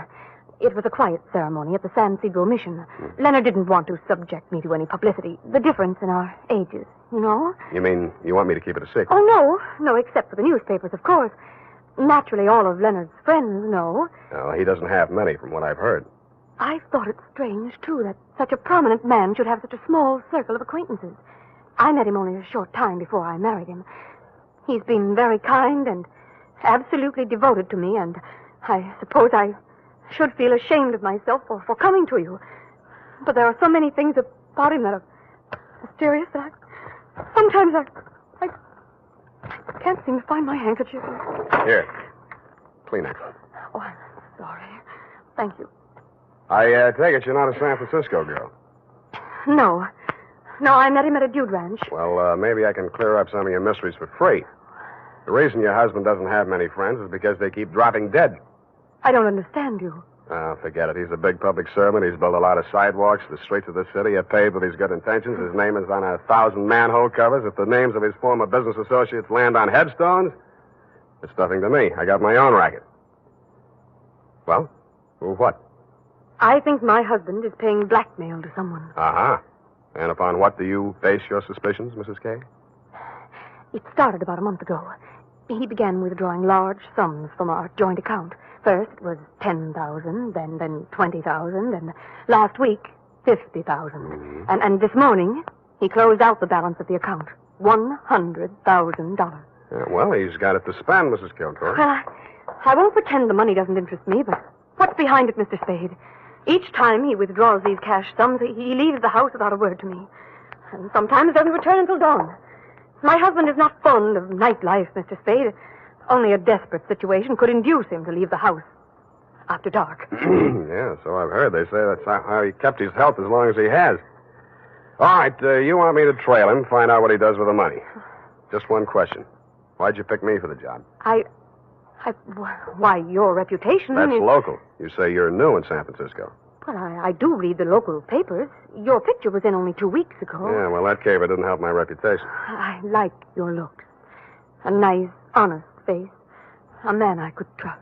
Well, don't buy that. And I'm sentimental, too. Your picture reminded me of someone who is very dear to me. My brother. Of course, you're nothing like him, really, but you do look alike. I suppose that sounds like a silly woman's reason. Yeah. What's your address? Well, I have a little place of my own out on Divisadero. The Balboa Apartments near Normandy Terrace. Mm-hmm. You'd better keep in touch with me there. I don't want Leonard to know. The Kilcourse mansion is at 1316 Clarendon. 1316. Mm-hmm. He returns from his office around 6 in the evening. Do you have a car? No. Do I need one? Well, I don't know where he may go. Here are the keys to my car. It's parked in front of the main entrance, a gray Plymouth. He won't recognize the car. My brother's. Now, about your fee. $100 now. If I need more, I'll leave you know.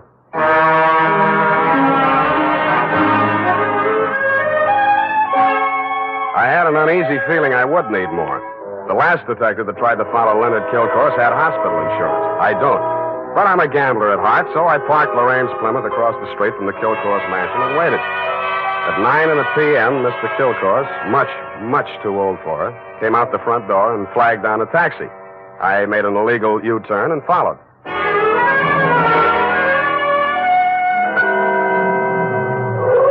The trail ended across the Golden Gate Bridge in Marin County. It was a country club-type building on top of a hill overlooking the bay. It did business under the name of Ernie Nogales' Racket Club. The racket had nothing to do with tennis. It came from two sources. The moans and groans of the customers losing money at the roulette wheels and crap tables, and the glad hand the management threw at my quarry as I followed him in. Well, Mr. Kilcourse, surprised to see you. Since when you go out after dark? Well, I thought a little nightlife might agree with me, Nogales. Oh, that sounds like you, Mr. Kilcourse. I didn't know you better. I think you was afraid to go out night. Well, now, I was thinking of buying this place to retire to. Ah. But I figured it'd be cheaper to win it at your roulette table. What's your limit here? 10,000, but for you, wide open, the sky. $100 grand for a starter? Well, any time they catch you with hot money, Mr. Kilcourse. Come over to the cashier. I sell you the chips myself. I didn't have to bother making myself inconspicuous. Everybody in the joint stopped playing to watch Kilcourse while he shoved his $100 grand roll through the cashier's window and scooped up 4 stacks of $1,000 chips. Make your bets, please. All right, you. Spin that wheel. Huh? How much you got there? $25 grand. Any objections? Is that okay, Mr. Nogales? Spin it, Joe. I'm covering through the table personally. Okay, sir. Around and round the little ball goes.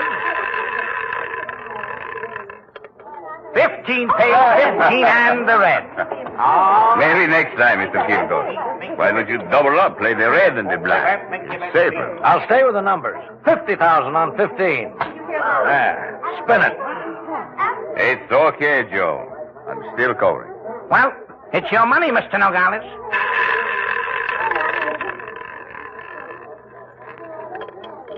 Number 4 pays. Number 4 and the red again. Yep. 25 grand more on 15. Look, Mr. Kilcourse, go on, enjoy yourself. Take it off your income tax, but please spend those. Spread them out a little there, those chips, huh? It looks bad for the house. What kind of a joint is this? Can't you cover the bets? Okay, Joe. He asked for it. Okay, sir.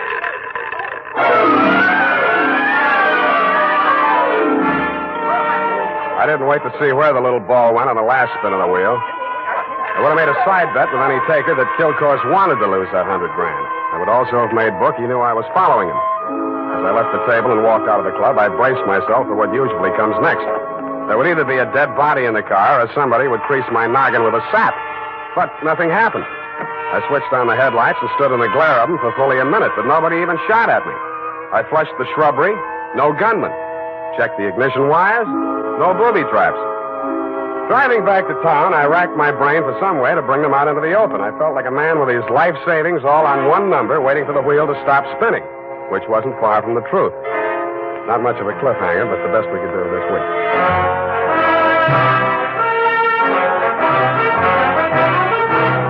The makers of Wild Root Cream Oil are presenting the weekly Sunday adventure of Dashiell Hammett's famous private detective, Sam Spade.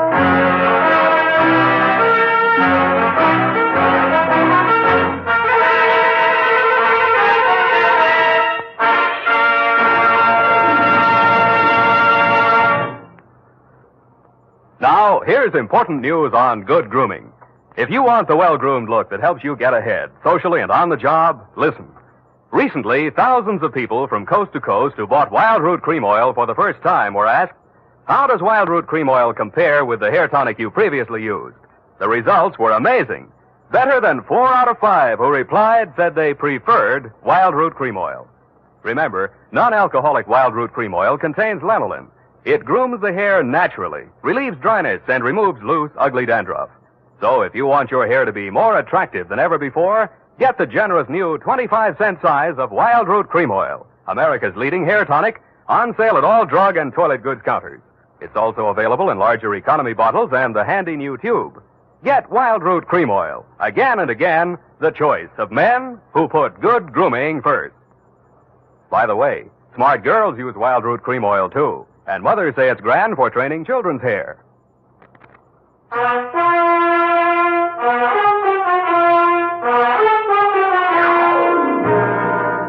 And now, back to the hot $100,000 caper. Tonight's adventure with Sam Spade.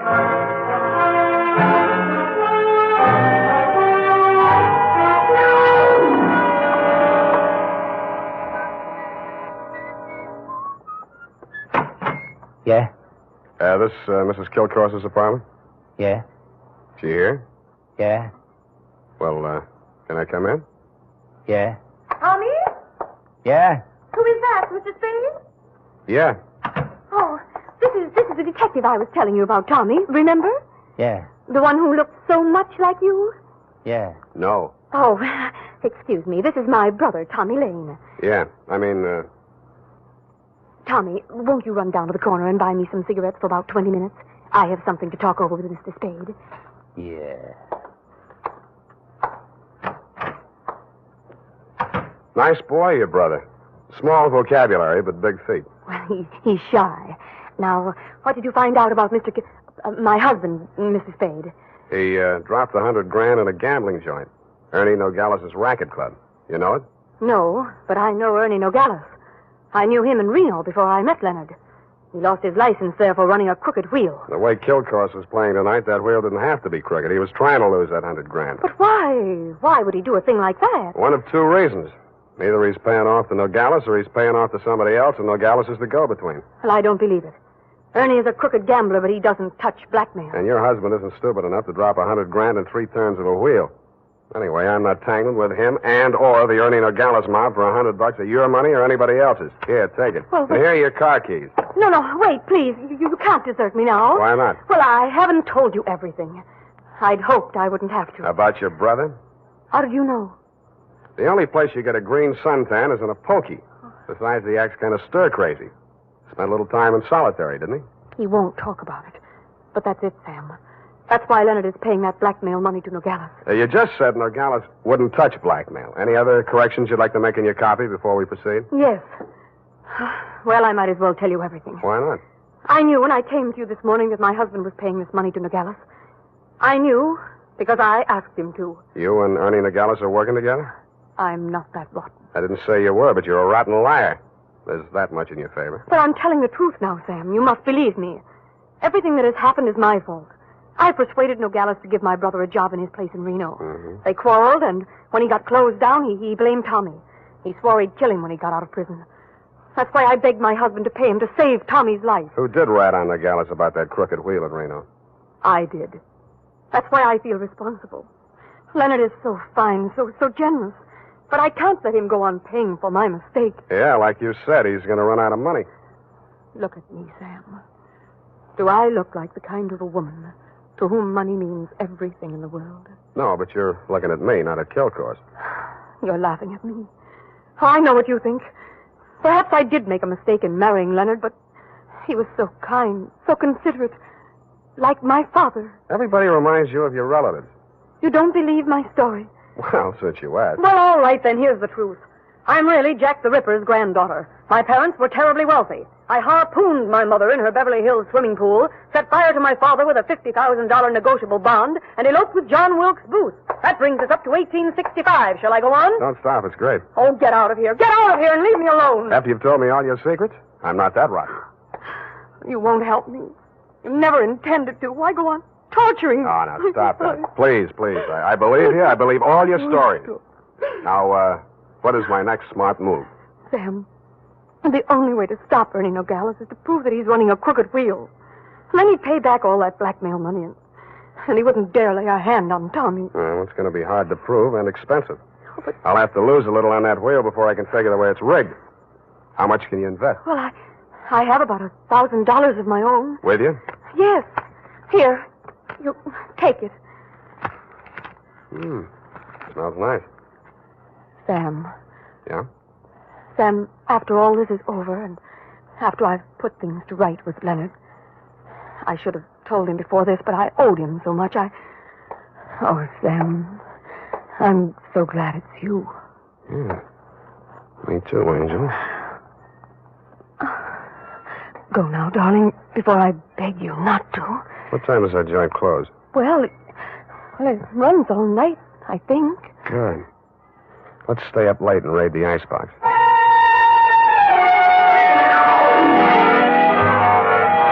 Around 2 a.m., when I low-geared the Plymouth up the long, steep driveway to Ernie Nogales' racket club, backed into the parking space nearest the road with a car headed downhill for a quick getaway, just in case, and I went in. The joint was still going full blast.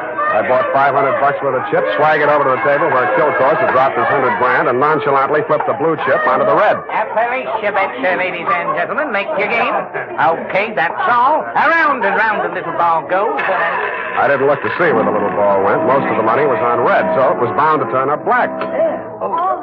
A red, please. What? Number 15. Place your bets, please. Make your game, ladies and gentlemen. Around and round it goes. The chips were spread around more the next turn, so I stacked 100 at the bottom of the 1 to 34 column. With a crooked wheel, my 100 made it the best bet to lose. And 19, and the red wins again. Hey! I plunked 500 down on number 5 and raked in 17,500. I left my original bet on the table. When the little ball fell into the pocket, I was $35,000 to the good from my point of view, but not from my clients. I doubled my bet and looked apprehensively around. There were no surly characters edging up behind me. In fact, the only surly character in sight was Ernie Nogales, and he looked happy. That didn't make much sense. When my bankroll got to $105,000, I played a hunch. I threw $5,000 of it back on the table and lost it. That made a kind of sense. I cashed in the rest of my chips and squeezed the $100,000 U.S. currency into my inside pocket. If anybody aimed for my heart, it was thick enough to stop the slug, which was some comfort. But what I saw when I walked out to the parking lot was no comfort at all. I'd gotten just a glimpse of it through some trees. A sedan backed into a driveway halfway down the hill. It was blacked out except for 5 glowing cigar ends that showed through the windows. I could think of only one reason for 5 cigar smokers to be parked in that particular spot at that particular moment. The Plymouth was where I had parked it, pointing straight down the hill. I slammed the door but didn't get in. Then I listened. The car down the hill was getting ready, too. I cracked the door of the Plymouth wide enough to get my arm inside and pressed the starter with the heel of my hand. I switched on the lights, pushed the clutch with my left hand, used my right to shift it into low, Then I pulled the hand throttle out all the way and let it go.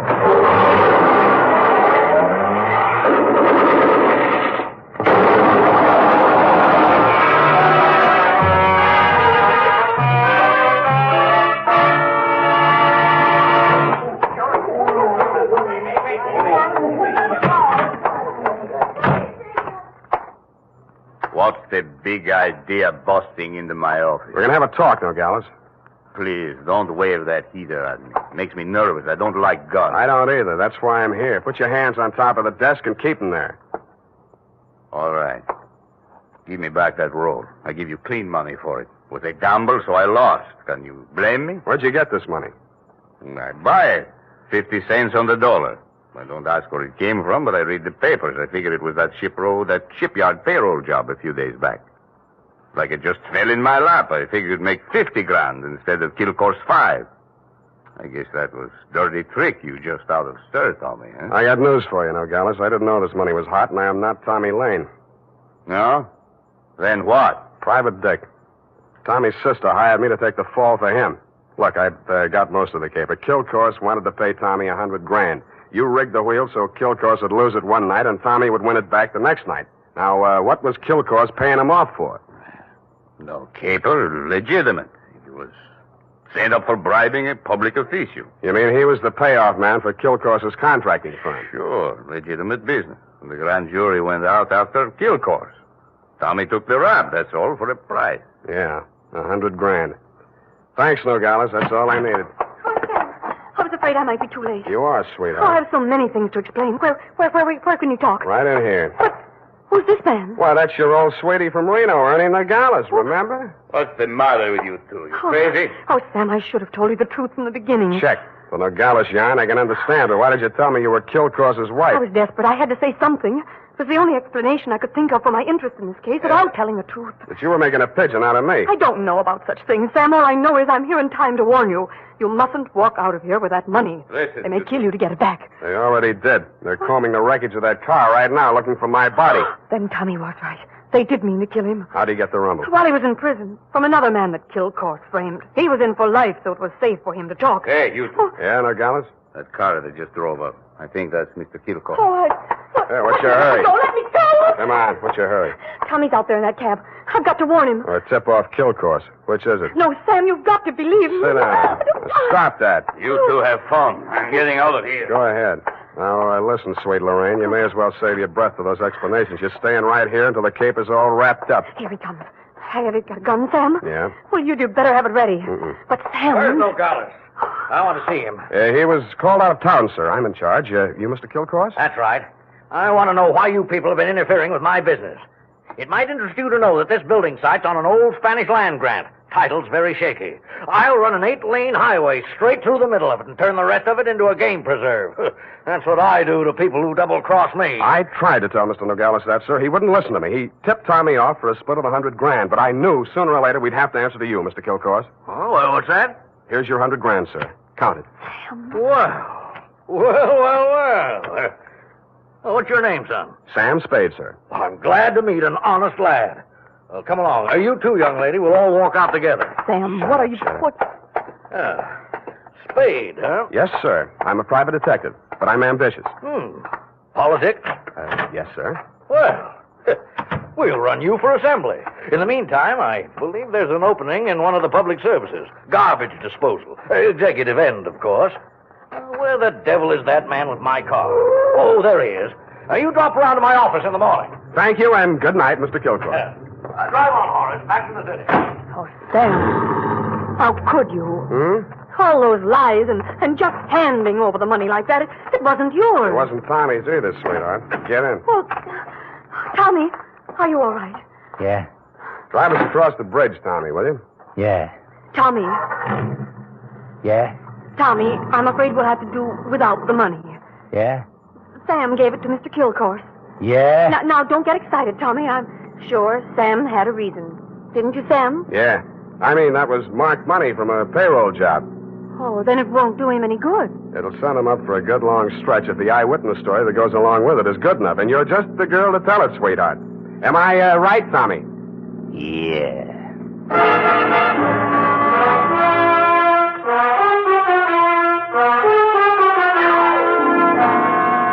Period. End of report. Already? But Sam. Yeah? What happened? Who were the 5 men in the car, the ones who shot at that Plymouth in the mistaken belief that you were in it? Their names are of little account, Effie. Suffice it to say that Kilcourse pointed his pudgy finger at them in the hopes of keeping the charge of attempted murder out of his indictment. But I was too clever. I identified them. But Sam, you didn't see anything but their cigars glowing in the darkness. Have you never heard of Sherlock Holmes' monograph and the 49 varieties of tobacco ash, you fool? But Sam, Sherlock Holmes is only the segment of someone's imagination. He's a fictional detective. Well? You mean... Oh, Sam, you're tired. Yes, I am. It's affected your mind, winning all that money. Now, you just sit here and rest. What? Think of the snowy mountaintops and blue skies. I'll just go and type this up. Snowy mountaintops. Winter sports yet. And now, listen to this. If you haven't yet tried Wild Root Cream Oil, the famous hair tonic that grooms your hair neatly and naturally, relieves dryness, and removes loose dandruff, then here's a wonderful way to get acquainted. Buy Wild Root Cream Oil in the new 25-cent size bottle at your drug or toilet goods counter. Also, ask your barber for a professional application of Wild Root Cream Oil Hair Tonic. Again and again, the choice of men who put good grooming first. Well,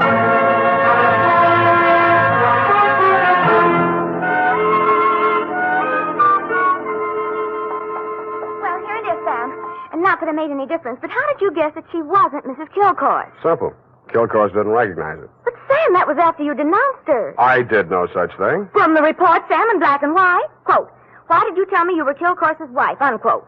At that point, you assumed that she was not Mrs. Leonard Kilcourse. I did not. I merely wondered why she had told me. Well, with all the lies she told, you might have assumed anything she said was totally devoid of truth. And I did, sweetheart. I did. Oh, well, that's a relief. I was afraid for a while she'd taken you in. What's that got to do with the truth? Good night, Sam. Good night, sweetheart.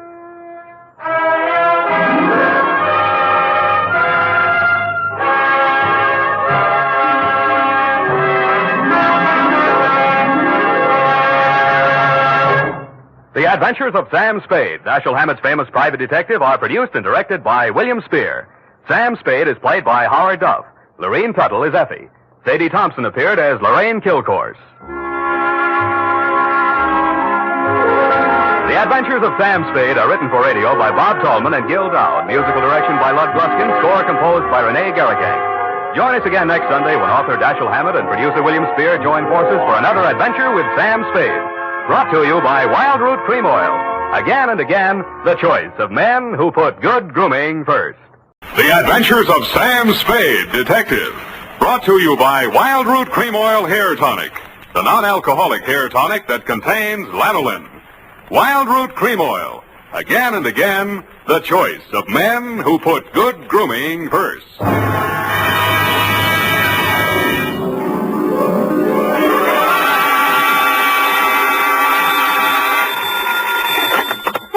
Detective Agency? Hey, it's me, Sammy the Spade. Sam, it's not true, is it? Every word of it. What? That you've been consorting with unsavory characters? Well, she was a savory enough girl, Effie, although a crook. Well, according to the paper, she's practically a murderess. Not to mention that she's dancing the Roomba with you. That's a lie. There's a picture of you.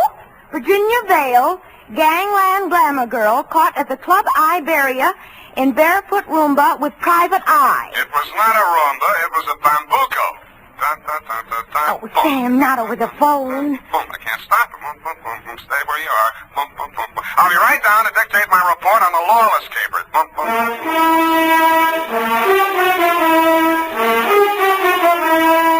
Dashiell Hammett, America's leading detective fiction writer and creator of Sam Spade, the hard-boiled private eye, and William Spear, radio's outstanding producer-director of mystery and crime drama, join their talents to make your hair stand on end with the Adventures of Sam Spade. Presented by the makers of Wild Root Cream Oil for the hair. Say, have you gotten acquainted with Wild Root Cream Oil yet? Tell you what, mister, if you haven't, even if you don't use any hair tonic at all, why not ask at your drug or toilet goods counter tonight or tomorrow for the brand new 25-cent Get Acquainted bottle of Wild Root Cream Oil. You like the way Wild Root Cream Oil grooms your hair neatly and naturally, relieves dryness, and removes loose dandruff. You never dreamed one hair tonic could do so much. So give it a try.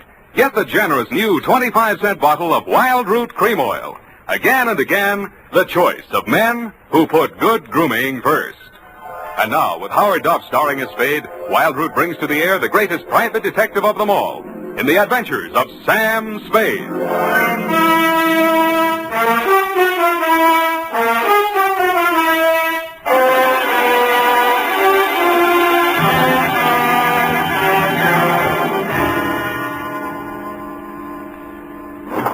I think I'm getting it now. You even lost your shoes. Ready, sweetheart? Yes, Sam. No questions? No, Sam. That picture in the paper doesn't mean a thing, Effie. There was nothing between Virginia and me. Just wasn't room. Well, that Nambuco, you know, that's the way we dance it. Authentic. Sam, I troubled to call my girlfriend, Edna Mae Schwartz, who is an instructor at Arthur Murray's. Mm-hmm. I quote, "The partners exchange graceful nods in the center of the dance floor and then separate. Well, As the senorita provocatively leads the pursuing caballero through a series of gay whirls, turns, and figures." There, you see, provocative. But he never catches her, Sam. Well, I have my shoes off. That gave me the advantage. You know best, Sam. Well, that clears that up. Date? August 29th. I will give the date. Fill it in. That still doesn't explain your operating on the wrong side of the law. Down, Effie. This goes to John M. Lawless. A known gangster. What else? From Samuel Spade, license number 137596. Dun, dun, dun, dun, dun. Boom. Well, thank you, Effie. Subject, Joe Morales. Dear Johnny, you hired me yesterday morning, but the real start of it was back in 45. Flashback. San Francisco was just recovering from VJ Day, and crime was practically at a standstill because your number one competitor in the West Coast mobs had just been rubbed out, and you were on trial for same. Nothing about the trial made any sense. The tea-time chatter in the better pool rooms was that you were taking the rap for your worst enemy, Joe Morales. What made even less sense, the lawyer defending you was Joe's brother. So I wasn't a bit surprised to receive your check for $25, together with an invitation to be in the third row of the courtroom when the jury returned the verdict. I was. The defendant will please rise. Step forward, please. Have you anything to say why judgment of this court should not be passed upon you? Yeah. It's a bad beef. The judgment of this court is that you, John Lawless, for the crime of manslaughter, having feloniously run down, run over, and killed with a certain automobile the deceased person named in the indictment, and having subsequently departed the scene in violation of the hit-and-run statute, are hereby sentenced to a term of 3 to 10 years in the state prison of the state of California. You didn't even look at the judge while he was dishing it out. Your eyes were on the man sitting directly in front of me. The man you were supposed to be taking the rap for. The man you deliberately planted me behind, Joe Morales. I wondered what that meant. When the judge brought down his gavel, I found out. You came up the aisle with a deputy on one arm and your lawyer on the other. He seemed upset about something. I'm sorry, Johnny. I did the best I could. They've given me the judge I asked for. You passed on that jury, you cheap shyster. Okay, just wait till you get my bill. Shut up. Now, wait a minute, Sheriff. I want to speak to a friend. Hey, Johnny, hurry up. We got a train to catch. Hey, you, Joe. Yeah, Johnny? I got just this to say to you. I'm going up, but I'm not staying, see? If I'm not paroled out in 3, I'll break out. Either way, I'll get you, even if it means a murder rap. Oh, now listen, Johnny. You heard me, Spade? Yeah, Johnny, I wish I hadn't. Well, Johnny, we gotta go. Okay. Don't forget what I said, Joe. So long, Sam. Good luck, Johnny. Hey, Sally. Yeah, Joe? You hear what he said? I know.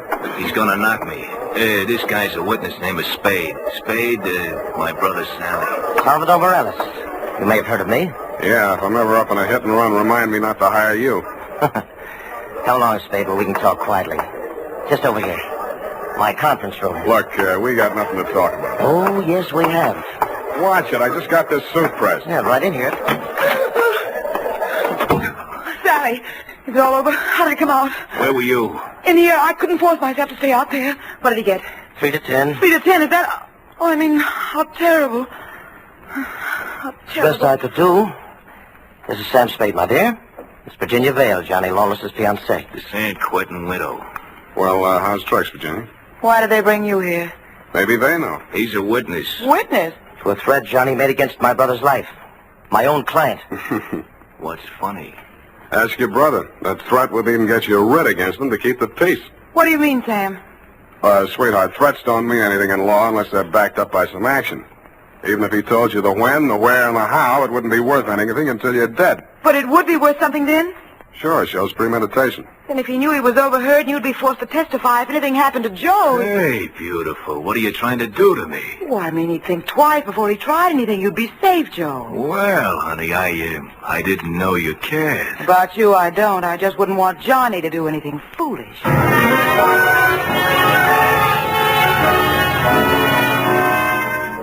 End of flashback. That was 3 years ago. A lot of big news has broken since then, but the only items that interested you in San Quentin were printed on the inside pages of the local press. Item: Virginia Vale, your fiancée, got herself engaged to Joe Morales, your worst enemy. And item: Salvador Sally Morales, your mouthpiece, had taken over your mob. Which brings us up to yesterday morning. Yeah? That you, Sam? Who's this? Johnny Lawless, remember me? No. I was hoping you'd say that. Look, Sam, I got a job for you. Call Peeper Breen. He may need it bad enough. I've got no contacts in the mobs anymore. This is clean. How clean? A chance to save an innocent man from the gas chamber. Well, There's $1,000 in it for you. Wait till I get a pencil. Now, what was the address? The Alma Arms on Pine Street near Jones. Yeah? Buzz me 3 times. 1 long, 2 short. And make sure there's no one on your tail. Got it. I was not tailed. I found your name on the bell panel, buzzed 1 long and 2 short, and the automatic lock clicked me in. You were waiting 1 flight up in the open door of your apartment. You didn't say anything, just made sure it was me, motioned me inside, locked the door, and led me back to a bedroom. Well, there it is, Sam. Mm-hmm. Joe Morales. Dead about 3 hours, I'd say. 4 slugs, chest, shoulder, and head. Looks like amateur work at professional aims for the belly, or did you mean it to look like an amateur job? Would I be sap enough to drop him in my own apartment? Besides, he's my lawyer's brother, and I might need Sally again. Why did you call me? Well, you heard what I said to Joe after the trial. Who told you that, Virginia? Yeah, but she didn't have to. Didn't I ask you to sit there? Oh, that's one thing that worries me. Look, let's go in the other room, huh? I feel like a drink. Well, here's my pitch, Sam. I checked out of San Quentin yesterday morning. I didn't have a mark against me. The warden himself put my case before the parole board. He called me the ideal prisoner. Shall we dance? Okay, Sam, okay, but a man can change a lot in 3 years. So can a woman. Virginia met me at the gate and we drove into the city. We didn't have a thing to say to each other. The way I felt by the time the ride was over, Joe could have her and welcome. I had other plans. Such as? Well, the parole board was getting me a job with a mining firm, a surveyor. I took a course up at Quentin. You seriously expect me to swallow this line of guff? Listen, you don't get fat making a living on the mace. Take half of these guys you hear telling the world what wonders they are at puffing boxes, knocking over joints, and the rest of the lays. Yeah, not half of them make 3 meals a day at it. Then what chance has a guy without a regular racket? And, brother, that's me. I'll buy that for now. Let's talk about that dead body. All right. Well, I called Joe on the phone this morning, see, and I told him to meet me here at 3 this afternoon.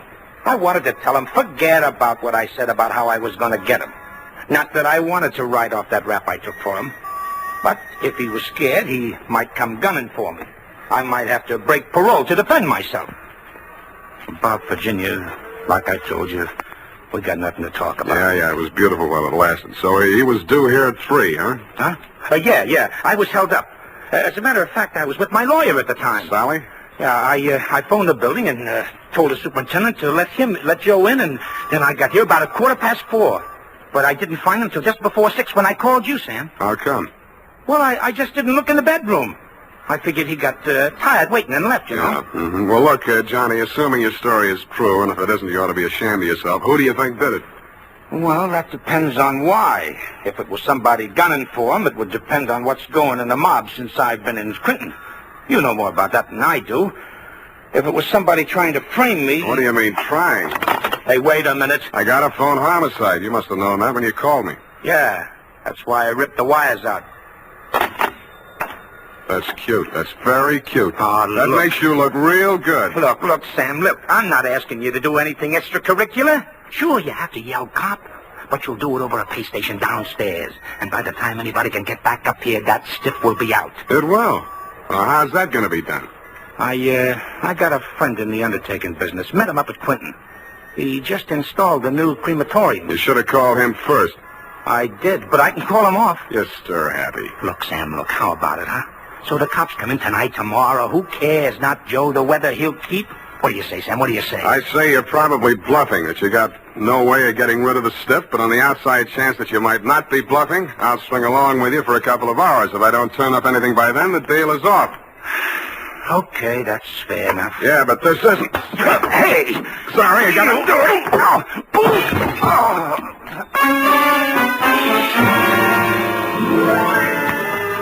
I hated to do it, Johnny. You were out of condition and you weren't expecting it.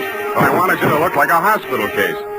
After you went down and out, I transferred my fee from your wallet to mine, examined your wounds, and decided you were good for 2 hours at St. Agnes Hospital, where I know the head nurse. Incidentally, never mind.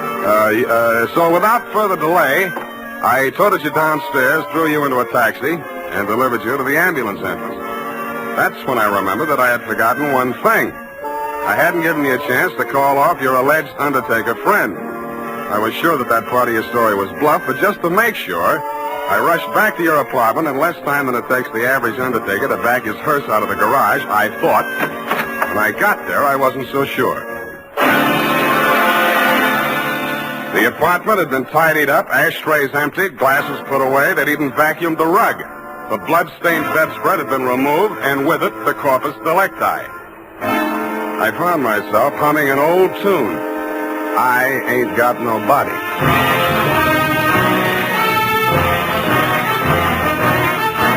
The makers of Wild Root Cream Oil are presenting the weekly Sunday adventure of Dashiell Hammett's famous private detective, Sam Spade.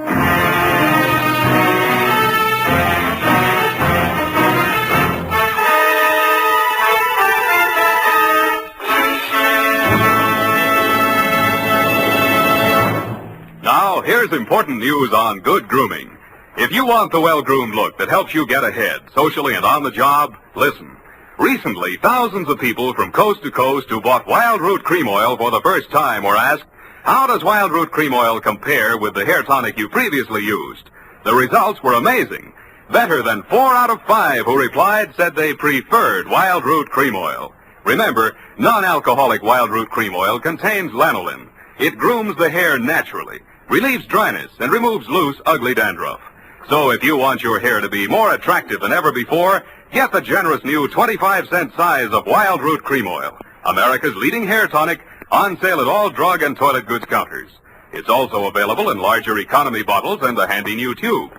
Get Wild Root Cream Oil. Again and again, the choice of men who put good grooming first. By the way, smart girls use Wild Root Cream Oil, too. And mothers say it's grand for training children's hair.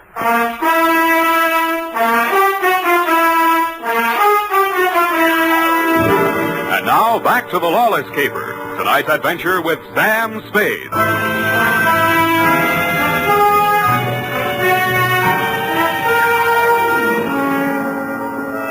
In most murder cases, there are too many suspects, too many motives, and too many clues from the very beginning.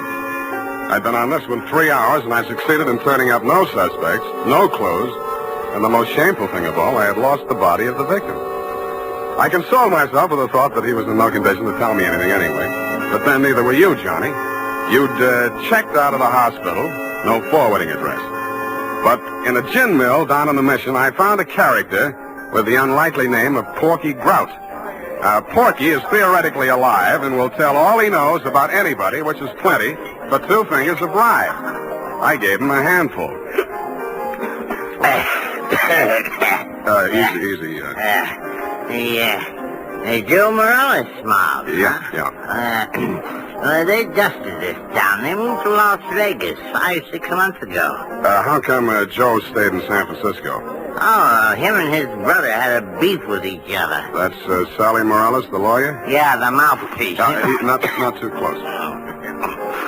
What was it all about? Oh, that dame, Virginia Vale. After she and Joe framed Johnny Lawless on that hit-and-run job, they disagreed on methods of administration. Not so close. So she and Sally team up. And Sally uses his business connections to pull off this big combine, you see? Yeah, I heard of it, Las Vegas. How do I get to Sally? Now, my throat's dry. I can't hardly talk. Hey, Riley, put out the bottle. And bring an Airwick. Yeah, that's right. Oop, sloppy. Easy, I'll help you. Great, huh? Great stuff. Not too close. Now, when do you want to get to him? Tonight? Right now. Let me see now. The dame don't dance to nothing but rumba music, and she don't drink nothing but imported French champagne. Yeah. Furthermore, she don't go nowhere where she don't get her picture taken. And he don't dare take a drink in a place that pays him protection. Well, this being after hours, there's only approximately one place they could be at. That's the Iberia out on Van Ness. Yeah, thank you and good night, Porky Grout. If your friends won't tell you, I will. What? Please don't bother to answer.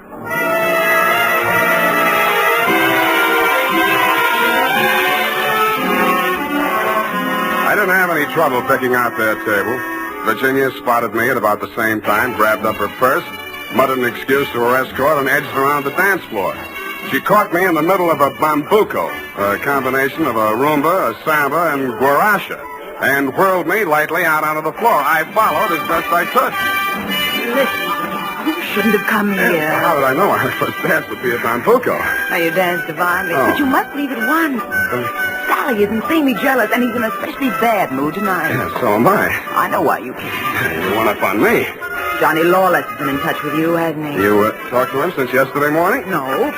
He's bound to get in touch with you. I don't know what story he's told you, but don't believe a word of it. He only wants to get you out of the way so he can get back at Joe. Still thinks Joe framed him into San Quentin. Now, you can stop worrying about Joe.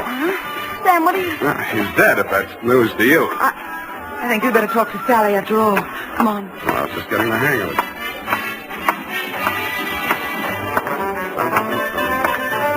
Well, my dear, so you've met another old friend. Hello, Sally. Hello. Sit down, Spade. Thanks. Sally, Huh? Sam says Joe is dead. Joe? Murdered? Yeah. Well, it was bound to happen. I warned him to get out of town before Johnny Lawless came back. Johnny says he was with you when it happened. Juries don't go for alibis, Spade. Best defense I could give him would be that I defend him despite the fact he's accused of killing my own brother. But look here. As his attorney, I have the right to know what he retained you for. To find out who did kill Joe. That's what he said. Have you found out? Not yet. Any leads? Not many. Now, what's the difficulty? The corpse. Somebody swiped it. You can't mean that. I can, and I do. Well, that doesn't make sense. Unless Johnny arranged it himself. But he couldn't have. No contacts. Of course, he might have disposed of it without help. It's been done, you know. Not tonight. I'm his alibi there. I don't believe it. You're just telling that story to see how we'll react. That's why I'm telling it, but it's not a story. It's the McCoy. Sally, what can it mean? If Johnny didn't do it, then somebody must have done it to frame him. And if they did that, they wouldn't turn around and get rid of the evidence, would they? What? Well, the whole thing is wild. You know, there might have been two people who thought they were a team, but one of them was really working against the other and for Johnny. Well, that's absurd, isn't it, Sally? Is it, my dear? He's trying to play us off against each other. Don't fall for it, Sally. I had nothing to do with any of it. You've got to believe that. Yes, I was sure of you when Johnny was out of the way. You wanted him out of the way, you admitted. You're still in love with him, aren't you? Aren't you? Alice, you're hurting me. Hurting? I'll help the DA write his brief. You'll go to Tehachapi for body snatching. Go ahead. I can't wait to get on the stand. The things I'll tell about you, how you let Johnny go up on that hit and run when you knew it was my idea and I was in the car with Joe. You will. Not a jury in the country would blame me for protecting my own brother. Protecting him? You were framing him even then. So you can have me for yourself. Oh, I'll have you in a gas chamber if you keep insisting. Your own brother. Squeeze out of that one if you can. How about the body? Love of woman surpasses brotherly love. I can see the jury now, eating it up. Victim of a designing woman caught in the toilet. Nuts. I don't care whether either of you is guilty or both or neither or whatever. If I get that body back tonight, I'll let the cops worry about it. If I don't, I'll confess to everything myself and name all three of you as accomplices. All right, Spade. You say your only concern is that body? Right. Here's $500. Another $500 when you find it, huh? Does that convince you? Well, it helps. Here, my diamonds. Take them all. Now, keep the diamonds, Virginia. If Sally gets sent up first, you'll need them for your defense. Think it over, kids. I'm calling the cops right now. Dun, dun, dun, dun, dun. I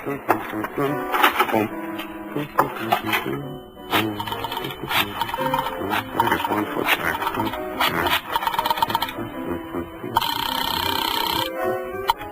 Homicide, Lieutenant Garrett. Roy, Sam Spade.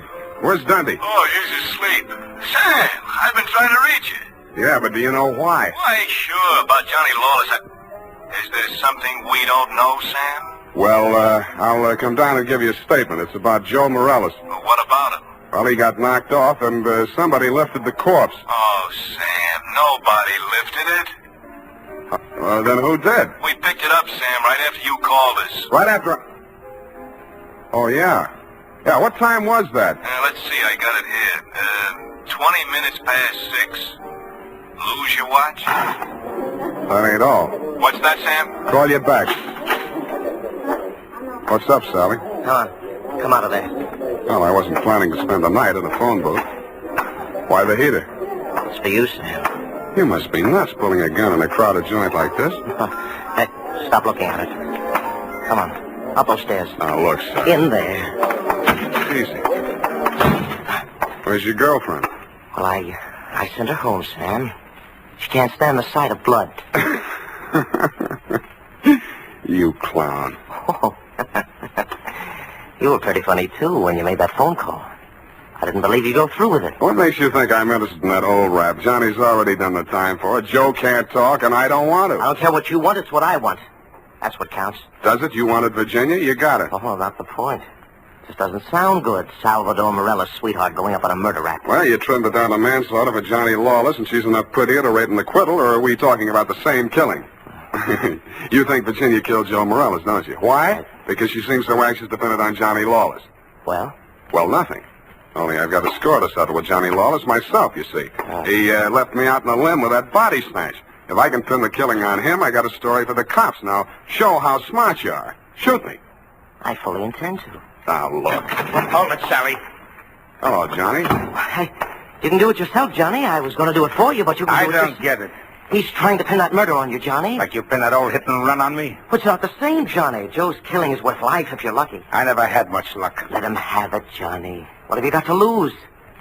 Well, you want me to... No. Step back, Sally.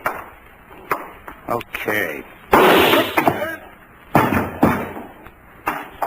He dead? Yeah.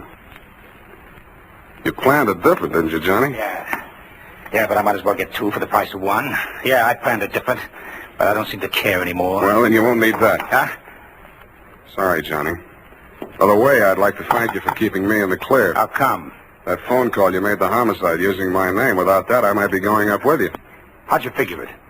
Nobody but you had anything to gain by making that body seem to disappear. You knew I wouldn't check with the police till I'd made a try at locating it on my own. You knew I'd use the disappearance as a handle to shake what I could out of Sally and Virginia. You knew they'd suspect each other because I had you alibied at the time of the body snatch, and that would start them screaming accusations at each other. Did they say enough to send them up? Yeah, I don't know how much will stick, but enough. They both admit Joe did that hit-and-run job I was sent up for? He and Virginia together. So she was with him. 3 years ago, I wouldn't have wanted to know that. Now it sounds good.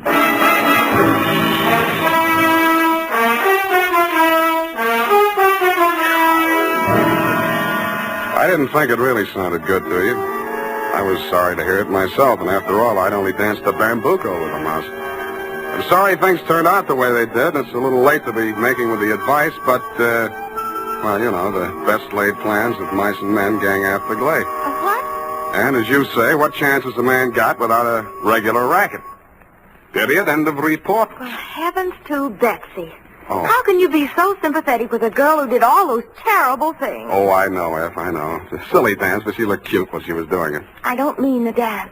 You mean the best laid plans? What does that mean, Sam? That gang after glay? I'll give you a hint, sweetheart. It's something you never need worry about. No.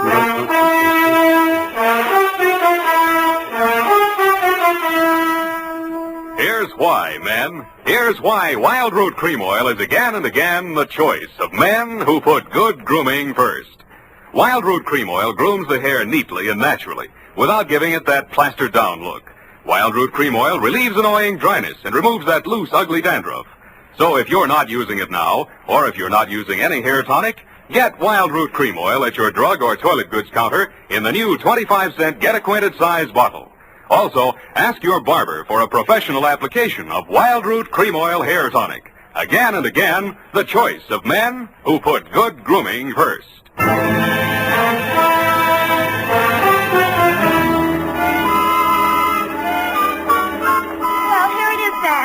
My, terribly confusing. I sensed that somehow. Who was that hit-and-run victim? Well, they named that dance after him, George L. Bambuco. I don't believe it. Sam, what does it mean? What does it mean, you know? Gang after Glay? Snafu. Oh, why didn't you say so? Darling, yes. Good night, Sam. Good night, sweetheart.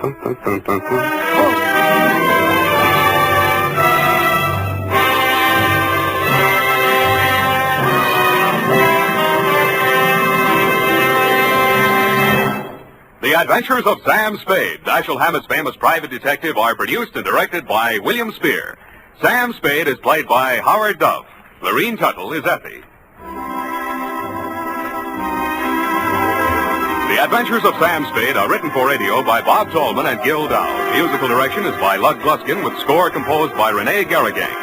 Join us again next Sunday when author Dashiell Hammett and producer William Spear join forces for another adventure with Sam Spade. Brought to you by Wild Root Cream Oil. Again and again, the choice of men who put good grooming first. The Adventures of Sam Spade, Detective. Brought to you by Wild Root Cream Oil Hair Tonic, the non-alcoholic hair tonic that contains lanolin. Wild Root Cream Oil. Again and again, the choice of men who put good grooming first.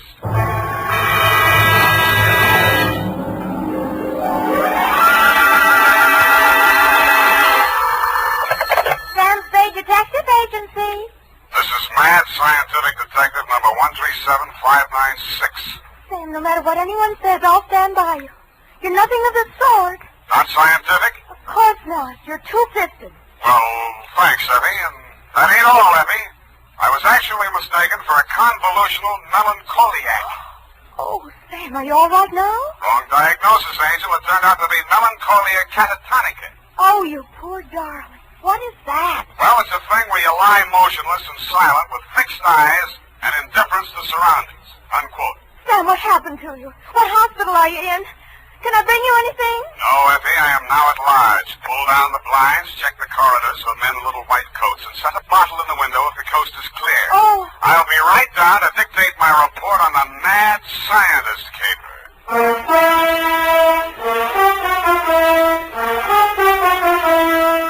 Dashiell Hammett, America's leading detective fiction writer and creator of Sam Spade, the hard-boiled private eye, and William Spear, radio's outstanding producer-director of mystery and crime drama, join their talents to make your hair stand on end with the Adventures of Sam Spade. Presented by the makers of Wild Root Cream Oil for the hair. Nobody has to tell you that a neat personal appearance can have a lot to do with helping you get ahead on the job. Now, the first step to a good appearance is well-groomed hair. And I mean hair that's groomed with Wild Root Cream Oil. Wild Root Cream Oil always grooms the hair neatly and naturally. It relieves dryness, removes loose dandruff. Yes, men, to look your best at all times, spruce up with Wild Root Cream Oil Hair Tonic. Again and again, the choice of men who put good grooming first. And now, with Howard Duff starring as Spade, Wild Root brings to the air the greatest private detective of them all in the Adventures of Sam Spade.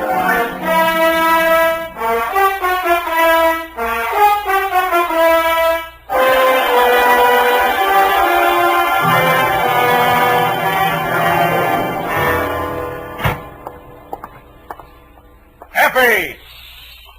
Come in, Sam. The coast is clear. Where are you? Why is it so dark in here? Well, I had to put the lights out. The blind stuck. I couldn't get it down. The heat's off, Effie. Let there be light. Oh, I'm so glad. Let me look at you. Don't look at me like that and stop whispering. Oh, Sam. Did you get me all upset like that just for a joke? It's no joke, sweetheart. You really sick? Yeah, just sick of some of the types I made in this business. Oh, Sam. Date, July 25, 1948, to Detective Lieutenant Dundee, Homicide Detail, San Francisco Police, from Samuel Spade, license number 137596. Subject, the mad scientist caper. I worry so. Dear Dundee, he looked like a mad scientist, and that's exactly what he was. His eyes had a wild gleam in them, his hair was a wild tangle, and he was wearing a wild assortment of clothing that looked as if they'd been slept in shifts. He leaned across the desk at me and said, They have stolen my secret formula. They had? Gee, that's too bad. Oh, you think I'm crazy? I don't know yet, I just met you. My name is Raymond Fox. Does that mean anything to you? Raymond Fox, yeah, I think it does, but I don't quite remember what. I invented the helioscope. Helioscope? No, that wasn't it. I also synthesized hydroxylamophotochronaton. That was it? Yes, but unfortunately, production costs were prohibitive. But you didn't let that discourage you. Oh, no, indeed. You see, after a brief illness, I was back in my laboratory, perfecting my greatest contribution to science. What may prove to be the greatest contribution of science to humanity. I call it penetron. Penetron? That is what they have stolen. The secret formula for penetron. Penetron, huh? Now, what exactly is penetron, Mr. Fox, and who are they? Well, penetron is a plastic with a molecular structure which repels atomic radiation more efficiently than lead, yet weighs less than aluminium. Oh, that. Do you realize the significance of this? Well, And imagine a motor no larger than a cigar box, with a power potential that even I don't believe, but they do. Who's they? Grierson Enterprises. Now, how do I know this? When I applied to the patent office to protect my discovery, I received this letter. Here, come on, read it for yourself. Commissioner of Patents, Washington, D.C. Dear Mr. Fox, your application for patent on formula designated under the trade name Penetron is hereby rejected. You see. Both formula and trade name, together with descriptive material identical to yours, have been registered by Mr. Albert Grierson, Grierson Enterprises, San Francisco. Very truly yours, George Sherman, Acting Deputy Assistant Commissioner. Yeah. You see? Yes. You don't need a detective, Mr. Fox. What you need is a good patent lawyer. Lawyer? I have one. A legal ball of fire named Roscoe Manning. You know this scoundrel? Yeah? He's got an okay reputation. And I am paying for it. $3,000 in retainers. And now he tells me he can do nothing. Insufficient evidence, he says. What is this outfit, Grierson Enterprises? Yeah, a snare in a delusion, with rented furniture, unscientific ventilation, and dirty work at the switchboard. Mm-hmm. How did they get hold of your formula? Well, it must have been while I was ill. They came and took it away. Out of your laboratory? Oh, well, what does it matter where? I've got to start someplace. Start with the man. I promise you he's a crook. If he steals from me, he's stolen from others. If we can prove that, then I have a case. Well, I can't promise you anything, Mr. Fox, but I'll see what I can do. Will $100 be enough for your retainer? Too much. 25 now, and the balance if I can do anything for you.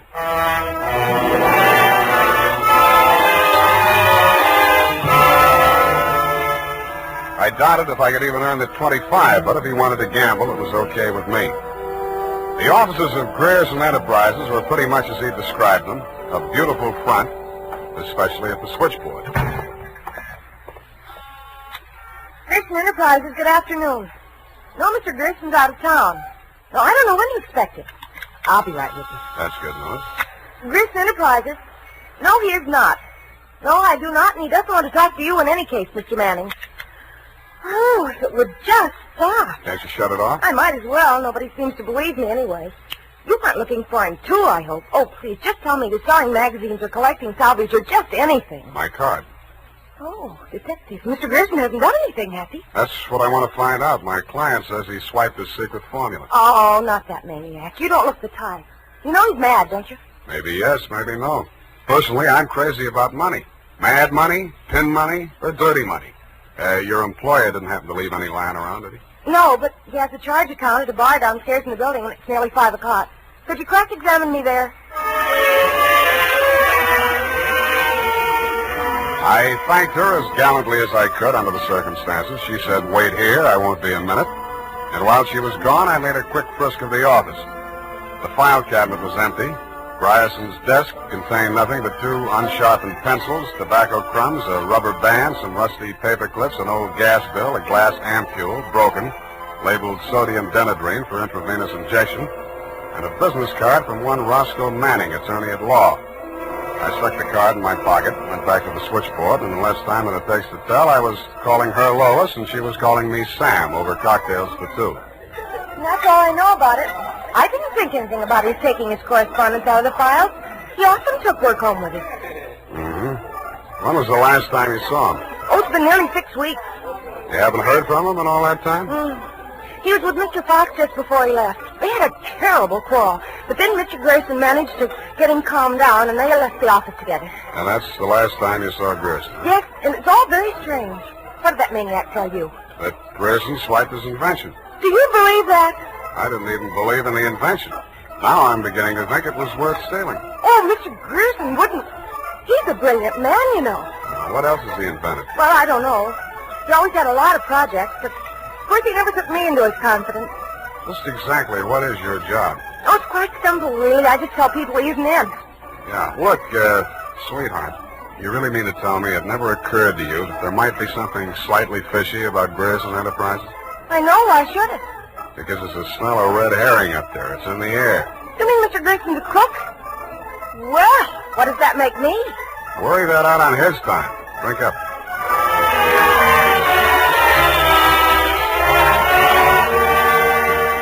She looked as if she were telling the truth. Though with women, especially blue-eyed women, that doesn't always mean anything. If she had anything more to tell, she obviously wasn't ready yet to tell it. I asked her to come up and listen to my Herb Jeffries records. She said my apartment needed a woman's touch. I handed her a broom. She hit me on the head with it and left. And so to bed. Up the Times and phoned my client. He wasn't in. Then I phoned a guy I know who sometimes knows about things and asked him what sodium denadrine was. He said it was a sedative and/or truth serum, a mental-type drug. I wondered what Grierson had been using it for during office hours. I also wondered what else he'd been spending money for. I phoned another guy who knows about other things, and he called me back with the name of Grierson's Bank, Golden Gate Trust. An hour later, to my surprise, I actually had something to go on. Because in the past 6 weeks, checks totaling $50,000 had been deposited at Grierson's account, all drawn on the Citrus Exchange Bank of San Anselmo, and all bearing the signature of one Carl Birdwell, M.D. He wasn't hard to find. It was a big place in the outskirts, and the sign on the gate said, Mary F. Hotchkiss Hospital for the Mentally Deranged. Dr. Birdwell's cottage was one of 5 without bars on the window. He was spraying his roses. So that cystectomy of Dr. Koba's, how does convulsion? Coordination all right? Can't complain. Got the use of your fingers back? Good. Pick up those shears. I want all those ragged edges. Cut off the hedges. Well, why don't you hire a gardener? Or did those checks to Grierson use up all your ready cash? Eh? Oh, I thought you were the cystectomy. Good Lord, you're that convolutional melancholiac. You're not allowed out on the grounds. Guard! Guard! Now, wait a minute, Doctor. This one acting up. Take him back. I sent for the cystectomy. This is the wrong man. You're crazy. Come on. Let go of me. I'm not a patient here. I'm a detective. Yeah, and I'm Sherlock Holmes. Come on, now, back to the violent war. Come on, lay off. I got an office in San Francisco. I can prove it. 137596. Okay, Dr. Wharton, but come on, come on.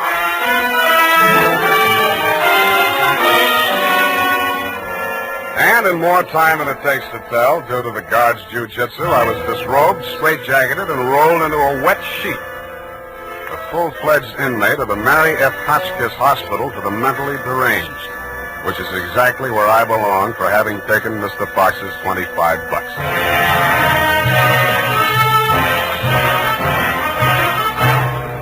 The makers of Wild Root Cream Oil are presenting the weekly Sunday adventure of Dashiell Hammett's famous private detective, Sam Spade.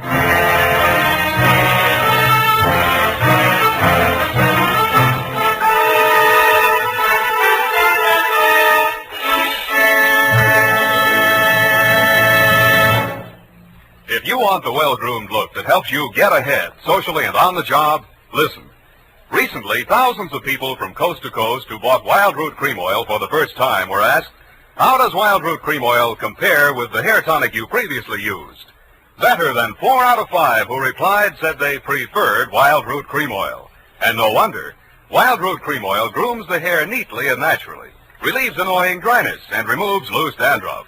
What's more, Non-alcoholic wild root cream oil is the only leading hair tonic that contains soothing lanolin. So ask for Wild Root Cream Oil Hair Tonic. Again and again, the choice of men who put good grooming first. By the way, smart girls use Wild Root Cream Oil too, and mothers say it's grand for training children's hair.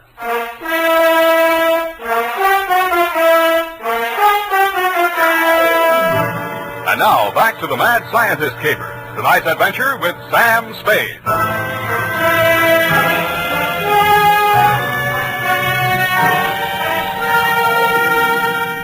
I have been shot, stabbed, slashed, pistol whipped, and sapped into unconsciousness. But until you have spent a night rolled up in a wet sheet, Dundee, you don't know what punishment is. You feel hot and cold at the same time, too miserable to sleep, too exhausted to stay awake. And after 4 hours of it, you just give up and join the crazies pushing up the daisies. There's only one thing I can say in favor of the Mary F. Hotchkiss Hospital for the Mentally Deranged. They get the patients up early. By 6:30 in the a.m., I had been rolled out of the sheet. By 6:45, I had thawed out enough to be taken out of the straitjacket by an orderly. I was glad to be out of it because it was very heavy, and that gave me an idea. I picked it up and swung it. In less time than it takes to tell, I was in the orderly's uniform, out of the violent wing, and shuffling up the walk through Dr. Birdwell's rose garden and through his cottage door. Good morning, Dr. Birdwell. Good Lord, who let you in here? What do you want? I was trying to tell you yesterday when I was so rudely interrupted. Hey? Oh, yes, the detective. Did you say Grierson sent you? I didn't say that. I'm afraid you'll have to be absolutely specific or I can't help you. All right. My client is an inventor who claims that Mr. Grierson stole a formula from him, got a patent on it, and stands to profit to the tune of about $1 million. The last two items check. I don't know whether Grierson's a crook or not. He's into you for $50,000, so you might know. This inventor. Pale eyes, contracted pupils, big mop of hair. That's a fair description. Fox. Raymond Fox. He's a patient, escaped from this hospital. That man, Mr. Spade, is a homicidal maniac. If you'll jog your memory, you may recall the case. Sacramento, 1935. Sacramento. Wait a minute. Chemistry professor, lab explosion? That's the case. Two of his colleagues, whom he irrationally suspected of stealing the formula for the explosive he used to blow them up. You sure they didn't? The man was adjudged hopelessly insane. He must be returned to us. He may murder Grierson, he may murder you, but he will commit a murder if he remains at large. Perhaps more than one murder. You must help us, Spade. Like you, Doctor, I can't help unless you're absolutely specific about a couple of things. Your connection with Grierson, for instance. I invested in Grierson's firm. Uh-huh. How did Fox meet Grierson? He was allowed a certain degree of freedom here during his rational periods.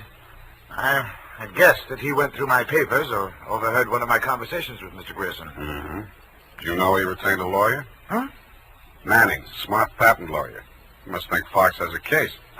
Oh, surely not. Grierson thinks so, too. You've talked to Grierson? No, but I've examined his bank statements. The bank allowed that? I told him I was Grierson's attorney. The point is, Grierson is broke. Why? Because he's paid out every penny you gave him to the order of Roscoe Manning, attorney at law. And you know what I think, Doctor? Yes? I think Raymond Fox is crazy like a fox.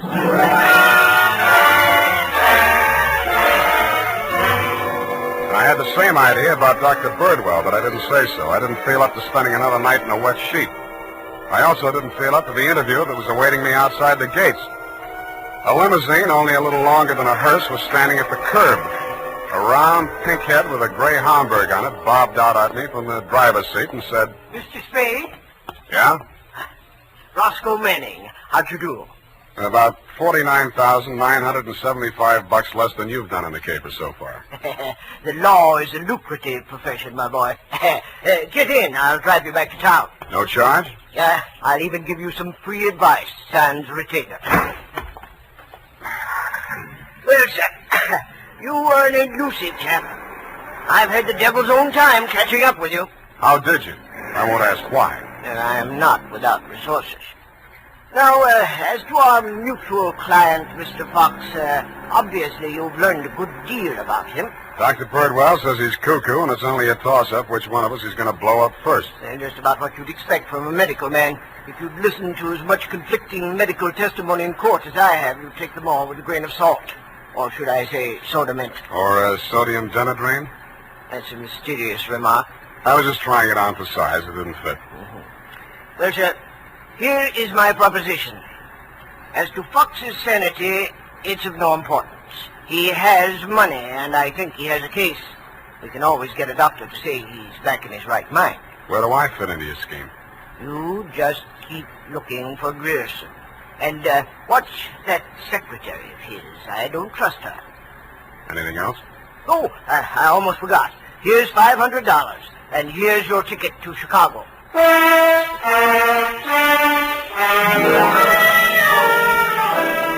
I don't know why, but somehow I got the impression that Mr. Manning was trying to get rid of me. He should have used that ticket to Chicago himself. We stopped at Sausalito for breakfast, and the condemned man ate a hearty meal. We drove the last mile through the Marina District and pulled up in front of his house. Well, sir, have a nice trip. Or take the car, Mr. Spade. I'll pick it up at the depot. Goodbye. It's been charming. Goodbye. He backed across the sidewalk, waving, and I waved back. Then he went up 3 steps, put a key in his door, and opened it. It didn't do much damage to the house, but all the king's horses and all the king's men couldn't put Roscoe Manning back together again. I got out of the car and just made it up the steps when it happened again. I hated the look, but I did. For the limousine had been parked with me in it was a smoking heap of scrap metal. I then headed for the nearest phone booth and, pausing only to inspect it for mines and booby traps, dialed the number of Grierson Enterprises.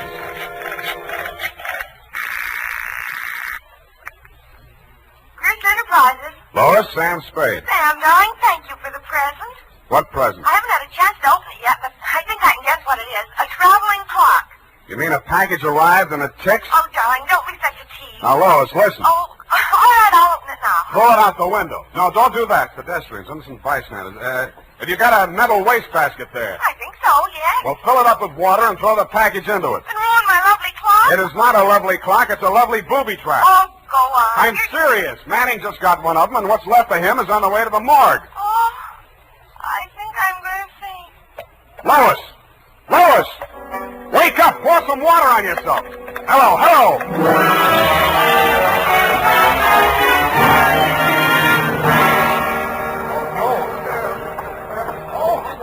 Let me through here. Come on, let me through. Lois.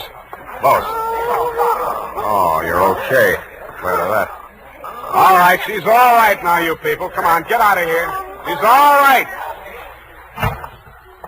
Come on, get up. You're not hurt. What happened? It exploded in the water. At least you had sense enough to do what I told you to. Oh, this is a new dress. Now look at it. It looks fine. Here. Put this coat around you. I don't think that was a very funny joke, Sam. Neither do I. Now, try and forget your clothes for a minute. And try and answer a few questions for me. There isn't much time. Sam, what is it? I want you to be very sure of this, Lois. Try and remember accurately. How many people has Grierson seen since he opened this office? Well, not very many. It's hardly ever in. It's strange. Now that I think of it, I can only remember 2. Mr. Manning and that mad scientist man, Mr. Fox. Yeah, did you hear any of the conversation between Grierson and Fox? He just screamed at Mr. Grierson about how his invention had been stolen from him.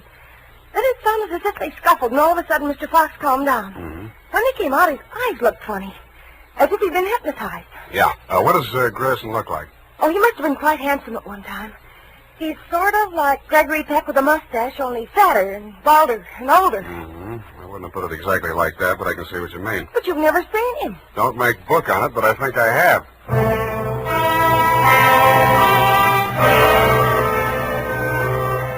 I made 3 phone calls. One to a crime reporter I don't like very well, giving him a false story on the death of Lois, Grierson's secretary. Another to my client, the mad scientist, alias Raymond Fox, and one to Dr. Birdwell. Then I went to my apartment and waited. My client arrived 5 minutes before the doctor. When Birdwell came in, my client said, Aha! That's he. He stole my secret formula. Oh, now, Raymond, you're getting confused again. Oh. I'm the doctor, don't you remember? That's not true. Your name is Grierson. Oh, he's much worse. He's identification. Now, you must try to remember, Raymond. Nobody's going to hurt you. But you'll be much sicker if you don't remember. But I do remember. I remember everything. Do you remember setting the bombs at Manning's house and the one you sent to Mr. Grierson's office? No. No, Grierson isn't dead. You're Grierson. No, Grierson isn't dead. Only that poor girl. No. She didn't steal my formula. It was you. Oh, you're trying to mix me up. I'm trying to help you. Now, roll up your sleeve. I'll give you something to quiet your nerves, and we'll go back to the hospital. Put it away, Doctor. You've helped him enough. Huh? Now, look here. This man is my patient. He needs medical attention. I won't argue with you, but I think you'd better get it from some other doctor.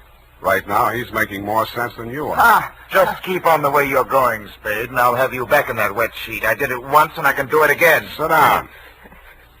You got delusions of grandeur. Stop shaking, Raymond. I said you're making more sense than he is, and I can prove it. You think you're very astute, don't you? No, I'm stupid, but I'm lucky. I should have tumbled to the whole caper when I found that you'd invested 50,000 smackers in Grierson Enterprises. When I found out that Raymond was an escaped patient, I should have tumbled to what that Denadrine file was doing in Grierson's desk. I should have known then that you and Grierson were one and the same person. I told you. When I discovered that you'd paid Manning all that shakedown money, I should have known you were planning to knock him off and everybody else who could identify you. But it didn't work out that way. I got out of the car before it blew up. Dumb luck. And you can identify me as Grierson? I don't have to. Oh, God. Surely you're not counting on Raymond's sanity to that extent. He can't even remember that I was his doctor. Can you, Raymond? You're trying to mix me up. You stole my formula. I didn't kill them, did I, Mr. Spade? Now lie down on the couch and relax, Raymond. Don't worry about a thing. Well, Doctor, what now? You relax, too. Okay, Lois, come on in. What? Lois! Why, Mr. Grierson, have you been sick? How dare you? How dare you ruin all my plans like this? You stupid girl! Okay, that's enough. Come on, get back there. Get back. Sorry, sweetheart. I didn't mean to let him get that close to you. What were you trying to do? It was an experiment, just to see what would happen. It did. So that's the way you scientific detectives work. For a hard-boiled chap, you have the vaguest way of doing things I ever heard of. Well, plans are all right sometimes, Doctor, and sometimes just stirring things up is all right if you're tough enough to survive and keep your eyes open so you see what you want when it comes to the top. That's something. Spade, Dundee. I'm at home. I've got two homicidal characters here, one sane and one insane. Now, if you can tell the difference, I'll let you give the story to the papers.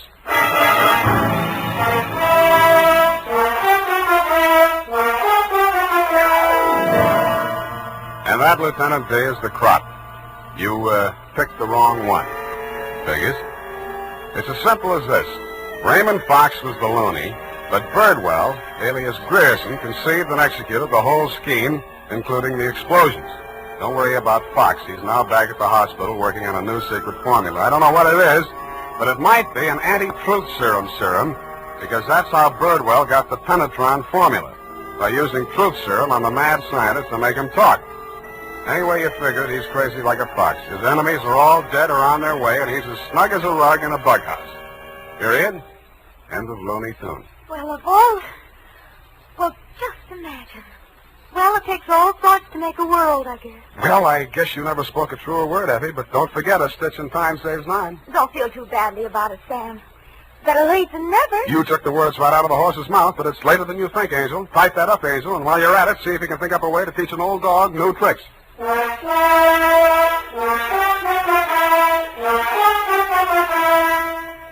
Say, mister, if you haven't tried Wild Root Cream Oil Hair Tonic, why not get it tonight or first thing tomorrow? You'll be glad you did, for Wild Root Cream Oil grooms your hair neatly and naturally without giving it that plastered-down look. Wild Root Cream Oil also relieves annoying dryness and removes loose, ugly dandruff. Simply step up to your drug or toilet goods counter and ask for Wild Root Cream Oil in the big economy bottle and the handy new tube that's easy to pack when you travel. Also, ask your barber for a professional application of Wild Root Cream Oil Hair Tonic. Again and again, the choice of men who put good grooming first. Well, here it is, Sam. And I've been thinking over what you said. Which? About teaching an old dog new tricks. Mm-hmm. You're only as old as you feel, Sam. Then send in the application for my old age pension. Oh, Sam, I won't let you talk that way now. You're just tired and nervous and run down. Yeah, backaches, stay-up nights, sour racket. You're just feeling sorry for that Mr. Fox. I wouldn't worry about him. As you pointed out, he's safer where he is for all concerned. Mm-hmm. And after all, necessity is the mother of invention. What's that got to do with anything? Well, he's an inventor, isn't he? Oh, that. You see? All's well that ends well. Good night, Sam. Good night, Pollyanna. Pollyanna. Oh, she's a glad girl. Oh, no, Sam, that's Shakespeare, that old... You know best. All ashore that's going ashore. Good night, sweetheart.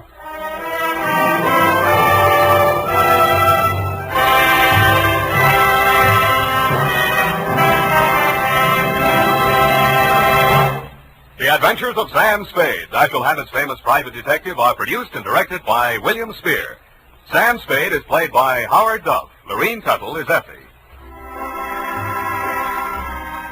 The Adventures of Sam Spade are written for radio by Bob Tallman and Gil Dowd, with musical direction by Lud Gluskin. Gil Dowd directed tonight's broadcast in William Spear's absence. Join us again next Sunday for another adventure with Sam Spade. Brought to you by Wild Root Cream Oil, again and again, the choice of men who put good grooming first. The Adventures of Sam Spade, Detective. Brought to you by Wild Root Cream Oil Hair Tonic, the non-alcoholic hair tonic that contains lanolin. Wild Root Cream Oil. Again and again, the choice of men who put good grooming first.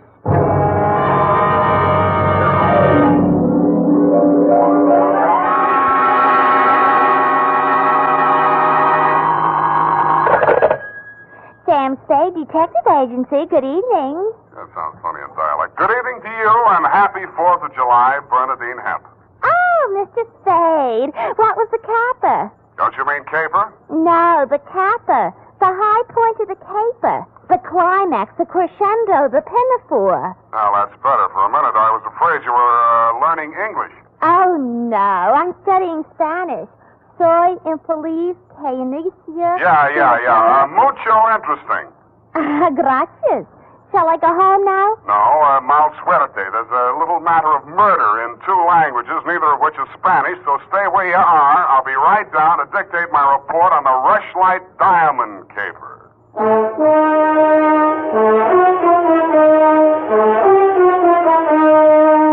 Dashiell Hammett, America's leading detective fiction writer and creator of Sam Spade, the hard-boiled private eye, and William Spear, radio's outstanding producer-director of mystery and crime drama, join their talents to make your hair stand on end with the Adventures of Sam Spade. Presented by the makers of Wild Root Cream Oil for the hair. Listen, men, to this holiday tip on good grooming. To help spark up your whole appearance, first be sure that your hair is well groomed. Be sure it's groomed with popular Wild Root Cream Oil Hair Tonic. Wild Root Cream Oil grooms your hair neatly and naturally, the way you like it, the way she likes it. Wild Root Cream Oil also relieves annoying dryness, removes loose, ugly dandruff. So look your best all the time by sprucing up right with Wild Root Cream Oil Hair Tonic. Again and again, the choice of men who put good grooming first. And now, with Howard Duff starring as Spade, Wild Root brings to the air the greatest private detective of them all in the Adventures of Sam Spade.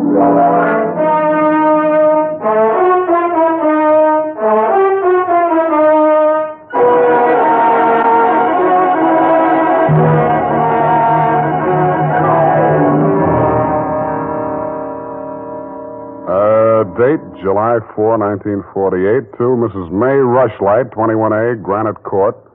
From Samuel Spade, license number 137596. Subject, the Rushlight Diamond. Dear Mrs. Rushlight, it was the kind of nice, relaxing assignment that comes my way just often enough to remind me that gumshoeing can be respectable. There was an air of quiet elegance about 21A, Granite Court, and about the butler who answered the door. He took in my rented gray topper and doeskin gloves, nodded approvingly at my wing collar, watered silk ascot, pearl gray waistcoat, morning coat, pinstripe trousers, and my spats with the mother of pearl buttons, and asked me if I were a florist. I set him to rights, and he led me up a flight of stairs to the early A.M. annex of your morning room. Mr. Samuel Spade. You're just on time, Mr. Spade. Mrs. Rushlight will be pleased. I'm Nancy Ward, Mrs. Rushlight's social secretary, and if you don't think that's tough to say, try it. Mrs. Rushlight's social... what's tough about that? You'll do. Definitely you'll do. Shall we dance? I will dance at her wedding. But don't get me wrong, I'm not secretly in love with Ralph Rushlight, and the bride is lovely. Just hate to see all that money going down the drain. Is there anything else you think I should know? You know what your job is. You're supposed to guard the wedding presents. That's simple because it's nothing but a lot of cheap silver. And stay away from the champagne. It's non-vintage. The food will be foul. The guests are the most dismal aggregation ever assembled. Sounds like a lovely party. I arranged the whole thing. I told you she's a lovely bride. What'd she ever do to you? I'd rather not say. I don't want to sound bitter. This way, Mr. Spade. The old hat. Mrs. Rushlight will see you now. Thank you, Florence Nightingale. Nancy? Oh. This is it, darling. Mr. Spade, come over here, young man, so I can get a better look at you. How's this? It's good. Turn around. Yes, you'll do. That'll be all, Nancy. Couldn't I be finishing up these place cards while you talk? Take them with you. Do them outside. Very well. Nosy girl. But nice. Nice nose. Oh, you too, eh? Well, I agree. That's why I'm marrying off my nephew to that wretched girl, Lotta Van Eyck. Have you ever seen Bugs Bunny, Mr. Spade? You don't mean They protrude. the ears? No, the teeth. As my late husband used to say of her mother, she could eat a tomato through a tennis racket. There's only one thing that'll prevent this wedding from being an utter disaster. She doesn't understand much English. Well, what's the matter with your nephew? A great deal, but it doesn't show. Suffice it to say, he has criminal tendencies and the mentality of a snail. Mrs. Rushlight, I don't like to seem forward, but why are you telling me all this? Oh, you're supposed to mingle with the guests. You'll need some conversation. Now, as to your assignment. The bride, being what she is, the wedding presents are hardly worth guarding except for one. Ironically enough, it's from me. What is it, a machine gun? Oh, that's good. Oh, excuse me, I must write that down. And tear it up immediately. Oh, dear. No, Mr. Spade. But it's bad luck, the Rushlight Diamond. You've heard of it? Something about it in the American Weekly a while back, wasn't there? Yes. It's not as large as the Hope Diamond, but there's not a flaw in it. My late husband, Roy Rushlight, bought it for his first wife. She sank with the SS General Slocum in Hellgate, the East River, 1904, over 1,000 lives lost. Luckily, she was wearing a paste copy at the time. I was only a young girl when I married Mr. Rushlight, and, fool that I was, I signed anything his lawyers asked me to sign. After his death, I discovered that the diamond was to be mine only until the marriage of my husband's male heir, at which time it must go to his bride. Well, that's too bad. You say, though, that the Rushlight Diamond is bad luck. Oh, there's that, of course. I wonder if it's too much to hope. Well, I must go and help dress the bride. Go along downstairs, Miss Spade. Take this jewel case with you. Put it on the table with the other presents, and guard it well.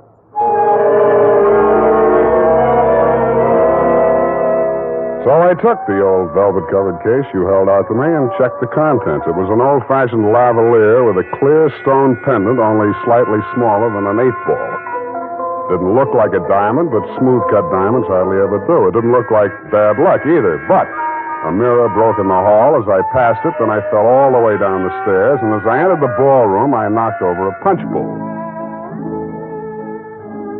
Nothing really terrible happened until just before dark when the guests began to arrive. In theory, a detective guarding wedding presents is supposed to make himself indistinguishable from the other guests. In practice, it never works out that way. He has to spend most of his time within sight of the booty, so he is very easily spotted. I don't believe it. He's too good looking. Oh, but he must be. He's not anybody we know. Well, ask him. It's leap year. Oh, here comes Colonel Bixby. He'll know. Whoa. Beauty gathered round the booty, eh? And much more beauty than booty, though. Say, when are they going to hang the diamond on that drip? No, there's no way to talk about the blushing bride. Is that it in the crummy old case there? That case is heirloom, young lady. The stone that reposes in it is worth a king's ransom. Now take your grubby hands elsewhere. Get on with you. Go on. Well, just because he's going to give the bride away, thinks he can order everyone around. Mr. Spade, allow me to congratulate you, sir. These affairs, one all too often sees the detective on guard duty at the punch bowl.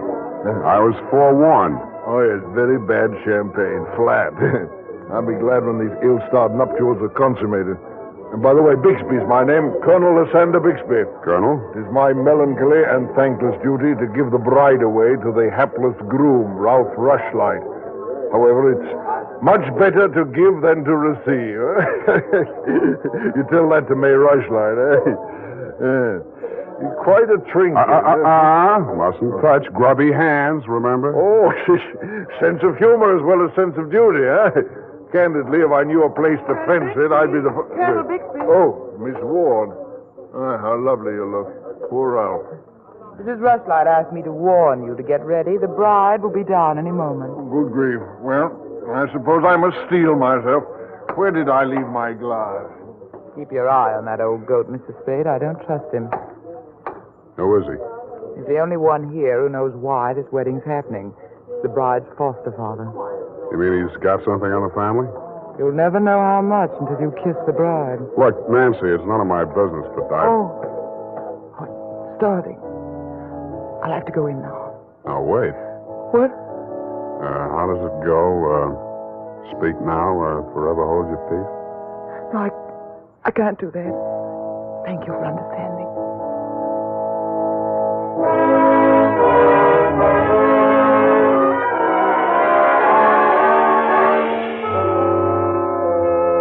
I didn't witness the ceremony, but judging from the mood of those who had, it was just as well I didn't. They shuffled back into the ballroom looking as if they'd witnessed an execution, and nobody seemed to be in a hurry to join the receiving line. After a few half-hearted handshakes, the groom left the bride standing alone, looking kind of bewildered, and came over to take inventory of the presents. Look at that junk.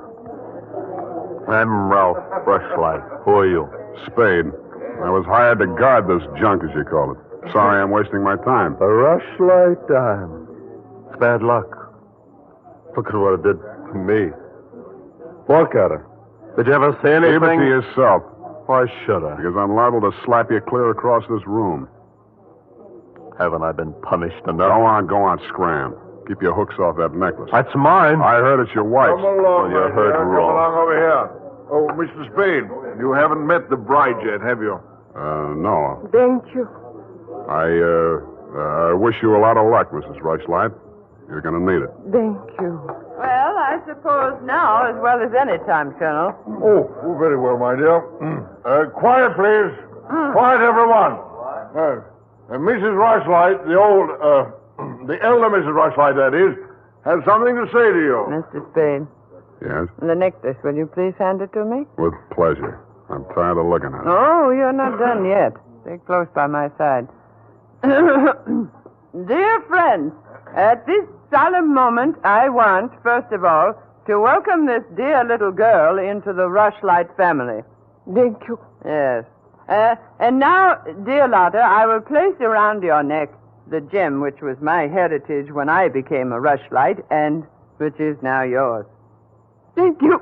Oh, what's wrong? Lotta, come back here. Lotta! I'll go out to the carport and hit her off. Oh, you leave her alone. I'll take care of her. Whose wife is she, anyhow? Lotta, come back here. Lotta, bring it back!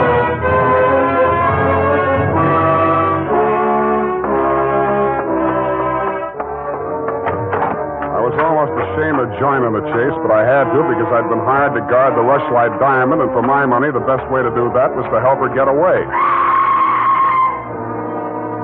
Somebody got to her before I did. A strip of wedding gown satin marked the spot. The body lay crumpled under a hedge, but it wasn't the bride's body. It was the groom. He'd been stabbed to death with a pair of garden shears, which made sense. But what didn't make sense was that the necklace she'd been wearing was still clutched in his hand.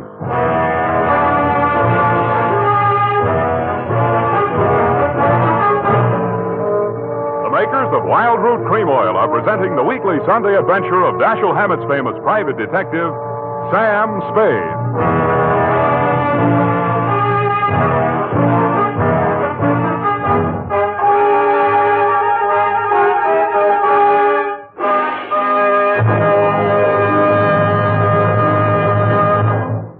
If you want the well-groomed look that helps you get ahead, socially and on the job, listen. Recently, thousands of people from coast to coast who bought Wild Root Cream Oil for the first time were asked, how does Wild Root Cream Oil compare with the hair tonic you previously used? Better than 4 out of 5 who replied said they preferred Wild Root Cream Oil. And no wonder. Wild Root Cream Oil grooms the hair neatly and naturally, relieves annoying dryness, and removes loose dandruff. What's more, non-alcoholic Wild Root Cream Oil is the only leading hair tonic that contains soothing lanolin. So ask for Wild Root Cream Oil Hair Tonic. Again and again, the choice of men who put good grooming first. By the way, smart girls use Wild Root Cream Oil, too, and mothers say it's grand for training children's hair.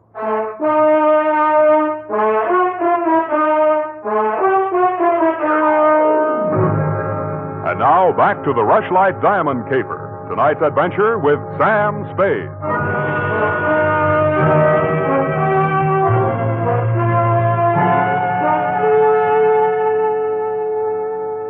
Number 21A Granite Court was teeming with motives and suspects. But the police were primarily interested in locating Lotta, the missing bride and widow of Ralph Rushlight. So was I. She looked like less work than the rest of you because if she had killed him, it was self-defense, if she knew enough English. By 10 in the a.m., when I checked in at my office, she was still successfully eluding the police dragnet. That was because nobody, including me, had thought of looking in my office.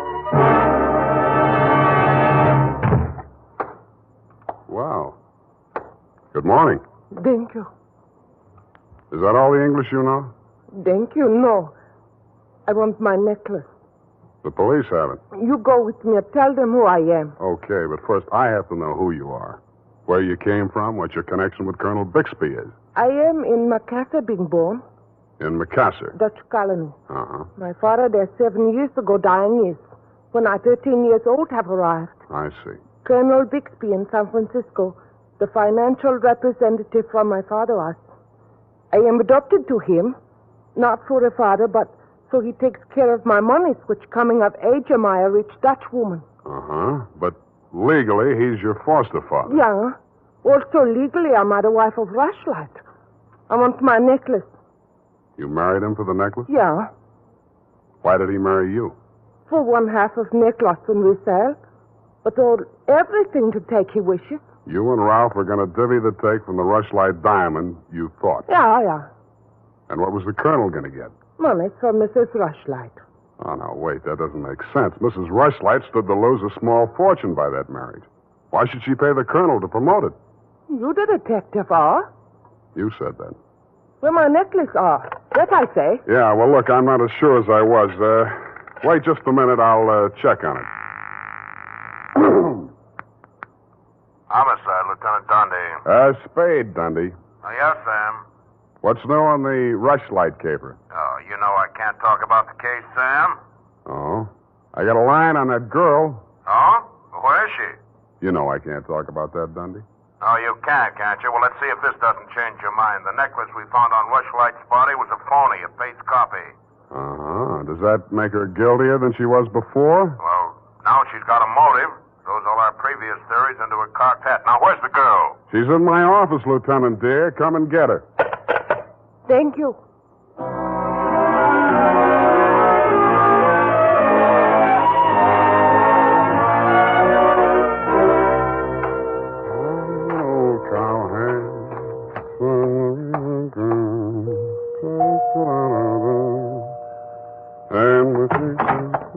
Oh, it's you, Sam.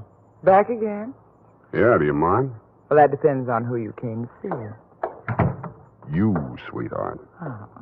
But first, I'd like to talk to Mrs. Rushlight. Well, she can't see anyone. She's in a state of nervous collapse over Ralph's death. Oh, that's too bad. You seem to be holding up pretty well. Oh, I'm relieved. He's better off dead than married to that. Yeah. Rushlight Diamond's still unlucky, you know. What do you mean by that? I was just trying it on for size. Uh-huh. How does it fit? Yeah, but you and Mrs. Rushlight are about the same size. Her nerves getting any better? You're the doctor. You want to see her? Go ahead. She's up there. Thank you.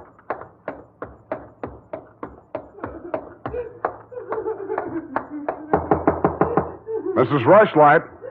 Go away, I'm ill.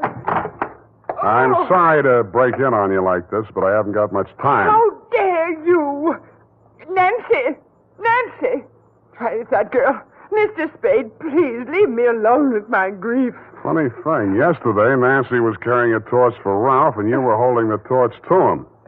Today it's different. Oh, good heavens, you don't think I'm grief-stricken over Ralph. Good, that's one less mystery. Mr. Spade, what do you want? Your nephew's killer. Oh, does it matter? It does to me. Somebody getting knocked off right under my nose is bad for private detectives everywhere. Oh. For a moment, I thought that... Say, wouldn't you rather make some more money? I refuse to marry Lotta. Oh, no, nothing like that. It's the necklace, Mr. Spade, the genuine. What is? I don't know. All I know is the other one isn't. Who told you that? Well, the police know. It's in the papers, isn't it? Not yet. Well, how else would I learn? The murderer's the only one who could have told you, unless you're the murderer. I see. Very well, Mr. Spade. I'll tell you what I know. I'm not as wealthy as you might think. In fact, I have for 4 years lived from pillar to post, from hand to mouth, ragtag and bobtail, struggling to make ends meet. Yeah, what you mean is you're eking out a meager existence, keeping your head above water, one jump ahead of the sheriff, stalked by the grim specter of poverty. Is that right? Oh, how well you put it. In fact, Mr. Spade, I'm something of a crook. I've borrowed large sums of money from Colonel Bixby, putting up as collateral something that was not mine to forfeit. Don't tell me. Let me guess. It was the Rushlight diamond? Well, you seem to know everything. All but one thing. Why did you think he could palm off a paste copy on an operator like Bixby?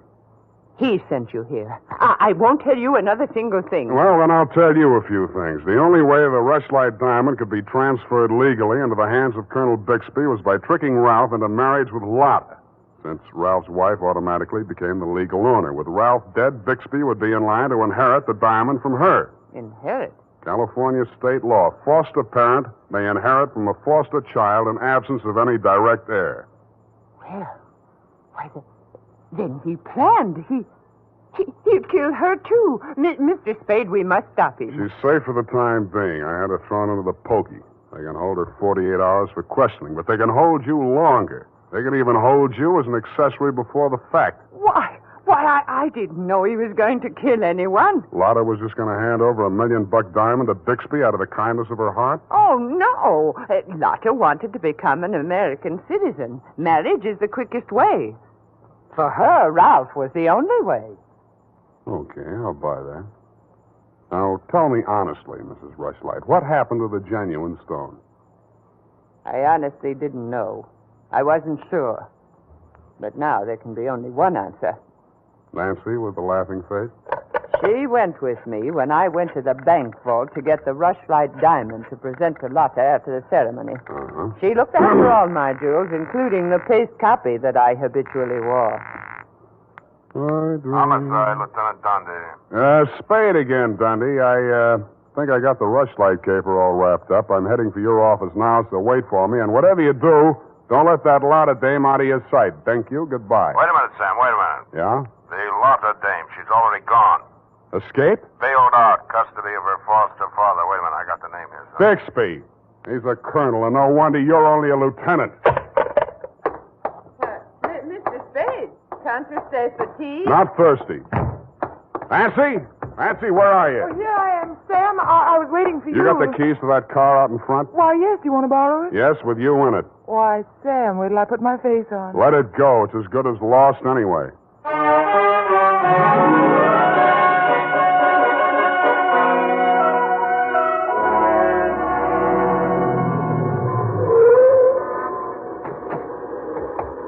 Come on. What is this place? Where are you taking me? Never mind. Just hang on. I'll fly you up to the second floor. Sam, that was a shot that sounded like Lotta. You stay here. Don't come in until I call you.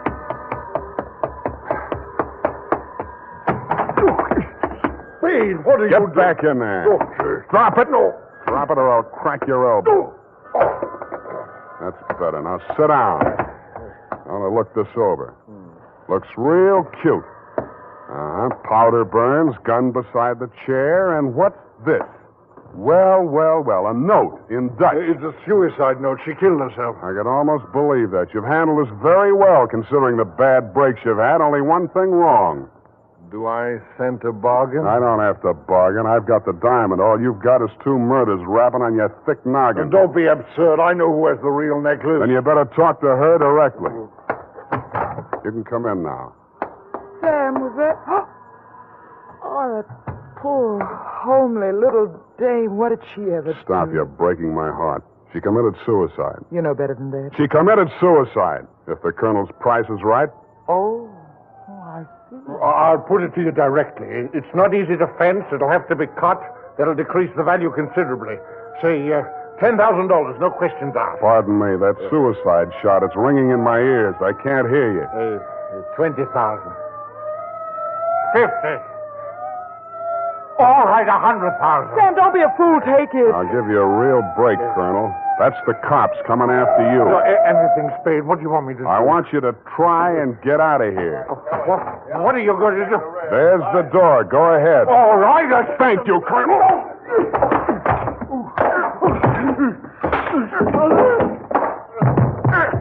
All right, men, remember, he's desperate. Bixby, we're giving you a chance. Come down or we're coming up after you. Come on, get up, Colonel. Here he comes. Careful, it may be a trick. Watch it, Dundee. Here he comes.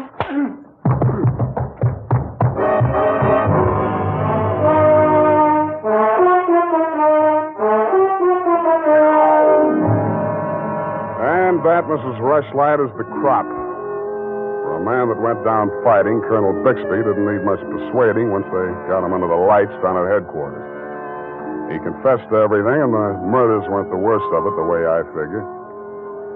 The worst of it was the cruel way he victimized the poor little ugly duckling, Lotta Van Eyck. It's tough enough to be whipped before you start. Period, and a report.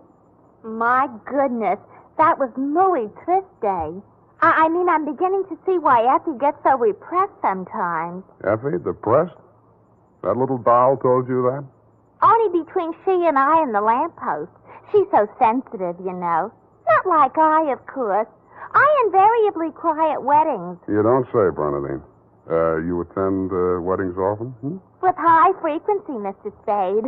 You mean frequently? No. The last time it was FM. You know, frequency moderation. Oh, yes. Moderation in all things, I always say. You mean you attend radio weddings? Oh, yeah. I've been married 6 times.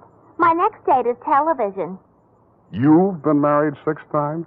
Well, to each his own, Mr. Spade. You mean 6 men have... Oh, no. No, I only marry my husband. Repetition is the spice of variety, I always say. Is that legal? If it's not after 6 weddings, what isn't? To each his own, you say. Well, we don't presume to make a career out of it. As soon as we get the mangler and the deep freeze, we're going on our honeymoon. Well, congratulations, and type this up when you have the time. Mrs. Bernadine Hemp.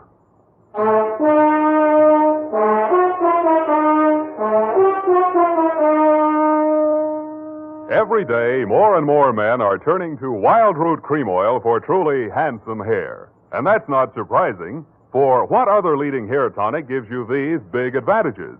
It grooms the hair neatly and naturally, relieves dryness, removes loose dandruff. What's more, Wild Root Cream Oil is non-alcoholic and contains soothing lanolin. No wonder Wild Root Cream Oil is the favorite with so many millions of smart, particular men.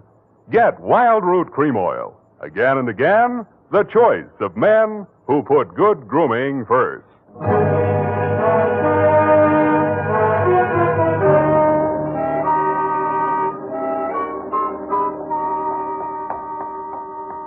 here it is, Mr. Spade. I'm sorry it took so long, but I kept relapsing into Spanish. Yes, I know how. And Effie's typewriter doesn't have any upside-down question marks. Upside down. Mm-hmm. Take a memo.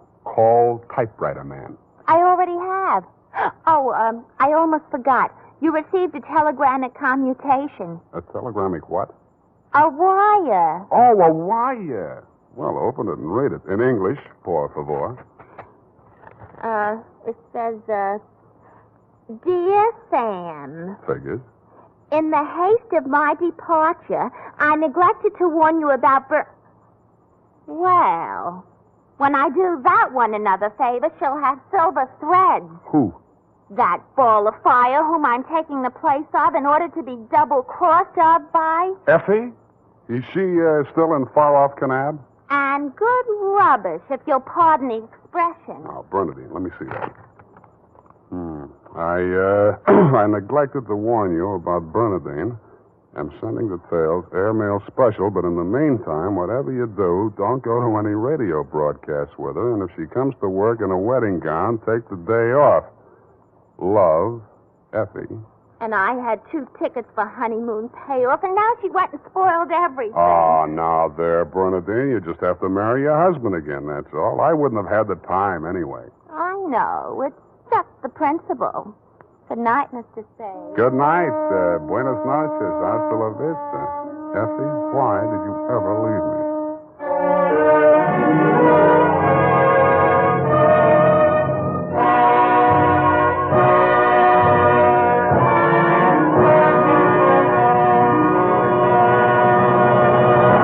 The Adventures of Sam Spade, Dashiell Hammett's famous private detective, are produced and directed by William Spear. Sam Spade is played by Howard Duff.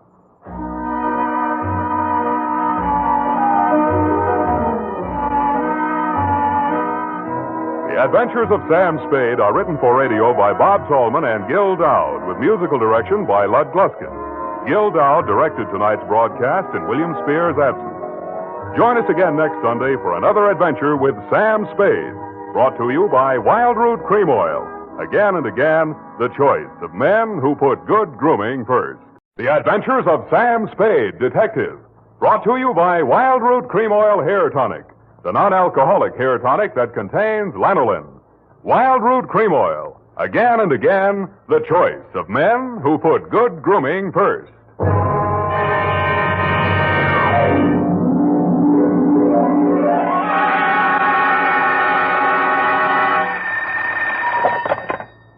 Office of Samuel Spade, Private Investigations. Good morning. Evening. Effie? Miss Perrine is on a vacation. Perhaps I may be of assistance, no doubt. I don't know. To whom am I speaking to? I am sorry. I cannot divulge that information to an entire stranger. May I take a message? Look, Miss Whoever you are, I don't want to discommode you, but I am sorry, but I will have to ask you in no certain terms to resist from this line you are handing me. I am not the type secretary. Forget it. I'll just call Miss Perrine long distance and dictate my report over the phone. Oh, my servant daughter, how utterly gouch of me, Mr. Spade. Oh, I'm Bernadine, Effie's relief. I mean yours. I could use some. Oh, shall I send out for some medicine? Yeah. The phone number's on the wall behind the water cooler. Tell them the 100 proof, bonded, and hang the expense. I'll be right down to dictate my report on the bail bond caper.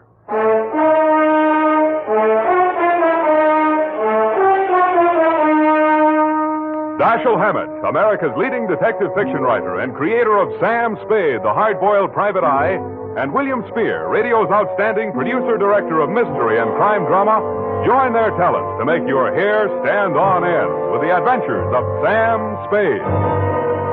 Presented by the makers of Wild Root Cream Oil for the hair. Only 3 days left, gals, and June, the month of weddings, will be over. But don't worry, there are still 187 days left in leap year, still time to snag the man of your dreams. You know, the one who uses Wild Root Cream Oil on his hair. He and millions of other men use Wild Root Cream Oil daily, because Wild Root Cream Oil grooms the hair so neatly and naturally, relieves dryness, and removes loose dandruff. Any smart man who wants to look smart always insists on Wild Root Cream Oil Hair Tonic. Again and again, the choice of men who put good grooming first. And now, with Howard Duff starring as Spade, Wildroot brings to the air the greatest private detective of them all in the Adventures of Sam Spade.